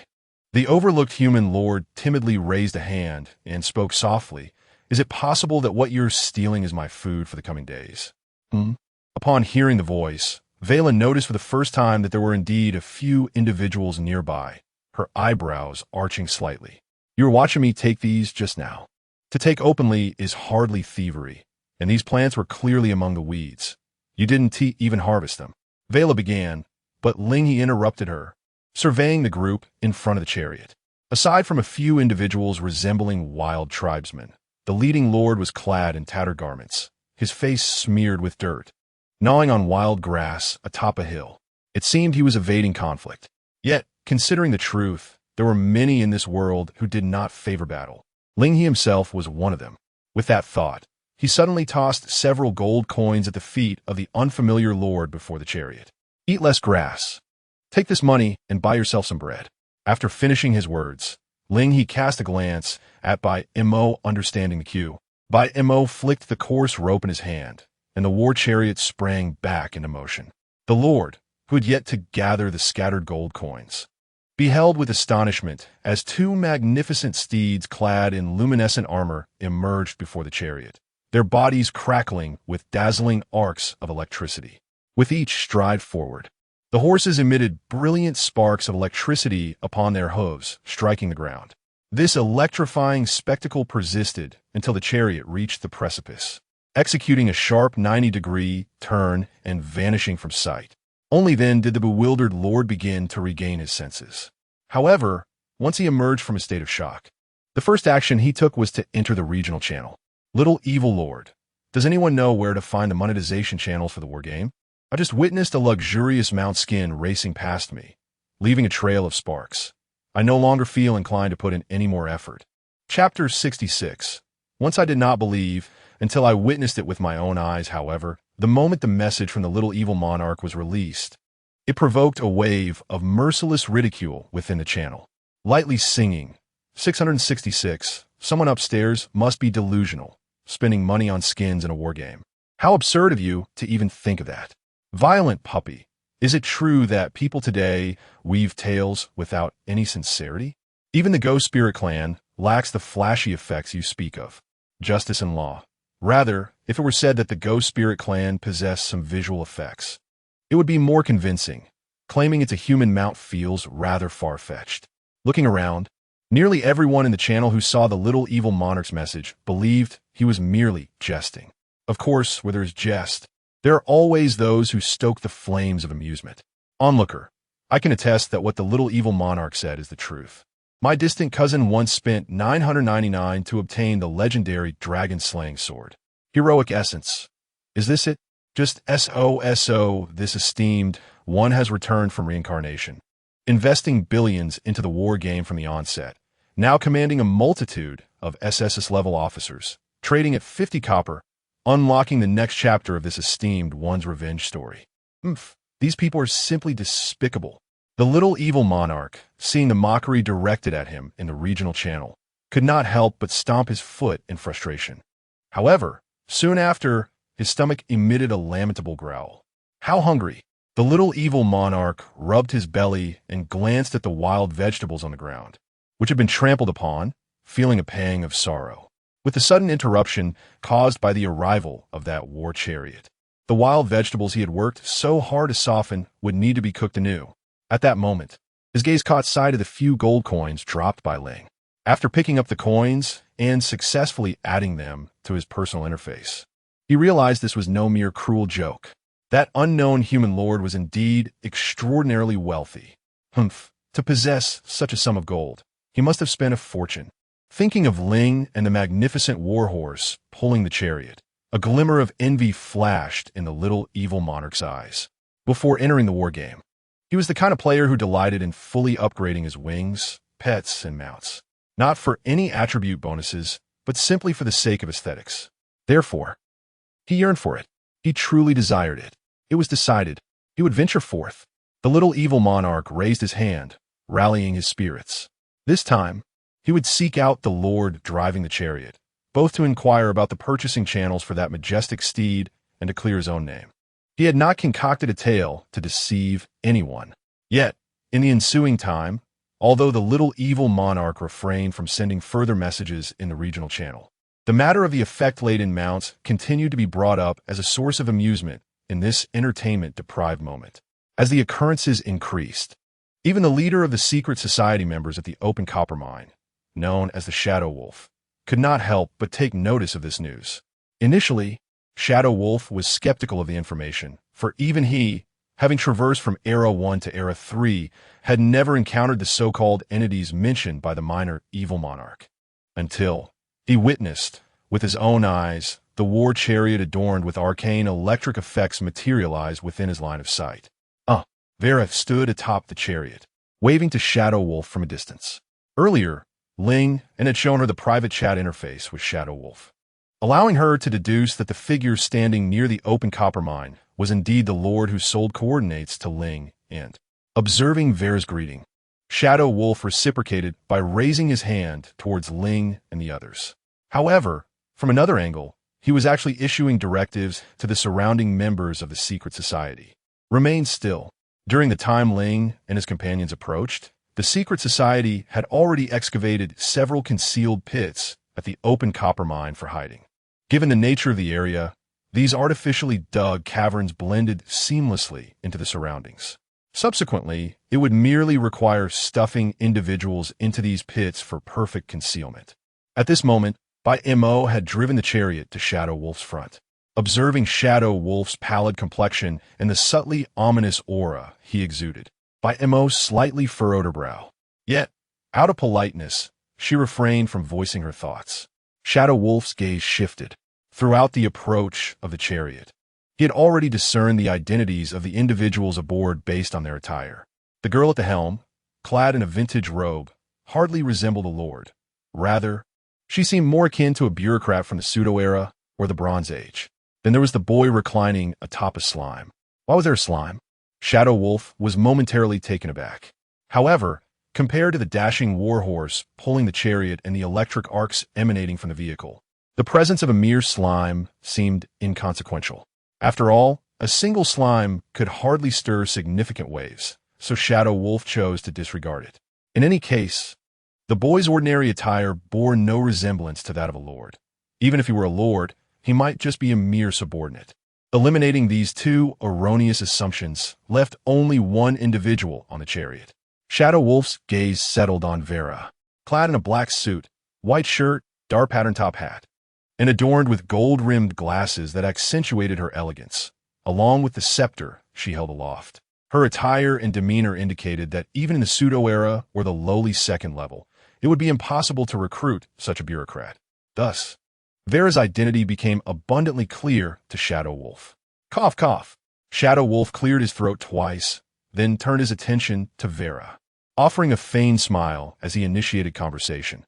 I presume this young lady is the esteemed merchant of conscience. Am I correct? Yes. Vera initially failed to grasp Shadow Wolf's implication, assuming he was attempting to flatter her. It wasn't until the words escaped his lips that she realized something was amiss. Huh? As Vera regained her composure, she pointed at herself, inquiring, "Are you referring to me?" "Indeed, Miss Vendor," came the response. A flicker of barely perceptible brilliance flashed in the eyes of the wolf spirit. Although Vera quickly rephrased her words, that instinctive utterance inadvertently revealed her true identity. In light of this, it became abundantly clear who should be targeted first in the impending ambush. Yet, while the wolf spirit had already devised plans on how to exploit the golden opportunity presented by capturing Vera, he remained oblivious to the piercing gaze behind him, one that resembled a wolf even more than his own. A female? The conscientious vendor is actually a girl? Lin Zhao's teeth ground together with a sharp clatter. Despite having prepared himself for various scenarios, he could never have anticipated that the conscientious vendor who had thwarted his initial advantage and outmaneuvered him at the trading post was, in fact, a woman. Chapter 67. The generous vendor's sister. At this moment, Ling He suddenly burst into laughter. "Sister Vendor, are we not here to conduct a transaction? Let us get to the matter at hand," he said, extending his hand to poke Vera gently in the lower back, signaling her to continue the conversation in this guise. After all, Ling He had brought Vera along primarily to assess the value of the minerals and to negotiate the pricing scheme with the Shadow Wolf. This is where the role of a secretary becomes apparent, does it not? Which benevolent employer would personally engage in discussions regarding proposals? Such a task would be rather exhausting. As for the persona of the conscientious vendor, Ling He was not particularly concerned. If necessary, he would gladly relinquish this trivial identity to Vera. After all, who would not relish the prospect of earning while reclining? With this thought in mind, Ling He opened a bottle of fizzy drink and leaned to the side, sipping it leisurely. Noticing the bemused expression on the Shadow Wolf's face, he waved dismissively, saying, "You may continue your discussion. I am of no concern." Upon hearing Ling He's words, the Shadow Wolf regained his composure and, with a hint of confusion, inquired of Vera, "Who is this individual?" To him, Ling He's audacious behavior as a vassal under the conscientious vendor's command seemed rather presumptuous. If Ling He were to join the secret faction and remain in close proximity, that impudent gesture of poking someone in the back would certainly not go unpunished. "He is merely a stray I took in along the way. There is no need to concern yourself with him," Vera replied, rolling her eyes. "A stray you took in?" Ling He felt the can in his hand suddenly crumple under his grip, his expression turning increasingly benign. He regretted allowing Vera to adopt his identity. Observing this, Vera couldn't help but stifle a laugh. Had it not been for the presence of others, she might have burst into laughter. Engaging in a verbal spar with the arrogant lord typically resulted in her losing more often than not. However, since Ling He wanted her to masquerade as the conscientious vendor, she saw no reason to refrain from indulging in a bit of playful banter. Of course, she did not forget the matter of monetary significance. Her gaze shifted to the open copper mine behind the Shadow Wolf, and after a moment's contemplation, she slightly parted her lips to propose a shocking offer that took Ling He by surprise. "If you truly wish to sell this mining site, we can offer 8,000 gold. 8,000. Ling He sat up slightly, his expression turning serious. Although the figure sounded somewhat daunting, he refrained from interrupting Vera. One reason was that he had yet to expend much of his earnings in recent days. Despite the fluctuating demand within the trading post due to the waning offensive from the ghostly spirits, he could still count on an average daily income of around 20,000 gold. After several days of accumulation and setting aside miscellaneous expenses, Ling He currently possessed over 130,000 gold coins. For him, 8,000 gold was merely a drop in the bucket. Another reason was his unwavering trust in Vera. He knew that when it came to financial matters, she would not jest frivolously. Since Vera was able to propose such a significant sum at this juncture, there must be sound reasoning behind it. For instance, the mineral content of this open-pit copper mine before us is astonishingly high. The silent wolf fell into silence. Although he had witnessed many grand spectacles, the casual display of wealth here, amounting to several thousand gold, truly left him in awe. Previously, Lin Xiao had mentioned more than once how affluent the unscrupulous vendors could be. However, Lin Xiao was not the individual in question. The figures of hundreds of thousands he cited were merely abstract numbers to the silent wolf. In contrast, the 8,000 gold that Vera spoke of was tangible and ready for immediate transaction. In this novice area, he would be hard-pressed to earn that sum even after slaying 100 lords. In an instant, the silent wolf even entertained the notion of simply taking the money and walking away. Observing his stunned silence in the face of such a shocking figure, Vera inquired, "So, do you agree?" The silent wolf opened his mouth slightly. Yet before he could utter his agreement, his peripheral vision caught a message from his friend in private chat. From Entropy, "My lord, do not forget our plan. The funds they possess are far beyond this. Indeed, one who can effortlessly produce 8,000 gold must have a fortune that counts in the tens of thousands, perhaps even more." A glint of greed flashed in the silent wolf's eyes, and the fleeting thought of retreat vanished entirely. "Haha, I certainly agree. I must thank you for your generosity. With this sum, my future days will be much more comfortable." While he verbally reassured Vera, he did not hasten to accept the money.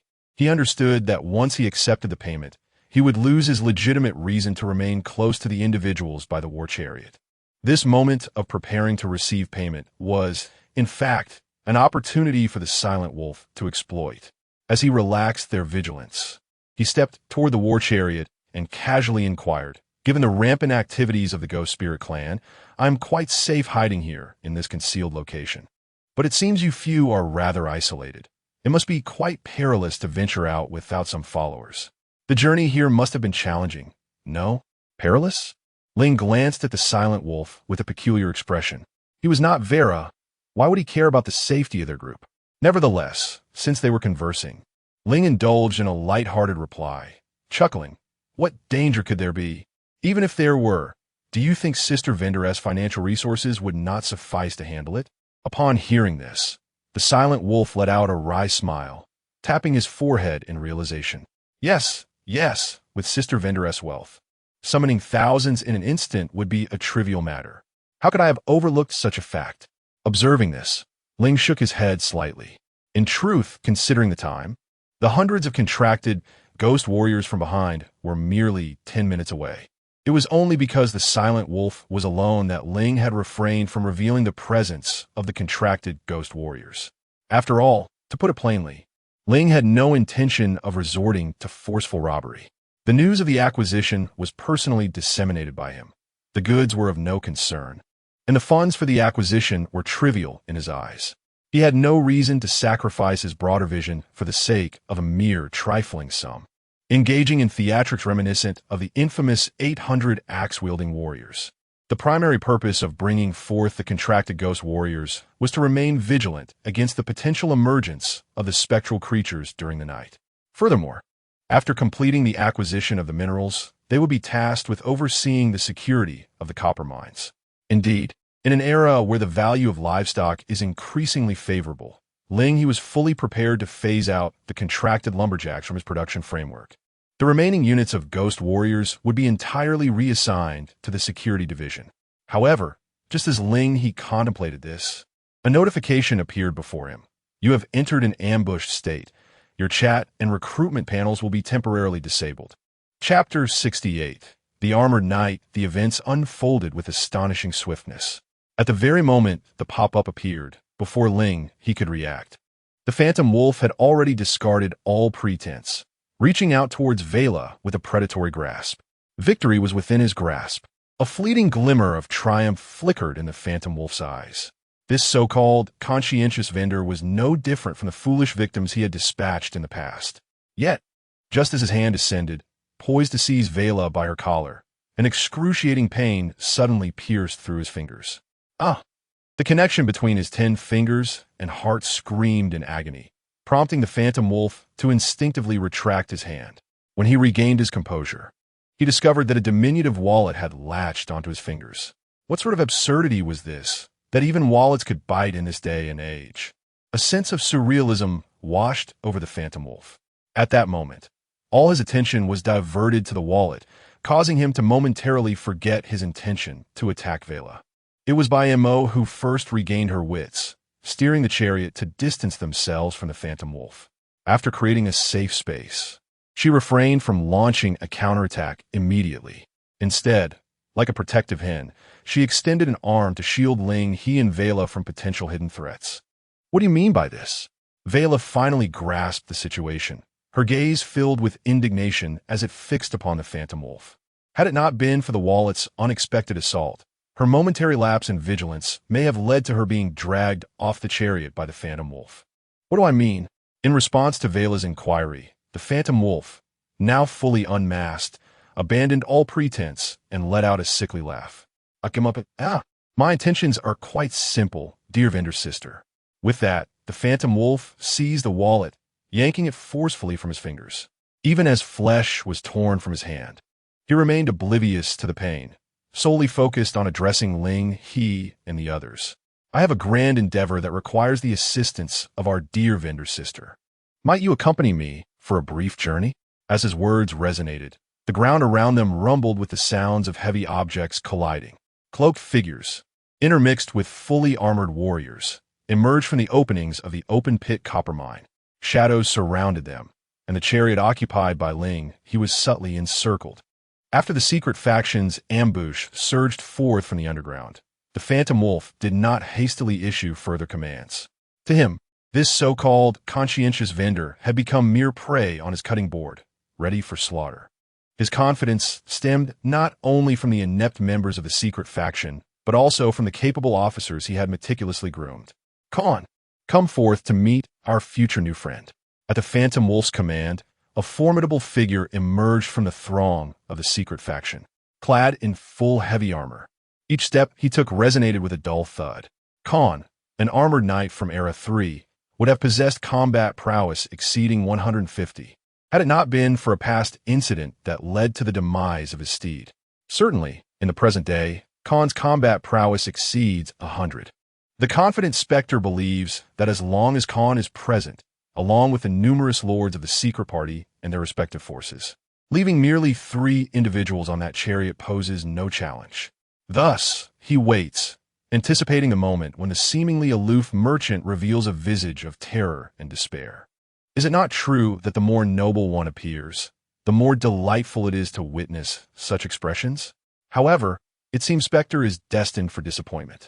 Observing that the members of the secret party have refrained from launching a further assault, Ling and the others huddled together, whispering among themselves on the chariot. What is the matter with this individual? Ling inquired softly. Why did he ambush us? And his troops do not seem to belong to our current era. Do they? Indeed, they do not, Vera nodded.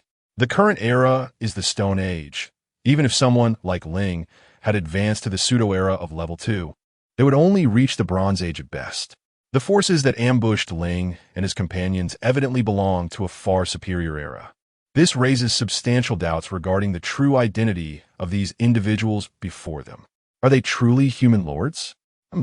At that moment, Vera seemed to recollect something, suddenly stamping her foot in frustration. I had clearly made a reasonable offer. These ungrateful scoundrels. In Vera's view, the attack from Spectre and his cohort likely stemmed from an unresolved negotiation over interests. However, Ling held a differing opinion. The ambush was indisputable, without any room for denial. Yet, judging by the scale and formation of the opponents, they had undoubtedly been preparing for more than just a day or two. This act must have been premeditated. As for the motive, at times, harboring malice towards one's kind may not require extensive justification or excuse. A single word, jealousy, can encapsulate myriad issues. By Montag, Ling suddenly turned to Bai Mo and asked, if it were you, what would be your chances of breaking through? Although Bai Mo's combat strength of 500 appears substantial, Ling had yet to witness the attributes of advanced combat prowess. Thus, he remained unaware of how this 500 combat strength compared to that of higher-era troops. My lord, if you are inquiring about the chances of a breakout, Bai Mo hesitated momentarily, casting a sidelong glance at the members of the secret party before affirmatively stating, 10 out of 10. However, I do not recommend that we attempt a breakout at this moment. Oh, Ling emitted a curious sound. Then what do you propose we do now, Bai Mo? Bai Mo did not respond immediately, but posed a question to Ling instead. Do you wish to trust me, just as you trust Miss Vera? Finally, a correct reference to my name, Vera interjected with a sardonic remark. Instantly, Ling smacked Vera's tall hat into submission. Is now the time for such comments? Having dealt with Vera, Ling offered by Mo an encouraging nod. To employ someone is to trust them. As long as you wish to believe in me, I shall naturally place my faith in you. Upon hearing this, Bai Mo smiled warmly. The ink shall not disappoint you. With that, Bai Mo flicked the course rope in his hand, and the war chariot began to move slowly towards the spectral wolf. However, the pace was not particularly swift, lacking the fervor of a charge. The spectral wolf raised his hand to halt the actions of the surrounding secret society members. With calm by his side, he felt little fear towards the three approaching figures. In contrast, he was more curious about what tricks this conscience-stricken merchant could conjure, especially now that he was barred from the recruitment interface. Ahem. Bai Mo brought the war chariot to a stop at a distance from the spectral wolf, cleared his throat lightly, and then revealed a smile. As the sage once said, to punish without teaching is to commit cruelty. Thus, esteemed guests, I believe we can continue our conversation. Chapter 69, to put it plainly, I have already articulated my thoughts. If, as Miss Vera posits, it is the pricing that has left you all dissatisfied, Before Bai Mo could finish her statement, a coarse voice interrupted her. Who do you think you are? Is your lord mute? Hence your audacity to speak? In response, Bai Mo's smile remained unaltered. Yet her gaze shifted past the imposing figure of the wolf, focusing intently on the individual who had just spoken, and in a swift motion, she drew her bow and nocked an arrow. In an instant, a streak of light flashed, and before the words had fully escaped his lips, the arrow had pierced through the forehead of the speaker. Thud! His lifeless body collapsed heavily to the ground. Multiple notifications popped up before Ling He. Congratulations on your first kill of a fellow lord. You have gained experience. 0. You have acquired loot. None. This marked Ling He's inaugural experience in slaying a human lord of his own kind, albeit through Bai Mo's hand. Yet, faced with the life that had just flickered out, one that had mocked him just moments earlier, Ling He found himself surprisingly devoid of any emotional turmoil. It was said that the first act of killing would evoke nausea. Indeed, novels often mislead. Meanwhile, the members of the secret society surrounding the corpse instinctively began to disperse. Once they regained their composure, they glared furiously at Bai Mo. In a world where she was the prey, how dared she initiate an attack? Nevertheless, Bai Mo's smile remained unwavering as she confronted the wrathful gazes of the secret society members, calmly uttering, as the sage once said, teach without regret and punish accordingly. This act is surely in accordance with the rights of propriety. What a fine adherence to propriety. A mocking voice echoed from afar. Barely had the words been spoken when another streak of light shot forth from Bai Mo's hand, followed by yet another body hitting the ground. Gently lowering her longbow, Bai Mo surveyed the crowd, now drenched in cold sweat, and inquired with a smile, might you all now find the serenity to listen to my words? No one dared to respond. After witnessing 2 lords dispatched in rapid succession, none could be certain that their next utterance would not lead them to meet the same fate beneath Bai Mo's arrows. Even Lin Xiao, who had been hiding inconspicuously amidst the crowd, felt an overwhelming sense of dread. The speed of those 2 shots had been such that he hadn't even seen the draw. The men had simply fallen to the ground. Had the 2 lords of the secret society not spoken before him, he might very well have been among the fallen. Noticing the silence that enveloped the crowd, Bai Mo nodded slightly. Let's first engage in reasoned discourse. Surely, there is no issue that cannot be resolved through dialogue. With that, she returned her gaze to the wolf. If it is a matter of dissatisfaction with the pricing, I can take it upon myself to raise the offer by 10% on Miss Vera's original quote, bringing it to 800 gold coins. Subsequently, we could round it up to 9,000, with the surplus serving as a compensation for the 2 brothers. What do you think? Upon hearing these words, the pale visage of the shadow wolf revealed a faint smirk at the corners of his mouth. A life for 100 gold coins. Should he also commend his adversary for their politeness? Indeed, 9,000 gold coins is not an insignificant sum. Had it not been for Lin Zhao's earlier remarks, the shadow wolf might have chosen to retreat gracefully at this moment. After all, discovering this open copper mine had only cost a few lives. It was essentially a zero-cost venture, a sure profit when exchanged for 9,000 gold coins. However, Lin Zhao's words had introduced a new layer of intrigue to the situation. If the opponent could muster 8,000 gold coins, they could just as easily produce 9,000, which implied that subduing them would yield wealth far beyond that amount. Thus, it is often said that money is the true devil. The shadow wolf, now enchanted by the potential future gains, found his appetite far from satiated by a mere 9,000 gold coins. Consequently, his response to Bai Mo's proposition was resolute. "I refuse." As he spoke, the shadow wolf licked the wound on his finger and sneered. "Now that you have finished your words, allow me to offer you a piece of advice. Surrender and lay down your weapons, and you may yet preserve your lives. Otherwise, should we charge en masse, your solitary war chariot will scarcely shield you from our onslaught." At that point, the shadow wolf pointed ominously at Vera, declaring, "None of you shall survive. Save her." "Me?"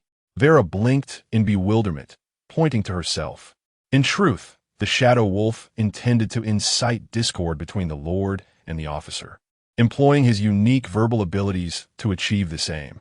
Under normal circumstances, encountering such a scenario would cause even the most loyal officer's fidelity to waver to some extent. Alas, he had miscalculated. Moreover, loyalty was a concept utterly foreign to Ling and his faction.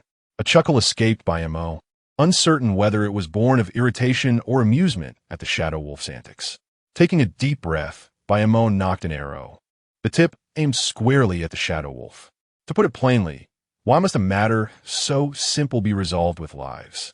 In a swift motion, almost granting the shadow wolf no time to react, Bai Mo released the arrow. Yet, unlike the previous two who had fallen to his bow, the shadow wolf displayed a markedly quicker response, tempered by a ruthless resolve. He seized one of his subjects from behind, positioning them as a shield before himself. The arrow pierced through the chest of the chosen victim, eliciting a furious glare from the shadow wolf. The unfortunate soul was one of his subordinate units, a foot soldier knight squire. Any unit associated with knights was bound to be costly to recruit. But the shadow wolf's sorrow stemmed not from the loss of the squire, but rather from the chainmail adorning the unfortunate warrior's form, an item of considerable worth that no ordinary Stone Age bow could hope to penetrate. The bow and arrow wielded by Mo are evidently not relics of the Stone Age. With a single shot, the arrow rendered the chainmail utterly useless, and it appeared that the knight's squire was on the brink of death. Cursed be it! He carelessly cast aside the increasingly feeble squire. With a pointed gesture towards the war chariot, Yulang commanded Khan, "Eliminate them. And you as well, all of you. Spare none except for that conscientious merchant." Clearly, Yulang's directive had long been anticipated by the members of the secret faction surrounding them. Thus, the moment the order was issued, the encircling formation swiftly converged towards the center. Many among them brandished iron spears, perfectly suited for halting the war chariot. "Humph." Observing this, Bai Mo let out a calm, soft laugh as he drew forth 4 arrows and knocked them to his bowstring.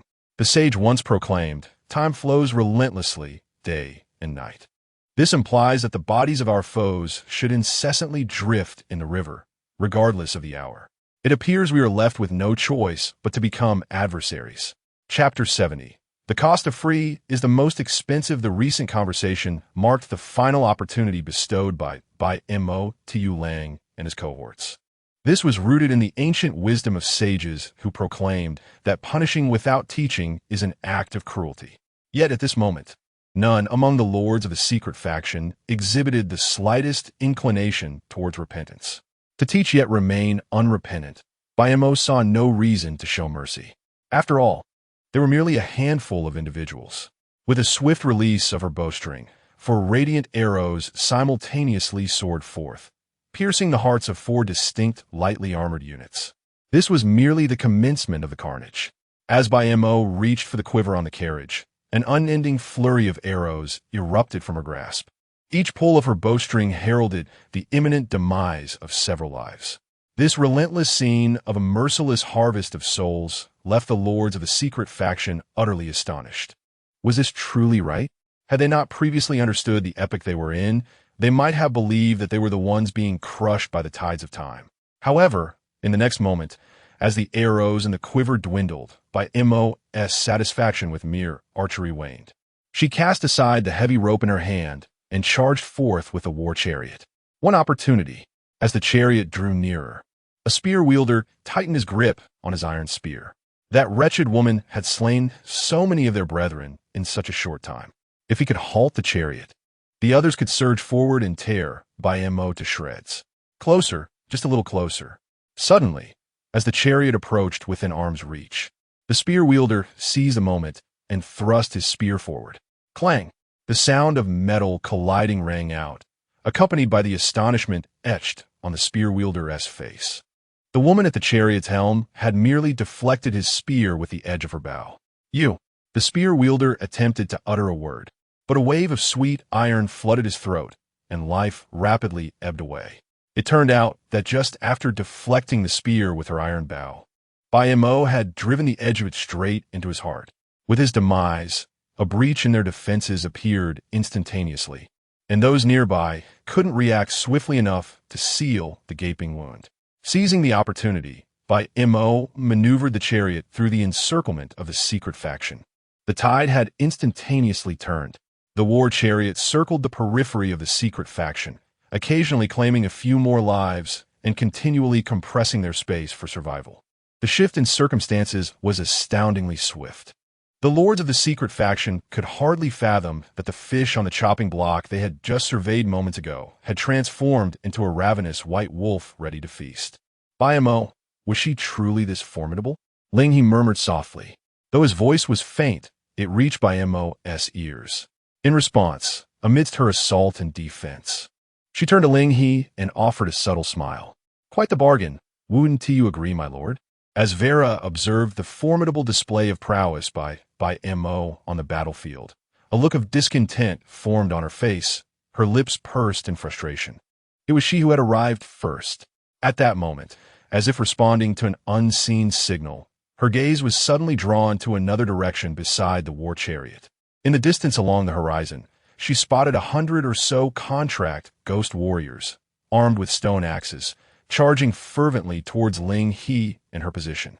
After a quick mental calculation, she realized that a good 10 minutes had elapsed.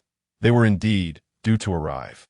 An idea sparked in Vera's mind, and an excited smile spread across her face. She then struck her staff forcefully against the war chariot, extending a finger towards the horizon. 1,000. Before her words could fully escape her lips, Ling He, quick of reflex, swiftly covered Vera's mouth with his hand. "My dear lady, such remarks are ill-advised. If Vera were to invoke exponential stimulation and promise 1,000 days of full pay, even unto death, the fixed expenditure would amount to tens of thousands of gold coins. Recruiting by Mo wouldn't require such an extravagant sum. After all, her prior bid for the open copper mine was merely 8,000 gold." Vera struggled slightly, attempting to pry Ling He's hand away from her mouth. "Just ensure you refrain from making reckless promises," she mumbled. Upon seeing her nod, Ling He finally released his grip. Vera inhaled deeply, relishing the fresh air, then shot him a disapproving glare. "You villainous lord! Are you attempting to murder your exceptionally charming chief secretary?" Ling He cleared his throat lightly, his gaze inadvertently shifting elsewhere. With Vera seemingly disinclined to employ her abilities, he let out a sigh of relief. The wise say that what is free is often the most costly. Such wisdom holds true. Despite the fact that recruiting by Mo demanded a hefty sum of 10,000 gold, her subsequent skills were surprisingly inexpensive. In contrast, if Vera were to unleash her full potential, the modest fortune Ling He had amassed as the current wealthiest individual could be obliterated in an instant. At that moment, the members of the secret faction belatedly recognized the presence of the contract ghost warriors. It was hardly surprising that they had not come unaccompanied. The emergence of the contract ghost warriors did not elicit shock among the faction leaders. Rather, it was more astonishing that a conscientious trader would venture forth without any followers. In fact, upon seeing the appearance of the contract ghost warriors, the faction leaders collectively exhaled in relief, regaining a measure of confidence that had been eroded by the passage of time. It seemed that the conscientious trader was merely formidable in the role of a bureaucrat. Even if the era was stagnant, his subordinates remained a motley crew of unsatisfactory warriors. Attack! Block their advance, one of the faction leaders commanded, pointing towards the distance. Although they had yet to devise a strategy for dealing with by MO, the prospect of slaughtering a group of bare-chested, poorly armed barbarians posed no challenge. After all, these warriors of the Third Era possessed a minimum combat strength of 30, with armored units boasting combat capabilities exceeding 60. This would surely become a massacre as a cohort of lords descended to command the battlefield. A portion of the secret faction's troops dispersed from the main force, no longer fixated on the white ink and war chariots, but rather charging forth to confront the contract spirits of war. The sharpness of iron clashed with the weight of stone, and in that instant, the sounds of countless weapons piercing flesh reverberated through the air. Just as the lords of the secret faction had anticipated, iron could effortlessly vanquish these unarmored ancient units, while stone weapons found themselves utterly impotent against iron armor.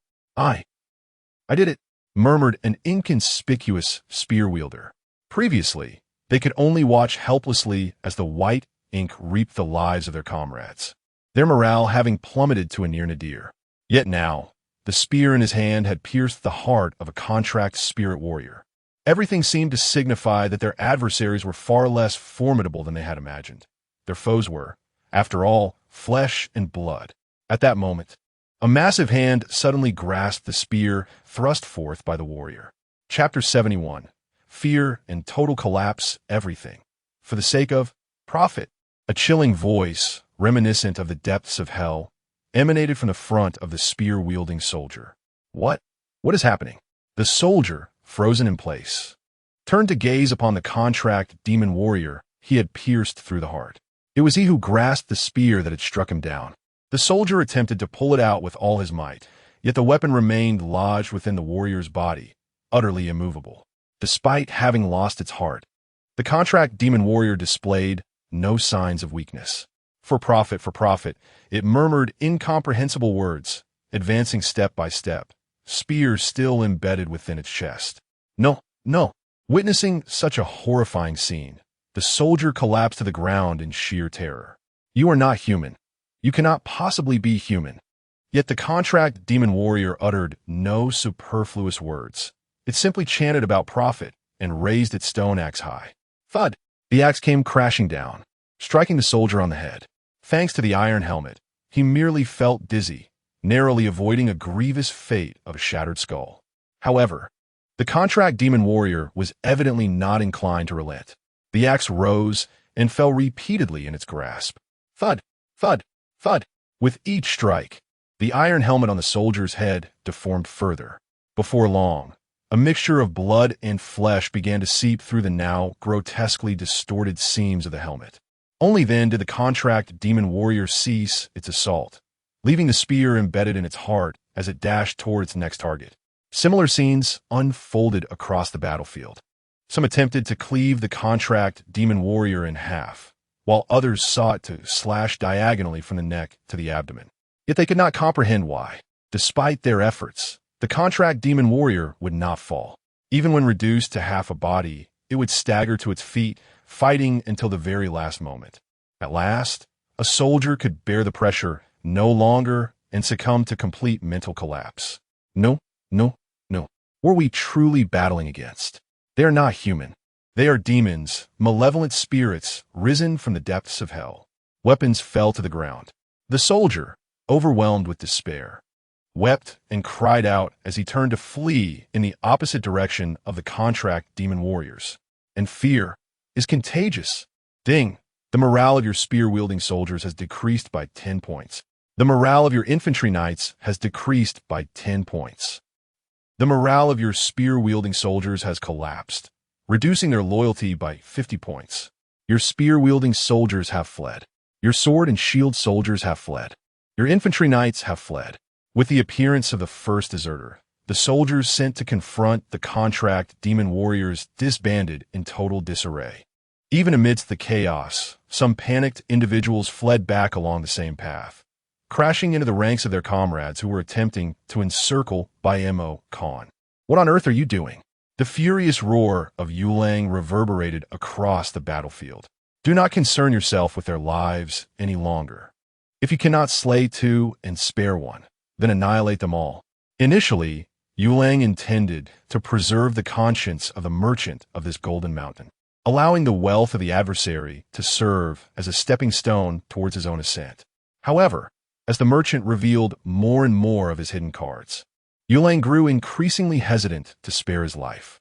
The line had already begun to crumble, and if he hesitated any longer, the entire force might collapse, leaving Yulang himself in peril. He was not without intellect. He understood the gravity of the situation. Upon receiving Yulang's command, Khan, who had been mingling among the crowd, finally sprang into action. Previously, he had been unable to find an opportunity to ambush by Mo and Ling He, and thus had moved slowly through the throng to conserve his strength while waiting for the right moment. But now, with the order to kill indiscriminately, he saw no reason to hold back his energy any longer. As the war chariot surged once more towards the line, claiming several lives in its wake, Khan suddenly leapt into action, striking down with his halberd. Shatter! Bai Mo's voice rang out. In an instant, an arrow struck Khan squarely in the face. The projectile found its mark, penetrating the gap in his helmet. Fortunately, Yulang had invested in Khan's superior equipment, which spared him from an instant demise. Yet almost immediately, 3 more arrows followed in succession, each perfectly hitting the tail of the previous one. With compounded force, the initial arrow pierced through Khan's helmet and exited through the back of his skull. Thud! A lifeless body fell, ruthlessly crushed beneath the war chariot. Bai Montak, having retracted his longbow, cast a glance at the fallen figure, reflecting. The saint said, "A general can be seized even among 3 armies. I have been watching you for quite some time." Previously, Khan had been surrounded by armored foot knights, and to kill him, Bai Mo would have had to peel away the layers of protection like an onion. But with Khan's sudden leap, all cover had vanished. Khan! Yulang instinctively collapsed to the ground, unable to fathom that his once elite officer, regarded as a paragon even among the 3 cities of the era, would perish so helplessly. It was not sorrow for Khan's demise that troubled Yulang. Rather, it was the realization that his own fate was sealed. The slaying of a commander in the heat of battle was the most demoralizing blow. With Khan's death, the remaining troops who had yet to flee were now showing signs of disintegration. Moreover, with such heavy losses, even if he were to survive this day, his standing within the secret faction would undoubtedly plummet. And the root of all this calamity was, from entropy. Yulang's eyes widened as he lifted his gaze, scanning the tumultuous battlefield. Corpses littered the ground, fleeing soldiers scattered in disarray, while the lords of the secret faction were regrouping, attempting to mount a continued resistance. But what was missing was entropy's presence. Damn it! The Shadow Wolf bellowed in frustration. He had been outsmarted by a mere newcomer to the organization. The prowess of this conscientious vendor was far beyond what a novice lord could possess. Her capabilities as an administrator exceeded the realms of the first and second eras. Had it not been for entropy, Shadow Wolf would never have considered targeting the conscientious vendor. No, had it not been for entropy, he would have chosen to leave when the other party initially priced their offer at 8,000 gold coins. Suddenly, a voice rang out, followed by 2 arrows piercing Shadow Wolf's abdomen. On the other side, atop a war chariot, Bai Mo slowly lowered his bow, giving a thumbs up to Ling beside him. My lord, what an excellent shot. Chapter 72. The marketplace is like a battlefield. Not every encounter involves bloodshed. Heaving a slight chuckle, Ling He sheepishly scratched the back of his head. It had been a spontaneous whim to pick up a small wooden bow for some play, with no ulterior motive. Given his strength, the arrows he released veered wildly, barely expected to travel more than a few meters before plummeting. To his surprise, Bai Mo effortlessly drew her bow in response, her arrow perfectly merging with his and piercing through the abdomen of the Shadow Wolf. Was this not one of Bai Mo's attack skills? Seizing the moment, Ling He glanced at her status panel. Skill, Xiangqi. Effect, fires a spinning arrow that can merge with any small projectile, slightly altering its target's trajectory. Upon merging, the projectile inherits 90 of this unit's base attack power. It was clear that Bai Mo, recruited with great effort, was indeed proficient. The utility of the skill aside, it certainly elevated Ling He's emotional satisfaction. However, this display had a profound impact on Vera, who stood nearby, her heart shaken. Wide-eyed, she leaned closer to Bai Mo and whispered, "Do you not feel any remorse for saying such things?" "Not all," Bai Mo replied softly. "Besides, Lord Ling He's archery skills are truly impressive." "Really?" Vera's gaze drifted elsewhere, her skepticism apparent. Perhaps Bai Mo's enthusiasm was infectious. Or maybe the excitement had simply swept Ling He away once more. He lifted the wooden bow again, straining to draw the string. This time, his aim was set on a distant secret faction leader attempting to regroup his forces. With a swift motion, the arrow slipped from Ling He's fingers, tracing a graceful arc before barely traveling 10 meters before descending. Yet, in that fleeting moment, before Vera could even react, Bai Mo swiftly released her arrow. Xianqi. A streak of light shot forth, enveloping Ling He's now inert arrow and propelling it towards a distance. A chilling scream resonated as the secret faction leader was struck through the chest by 2 arrows. Another commander incapacitated, the battlefield descended further into chaos. The contract-bound ghost warriors soon closed in, their bodies riddled with various weapons yet tenaciously alive, a terrifying sight that relentlessly sapped the morale of the secret faction. Yet, Bai Mo remained unfazed. Quietly setting her bow down, she turned to Ling He, giving him a thumbs up, then smiled at Vera. "Indeed, it is true." With that, she leaned in closer to Vera and whispered, "As the sage says, the marketplace is a battlefield. Thus we can deduce that the battlefield is indeed a marketplace." She gently patted Vera's top hat twice. Not every battle is waged with violence. Often, it is the intricacies of human relationships that prevail. The cunning young lady. There's still much for you to learn. Vera puffed her cheeks, likely grasping Bai Mo's intent, yet she was still profoundly shaken. However, prior to this, with a swift motion, Vera brushed Bai Mo aside, carelessly disturbing the hat of a lady, which was quite unbecoming. Bai Montag unfazit merely chuckled and flicked the coarse rope in his hand. "My lord, brace yourself. We are about to confront the mastermind behind this scheme against us." Upon hearing Bai Mo's words, Ling He also sheathed his small wooden bow. Playtime aside, there were serious matters to attend to. The war chariot swiftly traversed the disbanded ranks of the secret party, halting before the Shadow Wolf. At that moment, the Shadow Wolf had just extracted 2 arrows from his abdomen, laboriously crawling while clutching his midsection. Fortunately, the arrows had merely pierced his intestine, inflicting non-fatal wounds. As long as he could escape the battlefield before succumbing to blood loss, he believed he had ways to save himself. Alas, a chilling voice suddenly echoed from behind him. "My dear Seller, where do you intend to go?" The Shadow Wolf stiffened, gradually turning his head to look back. He beheld the war chariot and the trio upon it, unharmed. Not long ago, they had been in a similar stance, with him alone confronting Ling He and his companions. In that moment, the Shadow Wolf had felt no fear, for he was aware of the formidable forces lurking beneath his feet. But now, not much time had passed, and the scene remained unchanged. The Shadow Wolf found himself utterly isolated. "Please, do not kill me," he murmured, retreating step by step. "I agree to the trade. I will accept whatever terms you propose." Blood trailed behind him as he moved.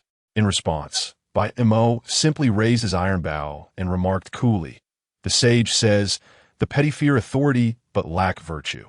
Is it not too late to utter these words now? We have granted you more than one opportunity. Even if you disagreed with the trade, we could have parted amicably. Yet you." As Bai Mo spoke, he drew the bowstring taut. "Take a good look at the deeds you have wrought. The sage says, to repay kindness with malice. How then to repay kindness? Even if the sage were to descend today, he would not spare you." "No, no, no." The Shadow Wolf trembled, raising his arms defensively before him, his voice stammering. "I no longer want anything. I will give you everything. Spare me. I beg you, spare me."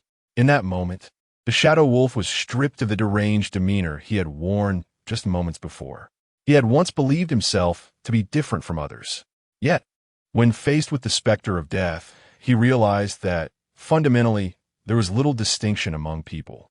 The instinct for survival compelled him to utter the same pleas as those he had once slain. Indeed, I am of use. I still have value. As if grasping a lifeline, the shadowy wolf abruptly lifted his head, his gaze burning fiercely upon Vera. His hand gestured towards his own chest. I am aware of many things. Whatever you wish to know, I can divulge. Oh, Ling He suddenly interjected. By Mo, casting a sidelong glance at Ling He's countenance. Noticed the smile gracing his features and immediately understood, lowering his longbow in response. The ability to read between the lines is indeed a remarkable skill. Fortunately, being well-versed in the 6 arts of a gentleman, she was entirely familiar with it. The chariot, piloted by Mo, advanced closer to the shadowy wolf. Now, the wolf found himself akin to a fish upon the chopping block, grievously wounded and with no escape from the chariot controlled by Mo. With a bitter smile, the shadowy wolf ceased his attempts to claw backward, seemingly resigned to his fate, halting to prepare for the judgment of destiny. Ling He, standing upon the chariot, leaned slightly forward to address the shadowy wolf. So, you just claimed that you could tell us anything? Chapter 73. You did well indeed. The phantom wolf nodded. For instance, this open-air copper mine was discovered after we ambushed a group of lords, utilizing the unique abilities of one among them. However, stop. The phantom wolf intended to elaborate further, but was abruptly halted by Ling He's commanding voice. Instantly, the phantom wolf raised his head in confusion, only to find Ling He yawning in boredom.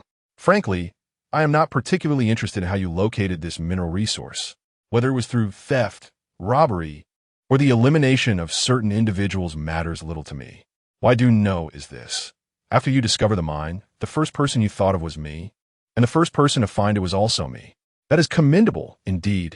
As he spoke, Ling He suddenly stepped down from the war chariot, patting the phantom wolf on the shoulder under by Mo's worried gaze. You know, before you launched your attack on us, I genuinely thought we could become friends. Friends?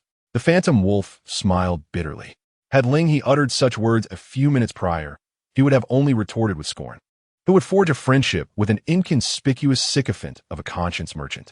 Yet now, he found himself without the standing or leverage to voice such sentiments. He had been utterly defeated, and though resentment simmered within, the phantom wolf had no intention of assaulting or abducting Ling He. To him, Vera was the well-known conscience merchant within their circle. Thus, capturing Ling He held no practical significance. Ling He continued to pat the phantom wolf's shoulder. Yes, friends. We could have been friends. Alas, shaking his head with a sigh, when he met the phantom wolf's gaze again, Ling He's expression had shifted, a benevolent smile gracing his lips. Now I ask, you answer. The phantom wolf nodded. He did not inquire whether he would survive after divulging the information. Such navet was beneath him. He had engaged in similar exchanges too many times to count, fully aware that promises were worth less than toilet paper. By refraining from asking, he could still cling to a flicker of hope for the future. To inquire, however, might lead only to despair.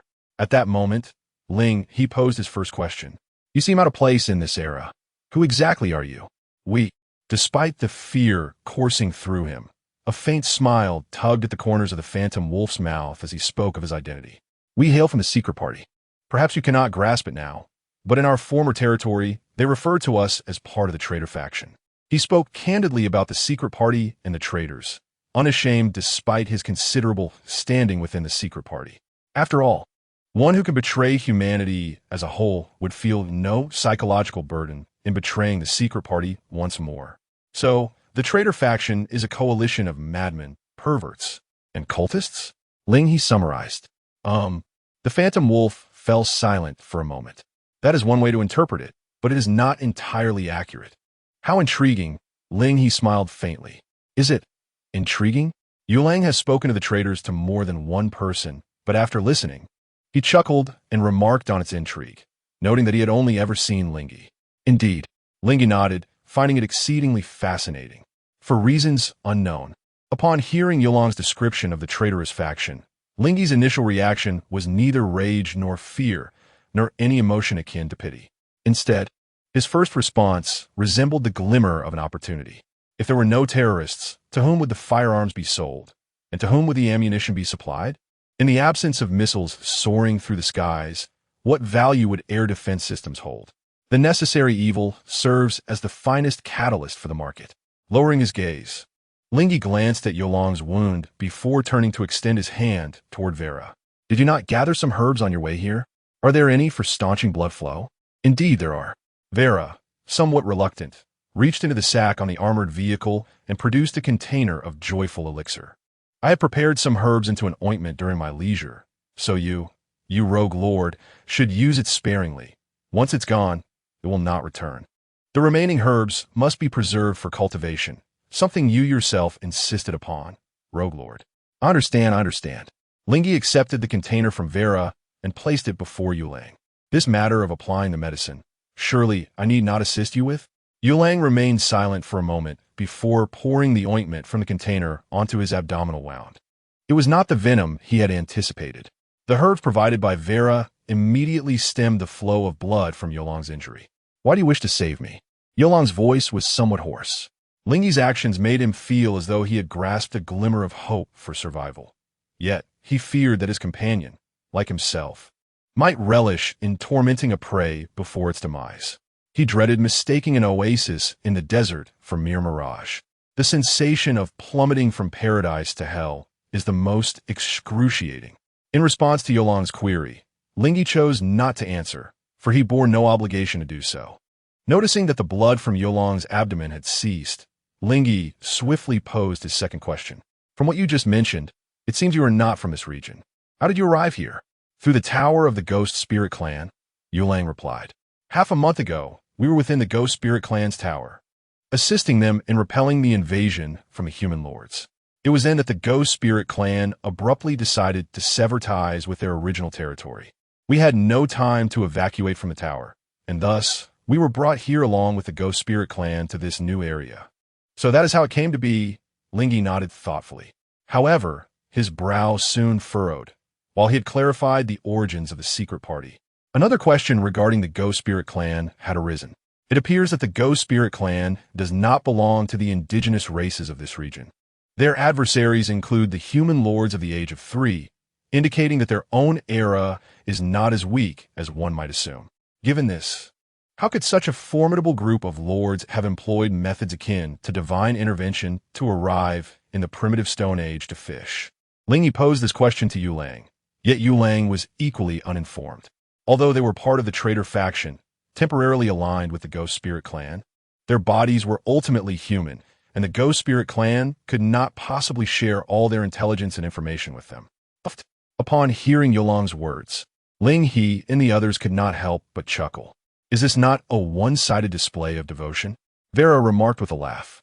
Mo, though promptly covering his mouth, also smiled in agreement with Vera's observation.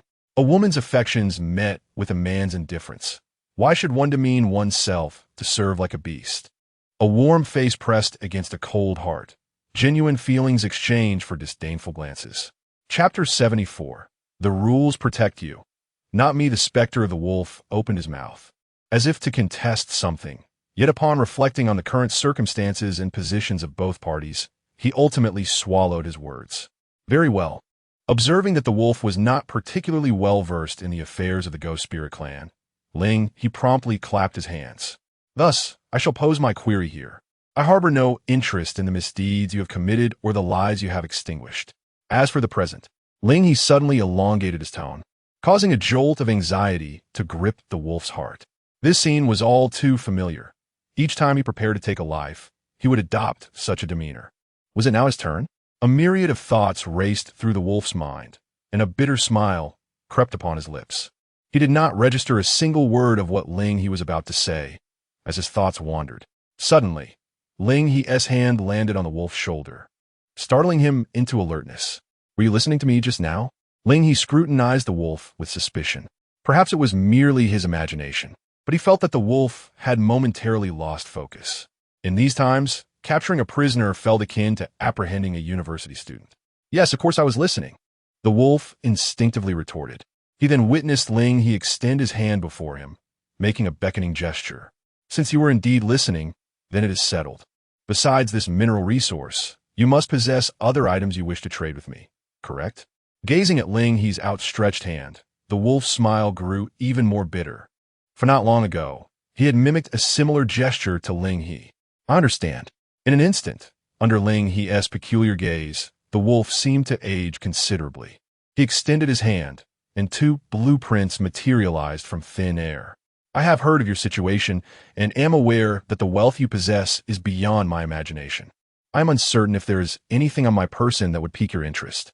If there is, it may well be these 2 outdated blueprints. Before the wolf could finish his sentence, Ling He had already snatched the blueprints and lowered his gaze upon them. Subterranean smelting furnace, era, Bronze Age, basic pathway, description. The earth's fire blazes, the sound of bronze resounds. The furnace, buried deep within the earth's veins, transforms ores into a flowing river of metal, thereby forging the brilliance of civilization. Production rate, 300 ingots of any or every 7 days. Construction requirements, 200 units of stone, 20 units of wood. Ceramic casting workshop, era, Bronze Age, basic pathway, description, a handful of clay refined at 1,000 degrees. 3 parts copper and tin blended with 7 parts skill. Only through adherence to established norms can one wield weapons like a forest of halberds. Construction requirements, 150 units of clay, 50 units of bone powder, 20 units of resin. These 2 blueprints represented structures of the 2nd-level era, which held little utility for the wolf, who had already ascended to the 3rd era.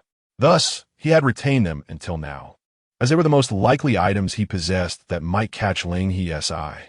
I have only this, the ghost wolf said with a bitter smile. I do not yearn for much, merely a swift end. Since death is inevitable, I now wish for a departure that is devoid of suffering. Indeed, a swift end. Of course, Ling He nodded, but not at this moment. What? You?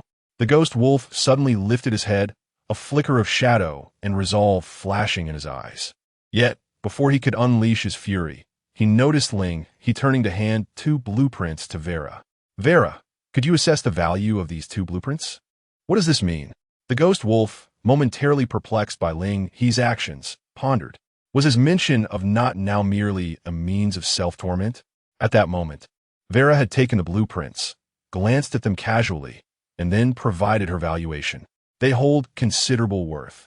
The blueprint for the smelting furnace is approximately worth 50 gold, while the blueprint for the forge is even higher, roughly 100 gold.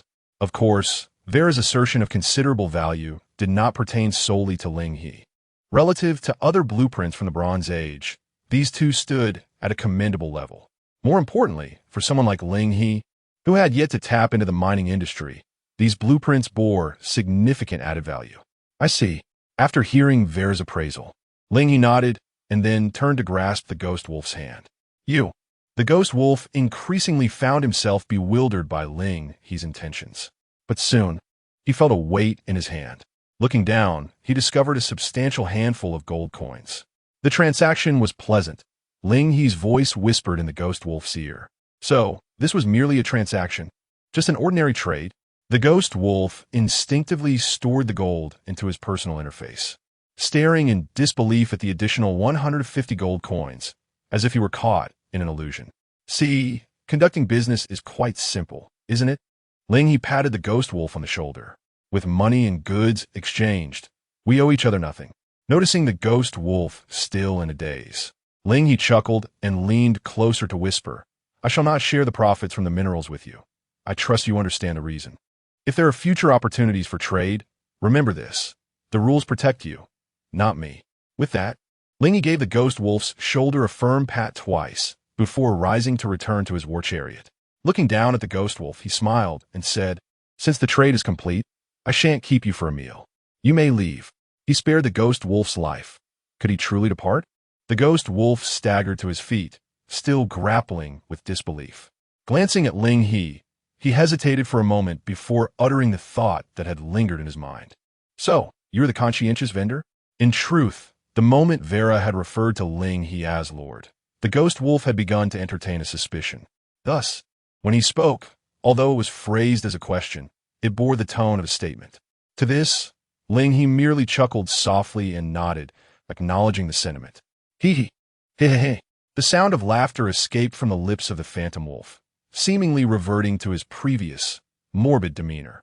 His gaze lingered on Vera for a time before shifting to Ling He, offering a simple thank you. This expression of gratitude was laced with a genuine appreciation, yet predominantly reflected the Phantom Wolf's self-mockery. He could never have envisioned that someone like him, who trampled upon rules, would one day find himself in such a dismal state, bereft of the protections those rules once afforded him. The so-called fair exchange stemmed from Ling He's compassion, which he had once spurned. As the laughter subsided, the Phantom Wolf clutched his wounded abdomen and turned away, departing into the distance. This time, he did not reject Ling He's kindness anew. As he tread upon the blood-stained earth, the once mad Wolf King had transformed into a pitiful solitary wolf. Chapter 75. Extracting 2 tails of oil from the bones once the eerie wolf had retreated into the distance. By Mo suddenly drew her bow, mimicking the action of stringing an arrow. "Is this truly necessary?" she inquired. Although she refrained from specifying her intentions, Ling He understood the implication behind her words. Let it be," Ling He replied, shaking his head as he gently pressed down on by Mo's longbow. After all, one must not take offense at gestures of courtesy. "Courtesy?" Vela echoed, her voice tinged with skepticism. "Is that fellow particularly polite? I fail to see it." With that, Vela leaped down from the carriage to retrieve her Paisho wallet from the ground. She vividly recalled the moment when the eerie wolf had reached out to seize her. How could someone who would lay hands on a lady be deemed courteous? Indeed, how could one who dares to lay a hand on a lady be considered polite? Vela thought, casting a glare back at Ling He. "Why are you looking at me like that? What have I done?" Ling He replied innocently, raising his hands in a gesture of feigned confusion before pointing to the open copper mine beneath their feet. "Look at this. Is this not the grand gift he has bestowed upon us?" Ling He perceived the situation with remarkable clarity. Without the presence of the eerie wolf, it was unlikely, if not impossible, that anyone would respond to his mineral procurement request in such a short time. Even if someone did, they would be unable to provide Ling He with the means to navigate to the precise coordinates. It was precisely due to the eerie wolf's ruthlessness and malice that he was able to meet the necessary conditions and guide Ling He to the location of this mineral deposit in record time. Eliminating the eerie wolf might bring a fleeting sense of satisfaction, but keeping him around and providing a bit of funding for a resurgence might yield even greater benefits. Perhaps there were still 2 tails of oil to be extracted from his bones. However, Vela's perspective diverged significantly from Ling He's. As she gazed at the spot he was indicating, realization dawned upon her, and she nodded. Yes, we haven't paid anything." Vela calculated. Even factoring in the losses from the contracted ghost warriors, their expenses amounted to just a few hundred gold. Yet, they had not contributed a single coin toward the promised 8,000 gold for the copper mine. This thought significantly improved Vela's impression of the eerie wolf. In fact, she felt that having a few more nefarious characters of his ilk might not be such a bad thing after all. Suddenly, Mo stifled a laugh. Vela raised an eyebrow. "Are you laughing at me?" No, not at all," Mo replied with a smile, setting her longbow aside to express her thoughts. "I merely find our Lord to be exceptionally benevolent, conducting himself in accordance with the proprieties of etiquette. He truly embodies the qualities of a wise ruler." "Benevolent?" Ling He's ears perked up, taking Mo's words to heart. Curiosity piqued, he asked, "What would you have thought of me had I not intervened just now?" "Well," Mo replied, her eyes crinkling with amusement, "our Lord's decisions are astute, ridding the world of malevolence. Such actions are indeed in line with propriety, and naturally. I hold great admiration for that." Ahem. Ling He coughed awkwardly, feeling a touch embarrassed.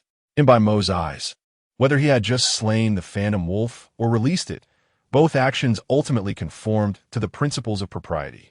It occurred to Ling He that the secretive organization mentioned by the Phantom Wolf was merely a fragment of the secret society, with many other lords scattered across the region. Mo, what do you think of launching a surprise attack to eradicate this secret society?" Mo, understanding the implication, replied directly. "The sage said sufficient food, troops, and trust must be ensured. If it is unavoidable, first strike at their army. This means that if an organization possesses ample resources, military might and cohesion. One should first dismantle their forces. If the Lord were to strike, it would not only serve as a precautionary measure, but would also align with the sage's teachings, thus adhering to propriety.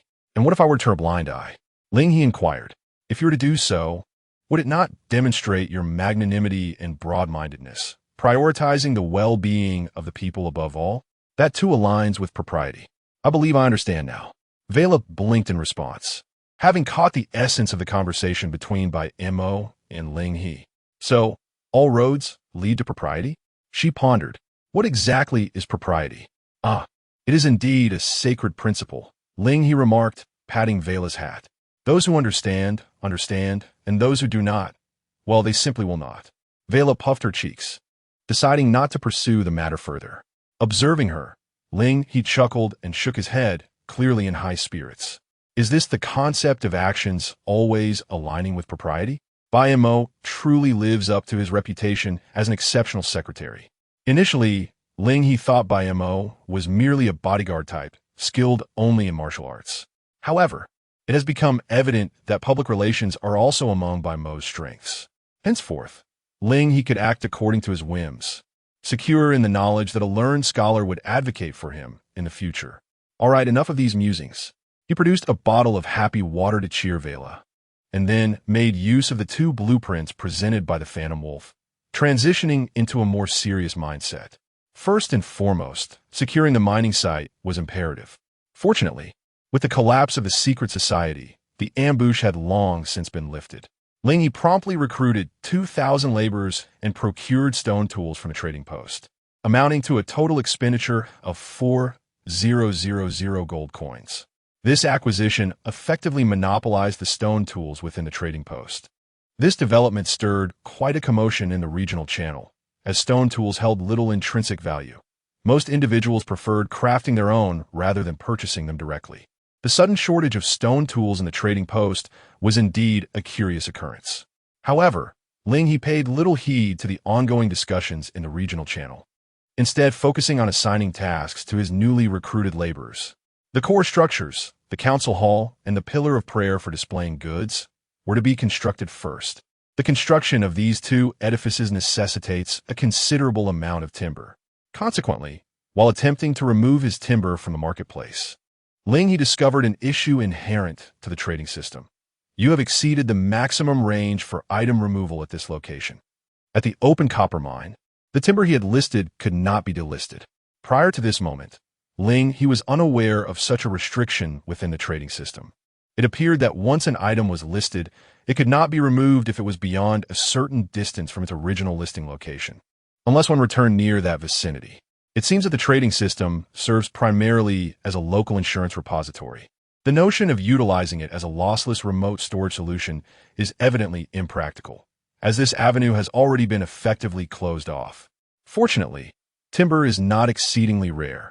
After dispatching a group for logging, Ling He turned his attention to the two blueprints from the Copper Age belonging to the Ghost Wolf. The construction requirements of these blueprints, clay, bone powder, and resin, seem rather peculiar in the current context. Chapter 76. Creating demand through one's own efforts among the various resources. Bone meal is perhaps the most readily accessible in the present moment. Following a recent fierce battle, although the swift disbandment of the secret faction resulted in many fleeing, a considerable number of corpses remain. Ling contemplated that by removing the flesh and blood from these bodies and subsequently incinerating them, he could certainly produce a significant amount of bone meal. Well then, this task shall be entrusted to Vera. Ling extended his hand towards Vera, but hesitated for a moment before redirecting his attention to Bai Mo. It will be more appropriate for Bai Mo to undertake this task. Assigning such a grim responsibility to Vera felt somewhat sinister, yet entrusting it to Bai Mo would align with proper decorum. Bai Mo nodded slightly, accepting the task without refusal. And what about me? Seeing Bai Mo rise from the carriage, Vera leaned closer to Ling and pointed to herself. Oh, come on, my lord. Do you really want to forget me so quickly? Of course, you have your own duties to attend to, Ling replied, reaching out to pat Vera's head. But the hat obstructed him, and he ultimately settled for a gentle pat on her hat instead.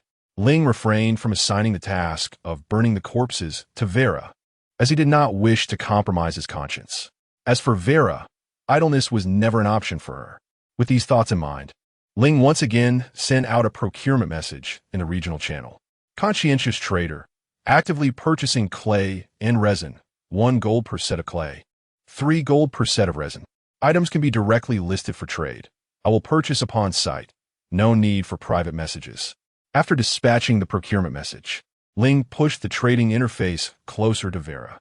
Vera, could you kindly keep an eye on the trading post for me? Ling had no intention of seeking out clay and resin himself. In his estimation, these items were not particularly rare or precious within the entire region. Rather than scouring the world for materials to build a foundry, it was far more efficient to procure them directly through the regional channel. After all, there's an old adage that states, time is money, and spending money to save time can lead to greater profits. As long as the time saved allows Ling to earn more gold coins, every single coin he spends effectively becomes a profit. To this end, he was even willing to temporarily elevate the prices of clay and resin beyond their usual worth. After earning over 100,000 gold coins, it was only sensible to spend a portion of it, wasn't it? Naturally, Ling's mindset sparked a glimmer of interest among numerous individuals in the regional channel. Utterly bored, 3 gold for a set of resin, and 1 gold for a set of clay. This is surely more lucrative than battling the ghostly tribe. I assent it? For many, Ling's latest procurement message was far more astonishing than the previous one. Whether it was the Guqin, war chariots, or minerals, these resources seemed elusive to the majority. However, clay and resin were far easier to come by. In fact, the absence of these items in the trading post was not due to their rarity, but rather the lack of demand for them in the early stages of survival. Yet now, Ling had single-handedly created that demand. The acquisition plan unfolded even more smoothly than Ling He had anticipated. Perhaps it was the favorable reputation Ling He had cultivated over time that influenced the response. Most individuals instinctively trusted rather than questioned his purchasing intentions. Within a mere half-day, Vera had successfully gathered all the materials necessary for constructing a foundry from the trading market. Mounds of clay and somewhat solidified pine resin lay before Ling He. At that moment, Bai Mo returned to the war chariot, reporting the results of the battlefield cleanup. The secret party had left behind over 100 corpses near the copper mine, most of which Bai Mo had already salvaged. Excluding the damaged equipment that could not yet be reforged, approximately 30 usable suits of iron armor remained. How would you like to handle these? By Montauk in Kvilet. Seeking Ling He's guidance, Ling He stroked his chin thoughtfully. Perhaps he could distribute them among the contracted ghost warriors. Though the contracted ghost warriors, through their death resistance and intimidation attributes, had shattered the morale of the secret party, they had also suffered significant losses themselves. 30 suits of iron armor could adequately equip the remaining warriors, providing each with a set. Bai Mo nodded slightly, having no objections to Ling He's decision, and continued with her report. Beyond the equipment, including the bodies of the contracted ghost warriors, nearly 200 corpses yielded 400 sets of bone powder. This was fortunate, as the robust physique of the contracted ghost warriors produced significantly more bone powder than that of the soldiers from the secret party. Moreover, following half a day of mining, over 1,000 cattle and horses had extracted nearly 5,000 sets of stone materials and over 2,000 sets of malachite, while the logging cattle and horses brought back several thousand sets of lumber. Thus, the seemingly cumbersome materials required for the furnace and foundry were, under Ling He's immense manpower and financial resources, swiftly and abundantly gathered within a short span of time. Ling He had no hesitation in this regard. He promptly opened the construction panel and ordered the establishment of 10 subterranean smelting furnaces and a ceramic mold foundry near the copper mine. With the sheer number of cattle and horses, these structures would be completed in less than 10 hours. Concurrently, Ling He did not halt the acquisition efforts on Vera's side. While one foundry might gradually meet the needs of all his subjects, Ling He's ambitions extended far beyond that. As the saying goes, with greater ability comes greater power and wealth. The eager offer of monopolizing the next era was laid before Ling He by the Shadow Wolves. Faced with such an enticing opportunity, how could Ling He resist? Moreover, The cost of a foundry workshop is merely a few hundred gold coins. This sum, if distributed among many, might represent a chance for overnight wealth for numerous individuals. Yet, for Ling He, it hardly constitutes a significant amount. Suddenly struck by a thought, Ling He turned back and gently patted the body of Hamburger. Zzz. Hamburger showed no response, clearly having succumbed to slumber. Ling He found this rather amusing, for during their journey in search of the mineral resources, thanks to their collaboration with the slime gel, Hamburger's assets had already soared to several thousand gold coins. Is this what they call the phenomenon where, even if the impoverished ascend to sudden wealth, they still lack the luxurious comforts that the affluent possess? Chapter 77. The sole moment of softness in summary. Thanks to substantial financial investments, Ling He has successfully put the copper mine on a stable trajectory. The myriad challenges encountered during the initial stages of mining have been expertly resolved by Ling He's vast resources. What remains is merely a matter of time. Meanwhile, Yulang, clutching his injured abdomen, has distanced himself entirely from the copper mine. He does not rush to reunite with the fleeing secret party leaders. Rather than concerning himself with those retreating individuals, Yulang's thoughts are predominantly occupied by Ling He. At present, Yulang harbors a conflicted perception of Ling He. On one hand, he feels a measure of gratitude, as Ling He chose to spare him rather than pursue him to annihilation. On the other hand, everything he held dear has been irrevocably lost due to Ling He's actions, and it would be impossible for him to feel no animosity. With a bitter chuckle, he leans against a grand tree, laughing in a manner that betrays his frailty. The coexistence of gratitude and hatred within a single soul exemplifies the inherent contradictions of humanity. Reflecting on humanity, Yulang recalls the moment not long ago when he was mocked by Ling He and his companions. Indeed, he is merely human. As his morbid smile fades, an inexplicable darkness glimmers in his eyes. By virtue of his humanity, he can never fully earn the trust of the Ghost Spirit tribe or any other foreign faction. Even as a member of the renegade camp, this remains true. Having followed the influential leader for so long, he seems to have nearly forgotten the original reasons that propelled him to join the renegades, to become an adversary of humanity. Was it to grow stronger in this world of predation? When did he lose sight of his initial convictions, transforming into a madman solely fixated on opposing humanity? With a heavy sigh, Yulang finds himself engulfed in confusion and vulnerability, stirred by the derision from Ling He and his companions. This marks the first time he contemplates what his path should be after vanquishing the human lords. After a brief moment, Yulang slowly shakes his head. He cannot find an answer. Perhaps this question is one only the leader of the secret party can resolve. The Weeping Wall was correct. He should not have acted impulsively, but should have remained alongside it, awaiting the leader's return. At that moment, a trembling voice emanates from behind Yulang. My lord Yulang? Huh. Upon hearing that familiar voice, a surge of anger wells up within Yulang, and he glowers fiercely in the direction of the speaker. Indeed, Lin Xiao stands there. How dare you show your face before me again? From Entropy.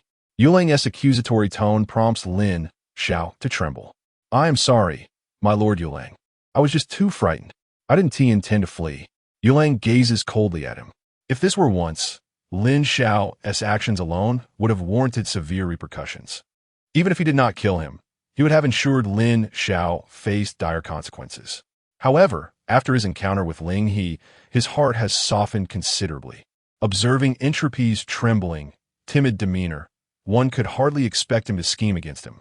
As for fleeing, given the state he was in, it was entirely understandable that he would seek to escape, considering his meager fighting prowess. Master, is there anything you require my assistance with? Lin Xiao inquired with a quavering voice. Hearing this, the remaining fury within the Shadow Wolf gradually subsided, at least while others were preoccupied with their own desperate flight. Entropy had chosen to return for him. With this thought in mind, the Shadow Wolf begrudgingly extended his hand towards Lin Xiao. What are you dawdling for? Hurry and lend me a hand. Why, yes. Lin Xiao nodded fervently, cautiously approaching to assist the Shadow Wolf to his feet.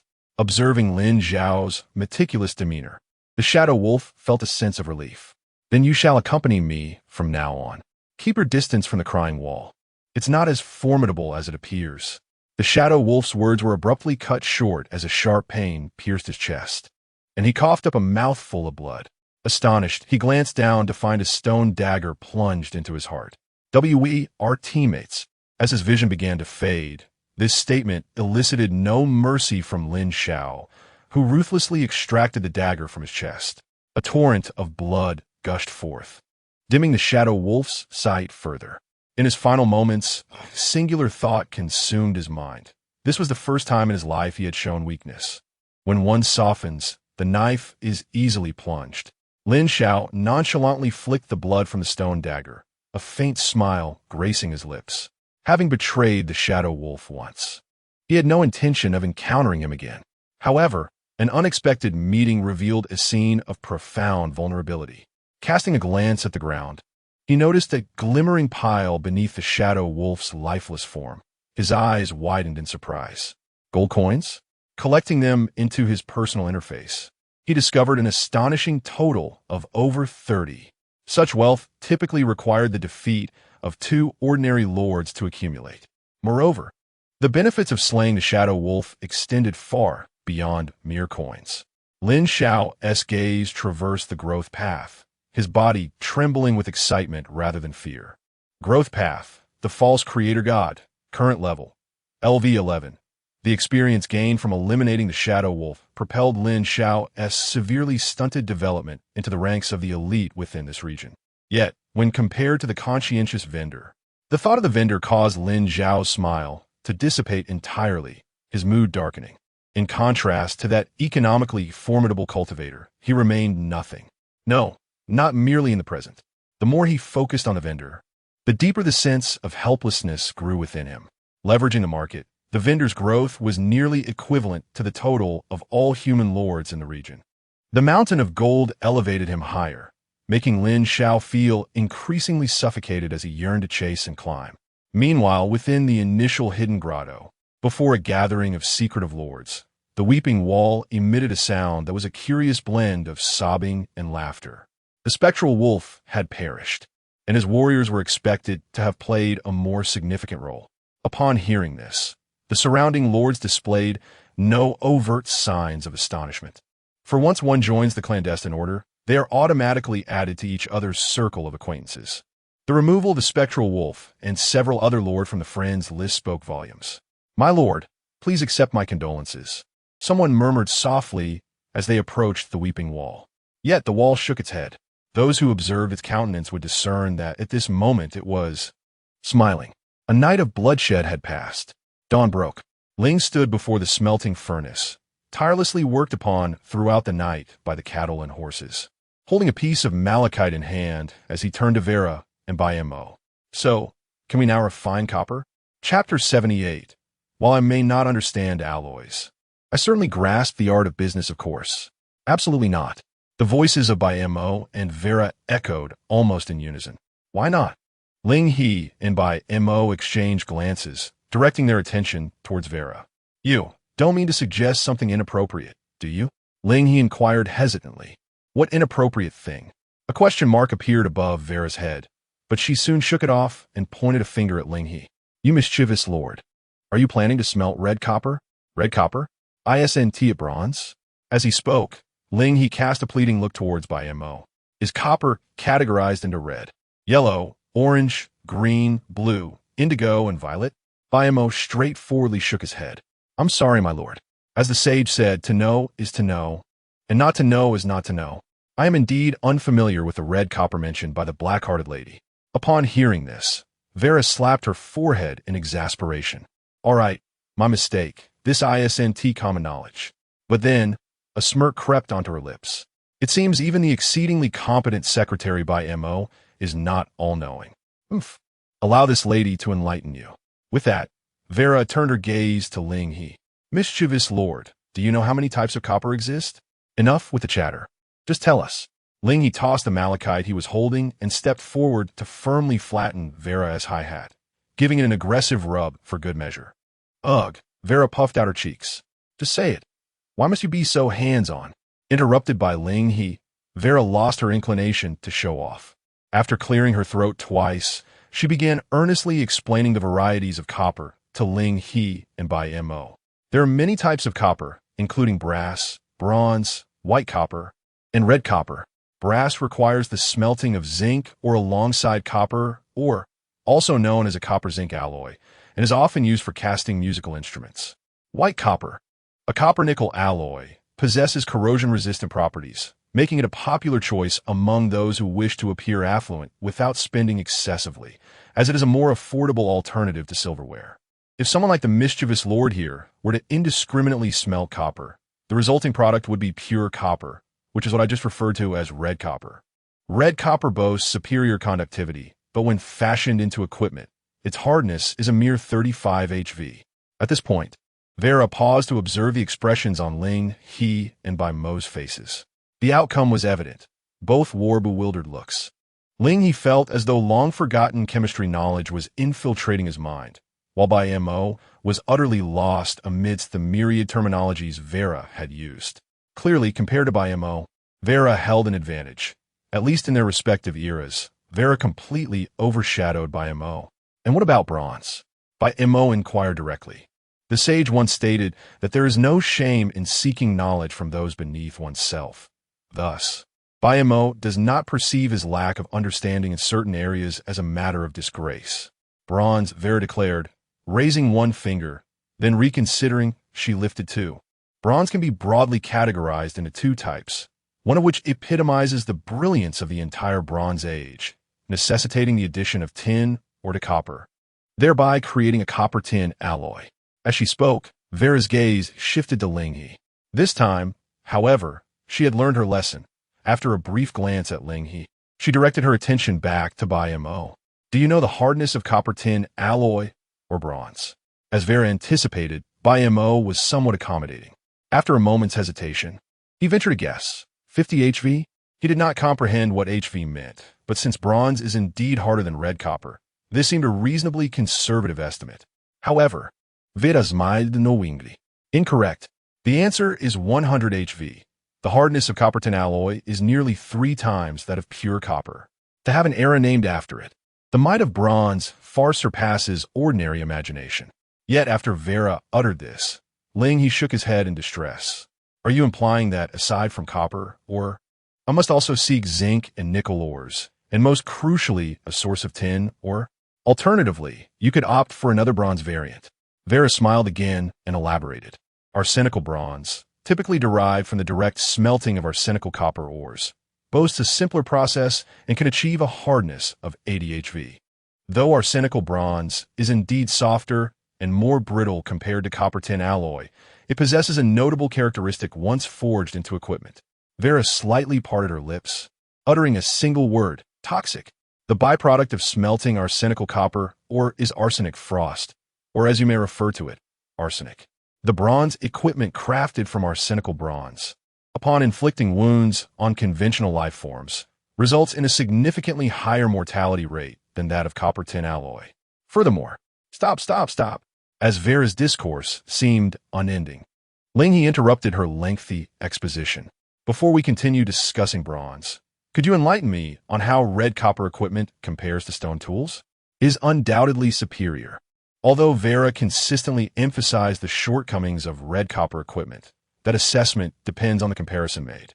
When juxtaposed with stone tools, while red copper may fall short in hardness, it perfectly compensates for the brittleness of stone. Well-honed stone tools, the sharper they become, are more prone to chipping or even shattering upon impact. Red copper, however, is distinctly different. Its remarkable toughness ensures that even after encountering dull edges, it remains largely unaffected and can be restored to functionality with mere polishing. Yet, Vera insisted, should one engage in combat utilizing red copper equipment, depending on the intensity of the battle, it necessitates polishing every 1 to 4 hours to address the decline in sharpness due to dulling. If it were to be replaced with bronze, then the shortcomings of red copper and stone tools would cease to exist. Wait. From Vera's lengthy discourse, Ling He suddenly grasped several key phrases.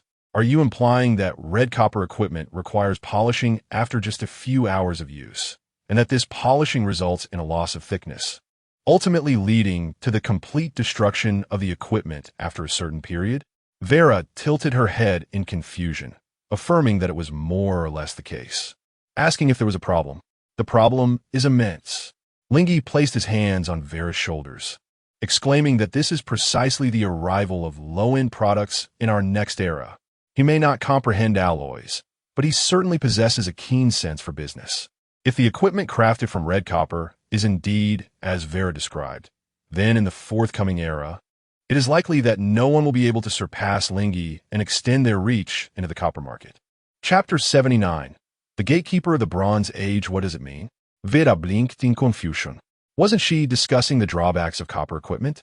How did Ling He suddenly shift to such a low-end product? Observing Vera's bewildered expression, Ling He chuckled softly. Have you forgotten how the world's most durable light bulb manufacturing company went bankrupt? However, this remark did not elicit an understanding response from Vera.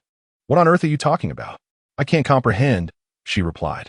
It then dawned on Ling He that in Vera's era, capital had yet to recognize this fatal flaw. Thus, among the three present, he was the only one who was aware of this matter. Before Ling He entered the war game, the light bulbs produced by the world's most durable light bulb company could last for decades, even a century without failure. However, the market became completely saturated, with no excess demand, leading a once mighty industry leader to a dismal end.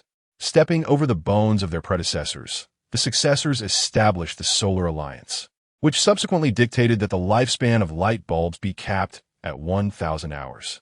Anyone who dared to break this rule would face market hostility and expulsion, while the United Merchants reaped substantial profits. Seeing that there was still time, Ling He briefly recounted this story to Vera and by Mo. Is it really possible for that to happen? Vera covered her mouth in astonishment. It was her first encounter with the notion that merchants could perish in the market due to the exceptional quality of their goods. Indeed, such is the market, Ling He remarked with a light laugh. Complex, ruthless, and seemingly orderly yet devoid of logic, the market operates in such a manner. Could you elaborate on your plan? By Montag in Quillet. Certainly, Ling He replied, snapping his fingers and gesturing toward the furnace before them. Consider this. A furnace produces 300 metal ingots every 7 days. And during this process, there are losses. Ling He directed his gaze at by Mo. Mo immediately responded. Approximately 3 sets of wood are required for each ingot. Indeed, Ling He nodded. The cost is not insignificant. Currently, the rapid development of the copper mine is almost entirely sustained by my financial investment, excluding the massive initial costs. The ongoing maintenance expenses will also amount to a staggering figure.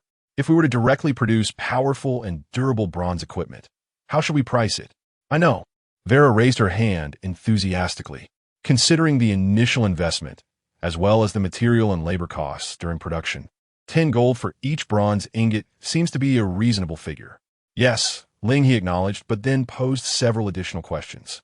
If we release bronze ingots priced at 10 gold, how many people would be able to afford them? Those who can afford bronze ingots. In light of the remarkably high durability of bronze equipment, might they consider repurchasing? Alternatively, if they truly require bronze gear, would it not be more advantageous for them to unite and mine together? Such thoughts consumed Vera's mind. Every question posed by Ling He hit the nail on the head. The foreigners do not necessarily guarantee immense profits and a life of ease. At 10 gold pieces per bronze ingot, almost no one can afford it nowadays. Given the high quality of bronze, it is unlikely there will be many repeat customers in the near future. Those unable to purchase bronze ingots might seek alternative paths, such as selling their labor to gradually gather the resources they need. This could even give rise to a class of merchants who specialize in selling unrefined or thereby encroaching upon Ling He's market. In such a cycle, the worst outcome could very well see them crushed beneath the relentless wheels of the market, much like the light bulb company in Ling He's tale. Thus, we need red copper, Ling He asserted, inferior to bronze, yet superior to stone tools. It is a consumable that will not infringe upon the future market for bronze equipment. Is there a more perfect entry-level commodity? We could even lower the price of red copper to 3 gold pieces. 3 gold pieces. At this astonishing quote, Vera jolted out of her reverie. Was this price not too low? If we calculate based on Ling He's posted prices for timber in the marketplace, the cost of smelting a single red copper ingot would consume 90 copper just for the timber alone. This considers only the timber expenses. There are also labor costs for mining the ore, costs for smelting the ore, and expenses for constructing the furnace. Each step is a drain on finances. At 3 gold pieces, after paying the 15 transaction tax, only 2 gold and 55 copper remain. This means a single red copper ingot would yield Ling He just over 1 gold piece in profit, and when accounting for the materials needed to build the furnace, the profit may be even lower. Vera simply could not fathom how such pricing could yield any profit. No, pricing is not calculated in that manner. Ling He smiled and shook his head, correcting Vera's miscalculations. Do not forget, we control the timber market. We are the largest sellers, not buyers. The timber market is now saturated, and if productivity continues to rise, the excess capacity will be unsellable, rendering any potential profits equivalent to zero. And this is the purpose of red copper. At this point, Vera fully grasped the implication. Under the guise of red copper, the true aim was still to sell timber. Precisely. A gleam of insight flickered in Ling He's eyes. Unless one possesses Ling He's scale, even recovering the cost of the furnace would be exceedingly difficult with the profits from red copper.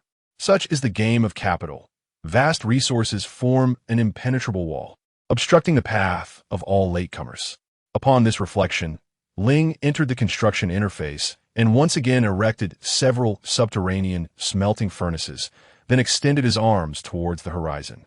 The sole task that lay before us was unmistakable: smelting copper, and yet more smelting of copper, as red copper served as the sentinel of the Bronze Age.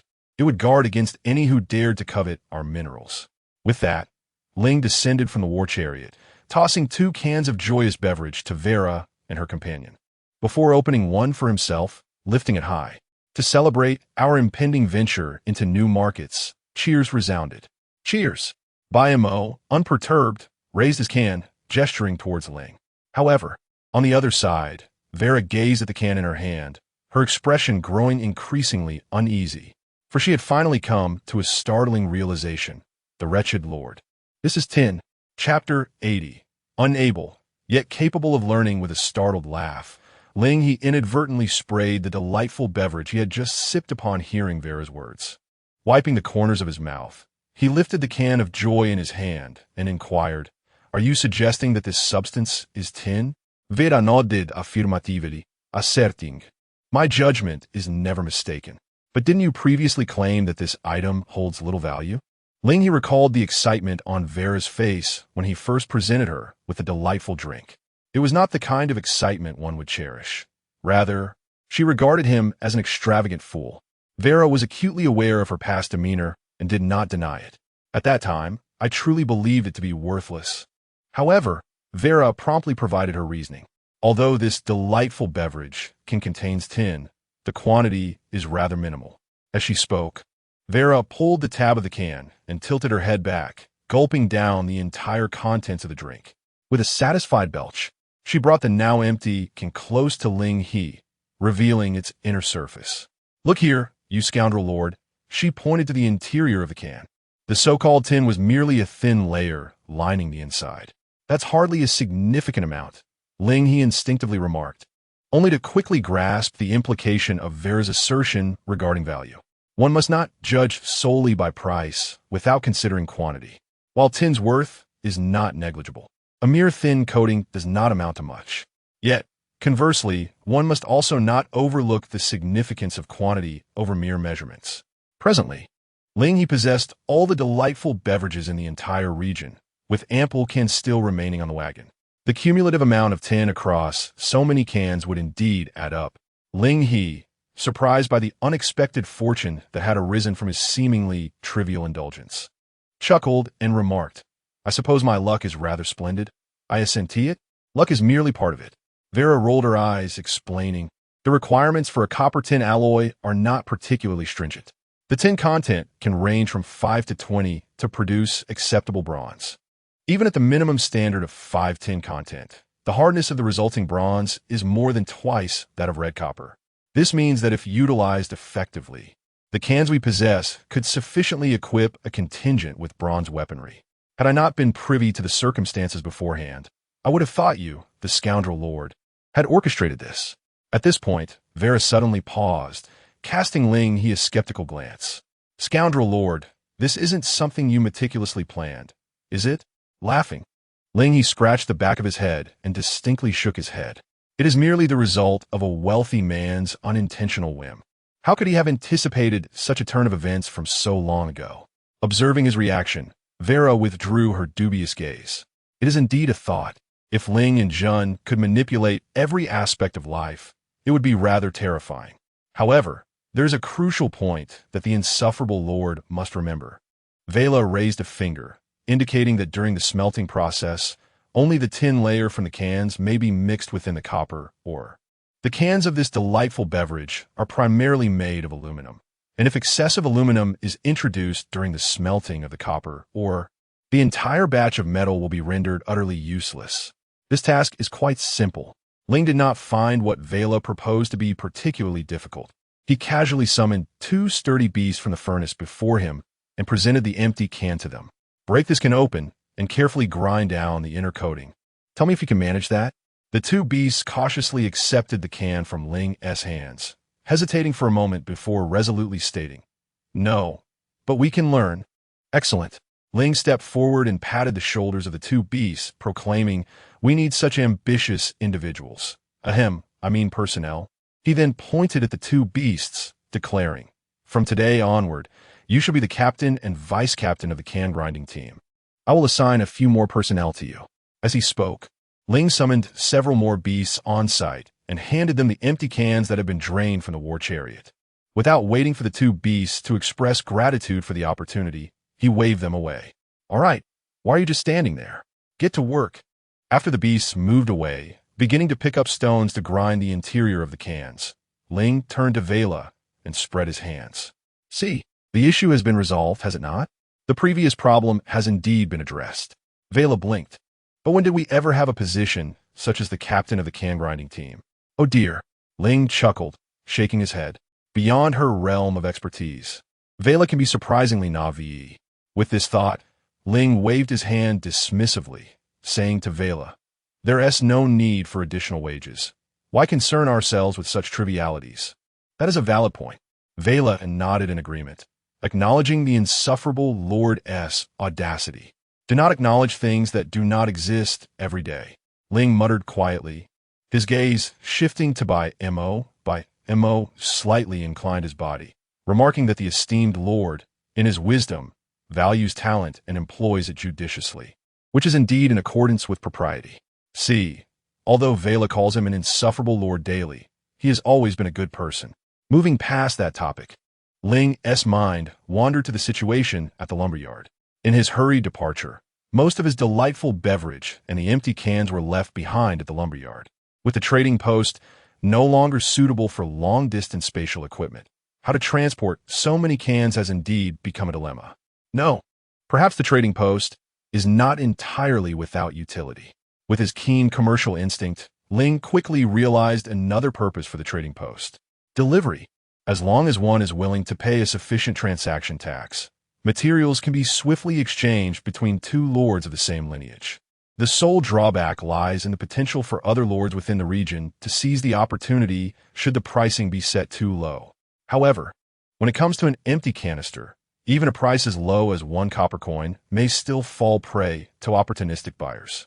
Ling He shook his head inwardly. Human behavior is notoriously unpredictable, and who could say whether there exists a shrewd individual in the vicinity, perpetually on the lookout for low-priced refuse? Nevertheless, a price set around 20 or 30 copper coins would surely deter any fool from spending such a considerable sum on a mere empty vessel. With a method now in place for transporting the canisters, the pressing question remains: where does one find the people? Where would the Lord procure them? Pondering this, Ling He turned and affectionately scratched the body of his hamburger. How delightful it would be if you were a person. Chapter 81. The Grass-Eating Beggar Gulu? Hamburger first emitted a sound of confusion. After a moment of comprehension, it believed it grasped the meaning of the bipedal creature's words. Suddenly, Ling He felt as though his comfortable sofa had vanished, and he found himself sitting directly atop a small girl. "Humbulga," Ling He exclaimed darkly, "I was merely speaking metaphorically.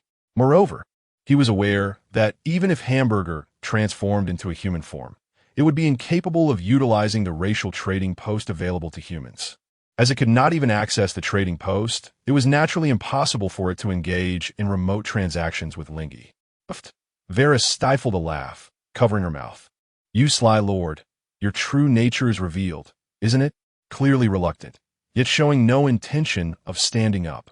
At this, Vera cast a sidelong glance at Mo, curious about what further insights he might offer. However, under Vera's scrutiny, Mo merely tilted his head slightly before speaking softly. The sage said, "Observe the means.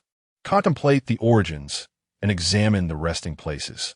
It is said that we should approach an individual from multiple perspectives and dimensions, adopting a dynamic and dialectical viewpoint. Therefore, from a higher dimensional and lateral dialectical perspective, it is evident that our Lord acts in accordance with propriety. Vera slightly parted her lips. Is that even permissible? When did Mo's discourse become so advanced? I understood each word, yet together they coalesce into something so proper.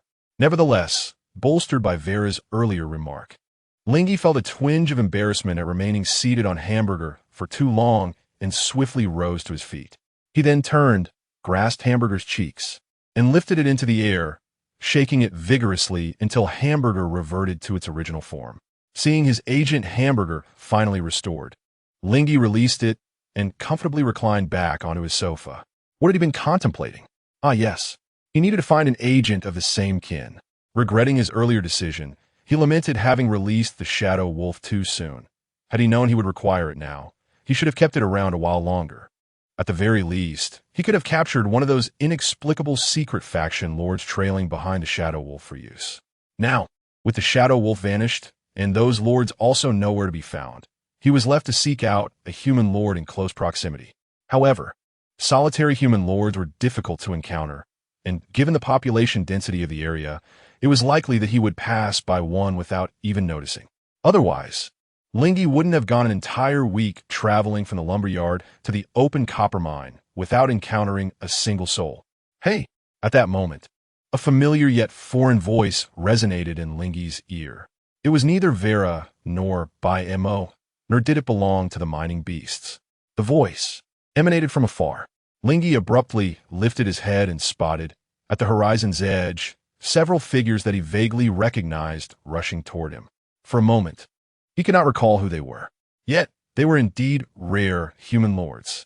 Ling He suddenly extended his hand, pointing towards a figure in the distance while calling out loudly, "Capture him! Don't let him escape!" Huh? Abruptly receiving the command, Mo quickly reacted, narrowing his eyes as he prepared to draw his bow and aim towards the distant figure. By shooting the opponent's leg, they would naturally be immobilized. Yet Ling He, with his keen reflexes, grasped the grip of Mo's bow, preventing such an extreme measure. Mo's action was halted, and seizing the opportunity, Vera forcefully struck her staff against the ground. Charge! In an instant, a contingent of armored warriors wielding greatswords surged forth.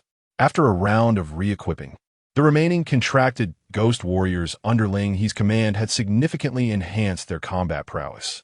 Contracted ghost warrior, combat power, 1540, with the augmentation of their armor. Their combat power had reached an impressive 55 points in non-death status, far surpassing their previous capabilities in death.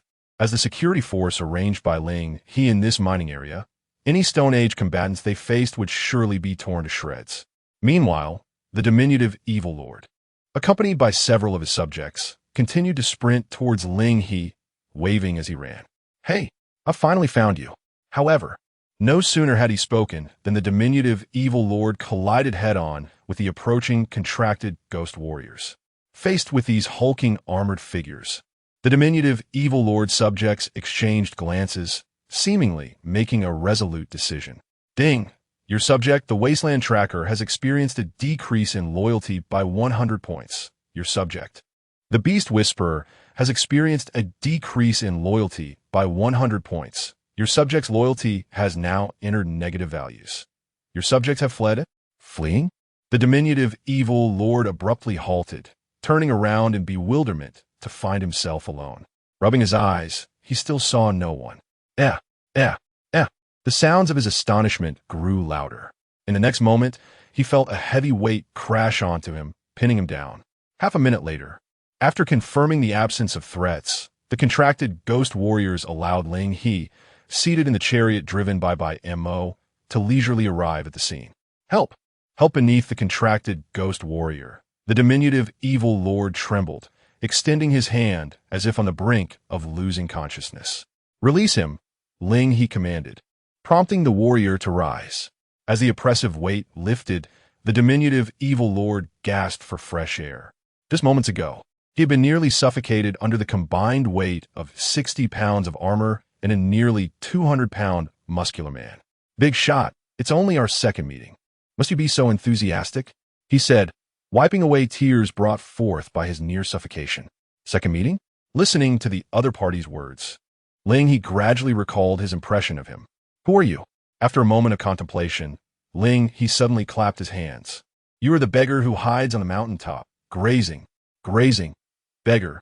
The little evil lord smiled bitterly, clutching his heart. Not a big shot, but your words cut deep, don't they? Furthermore, I do have a name. I am Li Zian. Wait, I have no interest in knowing that. Ling He interrupted the little evil lord's speech, speaking plainly. I will inquire about your presence here later. For now, would you like me to offer you an opportunity? Ding. The conscientious vendor has sent you an agent invitation. If you do not refuse, it will be accepted by default after a countdown of 10 seconds. 10, 9, 8. The little evil lord glanced around at the menacing contract ghost warriors. Given the circumstances, should he dare to refuse? Chapter 82. I assure you, every single coin is earned through toil and sweat. 10 seconds may sound brief. In the fleeting moments of contemplation, the little wicked lord found a new window appearing before him. You have been designated as the human representative for this region by the conscientious merchant lord. At that moment, Ling He revealed a smile and beckoned to the surrounding contracted ghost warriors. You may disperse now. We are allies. Upon receiving Ling He's command, the ghost warriors ceased their intimidation, allowing the little wicked lord to finally exhale a sigh of relief. However, before he could fully relax, he noticed Ling He stepping down from the striking war chariot, standing directly before him. Instantly, the little wicked lord felt his heart tighten, as a whirlwind of thoughts raced through his mind. Ultimately, he managed to force out an awkward smile. Ah, esteemed one, so you are the merchant brother. You didn't know? Ling He was genuinely taken aback. Why were you pursuing me if you didn't know who I am? The mountaintop where they had coincidentally met was quite distant from the open copper mine, and Ling He originally presumed the other party was aware of his identity and had been following him for that reason. Haha, well. The little wicked lord scratched the back of his head, feeling somewhat embarrassed. I just wanted to ask where you acquired that magnificent steed. Do you believe me? The steed? Ling He instinctively glanced back at the chariot. Truth be told, the contraption he had cobbled together did possess a certain charm. Are you implying that you wish to obtain one like this? Yes. The little wicked lord's eyes sparkled at the mention, nodding fervently. As a connoisseur of aesthetics, to him, handsomeness was paramount. Combat prowess could be compromised, but allure could not. Esteemed one, could you enlighten me on where to procure the skin for this mount? I have yet to encounter anything like it at the trading post. Is there perhaps a hidden store, like an exclusive VIP shop unlocked by substantial investments? I see. The little wicked lord became increasingly animated, his conjectures growing more outlandish. Are you a reincarnated being, having foreseen the emergence of the war game, investing all your resources to teach those who once looked down upon you a lesson? As his excitement escalated, he leaned closer, nearly pressing his face against Ling He's. Were it not for the absence of weapons in his hands, Mo would have been tempted to shoot an arrow through his forehead for such audacity. Ling He, however, furrowed his brow slightly, his smile diminishing. Due to the agent mechanism, the little wicked lord had already appeared on his friend's list. Yet, this little wicked lord seemed rather dim-witted. Seeing the little wicked lord inching closer, Ling He swiftly extended his hand, disdainfully pushing the other's head away. Observing the current situation, Ling He felt that if he did not intervene, the little wicked lord might conjure an entire novel of 1,000,000 words in his mind. Thus, Ling He cleared his throat twice. Cough! It is not as outrageous as you imagine. There is no need to speak of reincarnated beings and investments. Although I possess considerable wealth, I can assert without hesitation that every penny and every coin in my possession has been earned through toil and sweat. Upon hearing Ling, he unequivocally denied the notions of pay-to-win and reincarnators. The little evil monarch was momentarily taken aback. Is it truly so? Indeed, it is.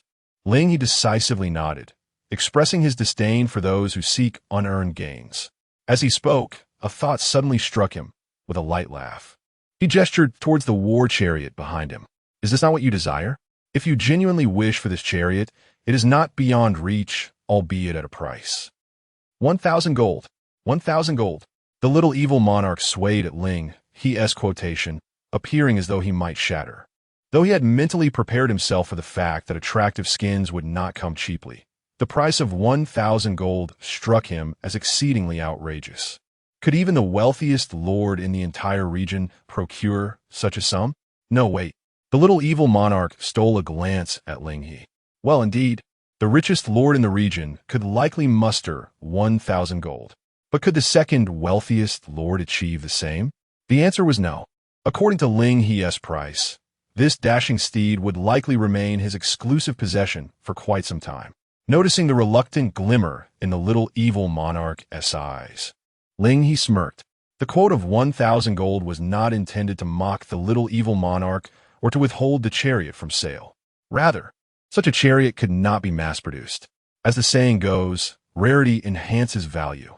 While the combat potential of such a visually striking wooden war chariot is not particularly difficult to achieve, it necessitates the collaboration of Hamburg. This was not an issue, as Ling He had observed that aside from sleep, there was hardly a moment when Hamburg was uncooperative. However, a far more critical issue loomed ahead. That is, the skill books. A chariot requires at least 2 Type Easy skill books. Such books are not scarce, yet human lords cannot obtain them. Even if a human lord were to acquire an easy type, it would merely be a different skill of the same name. Only a slime lord has the potential to drop skill books imbued with the unique characteristics of the slime race. However, the skill books produced by the slime trading post are utterly insufficient to sustain Ling He's production needs for this chariot, owing to the abysmally low number of slime lords. Indeed, alarmingly few. During the week of travel, Ling He had taken the opportunity to review most of Hamburg's panels. Through the display of the number of players in the area, he discovered that the count of slime lords in this region was less than 1,000. Initially, Ling He presumed that the slime race was simply too weak, resulting in such a diminished number. It was only after Hamburg's explanation that he learned the initial population of the slime race in this area was merely around 1,000, compared to the human race. This was evidently inequitable. Yet, in the realm of war games, fairness is a mere illusion. The elderly, children, the vast grasslands, and the snowy fields. Winning at the starting line is not merely a phrase. Those who have tragically perished for various reasons upon their arrival into this world undoubtedly feel this sentiment most acutely. Moreover, if the realm of war truly possessed fairness, then the formidable ghostly clan, comparable to the might of the era's 3rd generation, would not exist. Nor should colossal figures such as the unscrupulous vendors. Observing his own hands, Ling He smiled faintly, inadvertently allowing his thoughts to wander. Recalling his focus, he approached the diminutive evil monarch and gently patted his shoulder, inquiring, "Do you consider 1,000 gold to be a considerable sum?" The young evil monarch instinctively retorted, "Is it not substantial?" "Certainly it is not." Ling He raised his gaze, locking eyes with the young evil monarch. "Do you remember what I mentioned earlier about bestowing upon you an opportunity? Becoming my agent. A mere 1,000 gold is hardly anything of significance." Chapter 83. The skin will have it. The pancake will have it. As he extended his hand, upon hearing Ling He's words, the young wicked lord, though perplexed, instinctively raised his palms in offering. He then beheld Ling He positioning his open palm above his. In an instant, a cascade of gold coins began to rain down. So many, so very many. Within mere seconds, the young wicked lord's hands were overflowing with gold, with excess coins spilling from his grasp and tumbling to the ground. "Esteemed one, what is it that you are doing?" Ling He paused his generous shower of coins and smiled at the young wicked lord. Why not attempt to deposit these coins into your personal panel? Is that permissible? The young wicked lord murmured, yet his hands moved with alacrity. Before long, he had successfully transferred all the coins in his possession, including those scattered on the ground, into his personal panel. Not too little, not too much, exactly 1,000. Before the young wicked lord could voice his thoughts, Ling He's coaxing voice once again graced his ears. Why not purchase something trivial from a trading post?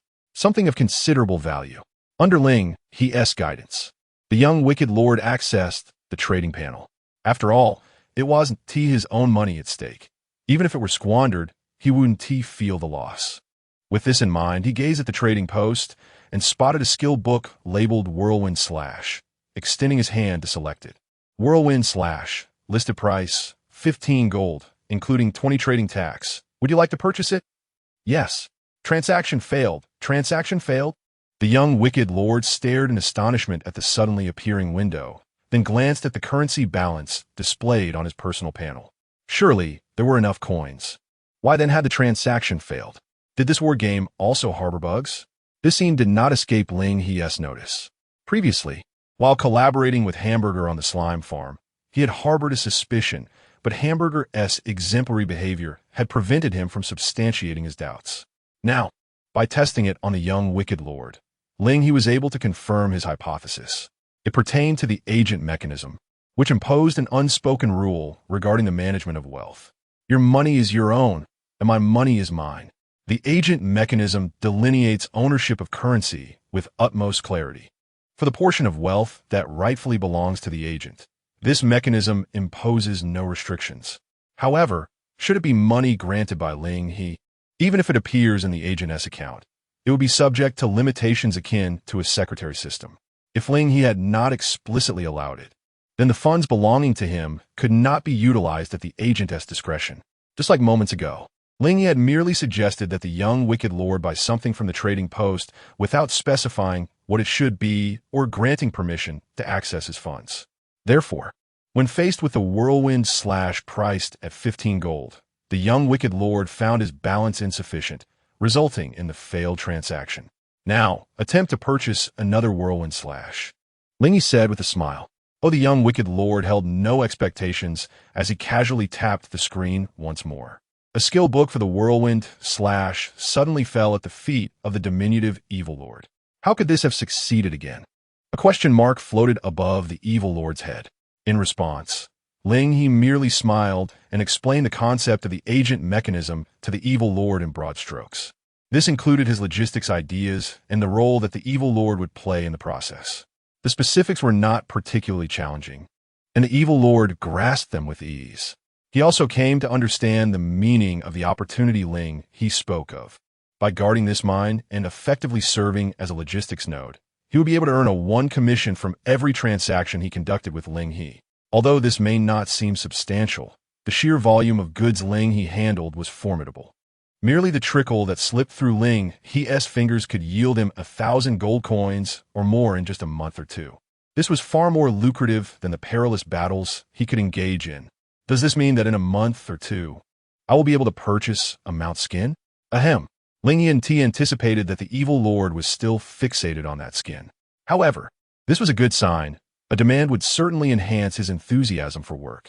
With this thought, Ling He cast a glance at the evil lord and said, "This arduous task is entrusted to you. Are you capable of handling it?" The evil lord instinctively stood at attention, assuring the completion of the task. Ha ha. No need to be so formal. Seeing that the evil lord had fully comprehended his purpose, Ling He chuckled and patted him on the shoulder.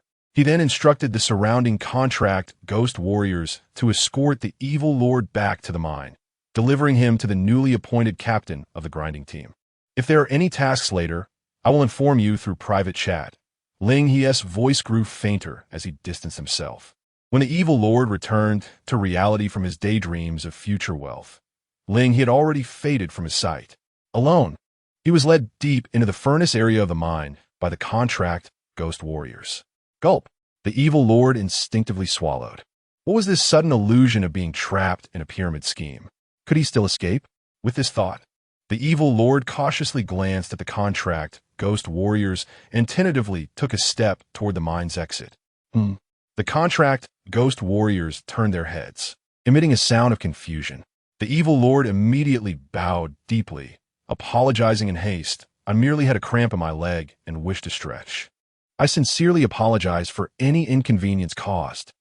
Meanwhile, the war chariot piloted by Mo had already embarked on its return journey. Thanks to the secret party's efforts, Ling He had ascertained by Mo's combat prowess, realizing just how formidable it was in this region. Thus, when he traveled, there was no longer a need to summon large numbers of contract ghost warriors for protection. Without those warriors, Ling He's speed on the return journey was more than double that of his arrival. He relished the refreshing breeze that rushed past him. Lying atop the hamburger, Vera suddenly turned her head. Although she was reluctant to inquire, she couldn't help but ask, "Do you truly have such unwavering faith in that person? Even after just 2 brief encounters totaling no more than 30 minutes? Believe?" Ling chuckled lightly, his hands resting behind his head. "I have faith in each and every one of my subordinates.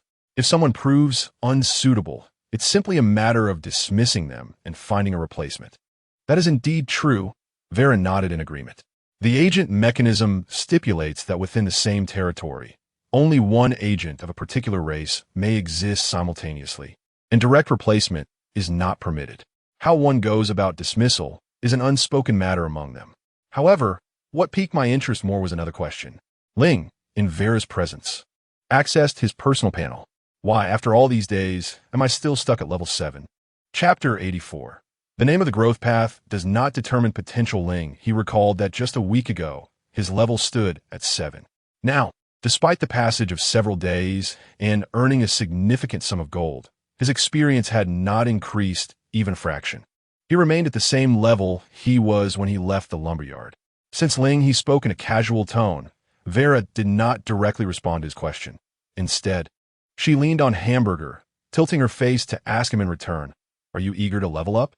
Ling He pondered for a moment before shrugging nonchalantly. He did not feel particularly inclined to level up. Levels did not equate to combat power, at least not from the perspective of the end producer pathway. The rewards at the current level had provided him were substantial. Not only was the sum required to recruit by Mo astronomical, but even the 300 units of timber needed to construct the Pillar of Prayer was a staggering figure for a typical lord at this stage. Had it not been for Ling He's early completion of the initial capital accumulation, he might not have even had the opportunity to utilize these level-up rewards. However, while he may not have been overly concerned, it was impossible to be entirely indifferent. After all, there were others in the regional channel who had already surpassed level 15. As he finished his thoughts, Ling He heard Vera's mischievous laughter echo beside him. Suddenly, a hand reached out and tugged at his face. "I initially thought you." The slacker lord didn't care at all. "Since you do care, why not turn over and develop new products, you lazy lord? The growth path clearly states that experience can only be gained through monopolies. Do you intend to subsist on timber for the rest of your life? Monopoly, rather than trade or income." Did this imply that the experience he could gain from each type of commodity was limited? This notion briefly flickered in Ling He's mind, but was quickly dismissed due to Vera's antics. While chatting was enjoyable, Ling He certainly would not indulge her behavior. He stretched out his hand and pulled at Vera's cheeks, tugging them to the sides. "I've said it more than once. What kind of good secretary would engage in PUA with their boss?" Chaotic lord," Vera mumbled, her words muffled. "Gurgla, gurgla hamburger." Caught in the playful tussle between Ling He and Vera, blinked his big, watery eyes, unsure of how to react with his tiny round hands. Meanwhile, by Mo, who was driving the war chariot, casually picked up a leaf and began to gently blow on it, seemingly oblivious to the commotion. Fortunately, the playful skirmish was fleeting. It was Vera who first released her grip, and Ling He showed no intention of pursuing the matter further, maintaining his languid posture. After a while, seeing that Ling He had not made any subsequent moves, Vera finally looked up at the sky and softly spoke. "Actually, there is something I wanted to say for a long time." "Oh." Ling He turned his head, curious about what insight Vera might share. "I am not a competent secretary, and you are not a competent lord, or rather, an end producer." "Oh, I thought it was something serious." Ling playfully patted Vera's hat, remarking that since it was free, they might as well enjoy it together. Vera felt somewhat at a loss for words, pondering why Ling's delivery made such a simple statement sound so peculiar. What else could it be? Ling cast a sidelong glance at Vera, challenging her to point out where he fell short. There are many aspects, Vera replied, counting off on her fingers. Being overly emotional, sometimes acting without logic, claiming to seek monopoly yet treating profits with a jesting attitude, being too accommodating and not getting upset even when offended. It's not all that bad, is it? Before she could finish her thought, Ling seized her mouth, and she was met with his half-smirking expression. Do you believe that a true producer should lack humor, dwelling solely on calculations and profits, clutching on his stagnant wealth until they face a lonely demise? Vera's eyes flickered, muffled sounds escaping her lips due to Ling's grip. Clearly unperturbed by her silence, Ling continued. I can't speak for others who have chosen a similar path of growth, but I am certainly not one of them. As he spoke, he released his hold on her mouth, gesturing to his own heart with his thumb. If the goal of a producer is to monopolize everything, should this everything merely consist of tangible riches? I cherish a saying, private property is sacred and inviolable. My emotions, be it joy, admiration, sympathy, satisfaction, or even pain, sorrow, embarrassment, confusion, are my private possessions. A producer should be the master of wealth, not its slave. I would never forsake my monopolized treasures for a few extra coins. Why lower oneself in pursuit of gold and jade, denying my own happiness? At that moment, Bai Mo's voice drifted from ahead, encapsulating Ling's sentiments. Vera's gaze flickered slightly before she turned her head aside. Is a producer in your eyes truly like that, where profit outweighs pleasure? Suddenly, Ling noticed Vera stifling a laugh behind her hand. Oh, you truly are becoming quite intriguing, my dear lord. She turned to face him, her amber eyes locking onto his. Did you know? Many believe that a person's potential for growth is predetermined at the moment they choose their path. But that is far from the truth. What genuinely determines a person's potential is their inner self and the journey they have traversed. A weaker individual may never surpass a stronger one. Yet if they face the same challenges, rapid advancement only underscores one's insignificance. The difficulty of leveling up may signify that the self within you is, in fact, quite formidable. Therefore, Ling raised his hand to interrupt Vera, declaring that their philosophical discourse would pause at that point. Let me clarify, an upgrade is indeed necessary. No matter how much you praise me, the tasks over the past few days remain my obligation. Huh? Vera's expression instantly stiffened. This is not good. Once again, I am to be subjected to the insidious manipulation of the wretched lord. In the blink of an eye, 3 days have passed. The region remains remarkably tranquil, at least from Ling He's perspective. During this time, Ling He has gleaned some insights into the characteristics of growth paths from Vera's explanations. For instance, no two growth paths are entirely identical. Even if the names of the growth paths are the same, they will yield entirely different upgrade rewards based on the Lord's inner aspirations and the prevailing circumstances of the era. In simpler terms, it's akin to a random draw. Ling He rolled his eyes and then glanced at his personal panel, rubbing his hands together in anticipation. Chapter 85. The lens of surplus value. Since discovering the source of upgrade experience, Vela has been incessantly occupied over the past 3 days. In the interim, Ling He found it impossible to identify a new bulk commodity to monopolize. Consequently, in the pursuit of upgrading, Ling He was left with no choice but to allow Vela to exploit the herb market. After all, this was an entirely untapped market for Ling He. Even if Vela could only capture a minuscule share of it, it was still preferable to the stagnant experience from lumber and fire slime gel. Over the course of 3 days, Vela diligently selected easily obtainable herbs that did not require replanting and sold them in the trading hall. As a result, Ling He's path to growth, which was destined for an upgrade, finally culminated in reaching level 8 the moment he returned to the lumberyard. Vela stifled a yawn, exclaiming, "To use a lady like a beast of burden, I truly must retract all my compliments for you, you insufferable lord. So, what is your upgrade reward this time?" As she spoke, she leaned closer to Ling He to glance at his personal panel. The panel displayed LV7, LV8, Lens of surplus value. Not in mockery, but Vela nearly choked on her own saliva, causing Ling He to recoil in distaste. What S with the excitement? No, that S not it. Vela pointed at Ling He's panel, struggling to articulate her thoughts. I've long wanted to critique your luck, you insufferable lord. What is this nonsense?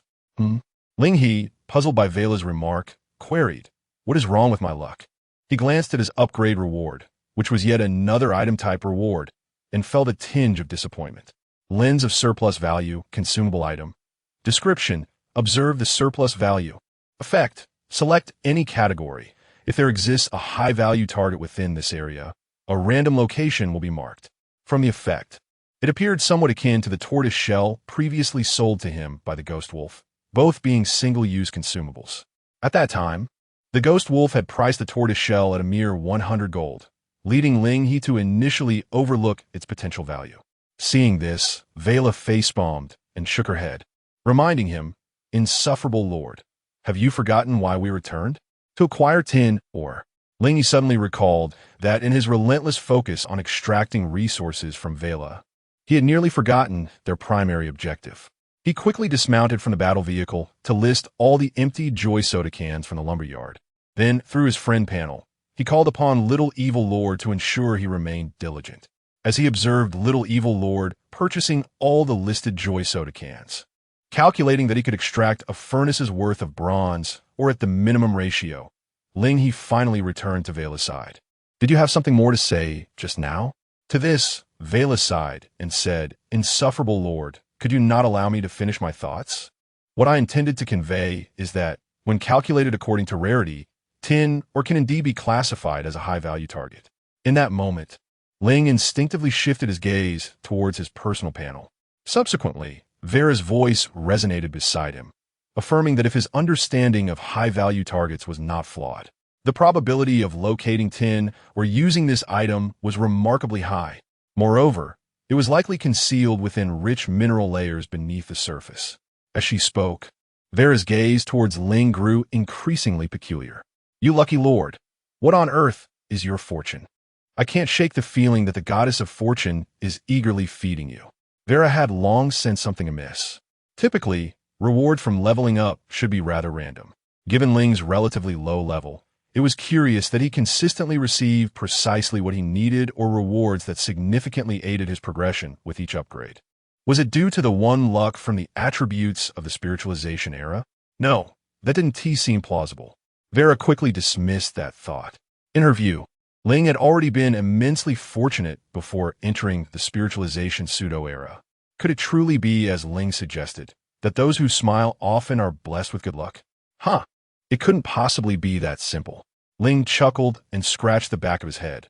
According to Vera, his luck had indeed been rather favorable lately.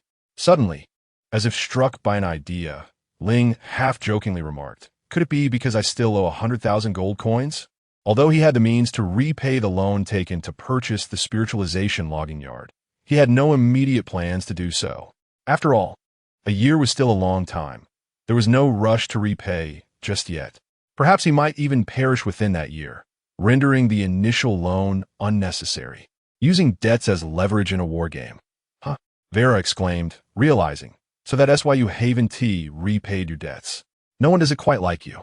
Ling felt somewhat exasperated. Moreover, that residual value lens might not even lead them to the tin or they desire the most. With that, Ling retrieved the item, holding it in his palm.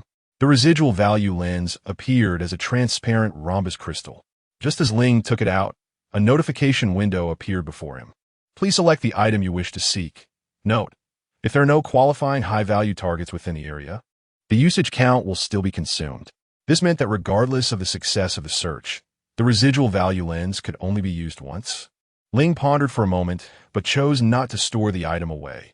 Instead, he directly selected the mineral he wished to seek. He was curious to discover what high-value minerals he could find in this area. Marking successful flashed across the system prompt. Then Ling He beheld the remaining value lens in his hand, through which, under the refraction of light, an image resembling an arrow formed within. At that moment, this figure pointed directly towards a location beneath him. From this inclined perspective, it was evident that the indicated mineral deposit was not far away. Could it be that a high-value mineral lay hidden right beneath his feet? With this thought, Ling He promptly rose to his feet and called out to Vela, "Let's go take a look." Following the guidance of the remaining value lands, he made his way to the base of the Burning Spirit Tribe's tower. "Boss, you have returned." The cattle left to tend the campfire greeted him. Ling He did not respond, as his gaze was entirely fixed on the arrow of the remaining value lands. At that moment, the arrow pointed straight down at a 90-degree angle, confirming Vela's assertion that it marked a deep mineral vein beneath the surface. Chapter 86. The Buried Dead Volcano Without the Lens of Residual Value. This vein might remain undiscovered for an indeterminate time, awaiting the maturation of mining technology. However, in the present moment, there was little to discuss. Ling pointed to the ground beneath him and issued a command to the bovine guardians encircling the campfire. "Dig for me." Directly excavating the foundation of the Ghost Spirit clan's towering edifice seemed somewhat unethical, yet the surrounding guardians exchanged merely a glance before setting to work without hesitation. The soft turf was swiftly removed, followed by the incessant clinking of chisels against stone. Initially, Ling anticipated that this phase would endure for quite some time. Yet, after merely a quarter of an hour, a particularly vigorous strike from one of the guardian stone picks revealed an extraordinarily deep cavity before Ling's eyes. "Have we broken through?" Ling approached for a closer inspection, then turned to exchange glances with Vela. Suddenly, a pungent odor surged from the abyss, invading Ling's nostrils. Cough, cough, cough. Choked by the acrid fumes, Ling was seized by a fit of violent coughing. "My lord, are you unwell?" White Ink, who had been standing nearby, rushed forward without hesitation, assisting Ling in retreating a few steps. He was unharmed, but trouble was imminent. Vela's voice, tinged with a barely perceptible tremor, reached him.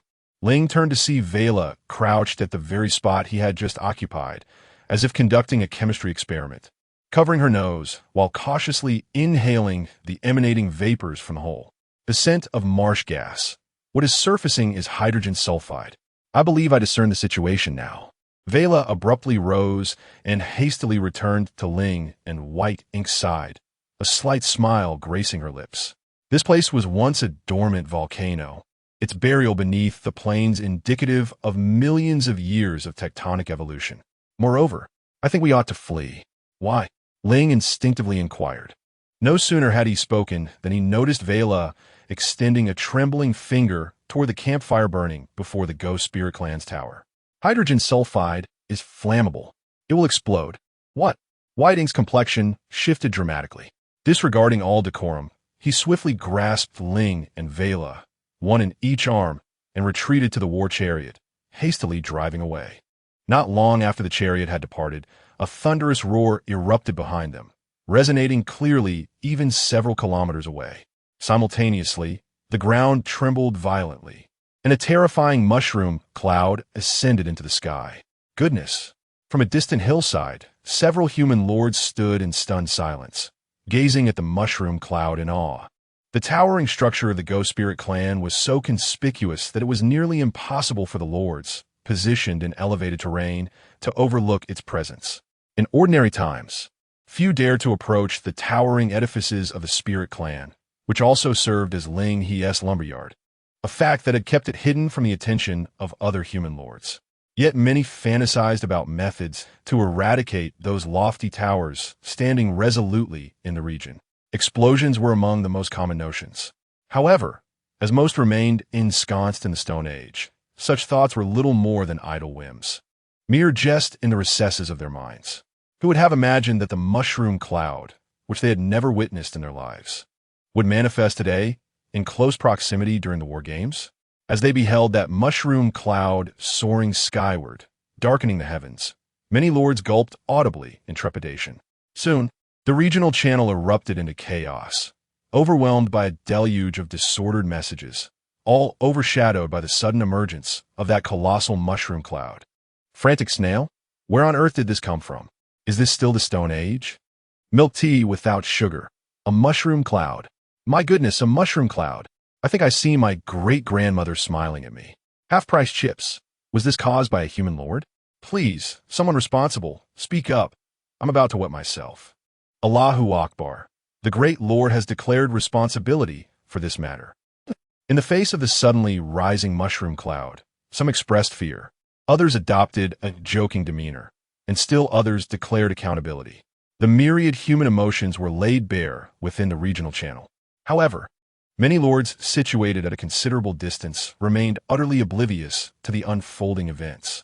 The worst assassin in the village. What mushroom cloud? Am I the only one who doesn't know what is happening? I suddenly feel isolated from everyone. Old man Zhang. The one above? I don't know either one. Half-price chips. It's a mushroom cloud, the kind from a bomb. Before being pulled into the war game, I studied chemistry. A mushroom cloud of this magnitude couldn't possibly arise without several hundred tons of explosive yield. As some stepped forward to elucidate, the news of the mushroom cloud explosion spread like a contagion throughout the regional channel. Many who had not witnessed it firsthand reacted with disbelief. After all, to generate a mushroom cloud in the Stone Age, if true, would be nothing short of astounding. Yet, despite their skepticism, observing the fervent declarations of countless individuals in the regional channel instilled a growing sense of dread in many hearts, including that of the war maniac. He had chosen a gathering place that lay relatively low in elevation, surrounded by mountains that offered a natural barrier, and thus had not seen the uproar surrounding the mushroom cloud. However, if the news were indeed accurate, the thought weighed heavily on his heart. Such a scale of assault was beyond the capabilities of contemporary humanity. Could it be that a force more terrifying than the Spirit Clan was mounting an offensive against their towering stronghold? Should his conjecture prove to be true, it would herald an unparalleled catastrophe for all the lords within the region. Preparations must be made post-haste. War Crazy accessed his personal interface, hesitated briefly, and sent a private message to the individual he deemed most trustworthy. Uva Crazy Vendor, are you aware of the mushroom cloud that has been the subject of rampant speculation throughout the region? At that moment, Biamo had just emerged from the inky smoke, maneuvering his war chariot. Upon receiving an unexpected inquiry from War Crazy, with whom he had not communicated in quite some time, Ling He cast a wary glance at the billowing black smoke behind him and replied in the private chat. Conscientious vendor, I am aware. It is my doing. Chapter 87. Did you really do this? Call me Battle Maniac. Is this the work of the merchant brother? After a brief moment of astonishment, Battle Maniac instinctively assumed that Ling He was merely jesting with him. It was not surprising, given that even he had been incredulous upon first hearing about the mushroom cloud. Realizing this, Battle Maniac sent another private message. Call me Battle Maniac. No, I'm not joking with you. Esteemed merchant brother, please take a look at the regional chat. Many are claiming to have witnessed the mushroom cloud rising with their own eyes. I'm pondering the implications. If this is indeed true, it may signify the emergence of a force even more terrifying than the Ghost Spirit Clan. If we do not prepare soon, I fear. What are you afraid of? While Ling He observed the incessant private messages from Battle Maniac, he gazed towards the location of the tower. Through the thick smoke, a massive pit, over 100 meters in diameter, had formed at the site of the Ghost Spirit Clan's tower. The tower had tilted dramatically. It was only due to the resilient Earth's crust, which absorbed much of the explosive force, that the tower had not shattered into countless pieces. Nonetheless, even so, in the face of subsequent shock waves and scalding smoke, terrifying fissures had begun to appear upon the tower. It seemed that even if there were survivors within the tower, they would be preoccupied and unable to attend to matters outside for the time being. Upon confirming this, Ling He turned his attention back to the private chat interface.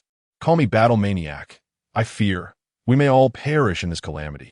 After sending the message, Battle Maniac let out a sigh.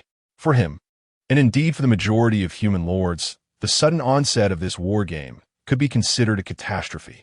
He was uncertain what the conscientious merchant was thinking, yet he found himself genuinely grateful to the individual. Ever since the Ghost Spirit Clan's emergence, he had been closely monitoring the dwindling number of human lords in the region. Aside from the horrific death toll on the first day, the losses among human lords had gradually decreased as the merchant's abundant supplies became available without limits. It was precisely for this reason that he felt he could trust the merchant and sought him out in moments of uncertainty. Ding, at that moment, a new message arrived in the private chat. prompting Battle Maniac to lift his gaze. Conscientious merchant, I am not joking either. It is indeed my doing. I accidentally struck a magma channel while mining at the dead volcano, and the campfire ignited the marsh gas that had accumulated in the channel for centuries. This seemed quite plausible. Striking the dead volcano and igniting marsh gas that had been trapped for hundreds of years, resulting in a mushroom cloud. Plausible? Battle Maniac's lips twitched slightly. Why was it that while everyone else was still in the Stone Age, the merchant had already struck a dead volcano? From a scientific standpoint, this was decidedly unscientific. However, before Battle Maniac could respond, Ling He sent another private message. The conscientious vendor remarked, as for the matter concerning the explosive events surrounding the Ghost Spirit Clan's tower, I can only say it was an unfortunate incident. Ling He did not possess an exceptionally strong desire to dismantle the Ghost Spirit Clan's tower, as he had always maintained a sense of appreciation for them. Not only had they invigorated market consumption, but the two ultimate strategies of the Ghost Spirit Clan also represented the swiftest means for humanity to acquire gold and experience. As Ling He's sole source of income, he was reluctant to see the Ghost Spirit Clan exit this game prematurely. After some contemplation, he considered that Zhang Kuang, being the first to establish a guild in the entire region, might become a significant patron in the future, making it unwise to leave matters unresolved. Thus, he sent a few messages via private chat. The situation is as I have described, Brother Zhang Kuang. Rest assured, you are well aware of my credibility, and I would never jest about such matters. That is indeed the case, Zhang Kuang replied. He stared at the private chat for quite some time, ultimately hesitating to voice another thought that lingered in his mind. Seeing that no new messages had arrived from Zhang Kuang, Ling He closed the private chat interface and redirected his attention to the site of the recent explosion. The earth had been upheaved, revealing deep mineral veins that had now transformed into open pits due to the blast. The cattle that had remained near the campfire were unable to evacuate in time and had perished in the cataclysm. What shall we do now, my lord? Vela's voice interjected. Following the previous attack by the Ghost Spirit Clan, she found herself once again brushing against death alongside Ling He. With a long sigh, she cast a strange glance at him. After such a terrifying explosion, she felt that her earlier remarks about Ling He's good fortune had been made prematurely. This was no mere gift.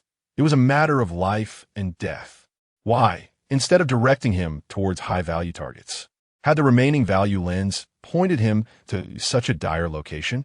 Was it perhaps a consequence of Ling He's outstanding debt of 100,000 gold coins, drawing the attention of some unseen force? Perhaps we should settle the debt, Vela suggested tentatively. Have you lost your mind? Ling He replied, casting her a bewildered look, perplexed by her line of thinking. When it comes to interest-free loans, one does not repay the debt before the deadline. Instead, Ling He was more curious about the nature of the mineral that could produce such a grand spectacle. However, considering the thick smoke billowing before him, it was evidently impractical for Ling He to venture into the mines with the remaining value lens for exploration. Suddenly, a thought struck Ling He. With 10 gold coins, he summoned 10 contract lumberjacks to appear before him. The lumberjacks, robust and resilient, could undoubtedly endure a few inhalations of toxic smoke without immediate peril. Although their intellect may be somewhat lacking, Ling He did not anticipate them undertaking any particularly intricate tasks. You will proceed shortly to gather fragments that appear distinct from ordinary stones, and then return them to me. Do you understand? In response to Ling He's directive, the 10 contracted lumberjacks shouted, "Everything for profit," before boldly plunging into the searing smoke. Before long, several lumberjacks returned, each carrying small fragments of shattered ore. Ling He merely placed the ores before Vela, allowing her to swiftly ascertain their nature. Granite? Rubbish, seek further. Mica. Rubbish, seek further. Cassiterite? Wait. Ling He observed as one lumberjack presented cassiterite, raising the remaining value lens in his hand. The significant mineral of the Bronze Age had been discovered, yet the mineral indicated by the value lens was not cassiterite. Chapter 88. The final piece of the new market. Is there anything more precious than tin ore? Just as this thought flashed through Ling He's mind, a contract lumberjack emerged from the black smoke, cradling a cluster of lead gray ore. Could it be silver ore? A hint of surprise colored Vela's voice. Simultaneously, the remaining value lens in Ling He's grasp shattered in response to her words. It was evident that the mineral indicated by the lens was indeed the silver or presented by the contract lumberjack. Before Ling He could voice his inquiry, he noticed Vela's expression shifting to one of peculiarity. This or, I truly cannot decide whether to commend the luck of the bastard lord or to lament it. With Vela's explanation, Ling He swiftly comprehended her meaning. Silver, or, as a mixture of silver and sulfur elements, held immense value in Vela's eyes. In terms of worth, it ranked just below pure silver or an electrum or among silver minerals. However, prior to the advent of industrialization, the intrinsic value of silver was primarily confined to its circulation as currency. Within the realm of the war game, silver was not considered circulating currency. Thus, unless Ling He ascended to an era where he could recruit a secretary of Vela's caliber, silver or was utterly worthless to him. TSK. Ling He clicked his tongue. According to the prior words of the Phantom Wolf, the secret party hailed merely from Era 3. By this calculation, Vela's era must fall within the 4th or 5th. Quite a considerable distance indeed. Although the silver or possessed value far exceeding that of tin, its practical utility remained unattainable in the short term, rendering it a source of frustration for Ling He. Nonetheless, fortuitously, although the highly valuable silver ore lacked immediate worth, the tin ore, one of its associated minerals, filled the final gap in Ling He's commercial landscape of Era 2. Now he was lacking for nothing. Suddenly, Ling He smiled, extending his hand towards the black smoke as if grasping the air. The dawn of our next era has truly commenced. Vela remained silent, her eyes shimmering with a glimmer of light. The last time Ling He displayed such demeanor was on the first night of their initial encounter, when he swiftly transformed from a small fish into a great whale. With a smile, he had declared to the trading hall, "Game over. Vela, don't just stand there. There's still much for you to accomplish alongside by Mo." Ling He's voice broke through Vela's reverie. "Bastard lord, do you think I can survive a day without being exploited?" Vela retorted, though her actions did not falter and the occasional smile on her face was genuine. After all, who would despise making money? Ling He remained oblivious to the thoughts swirling within Vela's mind. After entrusting the trading panel and the chat panel to Vera and by Mo, respectively, he opened the construction panel and began to transform the area surrounding the lumberyard with vigorous determination. Initially, his plans were bound to change. According to Ling He's earlier expectations, due to the exceedingly limited supply of tin ore, all smelting furnaces would be established within the copper mine area. This would allow him to trade for the joyful water jars and a modest quantity of timber, significantly reducing the production costs of red copper ingots.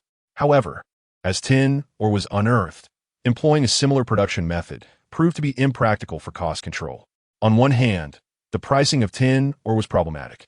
As a strategic resource, its reserves were far less than those of copper mines. If the listing price was set too low, it could easily be snatched up by careless lords. Conversely, if the price was set too high, the 15 transaction tax levied by the trading post would substantially increase Ling He's production costs. Given this dilemma, it seemed more prudent to smelt in designated zones.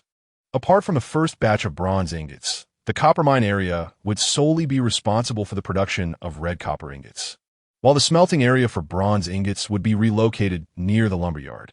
The advantages of this arrangement were readily apparent. For instance, a constant supply of fuel would be readily available nearby, alleviating concerns over the pricing of tin ore. As for the price of copper ore, Ling He felt no anxiety. In accordance with his vision, each piece of copper ore would be listed at a price of 1 gold, effectively representing a logistics cost of merely 15 copper. This pricing would hardly impact the profits derived from bronze. Even if someone carelessly purchased the copper ore, they would find themselves in a dismal situation when faced with the ready availability of red copper ingots that Ling He would subsequently list. Amused by this notion, Ling He could not help but chuckle. Gold flowed from his hands like water. Expenses for population, materials, wages, and tools surged, with every expenditure reaching levels unattainable by ordinary lords. Thousands of cattle and horses were recruited. Some would delve into the dust-laden mines to gather tin ore, while others continued to bolster the lumberyard. Ultimately, the remaining livestock would be tasked with raising, smelting furnaces and foundries from the plains. Days swiftly passed. During this brief period, numerous individuals noticed the peculiarities surrounding copper or within the trading post. Often, vast quantities of copper or would suddenly appear on the trading post during specific time frames, only to be sold out in a matter of moments. Many refer to this phenomenon as the copper or ghost of the trading post, making it one of the most discussed occurrences in the human regional channel, apart from the recent shocking mushroom cloud. Some even speculated that a bug had emerged in the war game, attempting to purchase the ore, only to discover that transactions were indeed successful. However, due to the absence of smelting facilities, all who acquired copper or could only stare blankly at their mineral lumps, ultimately discarding them in a corner to gather dust. Ling He, however, paid little heed to this trivial matter. Rather, the steadily declining profits made it difficult for him to concern himself with such minor issues. In recent days, his daily earnings in gold have dwindled to a mere 3,000 to 5,000 coins. Previously, his balance had plummeted to 90,000 gold due to excessive copper smelting, and after 3 arduous days, he has barely managed to restore it to 100,000. The primary instigator of this predicament was the ominous mushroom cloud that had arisen that fateful day.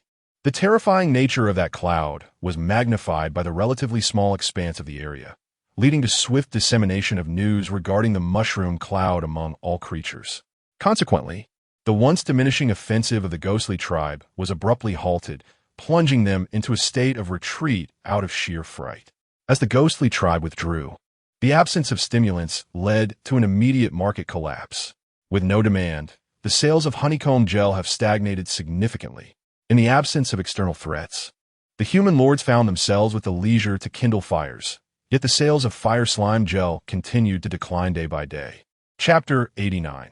The request of the battle maniac. Although timber remained the principal source of income, sustaining Ling He's daily earnings, the retreat of the Ghost Spirit clan had led to the disappearance of the primary source of gold coins. Many lords, finding themselves in a predicament, began to fell trees independently to reduce their reliance on the market for lumber, attempting to conserve the gold coins that remained in their possession. It appeared that the old market model would not endure for long. Ling He murmured to himself. From the very first day he commenced the trade of timber, he had foreseen the current situation. While timber prices had already been driven down considerably, ordinary lords could only obtain a few coppers from slaying neutral wild creatures, making it exceedingly challenging to purchase additional batches of timber. Were it not for the sudden emergence of the Ghost Spirit clan, which had poured gold into the region while simultaneously inciting the human market with their threats, Ling He would never have amassed daily earnings exceeding 10,000 or even 20,000 gold coins. Should the Ghost Spirit clan be eliminated, the market system established upon their intimidation would inevitably collapse. However, Ling He thought the issue is not grave. He calculated that he needed only to wait one more day for the first batch of red copper ingots to be completed. This batch would yield approximately 6,000 pieces, with all raw materials sourced from his own efforts.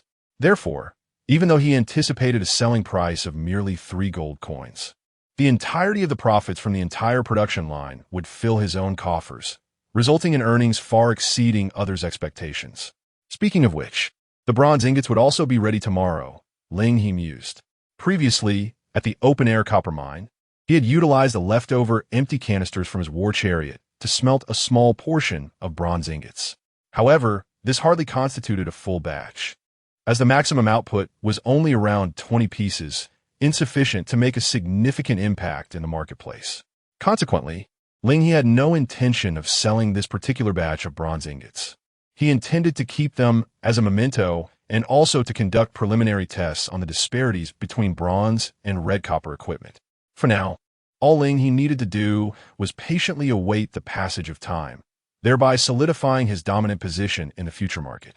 Yet amidst this waiting, an unexpected private message suddenly appeared before him. "Call me Battle Maniac. Hey, merchant, I've thought it over, and indeed, this matter must be addressed. May I ask you for a favor?" After sending the private message, Battle Maniac clenched his fists, feeling a surge of nervousness. This request had been on his mind for several days, but he had hesitated to voice it to Ling He. However, as the offensive of the Ghost Spirit clan waned and confidence grew among the allied lords, he could no longer restrain himself from seeking Ling He. Ask me? Ling He raised an eyebrow as he read the content of the private message. In truth, many had sought his assistance, yet most messages were swiftly filtered out by MO before reaching him. Battle Maniac, however, appeared to be an exception. In his moments of vulnerability, he once inquired if Ling He needed assistance, a gesture that Ling He has not forgotten. Moreover, aside from the clandestine secretive factions lurking in the shadows, Zhang Kuang is arguably the second most formidable military presence within the entire region.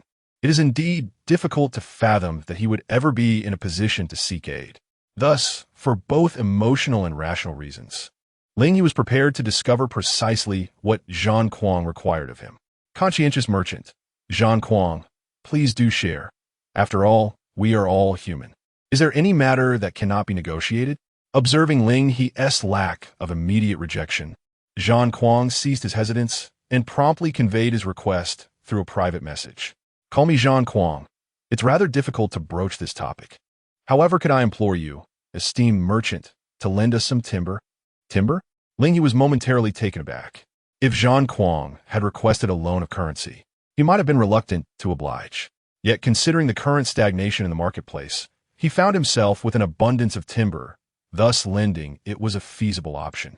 Noticing Ling He's silence, Zhang Kuang quickly added in their private conversation, "The price will be calculated at the current market rate, or even if you wish to increase it a bit, that would not be an issue. We promise to repay both the principal and interest in full. Of course, if you are unwilling, I shall not trouble you further." Realizing this, Ling He hastily responded, "Conscientious merchant, wait, I never said I wouldn't lend. However, you must inform me how much timber you require and for what purpose, Zhang Kuang. Surely, you can provide me with some clarity? Call me Zhang Kuang. That is reasonable. But please do not be overly excited upon hearing this. We are looking to borrow 3,000 units of timber. As for the purpose, I presume you have constructed a council hall? Are you aware of the advisory function?" Advisory? Ling He mentally recalled that the council hall possessed this function, albeit it had been marked as advisory, not activated, and had thus faded from his mind over time. Conscientious merchant, is this timber related to the advisory function?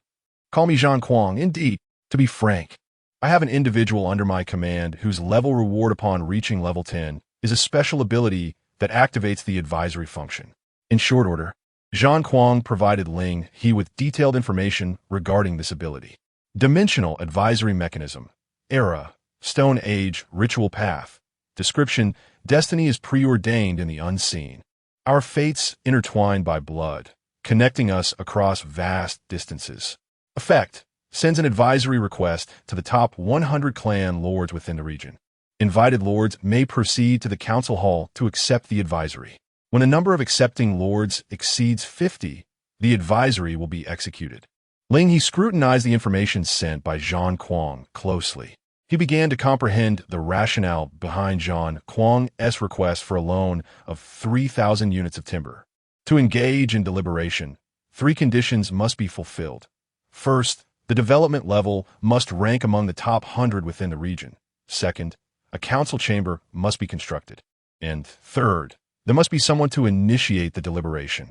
It seems that the first and third criteria have already been met by Zhang Kuang, leaving only the construction of the council chamber as the missing element. The cost of constructing a council chamber, requiring 500 units of timber, is not insignificant. Not everyone is as affluent as Ling He.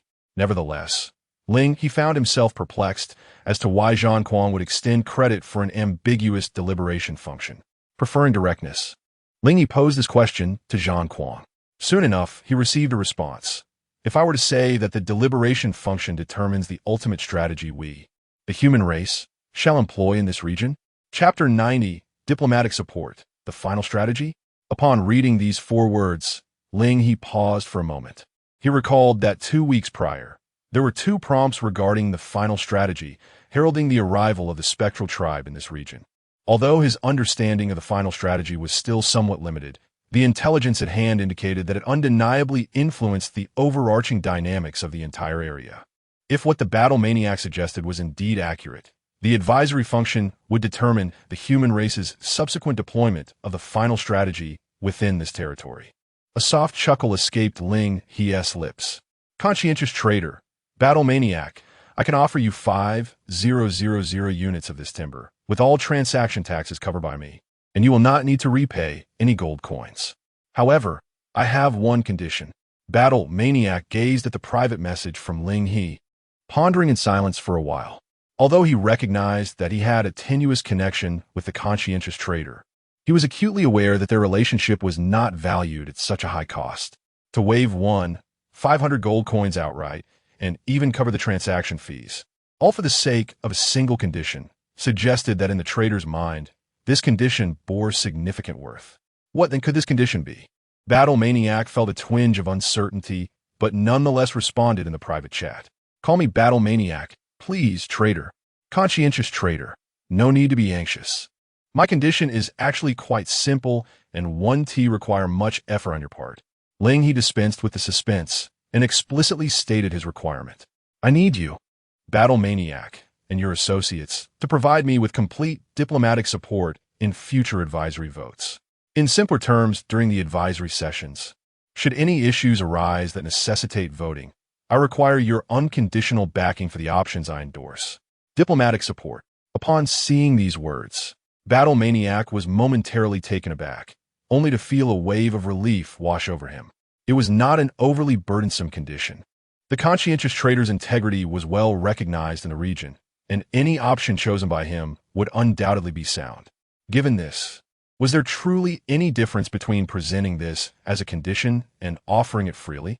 Battle maniac swiftly replied, Call me battle maniac. If this is your condition, trader, I have no objections. And just like that, he was agreeable? A faint smile graced Ling He's lips. He adapted to the situation quite quickly. Conscientious trader. In that case, let us prepare for the transaction. Vera. Summoning Vera, who stood beside him, Ling He gestured towards the private chat interface. Please assist me in processing this transaction. Unlike monetary exchanges, gifting resources must be conducted through a barter system. In such a system, the transaction fees are entirely dictated by the exchange, governed by its own arithmetic principles, thus preventing manipulation of the fees through price alterations. Consequently, there are instances when the tax rate may surpass that of gold coin transactions, adhering to the principle that even a mosquito's leg is meat.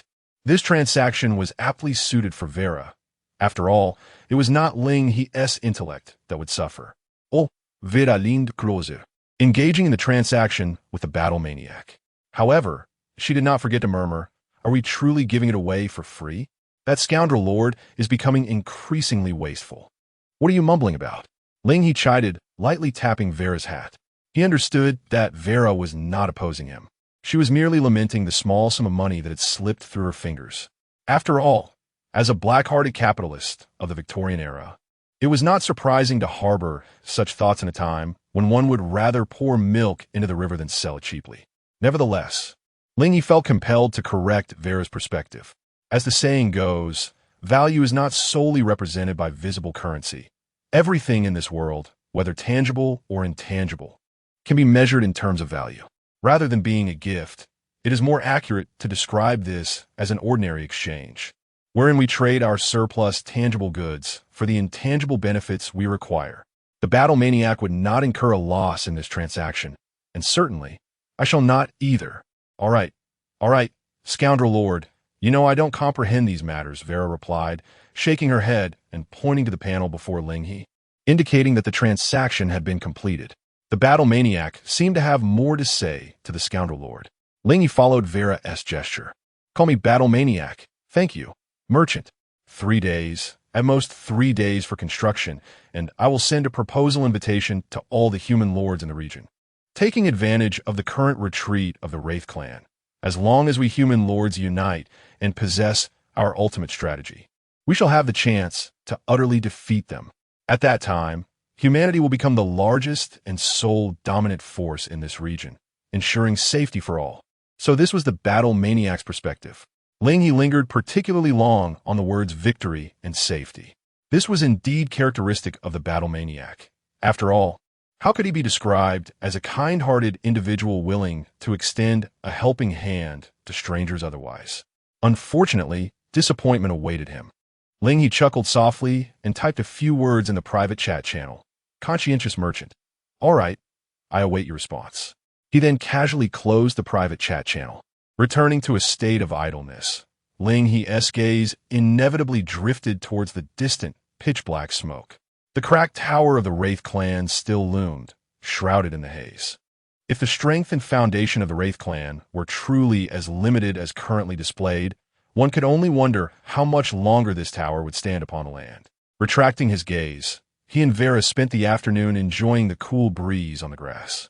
As night fell, Ling He finally returned to the council hall, resting comfortably atop the hamburger for a delightful slumber. In his dreams, countless cattle and horses toiled diligently. Outside the open-air copper mine, furnace after furnace of molten copper was poured into molds, giving birth to the region's first bronze ingot.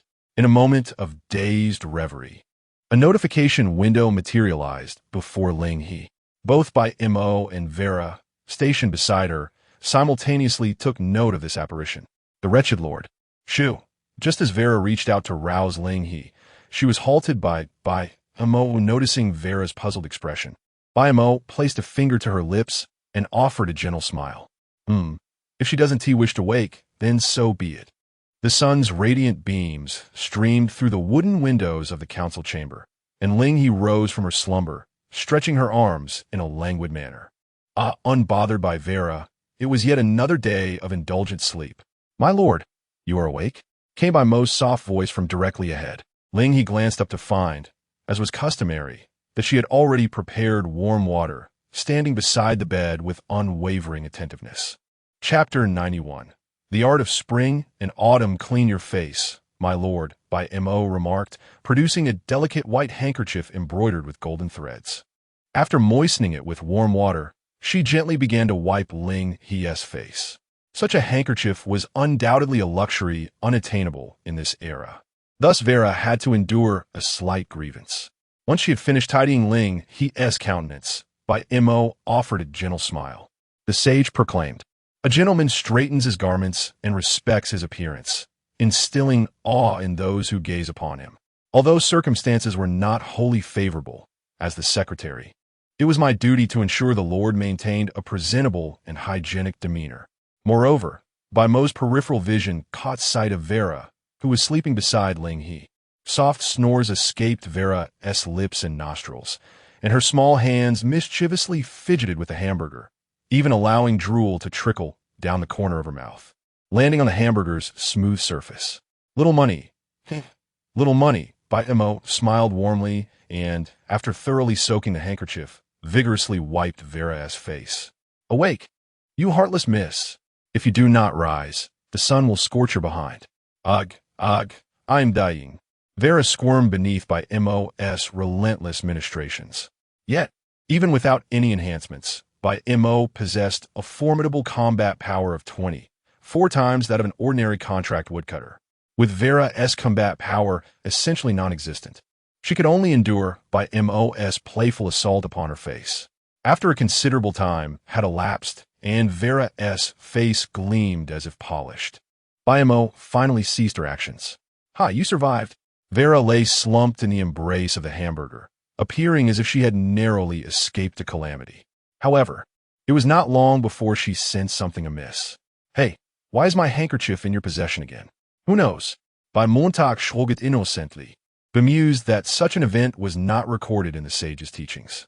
With Vera's fierce glare upon her, she took the handkerchief and basin outside the meeting hall, then casually returned to stand before Ling He. Hey, you! Vera opened her mouth, but Mo did not grant her the opportunity to interrogate. Instead, she turned to Ling He with a light-hearted smile. My lord, there seems to be an important matter awaiting your attention on your panel. A diversion of topic. This must be a deliberate attempt to change the subject. Vera puffed her cheeks in irritation. Hearing Mo's prompt, Ling He extended his hand to access his personal panel. What is this? Staring at the pop-up window on his screen, Ling, he was momentarily taken aback. Regional announcement triggered. Congratulations, you have smelted the first bronze ingot in this region, becoming a pioneer of human civilization here. A regional announcement is about to unfold. Would you like to remain anonymous? This appeared to be Ling He's first encounter with a regional announcement. Prior to this, apart from the two ultimate strategies of the Spirit Clan, he had not witnessed any other regional notifications. However, is this truly a matter of significance? Perhaps its sole purpose is merely to inform him that the first batch of red copper ingots and bronze ingots has emerged from the mines. Ling He nonchalantly shook his head, instinctively inclined to select no regarding anonymity. Yet he soon realized, abruptly lifting his gaze toward Mo. Is it possible for you to alter this regional announcement? At that moment, Ling He recalled Mo's somewhat obscure yet easily overlooked special ability. Spring and autumn penmanship. When our side triggers a regional server-wide announcement, one may add, modify, or delete any text therein. In response to Ling He's inquiry, Mo did not deny it, maintaining her cheerful demeanor. My lord, do you have anything you wish to convey? Would you like to make a regional announcement? If you wish, even a casual chat with everyone is permissible. No, Ling He certainly would not squander this splendid opportunity on trivial banter. His gaze flickered momentarily, and a smile unexpectedly graced his lips as he posed a seemingly unrelated question. Is it morning or noon? Now, Mo pondered. Considering the position of the sun outside, it should be around noon. Noon, you say? Ling He nodded, silently calculating in his mind. As the ghost spirit tribe began to retreat, humanity no longer needed to remain nocturnal as before. This implies that at this juncture, the vast majority of people should be awake. Mo, convey this. Ling He leaned closer to her ear and spoke a few sentences. Mo's eyes curved slightly, and she nodded in acknowledgement. Understood. With that, she extended her hand toward Ling He, deftly marking the panel inquiring about anonymity. The penmanship of spring and autumn was thus invoked. Simultaneously, a notification window appeared before all human lords within the entire region. Regional announcement. The conscientious merchant has new stock. Copper ingots are being sold at a loss. Only 3 gold for a single ingot. Just 3 gold. For the price of a beehive gel, you can possess your very own copper equipment. What are you waiting for? Act now. Limited quantity. First come, first served. Miss today and wait another week. Additionally, for all lords in the region, affordable casting services are available.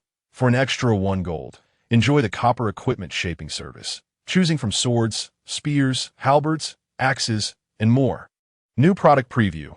Bronze ingots, the best item for entering the pseudo-era, affordable and plentiful. For details, please follow the Conscientious Merchant in the regional channel. The Conscientious Merchant, your unparalleled choice for shopping. Faced with an avalanche of information, many people's immediate reaction was, has the merchant begun to list new products? However, upon realizing how the announcement had been made, the regional channel erupted into chaos. Extreme Marksman, what the heck? The merchant has blasted the advertisement into the War Games regional announcement. Zhao Riqian, the conscientious vendor, has contributed a substantial sum to the war game. I, Zhao Riqian, shall match it doubly. Account hacked. Brother Riqian, please refrain from jesting. The vendor's meager assets are beyond your means to match. Backstab without critical hit. To be candid, I genuinely suspect that the vendor is merely an NPC merchant from the novice village, carelessly bombarding me with a barrage of advertisements. Has he inadvertently exposed his true intentions? This phenomenon extends beyond the regional channel. By the riverside, in the snowy plains, and across the deserts, many lords, who have faced life and death crises under the invasion of the ghostly tribe, gaze upon the 4 characters of regional announcement, which is, in truth, a heap of advertisements thrust before them, leaving them in prolonged silence. Chapter 92. The living sage of unprofitable transactions. Suddenly, a message flashed across the regional channel. Little evil monarch, am I seeing this correctly? Did the vendor just announce in the regional report that a copper ingot is priced at merely 3 gold? Yet, to refine a single copper ingot, one requires a piece of copper ore and several bundles of wood. Initially, everyone's attention was fixated on how the conscientious vendor managed to advertise through the regional announcement. However, prompted by Little Evil Monarch's remark, They began to grasp the profound implications embedded within this advertisement. A copper ingot for just 3 gold? Many swiftly calculated in their minds. Given that previously Ling had repeatedly listed copper ore at 1 gold, the price of copper ore had now firmly settled in the minds of the people at 1 gold. Furthermore, it seemed that little evil monarch had inadvertently revealed the consumption involved in smelting copper ingots. Although the exact number of wood bundles was unclear, there would surely be a cost of at least 1 gold for them, right? With copper ore at 1 gold and an additional 1 gold for wood, plus a 20 transaction tax on the 3 gold listing, the profit would amount to a mere 40 copper. No, it cannot be merely calculated like that. Constructing smelting facilities also requires materials, which incurs an expense. Recruiting miners and smelters constitutes yet another cost. Thus, selling copper ingots at 3 gold truly leaves no profit margin. And, as the conscientious vendor suggested, it might indeed be a loss-making venture. Moreover, even the equipment shaping priced at 1 gold, when accounting for the wood and labor costs during the manufacturing period, amounts to a total loss. Upon realizing this, many widened their eyes in astonishment. The term selling at a loss felt so alien. It could only be said that while many revel in the misfortune of others within the war game, there is likely only one vendor who offers timely aid, the conscientious vendor. Oh, sage! Battler gazed at the regional channel with a sigh, his fists unconsciously clenching. To be fair, if it were up to him to incur losses for the benefit of the entire region, he would find it impossible. Yet, that conscientious vendor effortlessly achieved what he could not. At this moment, Ling He, who was regarded as a sage by Battler, was grinning at the several panels before him. He had once again concluded the competition. In fact, he had disqualified all contestants even before the competition commenced. For Ling He, the ultimate producer who controlled all aspects of the industry, the profit derived from selling a piece of red copper equipment was far greater than outsiders could imagine.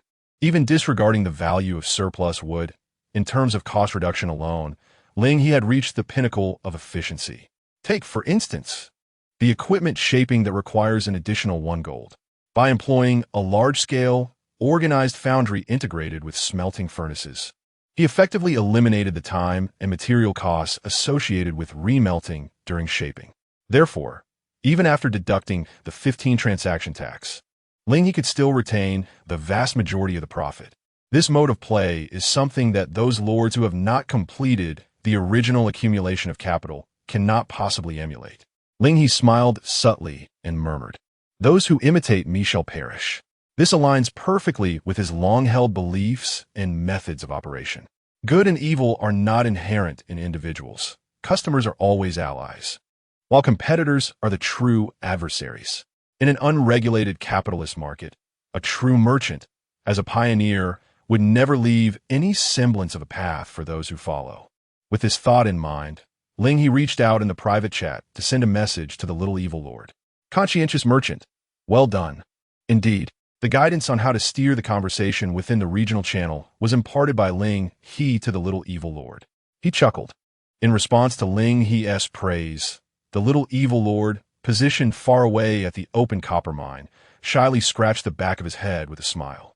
Initially, he had some resistance to being under Ling He's influence. However, after several days of serving as a logistics node and engaging in trade, he had fully transformed into the archetype of a conscientious merchant. There was no denying it. The rewards provided by the merchant brother were simply too generous. For every batch of copper ore he handled, he earned a 1 profit. This meant that for every 10,000 units of copper ore listed, the little evil lord would receive a commission of 100 gold coins. In just a few days, he had amassed over 200 gold coins. How long would it take to earn such a sum through hard labor? The little evil lord had come to fully comprehend the significance of choosing wisely over mere effort. Even if he were to act as a mere dog for the merchant brother, in a few months, he would likely become the second richest in the entire region. With this thought, the little evil lord, almost intuitively, sent a message in the private chat. Little evil lord, it's all thanks to the merchant brother's excellent teaching. I will certainly strive harder and follow the merchant brother's example diligently. Conscientious merchant, following my example. Let's not go that far. We have known each other for a while, and I wouldn't want you to go bankrupt so soon. Little evil lord, That fellow. Ling He shook his head with a smile, offering no further explanation, and turned his attention to his personal panel. The quantity of gold coins on the ledger was soaring rapidly. In a short span, his income had surpassed 10,000. Indeed, customers are like a damp sponge. With enough pressure, one can always extract some moisture. At this rate of transactions, Ling He estimated that the first batch of red copper would yield around 20,000 gold coins. Unlike timber, the sales of copper equipment would not sharply decline with the advancement of the era. Rather, they would soar. This would create a monopolistic market that could provide substantial returns regardless of external stimuli. Ling He stroked his chin, contemplating that the necessity of the ghostly spirit clan might be diminishing. Although he was not yet inclined to eradicate them, compared to the past, the market under Ling He's control no longer depended on their existence. So be it. Ling He shook his head, contemplating the matter further. He decided to wait until the advisory function on the war-mad side was activated, allowing him to discern the ultimate strategy before committing to a decision. Presently, within Ling He's interface, alongside the rapidly accumulating gold, his experience along the growth trajectory was also advancing at an astonishing pace. Perhaps it was due to the fact that, in contrast to the lumber market, there was no competition in the copper mine market, which he entirely dominated, capturing 100 of the market share. Consequently, the monopoly over the red copper ingots accelerated his growth experience far beyond his expectations. LV8, LV9, resolution, taxation, LV9, LV10, breakthrough, directional decision. In merely one day, Ling He ascended 2 levels. Chapter 93, breakthrough, choice of direction, resolution, imposition. Synopsis, extraordinary measures for extraordinary individuals. Every debt must be settled. To refuse will surely lead to greater losses. Effect, the imposition will serve as your legitimate declaration of war, allowing you to present blood debts as your ultimate strategic proposal.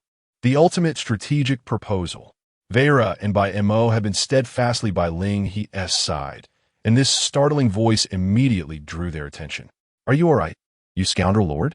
Vera scrutinized Ling He's face with a hint of suspicion, even retracting the occasional glare she had cast towards by Moahem. Ling He cleared his throat awkwardly a couple of times. His understanding of the ultimate strategy was rather limited, which was why he had instinctively reacted with surprise moments ago. So, in order to propose the ultimate strategic resolution during the council, one must first unlock the corresponding ultimate strategic proposal within the growth route's upgrade rewards.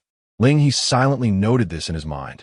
Then, in front of Vera and by Mo, he continued to examine the rewards for reaching level 10. Breakthrough, choice of direction.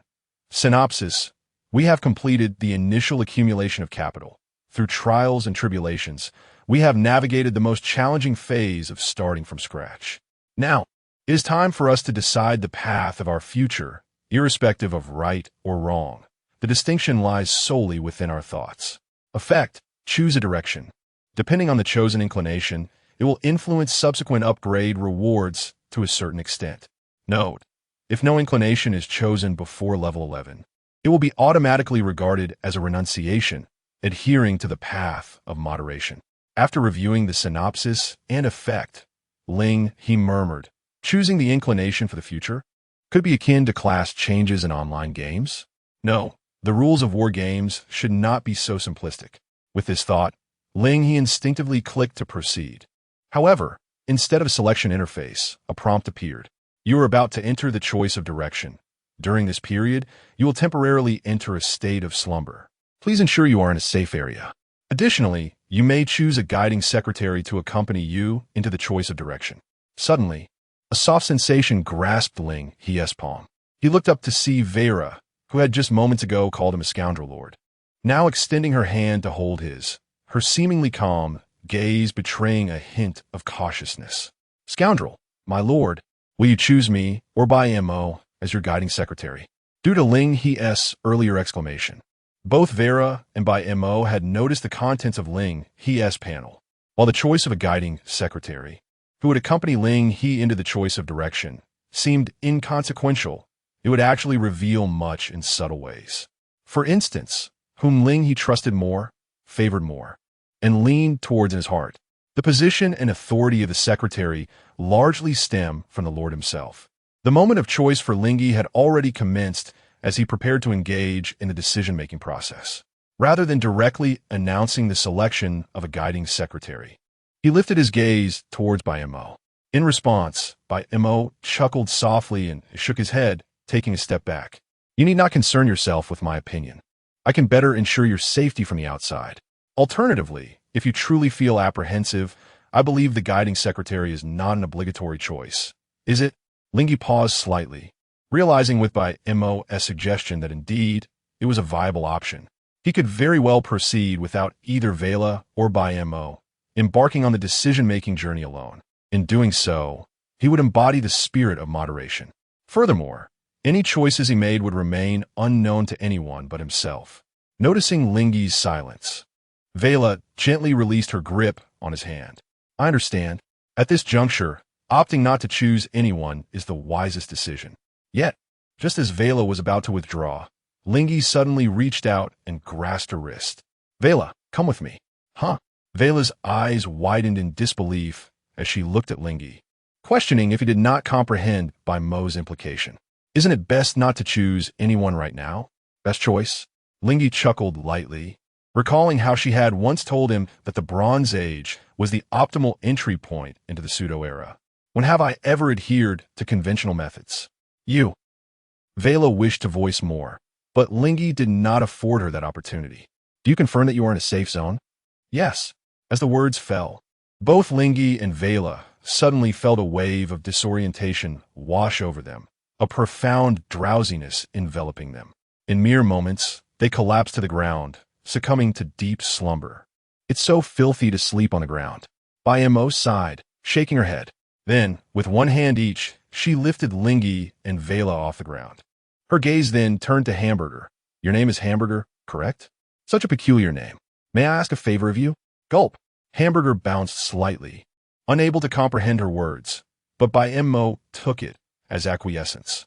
She placed the slumbering Ling He and Vela atop Hamburger, and as she observed the two nestled together, her eyes softened. In poverty, it's easy to forge bonds. How many remember friends from times of prosperity?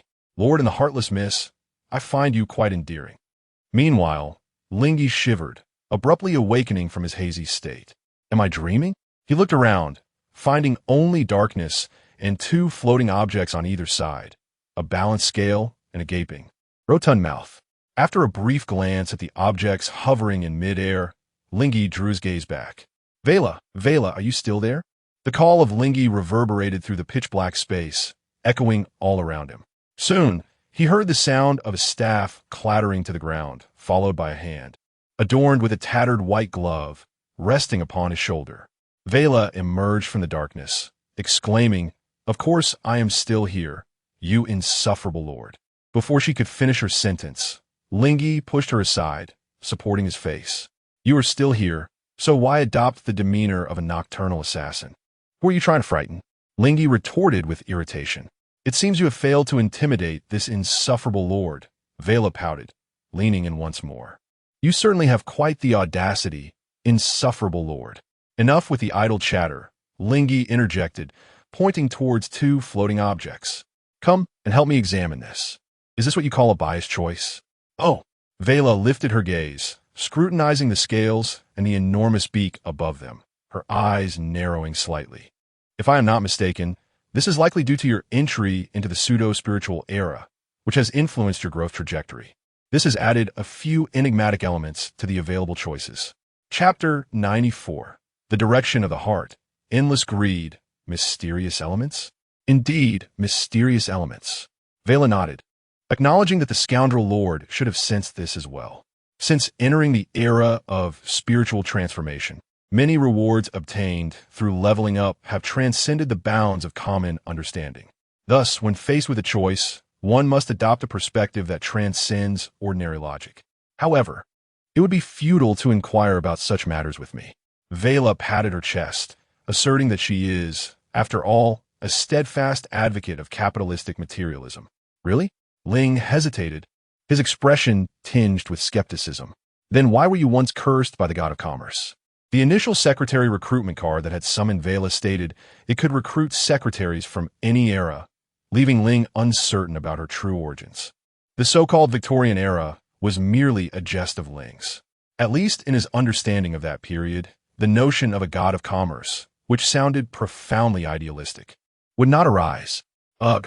Vela clicked her tongue, recalling how she had felt a flicker of joy upon being chosen by the scoundrel lord, only to have him immediately undermine her. All right. With that, Vela casually tossed her scepter aside. She then raised her hands, framing the gaping maw suspended above her head with a gesture of perspective. Scoundrel lord, what do you see when you look at this mouth? A mouth? Ling replied hesitantly. Smack! Vela turned her head and slapped her own face, letting her palms slide down her brow. In moments of utter exasperation, one can truly be rendered speechless. Vela now comprehended the essence of that phrase. What I mean is, could there be a possibility? Vela raised a finger. Scoundrel lord, might you consider viewing this mouth from a more abstract angle? For instance, envision it as gluttony or greed, or perhaps more concretely, as a deity from certain novels. Envision? Ling raised an eyebrow, beginning to grasp Vela's implication. Precisely, envision. Vela nodded. I believe that this so-called choice is not merely about presenting two options for you to select from. If that were the case, the two options above us would each bear their own textual descriptions. Yet they do not. There are no descriptions, no effects. Everything is a blank slate. Thus, I dare to speculate that what truly determines the direction of our future is this. Vela said, lowering her raised finger to gently tap the location of Ling's heart. Your own heart. Ling understood Vela's message. The direction of choice is far more complex than it appears in the descriptions. Is it merely a binary choice? Or perhaps a triad with a middle ground? No. The direction he could choose has always been boundless. It merely depends on how he perceives the two entities above him. With this thought in mind, Ling He redirected his gaze towards the corpulent mouth pointed out by Vela, attempting to comprehend its implications from an abstract perspective. Vela withdrew her finger, which had been indicating Ling He's heart, and her playful expression faded away. This was due to the transformation occurring within Ling He. Lines of text began to materialize above that gaping maw. Endless greed. Description: you resemble a voracious abyss, insatiable and eternally unfulfilled. The path ahead is merely a cake awaiting consumption. Eating, consuming, devouring more is your sole purpose. There is no need for sharp claws or blades, for your fangs will rend asunder every barrier that dares obstruct you, embedding themselves in the bodies of every resistor, draining them of every drop of blood and marrow. Note: choosing this path necessitates a disposition leaning towards the chaotic alignment. Is this a reflection of my innermost self? Ling He observed the lines of text that floated before him, a slight twitch at the corners of his mouth. Before entering the war game, he had often indulged in various tabletop games during his leisure time. Thus he could somewhat grasp the meaning of a disposition inclined towards chaos. It was akin to a chaotic alignment grid, self-centered, domineering, unilateral, and exclusionary, traits characteristic of a chaotic nature. However, Ling He had always considered himself a good person. So, are you ready to choose this path, my lord? Vela's voice chimed in, her eyes sparkling with delight, even inadvertently altering her form of address. Clearly, she was quite pleased with this manifestation of Ling He's inner self. No. Ling He resolutely shook his head and emphatically pressed on the explanatory text. It was obvious that I could never choose this chaotic alignment. How could my character possibly align with chaos? He was a person who had received several good person cards before entering the war game, someone who would be enshrined for his virtues. The emergence of a path, such as endless greed, could only imply one possibility. Ling He cast a sidelong glance at Vela, recalling her words about perceiving that gaping maw as a concept of greed. Surely, it was her insinuation that had misled him. Yes, it must be so. The malevolent capitalists of the Victorian era were indeed too wicked. Back off. Let me handle this. With that declaration, Ling He pushed Vela aside and, rolling up his sleeves, approached the scale suspended in midair. This time, he would not allow her beguilements to sway him. Vela pouted, watching Ling He's retreating figure, muttering softly, "It was you who came here by yourself last time? Wasn't he it? What does that have to do with me? A few moments later, Ling He stood directly beneath the scale. Without Vela's interference, he felt an unparalleled clarity within. So then, what path would the scale represent? Would it demand both sides to bid, leaning towards the one who offers the highest price? As soon as the idea emerged, it was dismissed by Ling He. No, no, no, such thoughts must not be entertained. This fickleness appears to be characteristic of a chaotic temperament, does it not? What, then, could the scales of justice signify? Wait. Trade, manipulation, ghostly scales, and so forth? What a jumble of concepts. Ling He rubbed his temples, pondering why his thoughts had strayed so far from the positive. For instance, what words could be associated with ghostly scales? Unfairness? Indeed. Suddenly, Ling He struck his palm with a fist. If unfairness is simply the inverse of fairness, then fairness is undoubtedly one of the meanings of the scales. How could such a straightforward notion elude him for so long? Following the thread of fairness, one could further associate it with balance. Contracts. Just as Ling He's thoughts were surging in his mind, words began to gradually materialize above the scales.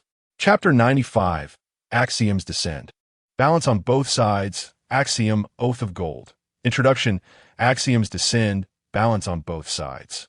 Blood-soaked weights. Soul bones bind the heavens.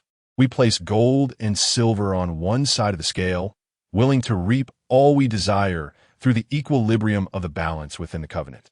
When the scales topple, gold becomes the new oracle. Note, choosing this path requires a disposition leaning towards neutrality. Gazing at the annotations of the axiom Oath of Gold, Ling He let out a sigh of relief.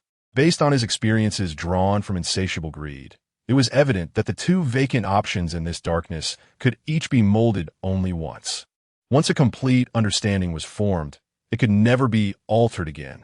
Thus, when the introduction spoke of blood-soaked weights and soul bones binding the heavens, Ling He felt a twinge of anxiety, subconsciously fearing he had once again been influenced by the malevolent capitalist, Vera, shaping a chaotic inclination.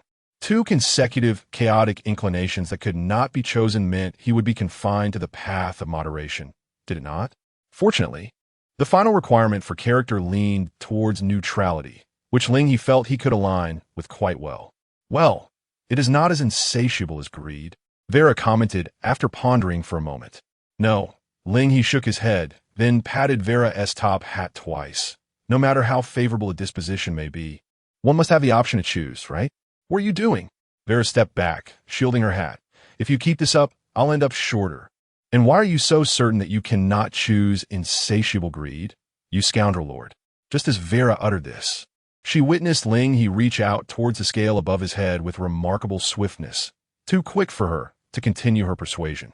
In the next moment, the scale seemed to sense something, descending voluntarily into Ling He's grasp. Confirming your alignment compatibility, a message flickered before Ling He's eyes.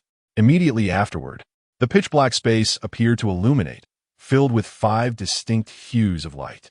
This wondrous sight did not endure long. In but a fleeting instant, all the lights surged towards Ling He's body, ultimately resulting in only 2 colors successfully passing through him. Words began to materialize one by one before Ling He and Vera. Never subservient to authority, never pledging loyalty, neither the laws of the empire nor the dogmas of faith, nor the judgments of good and evil can bind you. Freedom is your inherent right.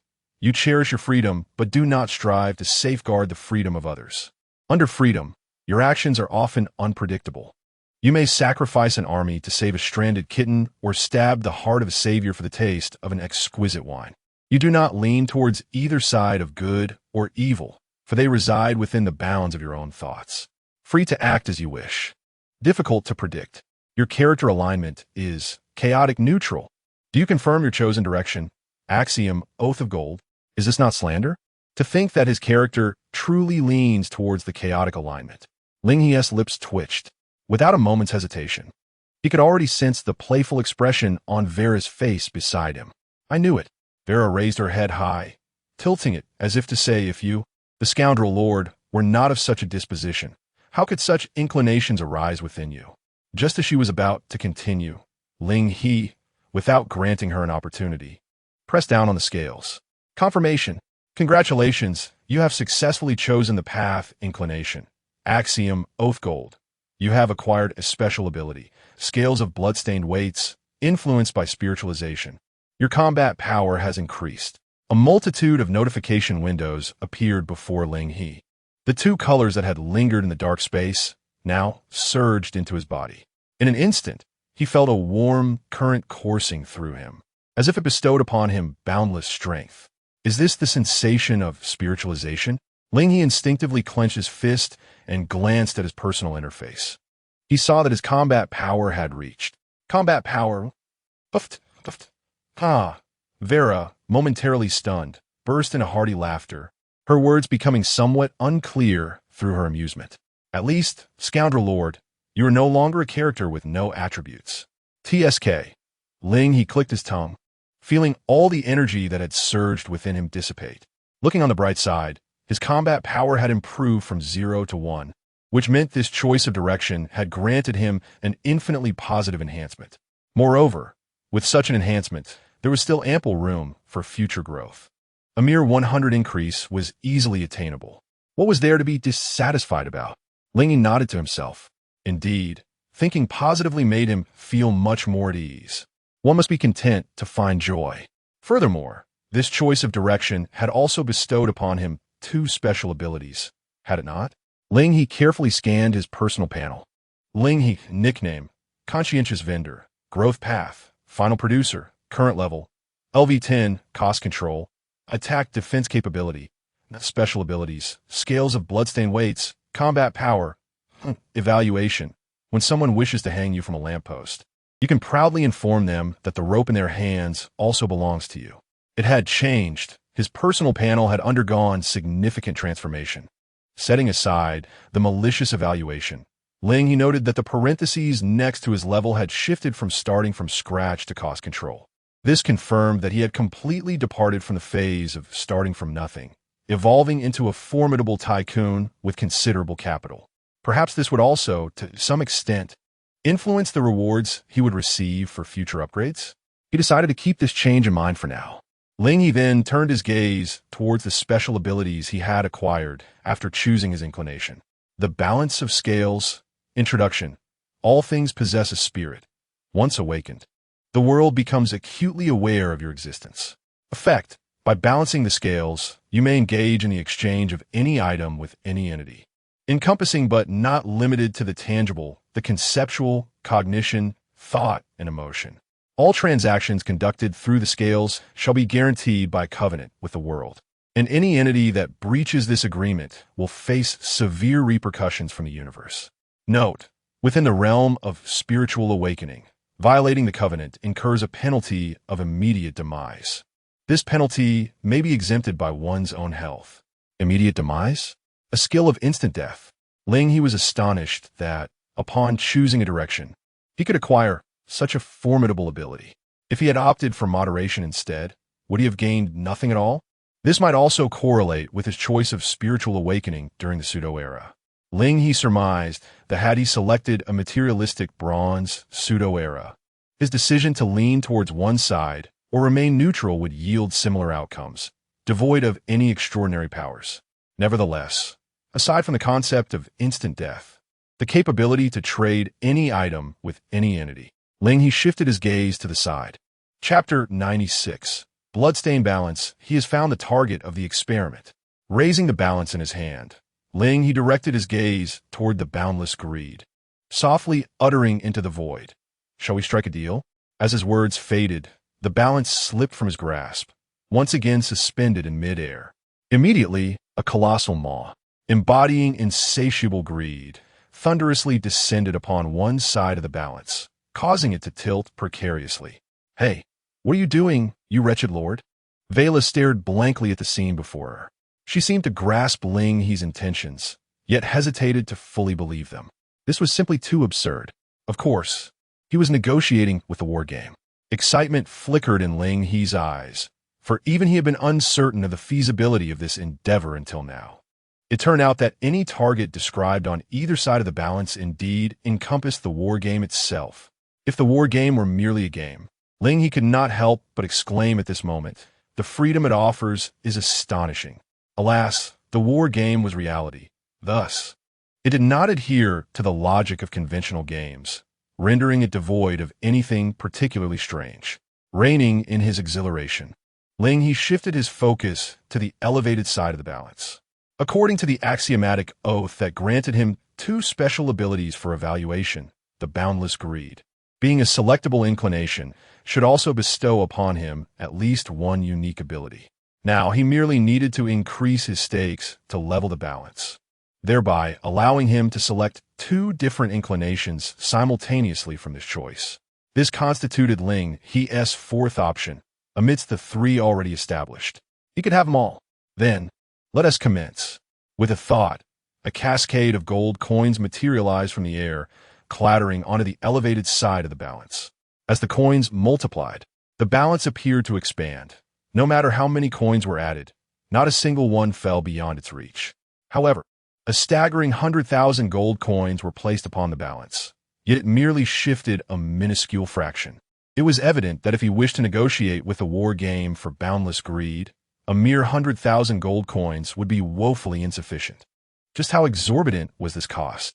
Ling He murmured to himself, casually adding his assets into the mix. The lumberyard shifted the balance slightly, and a plethora of smelting furnaces and equipment workshops nudged it further. Thousands of cattle and horses also contributed to the motion of the balance. Of course, Ling He had no intention of bankrupting himself. He merely sought to ascertain the true value of this boundless greed. Clearly, even with the gold and assets he had contributed, amounting to several 100,000 gold in value, it was still far from adequate. These assets caused a slight tilt, yet the angle was nearly negligible. Ultimately, Ling He could only cast a pleading glance toward Vela. Her eye of value deconstruction should be capable of appraising the inclination of boundless greed. 1,000,000.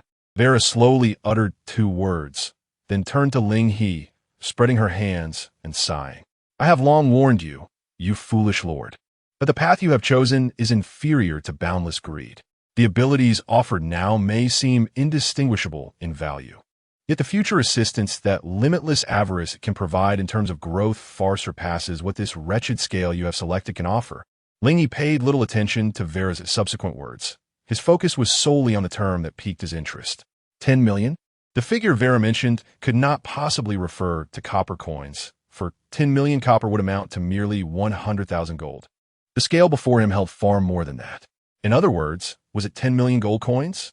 Faced with such a suffocating number, Ling He could only manage a wry smile as he covered his forehead. The area felt too confined. If the world were broader, he would undoubtedly have the confidence to earn 10 million gold. But what should he do now? Desires are desires. Confronting the prospect of infinite greed that he yearned for, Ling He was reluctant to abandon his intentions. Speaking of which, the Pledge of Axiom seemed to have bestowed upon him a unique ability. A sudden flash of insight struck him as he opened the information on the bloodstained weight in his personal interface. Bloodstained weight. Description: the weight of compassion is 1,000-fold, while love and hate are but trifles. Effect 1. Upon completing a fair transaction, you will accumulate credibility points. For every 100 progress, you will earn 1 credibility point, maximum 100. Effect 2. You may consume credibility points to conduct guaranteed transactions or forced trades. The concept of forced trades was straightforward. Ling He understood immediately that it enabled transactions with reluctant parties. However, a person's will and emotions are also forms of value, and employing forced trades on sentient beings might yield significant transaction premiums. It could be useful in special circumstances, yet utilizing forced trades frequently was not Ling He's style. In contrast, he found the notion of guaranteed transactions far more intriguing. If I interpret this correctly, Ling He glanced at his initial 100 credibility points, and with a thought, a rusted weight stained with black blood landed upon the scale. The scale tipped slightly downward once more, and a notification appeared before Ling He. Your credibility -1. Guaranteed transaction of 100,000 gold. Note: the guaranteed amount must be repaid within a year. Otherwise, you will lose the Pledge of Axiom's favor. Ling He widened his eyes, astonished that it aligned precisely with his thoughts. Credibility points could indeed be directly converted into a virtual value that required repayment placed upon scale. However, if this was the case, then this so-called guaranteed transaction is merely leveraging. But so what? Ling He waved his hand upward, causing all assets from the scale to vanish, replaced instead by 100 bloodstained weights. For the sake of this 100-gram weight, his credibility has plummeted to zero. Yet the scales, which cannot be balanced by a heap of gold coins, now astonishingly find equilibrium with the placement of these seemingly insignificant weights. As the saying goes, a man's word is worth 1,000 gold pieces. However, at this moment, Ling He's reputation has been reduced to a mere fraction of that, directly equating to tens of millions in gold. A prompt appears before Ling He. Shall the transaction be completed, securing 10 million gold in exchange for insatiable greed? There is no hesitation. Ling He has swiftly calculated the pros and cons in his mind. This so-called 10 million gold, while ostensibly backed by his reputation, is in fact not so. The true collateral at stake is the principle of the oath, a biased assurance. Chapter 97. A moment of leverage is pleasurable. Continuous leverage is ever more delightful as long as Ling He fails to repay the 10 million gold within the stipulated time frame. The principle of secure transactions dictates that the collateral will be reclaimed. Yet, insatiable greed continues to prevail. In the worst-case scenario, Ling He utilizes the collateral to exchange for boundless avarice. During this year, he enjoys the benefits of the collateral's unique abilities and upgrade rewards without any cost. One could assert that the blood-stained collateral transaction, in the current context, is an entirely risk-free venture.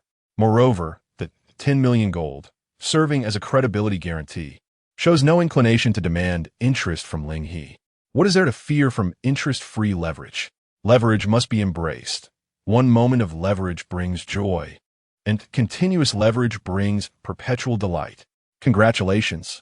You have successfully chosen the path of inclination, boundless greed. You have acquired a special ability, devourer of avarice. Due to the influence of spiritualization, your combat power has increased. Upon witnessing the enhancement of his combat power once more and feeling strength surging within him, Ling He found himself far less exhilarated than before. A cursory glance at his personal panel revealed his combat power. Combat power, 100% increase in combat power. Quite satisfactory. Yet there remains ample room for further enhancement. If he were to increase it by another 100%, he could contend with the fully buffed beasts of the Stone Age. Shifting his gaze from the combat power, Ling He contemplated the special ability bestowed by boundless greed. Devourer of avarice. Description. The greed within your heart has manifested. On your own land, the myriad spirits belonging to you shall dance in harmony with your greed. There is always a means to consume all. Effect. Within the spiritualized area, should a lord refuse to trade with you and possess land nearby that you have strongly claimed, hostile spiritualized beings will periodically spawn on that land. Note, all spiritualized beings generated by Devourer of Avarice begin in a neutral state towards us. This ability, Ling He mused as he contemplated the Devourer of Avarice, stroking his chin. While one might argue its weakness, the effectiveness outlined is hardly negligible. It can be said that as long as one resides within the spiritualized area, any lord, be they of the same or differing kin, who refuses to trade with Ling, he will soon find their days of peace numbered. However, there are considerable restrictions. Firstly, it is imperative that this transpires within a spiritualized area. Ling He has encountered the term spiritualized area multiple times recently, yet he remains uncertain about what precisely constitutes such a domain. After all, having learned from the Ghost Spirit Clan, if Ling He truly wishes to grasp the intricacies of spiritualization, engaging in negotiations with them is undoubtedly essential. Moreover, outside the spiritualized area, the Devourer of Avarice also necessitates that the opposing party must be in proximity to land that Ling He has strongly claimed. Currently, the only structure he can firmly assert is the council hall. It would be rather absurd for Ling He to gather a multitude of followers and construct a council hall at the doorstep of anyone who offends him, wouldn't it? This is rather inefficient, costly, and troublesome. It would be splendid if there were a simpler method to acquire powerful claims to land. Ling He muttered while stroking his chin. At this juncture, it became apparent that his 10th level status was merely a starting point for a true producer. There remained a plethora of deficiencies, and the journey ahead was still fraught with challenges. Casually shutting down his personal panel, Ling He suddenly remembered Vera. Turning to glance at her, he found that Vera had ceased her incessant chatter, appearing to be in a state of stupor. Noticing Ling He's gaze upon her, she hesitantly opened her mouth and stammered, You insolent lord, are you in debt for another 10 million? Initially, Ling He's substantial debt of 100,000 had seemed a judicious decision to Vera. However, the thought of leveraging a staggering 10 million in debt left her utterly bewildered. Was it possible to become addicted to debt? One must understand that this situation differed vastly from the previous one. A debt of 10 million gold coins, when divided across the days of a year, would require nearly 30,000 gold coins to be repaid each day upon waking.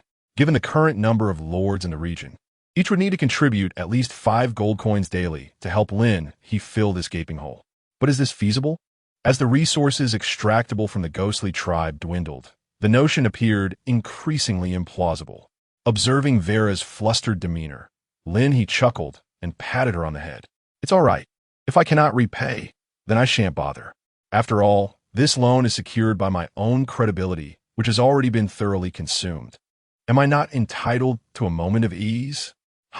So you never intended to repay this 10 million from the very beginning? Vera gazed at Ling He incredulously, as if she were staring at a monster. It turned out that debt could be so convoluted. She had learned much from Ling He's approach. What are you saying? Ling He shook his head. You make me sound like a deadbeat. I merely suggested that if I cannot repay, I shall allow the war game to seize the collateral. If I am able to repay later, I will certainly do so. Isn't that effectively the same? Vera crossed her arms, regarding Ling He as if he were spinning a tale. She was no novice in assets. She was well aware of the current gold coin yield situation in the region. The total gold output from all the lords combined might not even reach 50,000 in a day, and during poorer times, it could be as low as 30,000. This sum would need to be allocated for recruiting subjects and reserved for emergencies. Therefore, the amount that would actually circulate in the market might only be half or even a third of that, even if Ling He were to monopolize the entire market. Accumulating 10 million gold coins within a year to repay his debt would be an impossible feat thus. Vera was resolutely convinced that Ling He would never manage to repay that sum. TSK. Ling He clicked his tongue and vigorously ruffled Vera's hat. You should have a bit of faith in your employer. Is it not merely a matter of millions of gold coins? Bread will be plentiful, and milk will be abundant. Upon saying this, Ling He observed that the expanse around him, apart from himself and Vera, had descended into a pitch-black void. He promptly decided that it was time to depart. Just as Ling He entertained this thought, a notification appeared before him. Would you like to choose a direction to leave? Yes. A fleeting sensation enveloped him, and both Ling He and Vera rose simultaneously from their seats. At that moment, Mo, who had been standing by, noticed their movements and raised his head with a slight smile. Have the two of you awakened?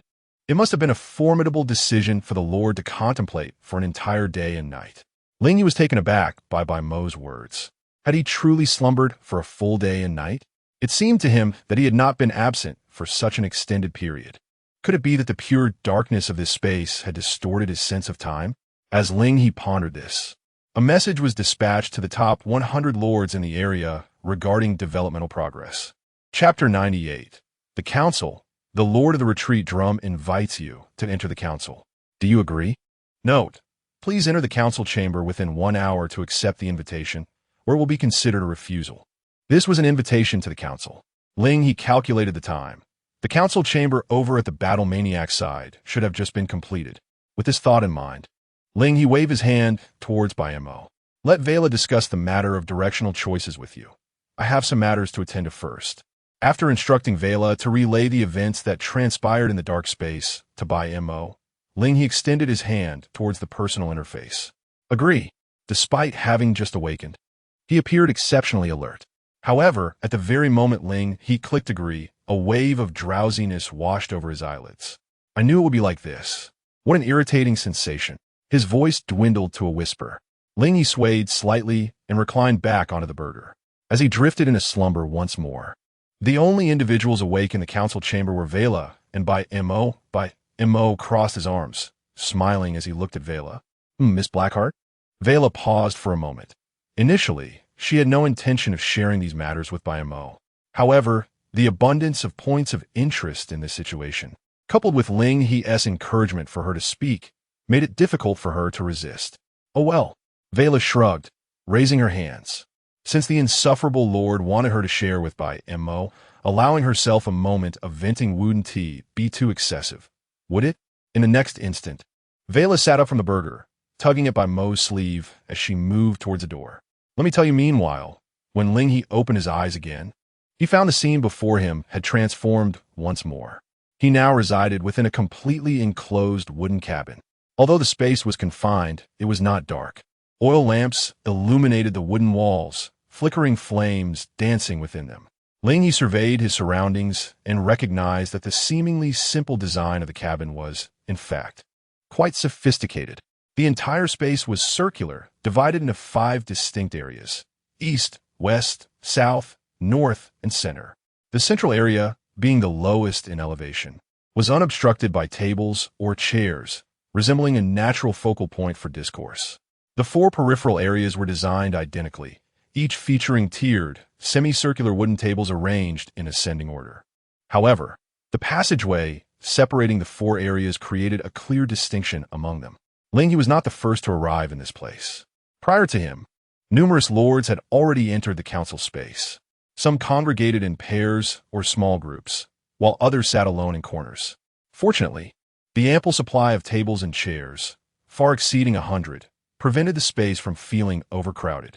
Ling He propped his chin on his hand, murmuring softly as his gaze swept across the 4 areas, finally brightening as it settled on a seat in the eastern section. In the eastern district, a formidable group of 11 individuals was currently gathering within a dwelling. Reflecting on the supplies he had previously provided to the Berserk faction, Ling He had already surmised their identities and thus made his way toward the eastern district. Is a Berserk here? His voice, though not particularly loud, resonated within the relatively quiet wooden cabin, drawing the attention of several individuals. However, most merely cast a cursory glance at Ling He before averting their gaze. The number of human lords in this area was rather limited. With a mere guess, they could deduce who was present in the eastern district. As the foremost guild, the War God Temple, the reputation of the Berserk was indeed quite resounding. Therefore, it was not surprising that some sought to curry favor. Yet, the focus of many remained on another individual, the conscientious merchant. Would that seemingly novice, NPC-like figure appear at the assembly today? Such thoughts occupied the minds of numerous onlookers. However, while others remained indifferent to the unfolding situation, the lords of the Eastern District could not afford to overlook Ling He. The individual he had questioned was a youthful lad, appearing no older than 10. At the peak of his vigor, he was suddenly confronted by a stranger inquiring about his elder brother, causing his brows to furrow tightly. He opened his mouth to utter a curse, but a sharp glance from a nearby figure halted him, prompting a swift change in his tone. "Who are you?" "I am a conscientious merchant," Ling He replied calmly, simultaneously sending a message to the Berserk in a private chat to verify his identity. As his words echoed, the previously subtle sounds within the wooden cabin fell into complete silence. All gazes were fixed upon Ling He. The young lad's expression shifted from disdain to bewilderment, then from shock to anxiety, and finally to admiration, transforming as swiftly as the face-changing art of Sichuan opera. He opened his mouth. You are the merchant brother?" Before Ling He could respond, the lad was abruptly shoved aside by a robust northeastern man who squeezed through. "Ha ha ha!" boomed the hearty laughter of the man. "Merchant brother, you have finally arrived. Come, take a seat inside. Everyone has been waiting for you." With that, he enthusiastically ushered Ling He to a chair in the heart of the Eastern District. This unexpected warmth left Ling He somewhat embarrassed. It further confirmed his assumption about the man's identity. Who else could possess such an outgoing demeanor but the Berserk? With this realization, Ling He graciously accepted the man's hospitality and followed him to take a seat at the center. Meanwhile, the young lad who had posed the earlier question continued to tremble. Is it really the merchant brother? Hey, stop shaking. A companion nudged him in the ribs. You only asked 2 words. The merchant brother didn't seem upset with you. Were you afraid of? Who? Who said I was afraid? The young lad lifted his head, a faint blush creeping across his cheeks, his gaze filled with defiance. I am positively exhilarated. Apart from the illustrious Zhang Kuang, the individual I admire most is none other than the esteemed Xiao Fan. Are you not thrilled to see the living embodiment of Xiao Fan before your very eyes? My companion cast a fleeting glance at the youthful visage, now adorned with a blush, shifting slightly to the side. Yet, both he and Xiao Fan are men. What a curious display of embarrassment. The culture surrounding fandom is indeed quite formidable, my companion murmured. Meanwhile, Zhang Kuang casually exchanged a few pleasantries with Ling He, before inadvertently remarking, given the youth of my subordinate, it is understandable that his tone may not be entirely appropriate. Please do not take offense, Xiao Fan. Chapter 99. A gathering Ling He chuckled and shook his head, remarking that youthful exuberance is quite normal. Reflecting on their own younger days, it was likely that they had been even more audacious than the current youth.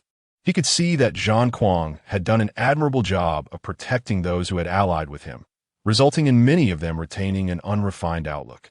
This was precisely why Ling He boldly revealed his identity in public. After all, one's identity is meant to be utilized, surrounded by allies. There is no need to behave like a protagonist from a novel, seeking approval through disdainful glances in their own territory. Ha ha, what the vendor said rings true, he mused. Noticing that Ling He did not pursue the matter further, Zhang Kuang chuckled lightly, lamenting the absence of alcohol. If only we had some wine, I would certainly indulge in a drink with you, dear vendor. Ling He joined in the laughter, but waved his hand dismissively. A businessman must refrain from drinking. If you can accept it, I will find a way to prepare some sweet beverages later, and we can enjoy a delightful meal together. How could I refuse? Time slipped away as Ling He and Zhang Kuang engaged in light conversation. More and more lords arrived for the council, with someone emerging from the corners of the wooden cabin almost every few minutes. During their banter, Ling He discerned that Zhang Kuang was not merely a brawny brute. His actions were marked by a meticulousness beneath his exuberant exterior, suggesting he had been refined by the rigors of the workplace without losing his passion. At this juncture, the number of attendees had surpassed 50, with less than 10 minutes remaining until the council commenced.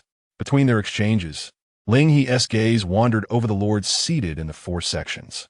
A familiar face he had anticipated was conspicuously absent, prompting him to furrow his brow subtly. He opened a private chat interface and sent a message. Conscientious vendor, did you not enter the council? Huh. In the smelting area near the copper mine, the diminutive evil monarch stared at the private message from Ling He, momentarily taken aback. He had indeed received an invitation to the council, but diminutive evil monarch. Boss, I don't have the architectural blueprint for the council chamber. No blueprint for the council chamber? Conscientious vendor. Wait, what is your level? Diminutive evil monarch, level 4. He was still several levels away from being eligible for the blueprint and the upgrade rewards. Ling He glanced at Zhang Kuang, who sat beside him, suppressing the urge to facepalm. Clearly, this individual was not going to make it. Who could have anticipated that a lord capable of ranking in the top 100 for development would only be at level 4? Just then, a loud bang echoed before Ling He, startling him from his reverie. A woman, clad in a fur coat and wrapped in strips of cloth, had somehow appeared at the front of the tables in the Eastern District. She slammed her hand down directly in front of Ling He. What do you mean by that? Without the need for Ling He and Zhang Kuang to speak, the members of the War God Temple had already risen in unison, their glares fixed upon the woman. The lords seated in the other 3 areas also cast mocking glances in her direction. Although most of them had been immersed in the war game for half a month, they still donned garments reminiscent of a bygone civilization. In stark contrast to the numerous lords present, the woman's attire appeared almost primitive, akin to that of a savage. A savage daring to provoke the War God Temple and the conscience of the merchants? How amusing, indeed. The woman, seemingly oblivious to the atmosphere, maintained her intense gaze on Ling He. Clearing his throat after enduring her stare for several seconds, Ling He could no longer contain himself. Is there something you need? He inquired. After a brief pause, the woman promptly replied, Hello, I am Ling He. Hey, the young man who had initially been unable to hold back, stepped out from behind the table and approached Ling He. Do you think Zhang Kuang and the merchant have nothing better to do? Someone who lacks basic courtesy should just step aside. However, before he could finish his sentence, he found himself at a loss for words. Ling He had completely disregarded him, effortlessly vaulting over the wooden table and merging into the throng of the War God Temple members. Hey, what's your deal? The young man was truly incensed now. He had no qualms about confronting women, and had this meeting not been virtual, he would have certainly confronted her physically. Yet, Ling He continued to ignore him completely. Extending her hand, she first glanced at Zhang Kuang before nudging a lord who had been seated beside Ling He. Could you please make some room? You, the lord next to Ling He, who had initially been of a relatively good temperament, felt his patience wearing thin in response to Ling Yu's assertive tone. Regardless of her status as one of the top 100 lords in the region, what right did a solitary lord have to act so arrogantly before the War God Temple? However, at that moment, Ling He interjected, Zhang Kuang, why not let her sit beside me? He had some recollection of the name Ling Yu. After all, she had issued him several goodwill cards. Her visit could hardly be for revenge. As long as it wasn't for vengeance, another possibility arose. Perhaps she was here to offer support, reluctant to miss out on diplomatic advantages. Ling He had no intention of dismissing Ling Yu, since she was an acquaintance of the merchant. Zhang Kuang, with a glare directed at the lord beside Ling He, spoke somewhat irritably. Under Zhang Kuang's fierce gaze, the lord recoiled slightly, begrudgingly shifting to make space. Ling Yu then took her seat beside Ling He without hesitation, tugging at his sleeve to indicate that he should sit as well. Ling He took a seat alongside, prompting the fervent warrior to gesture for those in the War God Temple to calm down. Why are you all still standing? Sit down. Do you wish for others to witness our embarrassment? With this admonition from the fervent warrior, the leaders of the War God Temple, who had initially risen, promptly returned to their seats. A faint sound of derision echoed within the wooden cabin. They had anticipated a spectacle from the War God Temple. Yet Ling He's remark quelled the brewing discord. The entire incident fizzled out, leaving several onlookers who thrived on chaos, feeling somewhat disheartened. Meanwhile, Ling Yu rested her chin on the wooden table, scrutinizing Ling He's profile. Unable to suppress a slight cough, Ling He inquired, "Could you perhaps elucidate what is transpiring?" To which she replied, "Of course, I wish to protect you." In an unusual display, Ling Yu offered Ling He a smile. Her gaze then subtly drifted towards the fervent warrior. "You are a rare gem of a person. I shall not stand idly by while some individuals seek to consume you." Chapter 100. The military, the police, and the elder Zhang Kuang's expression darkened slightly, not due to the words of Ling Yu, but because he had just detected a trace of murderous intent emanating from her. This woman had witnessed bloodshed and taken lives, and for a fleeting moment, she had harbored a desire to kill him. No, perhaps it was not merely a fleeting moment. She had concealed it well. Much like a seasoned hunter silently observing its prey with patience and composure. However, the War God Temple was not a quarry she could hunt. Amidst his myriad thoughts, Ling He suddenly leaned forward, obstructing the line of sight between Ling Yu and Zhang Kuang, and offered her a faint smile. "Thank you." Huh? Ling Yu was caught off guard by Ling He's abrupt gratitude, momentarily forgetting to exude hostility towards Zhang Kuang. You're welcome?" She stammered, her mind racing. Why was he thanking her? Was it because she claimed she would protect him? Yet, from any standpoint, her relationship with Ling He was merely that of strangers. How could the prominent merchant trust her solely based on her word? At that moment, Ling He continued in a gentle tone, "However, since you are here to protect me, I hope that the earlier incident will not be repeated, all right? We are all allies here, and I believe it is far better for us to become friends than enemies." In response to Ling He's soothing words, Ling Yu instinctively nodded. By the time she realized it, Zhang Kuang had extended his hand towards her. "Shall we be introduced?" Ling Yu fell silent, turning to meet Ling He's encouraging gaze. Ultimately, she had no choice but to suppress her hostility entirely and shook hands with Zhang Kuang. Yet, in that moment of contact, they exchanged glances, each lost in a whirlwind of thoughts. Ling Yu, The merchant is too kind-hearted, mingling with the war god temple, given his trusting nature. He might not even realize he is being sold out. Call me Zhang Kuang. This woman's origins are ambiguous, her hands stained with blood. I wonder what fortune or misfortune awaits the merchant for associating with her. Suddenly, a notification appeared, separating the two who were clasping hands tightly. Countdown complete. This session has 100 invited participants, with 68 in attendance, meeting the required quorum. The session is about to commence. As the message emerged, Zhang Kuang promptly returned to his seat, and Ling He followed suit. They flanked Ling He, encasing him in between. Ling He awkwardly scratched his cheek, feeling akin to a cheese hot dog wedge between two slices of bread. Just moments ago, there had been others seated on either side. Yet the current awkwardness was unparalleled. Fortunately, this discomfort was short-lived, as an unusual occurrence in the hall soon captured Ling He's full attention. As the session commenced, the nicknames of each lord floated above their heads within the wooden cabin. Ling He seized the opportunity to cast his gaze around the 4 designated areas. As the time for the gathering approached, all the lords who could attend had arrived. Aside from Ling He and his companions in the Eastern District, the remaining 3 zones were populated differently.